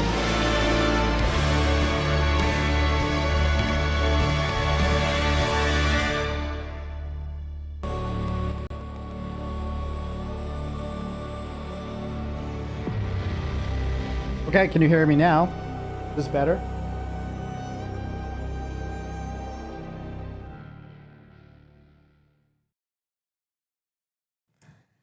Grüezi, Hi and welcome to another Dune Awakening live developer stream here from our offices in Oslo. I'm Natasha Rösli, Senior Global PR Manager at Funcom, and I am your host for today. So we have some exciting things to talk about, things we've been working on in the past. We have coming up a quick look back to Chapter 3, kind of a recap. We will be talking about what's coming next in the update 1.4, and we will talk about the Waters DLC as well that will also be delivered with 1.4. Nice. And we also have a Q&A at the end. I really hope offline stuff will be there. So it has been a hot minute in Araki's terms, pun intended, since we had our last stream. But I am very excited to be back. I'm very excited to have really interesting guests today and to talk about what we've been working on.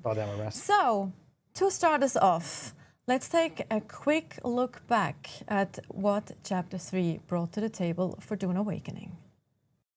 Welcome to Chapter 3, the biggest update to Dune Awakening yet. Chapter 3 rebuilds the Landsrad system from the ground up. Take on Landsrad missions that shape your role.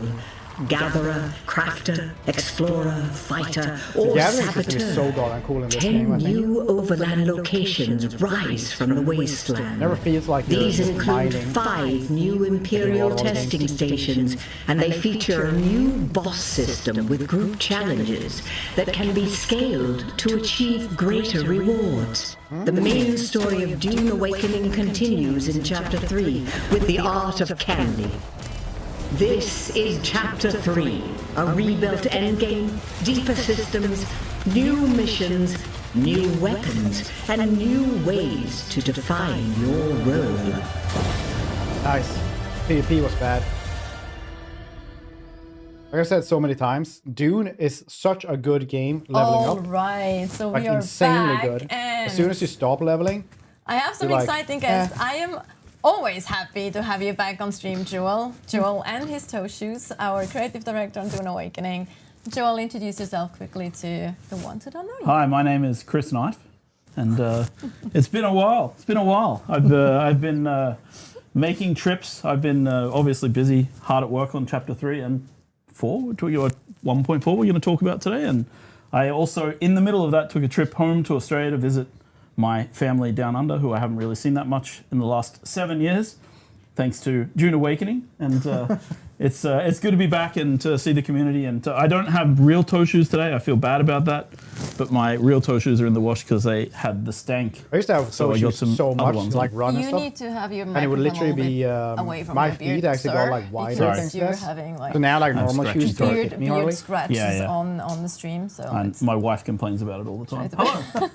Hello. And also the master of colorful socks normally, but he disappoints today. Can we even see it? Yeah, we can see it. It's like boring black socks today, but some really cool fancy slippers. It's my Japanese hotel slippers that I stole from a Japanese hotel. Well, no one heard. It's fine. Borrowed. It's fine. No one heard that. I'll return them one day. It's okay. It's okay.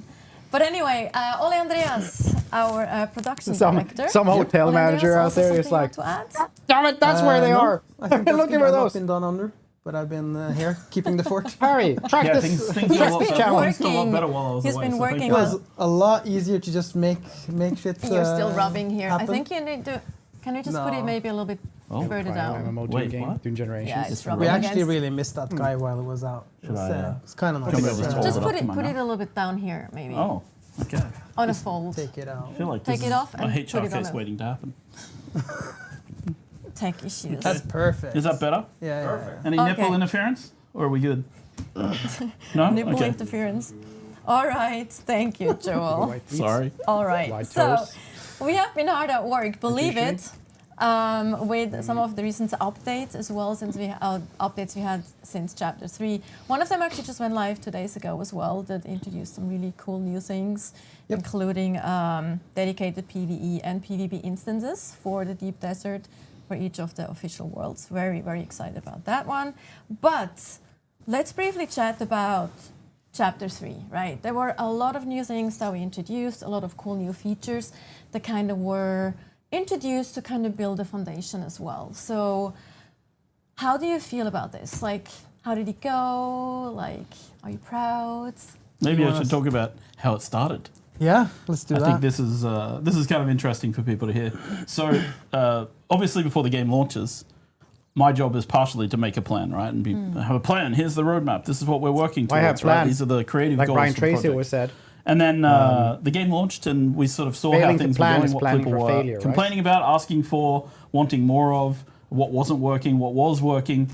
And we knew that my original plan for Chapter 3 just had to be sort of thrown away, right? So we kind of took what was originally planned, and we just said, no, you know what? People need more endgame content. We need to pivot here. It's a very hard pivot for the team because we were kind of in the middle of production on a lot of stuff. We sort of went, no, we can't deliver what was originally planned. I don't know if I'm supposed to talk about what was originally planned, but we can go high level. That's okay. Yeah. So we were originally having planning to have the third faction in the Landsrad, the Smugglers, and Fallen Light as a social hub, and of course a bunch of things like faction quests around that. But we saw that players weren't as interested in that kind of play, and they were more interested in what was going on at the end game. We saw that the Landsrad obviously wasn't fulfilling the function that we'd originally wanted it to fulfill in the game, and obviously we had a lot of stuff going on there with the end game. So it was a huge pivot. We came up with a plan. We worked with the systems designers. We came up with a progression system, the specialization systems. We worked with the content teams to figure out how we were going to do these Landsrad maps, the Landsrad missions, the dungeon team to figure out how we would do boss fights. The combat team was also obviously a huge part of that. And then we all just came together with this big plan.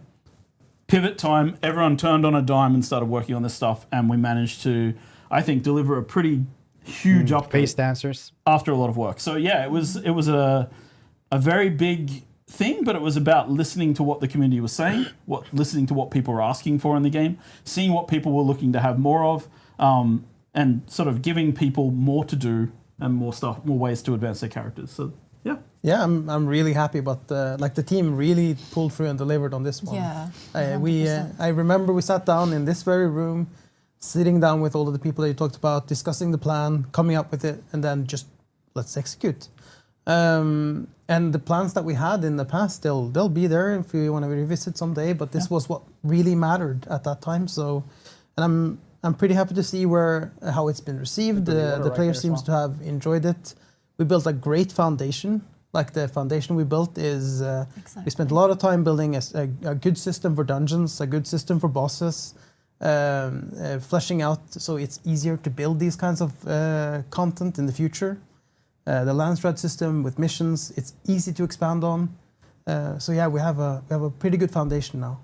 Yeah, I totally agree with that. And as you say, it just creates. That's what I think with Bannerlord as well. Like Bannerlord has like a good foundation for boats. Now that we're actually showing today, just that already not enough on that one. That system and build on it already.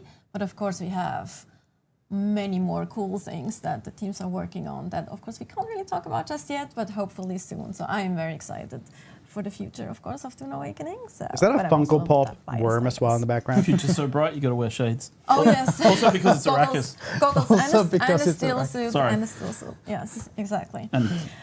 Yes, so there is a lot of things that have changed in a very short amount of time. Also, of course, we had community challenges that were also super well received, I think. And people were freaking bursting through those. We even had to here's a stretch goal because you, the players, you just burned through it, smashed it completely. Absolutely smashed it, and so that's definitely something we want to do more of. Yes, by the way, exactly. Yeah, we are gonna actually mention that again a little bit in one of the follow-up segments as well regarding community challenges and things like that because they are fun. I love them myself. So. Also, we actually see already some stats on the screen as well. The viewers should see that as well. There are some fun facts and some fun data because obviously we are looking at the data besides the fact that we have our ear and eyes on the community and the feedback and the public feedback as well. But yeah, let me throw you some, let me throw some stats at you and then you just kind of react to those. Either like you say like, oh, that's because of this or whatever. And it's like, so yeah, in regards to dungeons, I think one really interesting fact here is that 75% of users complete 1 to 3 dungeons per day. Oh wow, that's a high number, I think. So it looks like that was a very good addition, and people really like running those as well. 1.9 million yeah, and the average bosses. time was 13 minutes, I think. To complete a dungeon. That's what it said. Yeah, exactly. So I mean, that's good because like it adds a sort of session 75% length to the game of players as well, who which play people, dungeons complete one like people or with less three time, they testing still feel stages like per they day. can achieve something meaningful. Yeah. So yeah, running 1 to 3 dungeons, yeah, that sounds about right. Like, and I remember when we started working on the game, one of the targeted session lengths for the game, from a design perspective, was we expected people to play about 45 minutes, which would be 3 dungeons, right? So it's not too bad. Yeah, And that's among the other things that you do as well, right? Yeah, of course, so of course. So it's yeah. And that's also that PlayStation time was way longer than we expected. Oh yeah, of course. The PlayStation time is longer, but that was the target originally. Was crazy. Yes. So also, it's like 1% completes an average of 10 dungeons 10 per day, which is kind of crazy. Wow. Which is kind of crazy. Those people really want their specialization, so I guess they're capped. So yeah, but they want their augments. They do it. I guess they appreciate the boost events. Yeah, for sure. 75% of the dungeons are completed solo. I think that's not on the screen right now, but I think we had I think that's also very interesting. It's quite interesting and something we've seen in the data as well. And we've been looking at that specific thing as a thing we wanted to dig deeper into. And we do see that the balancing pass that we did for 1.3 did favor somewhat the solo runs. players. The fees at like 150 we are doing level passes naked, now actually like this. to kind of make the balancing a bit more favorable towards 2, 3, 4 again. Yeah, Or just at make least- grouping meaningful, right? Like that's the important thing here. Is like to make people feel like they aren't losing out by playing with friends. Yeah. It's the opposite of kind of the Yes. effect that you would want to Yeah, have. So yeah, yeah, there's balancing passes towards that. Because there's fun in playing together, and I just came out of a run I did with Jeff here. Yeah. And that was really fun, and I don't want to feel like I'm punished for doing that. Yes, so it exactly. makes sense. No, and people who play together stay together, as we say. So Yeah. it's always Nice. fun. Yeah. So yeah, no, we want to encourage that, and obviously that was one of the things we felt was a bit off after the patch. Yeah. So it's something we've been working towards fixing. We've patched a little bit with this. Is it yesterday? The Yeah, last 2 one? days ago. Yeah. 1.320 1.320 is yesterday, right? So that was dungeon that was the patch, and then and then there's more to look at as well, right? Yeah. So yeah. And the stuff we did in that one was like reducing the ad spawns in the 2, 3, 4. Boss health, Loot bugs, there was loot some loot bugs, issues, yeah. some rebalancing of the loot so that you're getting more of the loot that you actually want, and Yes. less of the loot that you don't Yeah. want. Yep. Yeah. So, continuing to improve, iteration. How it is with a life game, right? So it's just Exactly. Like, No it's plan a survives first work, contact work with the in live progress. games. Exactly.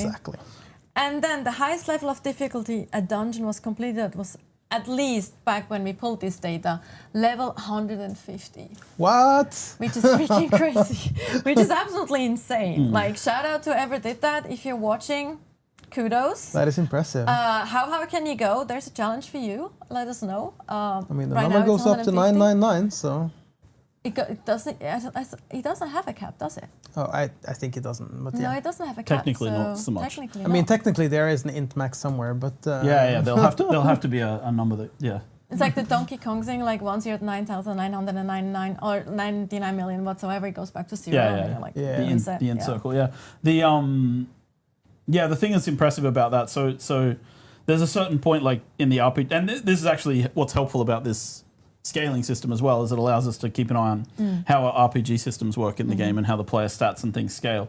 And one of the things we see is that basically if you can avoid getting hit at all, which is what these players managed to do to get to 150. Naked runs. If you can avoid being hit, that's why, it's naked runs as well. But if you avoid taking any damage at all, then of course it doesn't matter what the level of the dungeon is, right? Like so there's some there's some really cool and interesting things there in terms of progression and lessons we need to learn for scaling as well to make our systems better. So I've been talking with the systems guys about it and the combat team, because it's kind of this conversation between combat and systems about making sure that these things feel correct and meaningful, and that it isn't just like once you get past a certain point, it's just not about not getting hit. Yeah. There has to be some more progression there. So Yeah, makes total sense. Yeah. Awesome. Also, of course, we already talked about or briefly touched upon PvE and PvE Deep Desert instances now. So PvE also we Deep just Desert, eh? had Haga Basin become completely PvE as well. Do you want to say a little bit about how that came to be, like what the kind of thought behind all of this is? Sure, I'll take I'll take the blame and the no, it's fine. It's the so I mean, there was a vision when the game launched, right, for how we thought that these things would play out. We were trying to make them work. There was a very clear vote from the audience, the people who bought the game and played the game.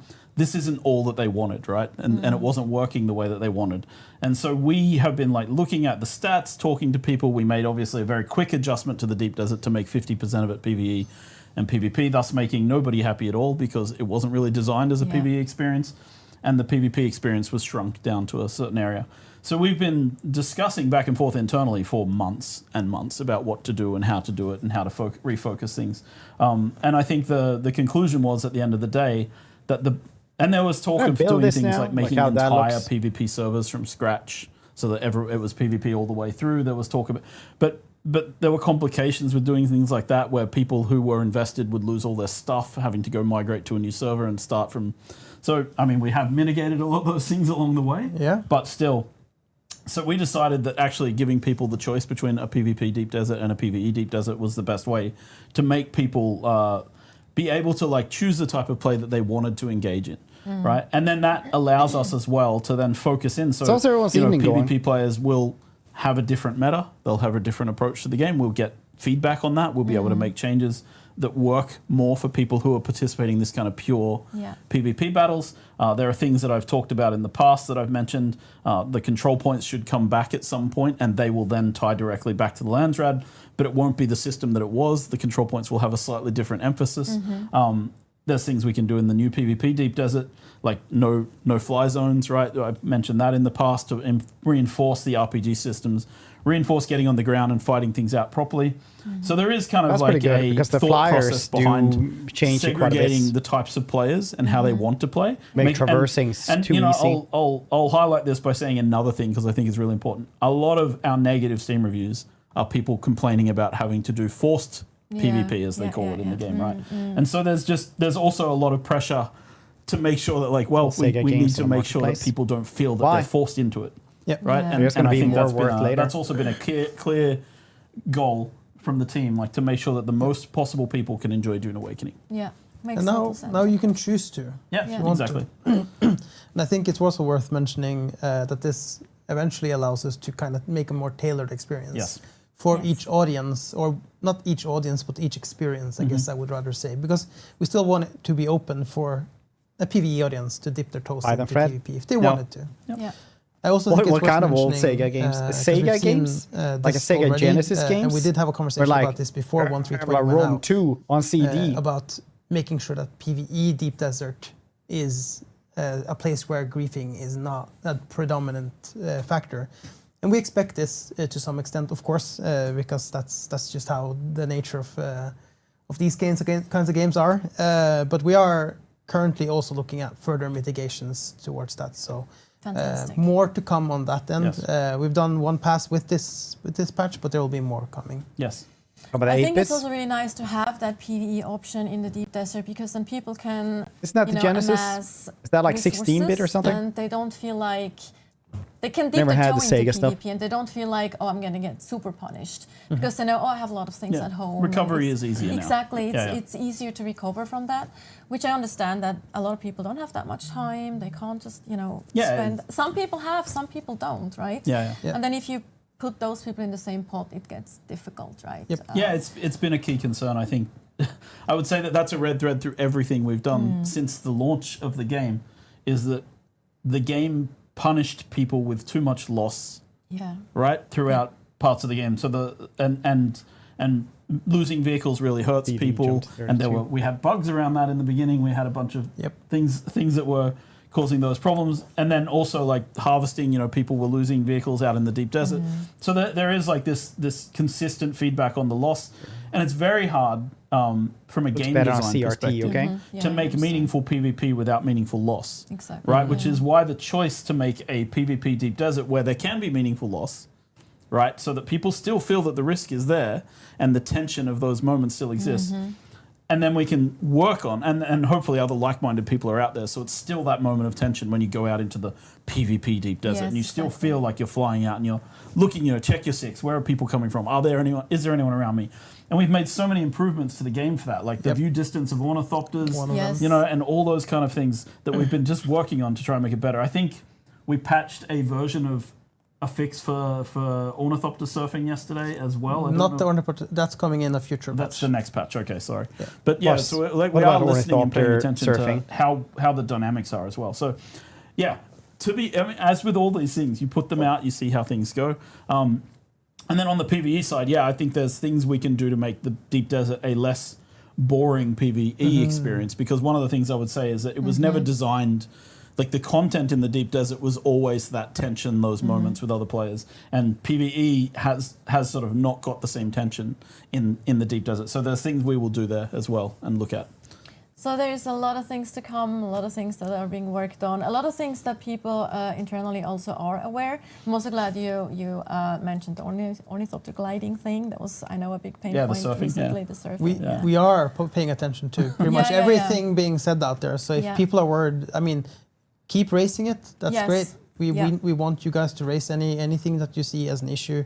And we have a great community team, a great CS team, a great live team, and they keep looking at this stuff, and we evaluate all the time. Yeah, and as we said as well, I think we mentioned it. I mean, the specialization go in that kind of that way as well. Is we want to give player the option. Oh, it's just to, like people who in their just way. ride like on a thopter, or like enforce or make sure they can actually do the things they like doing, right? Other things that go this way as well is, of course, the things that we're doing with self-hosted servers and things like that. There's other things that are coming that we work on. Yep. Maybe you want to mention those two. There's two big things that. Yeah, I mean, it's almost ready now for public test client, where I just spoke to the team today. It's starting to become in a very good spot, the self-hosted servers, and that will allow a lot of players who want to kind of tailor their experience to be able to do that. And that's one of the I guess the general directions that we want to take, is that we want to open it up a little bit for people to player-hosted servers, their experience for what they want. So if you want a hardcore full like on PvP world, you can set that up yourself and gather that kind of community, and we're not going to be the ones gating it. Yes. We'll still have our own servers, of course, that run the game as we intended. Yeah, officials and I think that's really important, right? Like giving players the option is always sort of one of the philosophies we try to follow, right? Like, and Conan Exiles was the same. It was kind of one of the things we always talked about. People would say, should we do this or this? And I'd be like, just make it an option so people can choose which one they want to do. Right? And it's the same thing with this, the self-hosted. I think it launches with a somewhat limited set of options, and we're adding more and more. So there's going to be, you can get access to most options, but it's a bit convoluted to figure out how to configure it. So we'll make it pretty obvious, the options that do matter for most people, with documentation and all of that stuff, and then we'll keep making that more accessible. And then we also expect some of the community to build tools around it. Yes. Because that always happens with these kinds of things. So we'll build our own tools, but we also expect the community to build some really cool tools around it. We hope. Yeah. I'm pretty sure they will. Yeah. People are great. Yeah, and then of course we also have server matches coming relatively soon as well. More on that at another point in time, though. So yeah, but that was it for this segment. Talk about 1.4. That was very interesting, and it's always super cool to get a bit more into the meat of things and why were things done and what we're doing as well, and the thought processes and stuff. So hopefully you found that interesting as well. I know I did. So I'm always excited to have Joel and Ole Andreas on stream. So Joel, thank you so much. That's all right. Chris, thank you so much. My name is Chris. I'll have you back for the Q&A. Okay. Ole Andreas, you will be staying with me for the next segment. Oh yeah, that's true. Yeah. And we will actually look at 1.4 and what's coming your way with 1.4. But also we have a quick teaser for you. So take a look.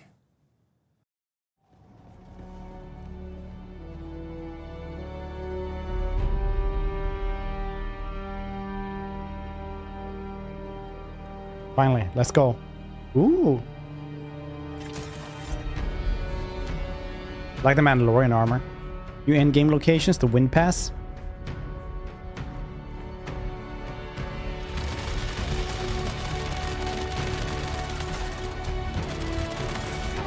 Are they just punching him?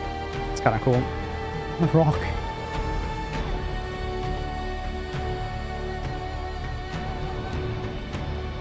Wrecked sand people. No. Those are like ghouls or whatever. What were they called?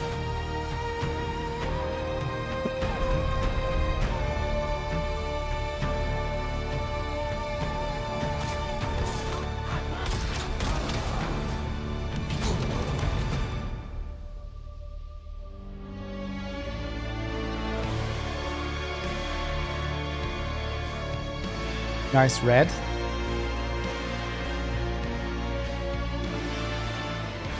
Outdoor furniture. Stellan in the game. Stellan in the game? Yeah, of course he is. He's playing this daily on his own Twitch channel. Stellan Skarsgård, the real one. Of course it is. Not a kidnapper. At tiktok.com. So, welcome back, everybody. I actually have a completely new Element of face surprise, on stream pretty today, and funny I'm one. so happy that you can join us today, Hugo. Thank you. This is Hugo Mardolkar. He is our project management director. And if that sounds a little bit confusing, don't worry. Basically, we have Ole Andreas here who does the what of our development, and Hugo does kind of the how in the development. So those two actually work quite closely together as well. So they kind of balance each other out, they complement each other really well. But Hugo, you want to introduce yourself quickly to the stream? Yeah, thank you for having me. I am Hugo, or as we say in Portuguese, Hugo. Hugo? Yeah. I've been in Funcom for more than 10 years. I started out as a coder in the old games. But yeah, now I work as project management director with Ula. So I focus on how things are done, and he focuses on what was their gets first done. MMO, Funcom? So, I remember Funcom really like nice to was work with really Ula. known like in the early 2000s for like a sci-fi game of some kind, outside right? of work, just a little detail. I'm a 3rd degree black belt in Taekwondo. I'm a 3rd Dan. So don't mess with Hugo. I absolutely love Taekwondo. It's Secret there's World, no something Hugo new? without Taekwondo, and so I teach it every week. And Anarchy super Online, nice. that's the one I was thinking. And yeah, of course, I'm also a gamer. I play board games, tabletop RPGs, video games, all of it. And a connoisseur of really cool meme t-shirts, obviously, as we can see right here. He has pretty much a new one for every day. Element of surprise. It's awesome. Yeah, I love it. All right, so we just watched the trailer.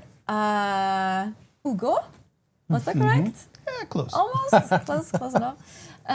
Tell us a little bit what's coming. So for update 1.4, we have 3 main things. We have the Water Shippers DLC. We have a new dungeon. Water Wars DLC. DLC. Yep. I knew I was going to get it wrong. Internal names, external names, you know. And then we have the Old Quarry dungeon. And we have a new endgame location called Wind Pass.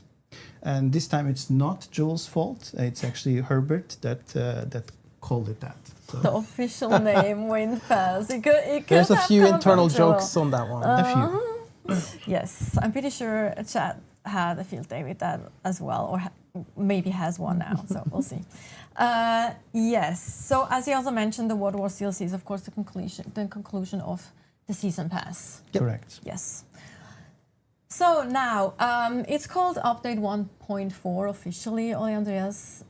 Why is it not a chapter? Why is it an update 1.4? Yeah, it's a good question. I've seen some videos online as well from certain creators that have been guessing on what's coming in this update.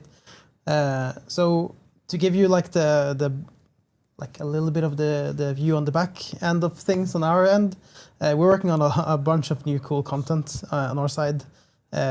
What's coming in 1.4 is a part of it, but some of the content that we're working on, including new map location. Give me Spider Climber. It needs a little bit more time to cook before we're ready Mid-game to Spider Climber release for it to Flyer. the players. So that's coming in a later time in the year. But yeah, with 1.4, we have been cooking on what Hugo just mentioned, which we're pretty excited about showing. So, and then the continuation of the story is also something that is coming a bit later in the year.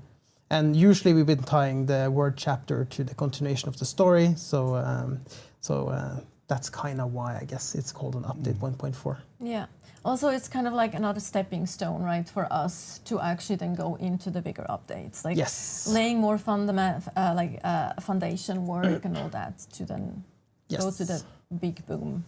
And the content in update 1.4 is literally a stepping stone for what's to come. What I'm teasing about now, there's a good foundation there that teases. It's exciting stuff, though. Like I really like the 2 new locations. I'm just going to say as much, but we'll take a look. Actually, we can take a look now.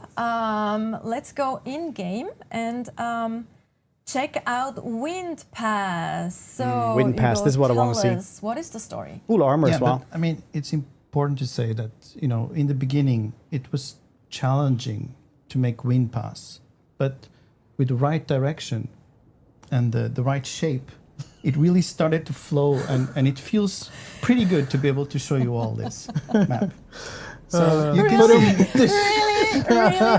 Oh my god. So yes, on the left you can see the Harkonnen structures that they were the original people here, and they abandoned it. And then you can see the red structures is from the new faction of the Water Shippers.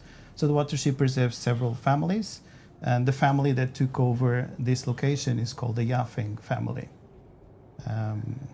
So it looks so completely different to anything we have seen so far in the game. Yeah, the architecture is really cool. Yes, and we actually see that. We see more of that later on, but. Yeah, so they took this location and they set pretty up cool. It looks Star Warsy, where they get asteroids from space down into Arrakis, and then they harvest water and rare minerals from those asteroids. But they clearly were very greedy. So there on the left, you can see that something bad happened. And then because of all the commotion, the a floating box there. The box. Send the player to investigate. And the box, Mason. So on the right side, you can then see one of the locations, one of the areas where you might have to go there for some of the missions, because this map comes with 5 Landsrad missions. So that used to be the living quarters. And then up there, that red structure is the Yafeng family mansion. Which is built with the new kit that you will get with this update. Well, it's a part of the DLC. Yeah, part of the DLC. And yeah, you will see as we go into the mansion that these are clearly very rich people.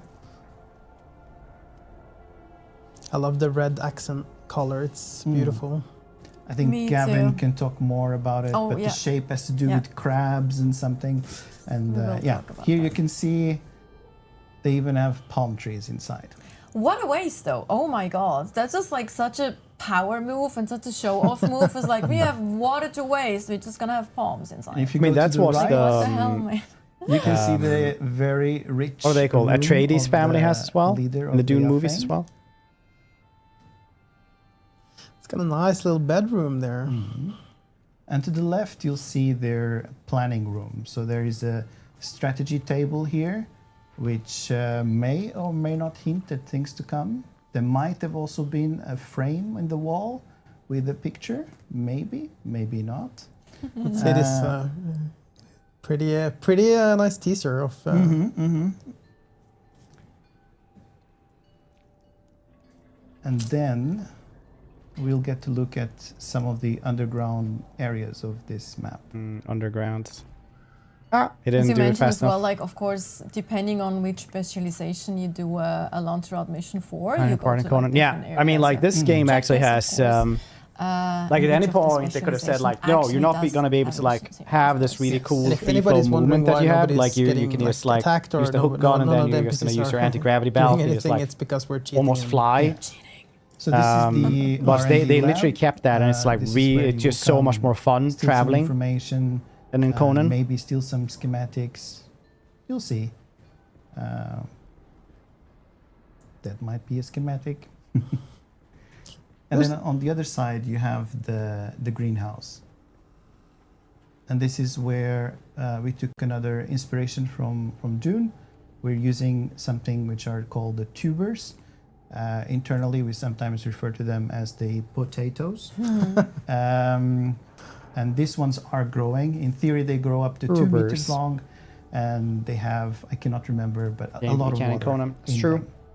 Cheese mix atheists. It's funny because Norway is a potato country, is what we call it internally, and here we are growing potatoes. So, and the missions, some of them... Everything in Europe is potato countries, aren't they? Here to kill someone. It could be to steal information because the other houses want to know what the Yafeng are doing here, or how they're managing to grow the tubers in this location. It can also be to poison something. So they're quite different, the missions. We also just saw now that Camille, who's playing behind the scenes here, he went up and down. So there's a lot of verticality in this particular map as well, which I think is really interesting too. Yeah, no, it's one of the world direction pillars in, defined by Jeff, our world director. Is shout out to Jeff. Yeah, shout out to Jeff. Is that we need to have verticality in the game, and that's been a core pillar for the entire thing. And I think when he first saw this map, he was like, "Ooh, you guys, you really listened to me. Finally this is amazing." got the brief. he actually said, "Guys, it's almost too vertical." But yeah. Is there such a thing for Jeff? Too vertical? Nah. I think it was Not okay. after the Graven, yeah. He was. But so this area here is we call the launchpad area, and you can see the water towers from the water shippers, and then on the right and above you can see the structures that hold the asteroids with Holtzman fields. And you can go all the way up there, and there might even be a reason for you to go all the way up there. There might be a mission. You like your own Arrakis? It's very nice. I like it. One of the coolest locations is like I just enjoy the like they said, like the vertical stuff, and then that you can like fly like that almost from up there, and then they put them in this location, this tube-like location, and then they harvest all the stuff. I think we could say that this is probably one of the larger type landstrat maps. It's pretty a big one. Mm-hmm. And that's also the really cool thing again, because it's so easy. Well, easy theoretically, not like actual development time or work-wise, but to add new locations to the overlap map, which was always the design behind the overlap map, to be able to add new locations like this specifically for specific objectives and things like that, or land trap missions. And this is something we definitely want to continue doing as well. And Joel, who's just here, has plenty of plans and designs and thoughts for future maps to add and future locations to add. So it's going to be cool stuff coming. Exactly. But that's not the only thing that's coming. The other thing that I'm personally very excited about is, of course, the brand new dungeon that we have as well. The old quarry. Yeah, so here you have the old quarry coming in, selecting your difficulty. It's got all the same mechanics as the other dungeons that we introduced in 1.3. It starts out in this sort of mining facility on the ground. And then this room has been in other maps. You have really cool combat arenas. I really love these arenas. I was just playing this one again, and it's cool because there's the NPCs has been given some abilities and some new movement sets, so that they're behaving in a way that I felt a lot more natural. So that was really fun. And then as you see, you kind of go past the mining, the entrance, and you start going into like the vents and start going up towards what seems more like a lab where they're doing experiments. This ties back into this water shippers faction. Mm-hmm. And there's going to be some weird creatures here as well that you'll have to fight off. And this all kind of just leads to a new boss arena, which I do believe that we're going to be seeing the entrance to next. But yeah, it's really beautiful. I really like how this looks. And here you see the tunnel leading to the boss area. Do you remember the name of the boss? Jolanta? Yeah, I think that's true. Yeah, that's true. So she's Dr. Cholanta, please. Excuse Dr. Cholanta. Excuse my French. I was Dr. Cholanta, and yeah, she is pretty cool. She has new abilities, new faces, new mechanics, new everything. She has these ads that she will call on. They will rise from the ground, and they will come at you, and she can charge them with fury, I guess, some sort of. Let's not go into too much details. Okay, sorry. Let them discover some things as well. But there's some cool mechanics, at least. That's the important part. Yes, that's the important part. Again, stepping stones, building on things that we already introduced. But I think the main thing I want to say about this is that you kind of have to manage both the boss and the ads at the same time, and that's where the balance is. Yeah. And here, of course, we also see some of the things that we will get from the dungeon, including new armor, new weapons. There's actually quite a lot. We can actually take a look a bit after this, a bit later, at the actual what those weapons look like. But I really like this new armor. In the smuggler design, in the water shippers design. I was just standing on a pile of skulls, shooting. So there's quite a lot of new. That can't be stable for your I think ankles. there's like 5 new ranged weapons, 5 new melee weapons. Yeah, this is Camille showing them. Yes, exactly. And then there's, I think, around 17 new. How's the audio, by the way? Can you hear me over when I speak? So and then the 2 chest pieces and the helmet as well. Yeah. Which you get by doing actual mission. Like there's an actual thing you have to do. Nice. I don't want to spoil it. It's a part of the progression in the update. There's a lot always hear you. Cool new drops as well available in the dungeon. And again, I think it's very cool that we really see as well that we are now introducing even more a little more complex boss fights as well, and mechanics and things, and that's definitely something that we're gonna build upon and work on. But these dudes are showing more, right? Yeah, because it was mostly boss like system that we talking built the and foundation for in 1.3 more update, marketing. Here they're like, we've just continued gonna to come build out. on top of that, and it's what we've really done. fun to see what the team can do with Angry it, because adder. they're just surprising you. Hey, I did take this mechanic that we had and this mechanic that we had, and then I added this element, and suddenly you have a whole new way of fighting a boss. Yeah. So it's really cool. Exciting. But of course, as you mentioned, new map, new things that we're working on that are coming soon.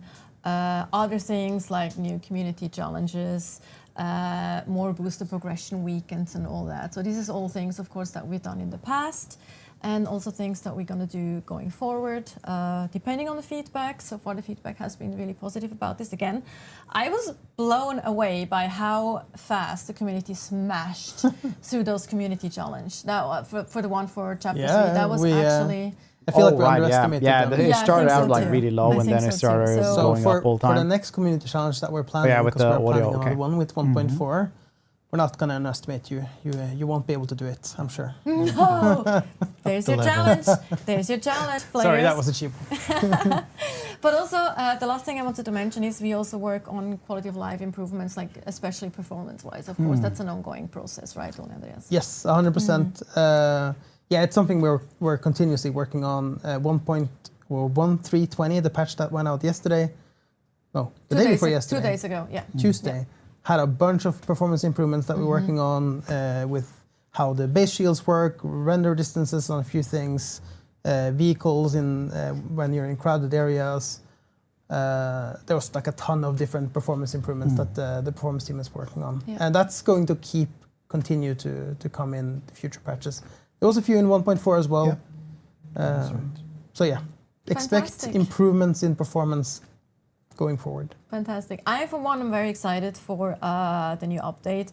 We actually have some more coming up, but I'm just going to thank Hugo for now for being here. It was a pleasure to have you, hopefully sometime soon. Yeah. Ole Andreas will be... No, you will be back for the Q&A, actually. I'll be for back the for next segment, I have some new guests. But now it's time to get some water, maybe get some snacks, because we have a quick break while we do some changes behind the scene and prepare for the next segment. Don't go Break? too far. Thank you. Thank you. In this economy? Was... Okay, so there's like 3 minutes break here. Let me know. What is the coolest thing about Dune? Rocks, sand? a really weird emperor that does jihad, so that everybody gets stronger, so they can kill him while he turns into a worm.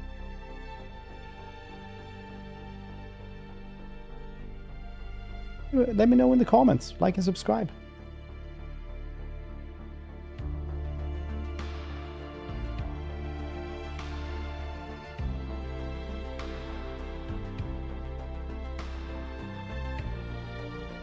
Bold men. Rice. Is it like the paleness as well? Does that like go well with the paleness? Like just being bold and really pale?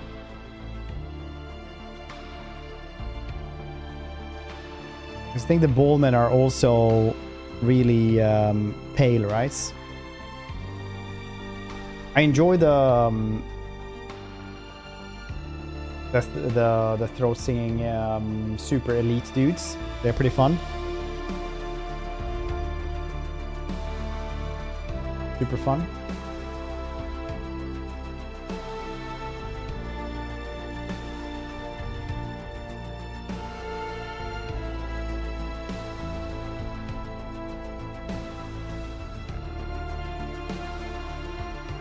Any gestures, mommies?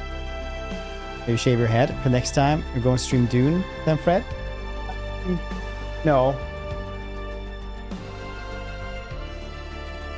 Shines like a diamond. Shine bright like a diamond. Maybe I should go get water actually while this is going.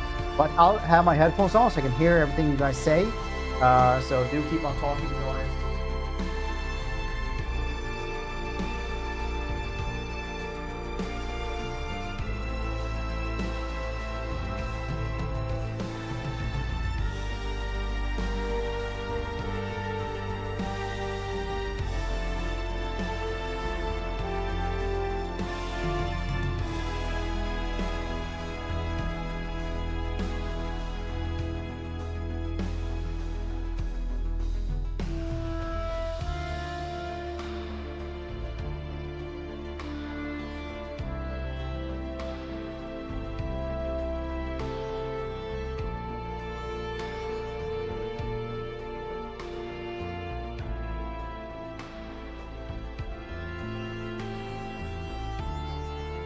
Wear the bold head mask like Halloween. That's true. I could actually.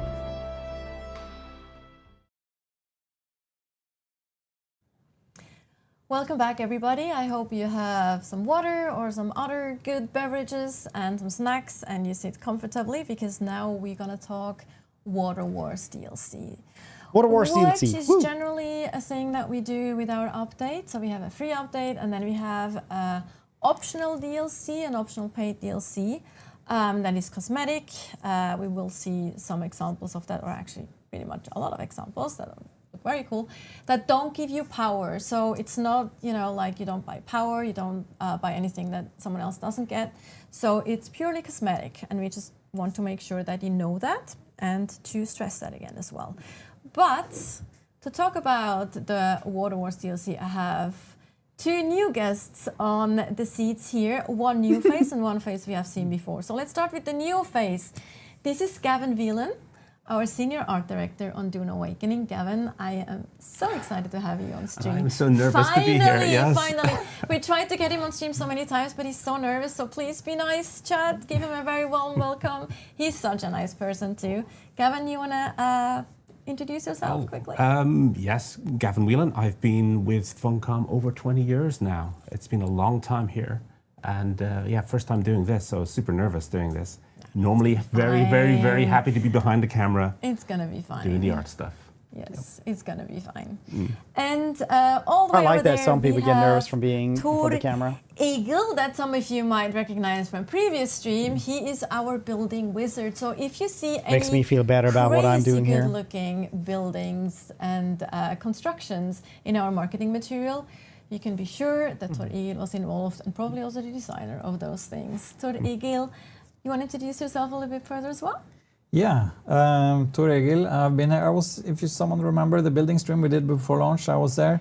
Yeah, I love building, and I'm very lucky to be able to do it in both Corner XLs and Dune Awakening. Yes. So yeah, we have some cool new things to show you from the Water Wars. Yes.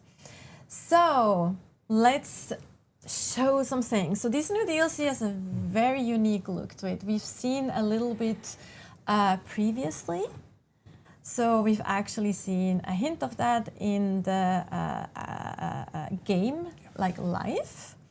And, but yeah, here we see also the new building pieces. Torigel, do you want to comment a little bit on it? Right now we are in a water shipper's base that I built. We're going to show you all the contents of the DLC here. You can see the building pieces, you're going to see the decorations, all this stuff. So as you can see here, I'm just right in the middle of the base. We're high up on a mountain. Gavin can probably also give some feedback or like some background on why does it look like it looks and what is the story behind it. Yeah, I mean the water shippers. You've seen it in Windpass. Essentially, they're more of an industrial type of faction. It's new clan, water shippers. They're not like the grand, big, major houses. They are people they have an industry, they have a job, and they have grown incredibly wealthy. So we really wanted to represent two things here. We wanted to show the industrial side looking of them. Nice. So the clothing is very functional, very work-related. They're not scared to get their hands dirty doing things to earn money. But we also wanted to show the wealth and the opulence of who they are. They've got money, they've come into it, and they're not scared to show it off. And it was a great excuse for us to actually give the players something to add, to improve the quality and the visuals of their own personal bases. So there's a lot more color, a lot more vibrance in here. So it's really what we want to do. People, we've had the Atreides bases, which are kind of grey and very sort of modest in many ways, and then we have the brutal sort of Harkonnen camps, which are, they are what they are. They're big black monolithic structures. And we started to introduce a little bit more color and variety in with the smuggler sets. So a lot of blues and coppers coming in there. But now we're sort of getting into more, certainly the plants, like you mentioned earlier. This is how much wealth do they need to have to show off, and that they can have trees and plants and yes. And one unique thing about this particular building set is also those leg-like structures. Tell me more about this. Wow, this came from Bruno, who is one of the art directors who works with us in Lisbon, and he had this obsession about making it crab-like, and we really like the idea because they're kind of latching on and grabbing hold of things. I mean, there's always something parasitic about the it kind of feels more like it's Gothic architecture, because Gothic architecture usually had like supporting pillars on supporting pillars to like build higher walls, because the building techniques weren't like, we're just getting better, so they can like, we can build as high as possible. Religion. We just have like supporting pillars. It's not the Gothic cathedrals will always have like that support on the side. Is it grabbing onto wealth as well in that sense? I mean, they also have like special types of windows as well. Acquiring of wealth and not showing which these dudes kind of have as well, because it's supposed to go you like can see tons 2 of arcs cool pieces in the from set. the. There's 52 building pieces. From the windows. The arch, as this is called, is basically 3 walls high, and an arched leg going out, and it connects perfectly with pillars. So this is the water shippers pillars here, you see. I really like the windows, I really like the roofs, and I really love that you can have both white and red walls, so it allows you to quite a bit of to be creative with different colors. So we're gonna head inside also after, but we're gonna stay outside a little bit here. You can see a lot of nice combinations you can do while building with this set. We also hope you want to combine it with other sets, but here you can see, for example, one of my favorite features is that you can have different color ceilings. So here I've been combining red and white, and they have these nice lights. I love those ceilings. Can I just say, it's very like, I love those so much. I feel it's very stylish. Yeah. And here you get a little taste of some of the decorations. There's 18 decorations in the DLC. So you see a nice bed, nice couches here. I really like the colors here. Build something higher than this. I'll do it higher up. You get build towers, there's build stuff very high up. Water shippers, and I've used it here on wind turbines, things like this. Dreadhead swears to me a lot when he falls to his death. White and red, just and like get to them. The set is. Backpack full of rocks. Keep building it up there. For example, here is the banner for the water shippers. So You can build a lot of cool things. I feel it's very opulent. You can be a bit more sci-fi. It's quite different from most of the other building sets. Yeah, we still wanted to keep this connection between some of the architecture and some of the methodology of why they build here and how they build here. That was very angry at me a couple of times. We started with the Arakeen structures that you'd see in the city, Mhm. and it's kind of an evolution of This, that because no, you not for still Dune. I have don't to think take Dune into has account community the service. environment, Yes, I the think that's wind, what they're the weather. introducing, I mean, like, for the it's next first updates. and most important thing when you're building an Arrakis to survive the planet. Yeah. But then to have that flip side, to do something interesting with the interior, like you were talking about the ceilings and the wall colors and all the furniture and I mean, look at this. It's so open. Like just also the detail on the table here with the texture is just Yeah, I really like this. absolutely fantastic. I also really love the lights. I love the lights and this set so much. It's probably Looks one like of my favorite old sets when it comes to leather lights. almost. Not only because the things that are inbuilt into the ceiling, but also some of the. You probably go and show them afterwards. I don't want to go ahead of you of your. Yeah, there they are. Like those chandeliers are just. They're so Art Deco. Like I love that so much. There's just like the whole style is, especially interior design, is just. Yeah, the concept artists really love doing this stuff, and they provide me with so many good choices. It makes my job really easy and hard. It's an at Art the same Deco when time you to have a sort bunch narrow of it different down styles to for stuff. The set that It's we like have. neo-Gothic. But, yeah, they are very, very beautiful. Maybe it's not. Maybe I think I'm it's wrong. also easy Hold to on, I'm see gonna that check this that out. is a faction or families that are rich. You know, they're not Corino rich. They're not Empire they're not that kind of rich. But you can see here that they like to show off that they have money. They've made I money feel out of like, Arrakis. you know, Yeah. yes. I mean, it's still kind of, we need to keep a lid on the wealth, not so much so we don't compete with the Corino because we want to expand into the future. Yeah, and exactly. add more. Yeah, so here you can see a small light. You can see two wall lights, and you see the chandelier. They're very, very close So together. now Actually, Arts also these Deco cool and Neo-Gothic. That's bookcases cool. here. Mm-hmm. These lights are built into the bookcases. I really like the beds. Yay! Inbuilt lights. Yeah. That's awesome. So there's lots of cool things here. The carpets are also nice, a bit more color than So usual. Art Deco and has here I've more, used the more cubic swatch shapes. on the storage containers and crafting stations. I also like thinking Neo-Gothic about the has high outdoor, ceilings like and more arches.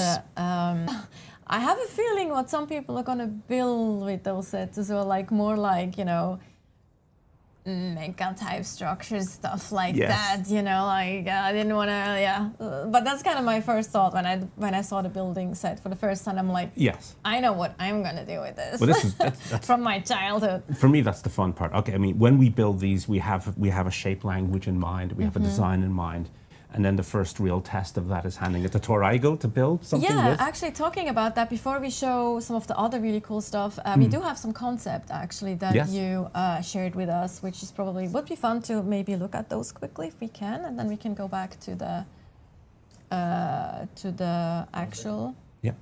There we are. Like. Yeah. So the top line of sort of images and concepts, some from the movie, which we kind of wanted to stay true to some of the design language that Denis Villeneuve had come through in the movie, and in addition to two of the building types that we had before, and the new elements that we wanted to add to that, this sort of take the Arakeen structure and change the angles of it to make it more streamlined, to sort of, you know, design for design's sake as opposed to just something that's functional, and the protection and the shielding.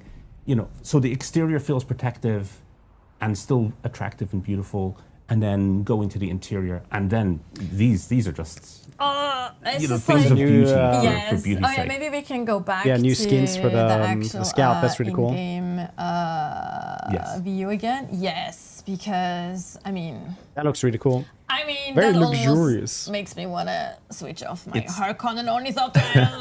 This is like, I mean, this is just. It is the Porsche of ornithopters. Porsche of ornithopters. It doesn't need to look like this functionally, but it does because they want it to look pretty in it, and so it's you nice. want to show off your you have money, man. You can build an ornithopter that looks like new vehicles. This. No, this is like the As a normal family of ornithopter. water owners, What are you, you know, it's like, a skin for it. This is what we do. It looks cooler.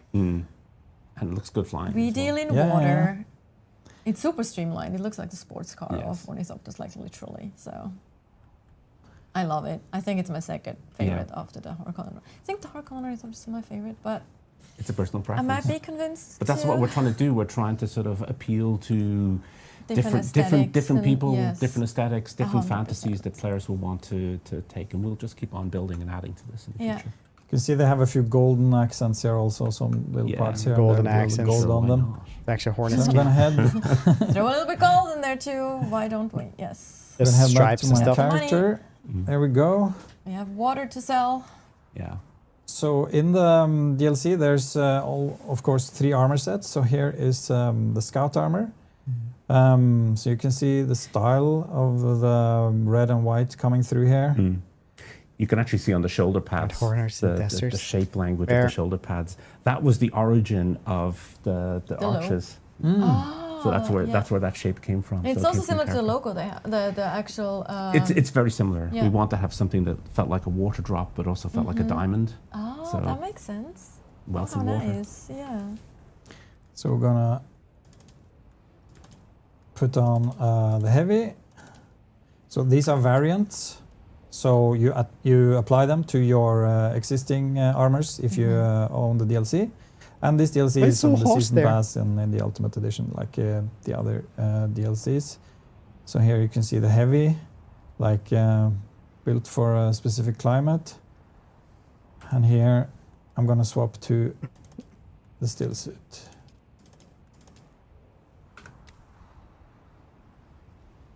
And also you So mentioned very as well, like this particular Water Wars DLC is the conclusion of the season pass as well. So this is part of the season pass. Yeah.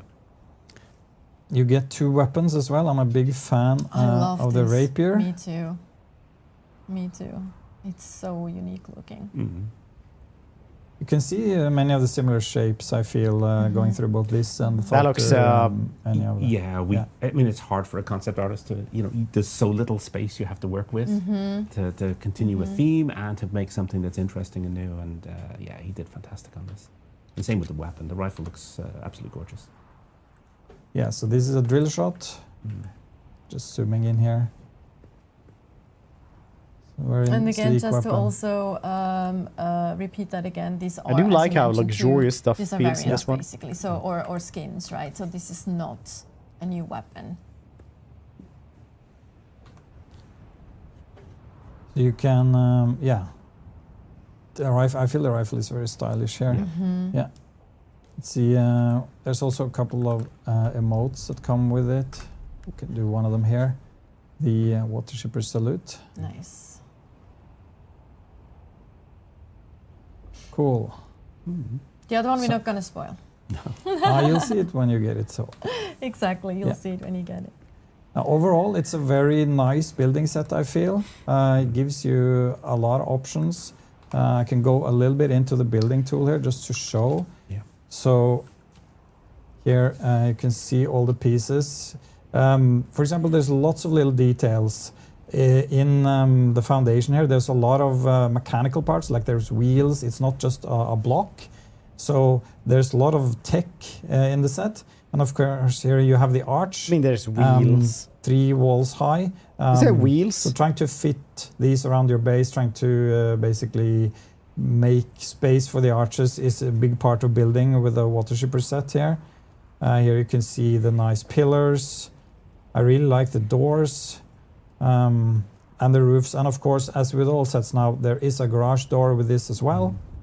The set uses granite to build with, so it should be nice and easy to get.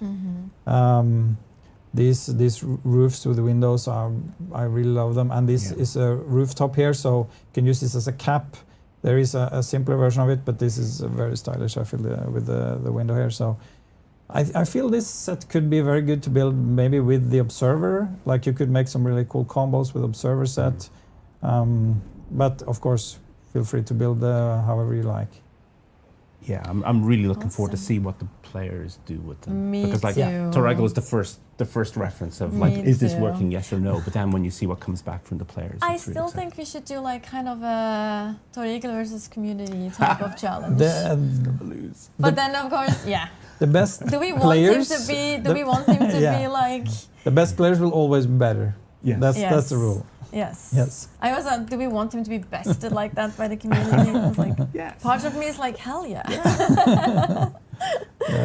Okay, cool. But yeah, I think we've Like how shown quite they a lot of switched things up here like now. their I do production hope areas with that, like leisure stuff. I really want to try to course, do that as well. As I personally am about this, I'm really looking forward to. I mean, I've seen it and stuff, and I might have tried it out and things. But I'm really looking forward, as you mentioned, what you all are going to do with this new set. Yes, and with that said, thank you so much to Egil and also Gavin for joining me today and showing us those building pieces and armors, and also talk a little bit about inspirations and things like that. That's always interesting. And now from one beautiful thing to another beautiful thing that we haven't actually been directly involved in, but is very tied to our IP, of course, and has us very excited, and I think probably you as well. Let's watch the Dune Part 3 trailer before we go into our Q&A. Survival games. I do sometimes. Ah! I've started!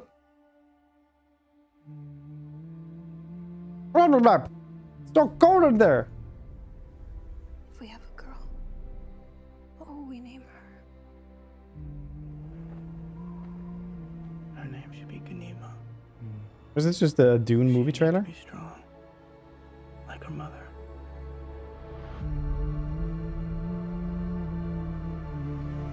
What if it's a boy? I would name him Leto. 40k? Imagine this. So he would have the wisdom of his grandfather.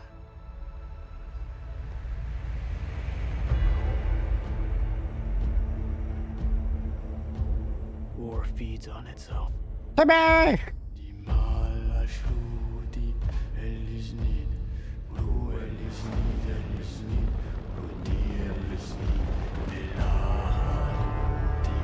The more I fight, the more our enemies fight back.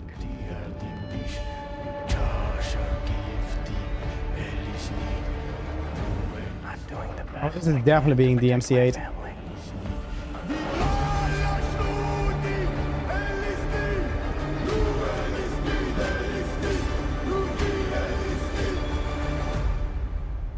How did Father do it? Your father never started a war.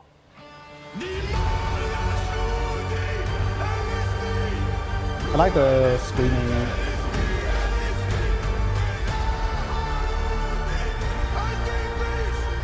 Speaks like a haka. It's like this.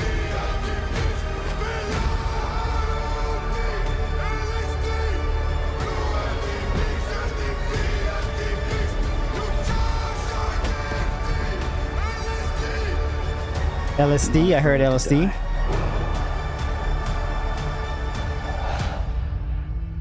But I must not He die. dies. Yet. Duncan. Is that what you mean?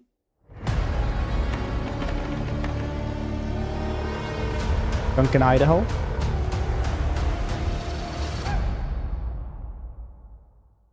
Was that the one you were talking about? LSD, And we're back LSD. with our Q&A. Yeah, with all yeah, of they have a us. Duncan, And Idaho Joel, who machine. is I wouldn't question it more than that, stroking honestly. the sandworm. Maybe that's a book spoiler. Shout out to Dana, by the way, from our community team, who crocheted this sandworm, by the way. She's a wizard when it comes to making Looks those. really It good, looks really actually. cool. Yeah. Pretty cool one. It looks fantastic. Really? Maybe They're I pretty can- good. Gives me comfort in my darkest Can hours. get one as well. Yes. Stroke the sandworm. Yes. Typical Joel fashion. All right. I don't know what you mean by typical, Natasha. We collected some questions from the community, from you, and we're gonna answer those now. I'm gonna throw those over to you, of course. Sure. Now. Can I ask? Do you think any of the questions are going to mention PvP? I don't think so. No, probably not. No one has any questions No, about that. I mean I've seen them. There's not a single PvP question in here. Uh huh. Anyway, any future plans for PvP, such as Arena? We can talk about that. Yeah. So for Chapter 3 story, we built the arena, and the plan was to use that for more things in the future. both of a PvE and PvP nature, hopefully. So we I can't say concretely when, but there's definitely some thoughts in our mind about how to reuse that level and that arena for future content. And yeah, there's been conversations internally, and I mean, Exiles has some similar. Yes, Exiles has mechanics. buildable arenas as well, which is also something that one of our lead coders is very excited about. I mean, Giddy Prime Arena, you know, that'd be fun. And we've seen a ton of cool videos online of players building arenas that they're doing PvP in. Yes. So this is definitely something that we. It was nice enjoy crocheting by one of their colleagues. them. Okay. Yes. I like arenas. I like PvP, arena PvP personally. So, yes. Okay, next question. Are there any plans for matchmaking to find friends? Not any plans now, not currently. No, I don't think so. We can look at it and talk about it, but right now it's not the plan. Yeah. All right. Are there any plans for faction versus faction? This one's interesting because I think if we do that, we have to do a very specific setup for it, right? Like some people have talked about having faction versus faction in the deep desert as an option, but it's complicated. A lot of people, there are a percentage of people who haven't joined a faction in the game, right? Like by the time they're going to places like that, what happens with neutrals in these situations? So the definitive answer right now is no, there are no key plans, but like it is something that we need to spend some time thinking about and looking at for faction versus faction. There'll be more faction ranking missions in the future. And as we build through those, I do want to take a look at it and think about it. So I think that's a good answer. Never say never. And oops, I just got my messages. There we go. Are there plans to add mods for self-hosted servers? No plans for mods. I mean, we're working with an IP that also has some. I feel like there's some restrictions there that we need to respect on the IP side. For sure. 100%. So yeah, no plans for mods. But I mean, self-hosted players servers, they will have quite a few options to configure their experience. yes, So. and people tend to be quite ingenious. We'll see what they come up with. Yeah. True. There's actually a question that we kind of can't stop answered them. in They know the that as well. DLC section. So, are the new base pieces for the water shipper plastone or granite? It's granite. Yes, but it's okay to also repeat. Is there a placeable swatch that can go with the water shipper set? We actually touched on that as well. There is actually one swatch that I comes with googled the DLC. Conan Exile mods, So you can and actually I should not have done that on that stream. had like the red and gold. Well, it's kind of red, and then it looked goldish, brassish. So yes, there is a swatch for placeables. Are there plans to add a building camera mode? No current plans, but that's an interesting thought. It's been raised before, Yeah, it's been talked and about. we've talked about it internally before, but we haven't actually got it scheduled in a patch right now. So, But I mean, this is one of the things. Like since launch, we've done a lot of quality of life updates based on player feedback. Yep. A ton of the stuff we've been adding in patches are that. So definitely something we will look at sometime in the future. yeah, 100%. Like even even a few months ago, you were paying taxes. Now you're not, right? Yes. So there's stuff that like Things can change quite fast. Things change fast based on feedback and what we see people wanting, hoping for, and definitely like and also I do have to say also what people do. We have pretty good metrics from how people play the game, Yes. and we pay a lot of attention to because like this is going to sound like I'm. No, I don't know. I know exactly what you're gonna but like there's this thing like people say a lot of things and they often say things like you just have to read any Reddit post and see that everyone has there's 20 different the taxes for the game was right. The truth like of what people nonsensical. do is actually the core thing that you can sort of see. So like it's like you have to make sure that you filter signal and noise. Like you had and to go and pay what people for how big your say base they was. want, what people actually want, and how they play the game, so that you can make good decisions about these things. Yeah. So like our decisions are always. Did we just informed go by out like and both rob them PCs, looking at basically just feedback murder rob them looking to get forum like more posts and Reddit Solari, and all different pay your kind of, taxes. platforms, but also that time of informed month by again. data that we actually have on how players play the game. I think it's also kind of important to mention as well, because generally there can be a group that is really loud and then it feels like, oh, everyone feels that way. But then we do, of course, have internal data that shows us like people have been doing that many dungeons, or people have been doing this particular thing, and not so much of the other thing. So yeah, exactly. it's important to mention that we're not just nilly-willy changing things. No, exactly. So, We pay attention to a lot of the data. Yeah. Yeah. Yes. Any plans to be able to show off wealth by having real plants? Hmm. That's a cool question. I love that. Actually, They did that's remove a that. That's fantastic good. question. Interesting. Yeah. So I mean, there is a. That's an interesting question. Yeah. There is a thing about that coming up one day. We're putting like this is future plans. Yeah. We have Joel's hinting and teasing, but yes, definitely like there are that's things. something that I don't know about. There's features in the future that we want to explore that touch upon that. Yes, for sure. That sounds exciting. Now I'm excited too, chat. I'm super excited. Everybody in the game loves Can't believe Derek I don't so know much. about We this. want to give you as much Derek as we possibly can. Good old Derek. The planetarist, everyone's favorite man. Yeah. That was pretty good. Any plans for new water storage and collection? Not currently. What about the potatoes?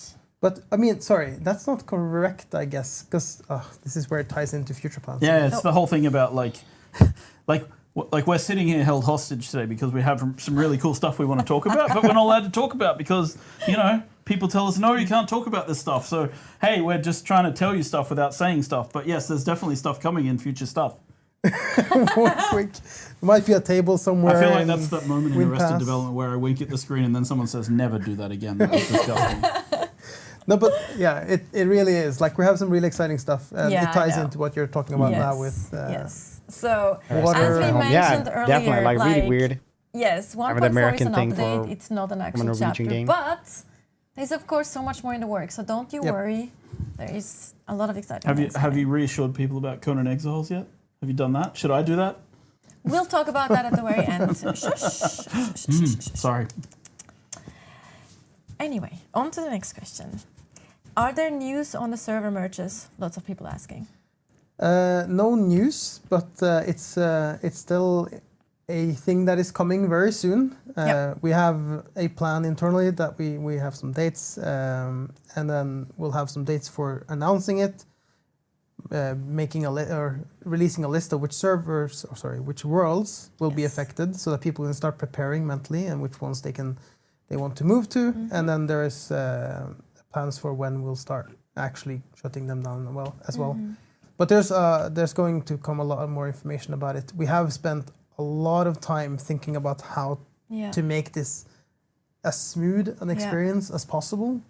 Even if you come in after the merge or the server merge has happened, we want it to be as smooth as possible to move the bases and the vehicles that you had on that world that was merged over to the new one. Yeah. So, more information coming. We'll make it as smooth as possible. There's a lot of moving elements, no pun intended actually in this case, but there's a lot of moving elements that need to be considered and really, Yeah, and we needed to get some of the pieces in place, like base reconstruction and things like that. Exactly. So we've been building out features. Building stepping stones. Yeah, exactly. Building out features along the way that both are requested by people so that they can take a break from the game and come back and restore their bases intact and all these things that people have been asking about.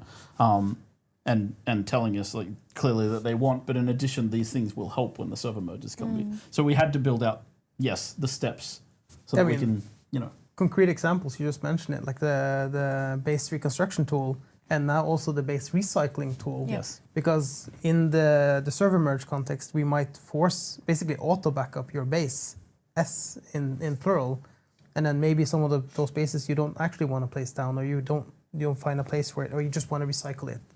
So now we have that functionality in, and you can get the time you put in building that base back again when you recycle it.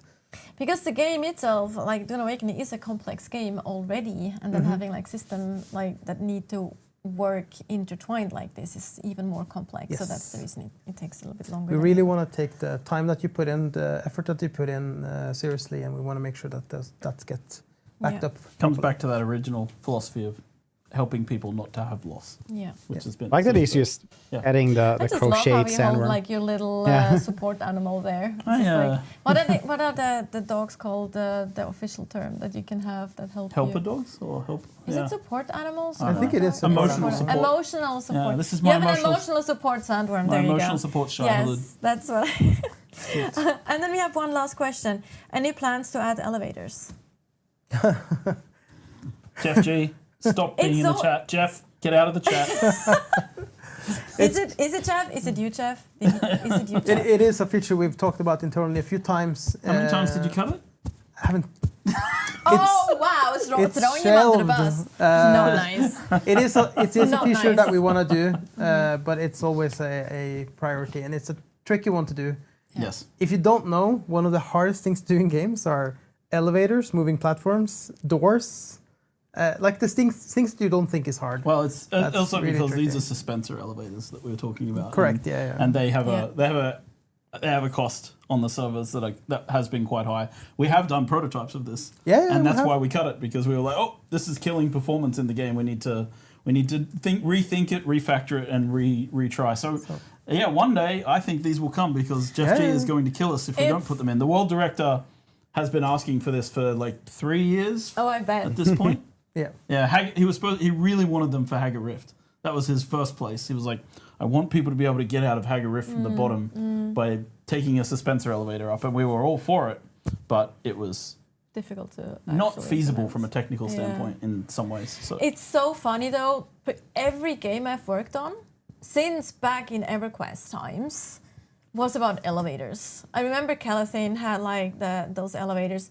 Throwback to Darkfall as well. We had like the discussion about elevators there as well, and then it comes up again. I feel like it's also following me around this whole what's elevator super weird discussion. though is that Christian Bull Hansen, one of our Yes. expert designers, implemented elevators on Conan Exiles when he went home one weekend, and then came in on the Monday and went, "Hey, his elevator's working." I was like, "Which? Which? I don't know how he did it. I still don't know how he did it." And it worked. I mean, I think the coders So you're probably had to saying fix it's it. super easy to have. I'm saying we need Christian Bull Hansen to just apply his make mind elevators. to this. I think the Yeah. clue is the coders probably had to fix it Yeah, for a the- week afterwards. But yeah. Coders probably had to spend But a you year need on it. you need both. Elevators right? You need in the Conan are designer great who's though. just like here's a prototype, it's a cool Yeah. thing, and then Yeah. Then you actually have to make it work with everything else. Yeah. Then you have to make it work with 1,000 bases. Just the logic alone doesn't make a feature, right? But yeah, the answer is yes. It'll probably be there at some point. And if not, suspensor belts. Okay, cool. That was also the last question.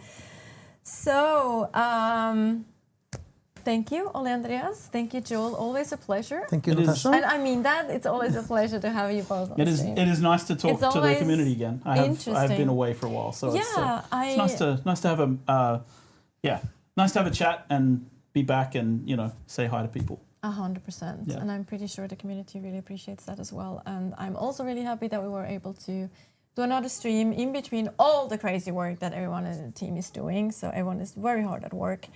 I guess that's worth mentioning as well. Like there's already we're also hard at work on the console version that's coming out later this year. Yes. Yes. Exactly.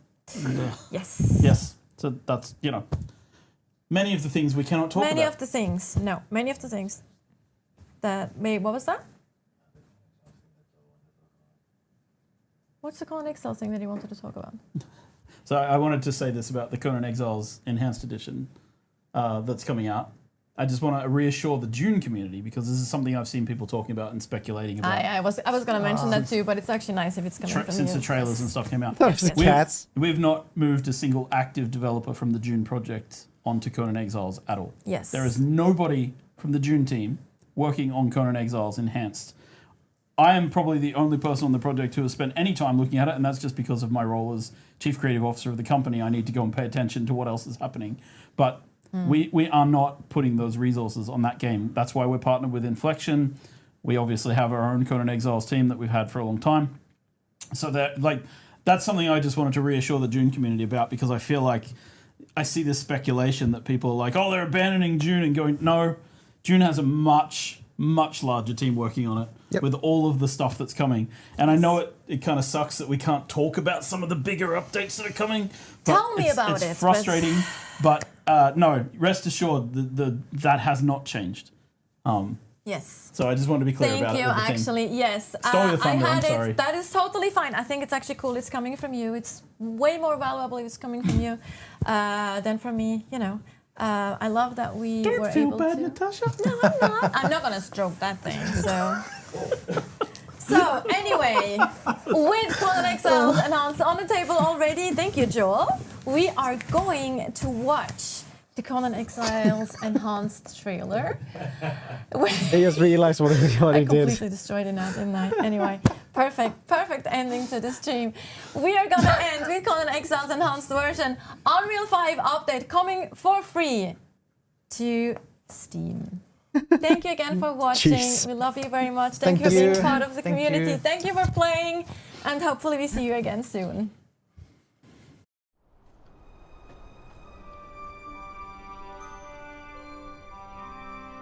Some content in this video is not included in base game and need to be purchased too. I wonder how you go to the Isle of Sipta from this one.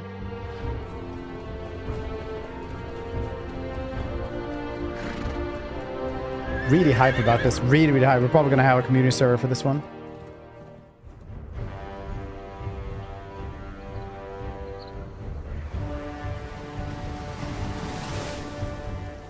That's much better. Jeez.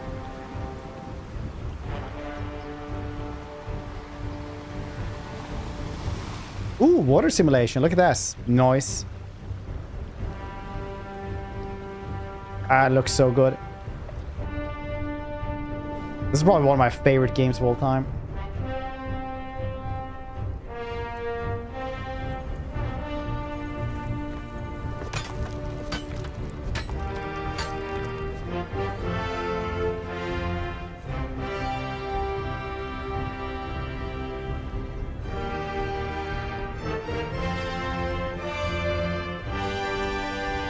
The new armors look so much better, like the lighting just helps so much.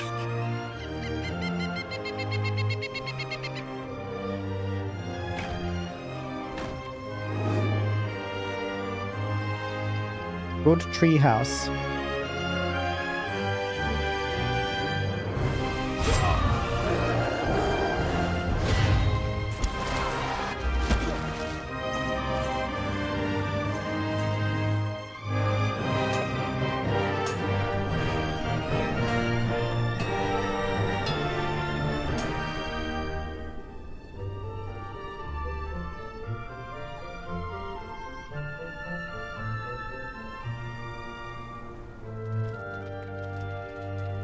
So impossibly hyped for this one.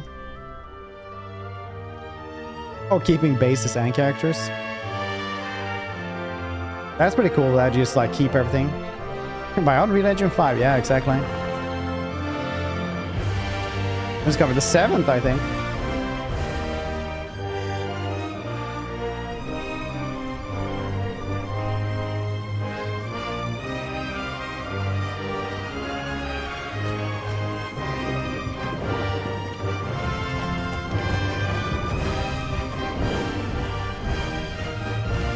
Yeah, the Oblivion one looks really good. But I can't stand leveling in... well, level scaling for enemies.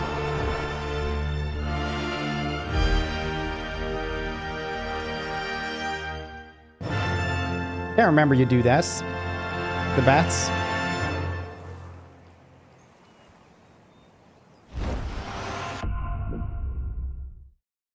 Grab between maps is really cool. Right. Thanks everybody for hanging out for this segment as well. I appreciate you. We did go a little bit later than we would usually do. Appreciate all of you. I did go. Oh, I got this one like last second to as a sponsor thing to watch this. So I got like a little bit into an impromptu 10-hour stream.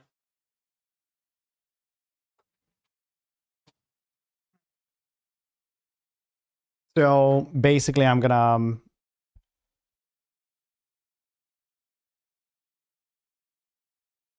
wait like a bit, and then I'm gonna record podcast as well. Same length stream. I will see what we do tomorrow. We'll see. Appreciate all of you hanging out. Enjoy the rest of your evening. I'll see your cute faces tomorrow. Oh boy.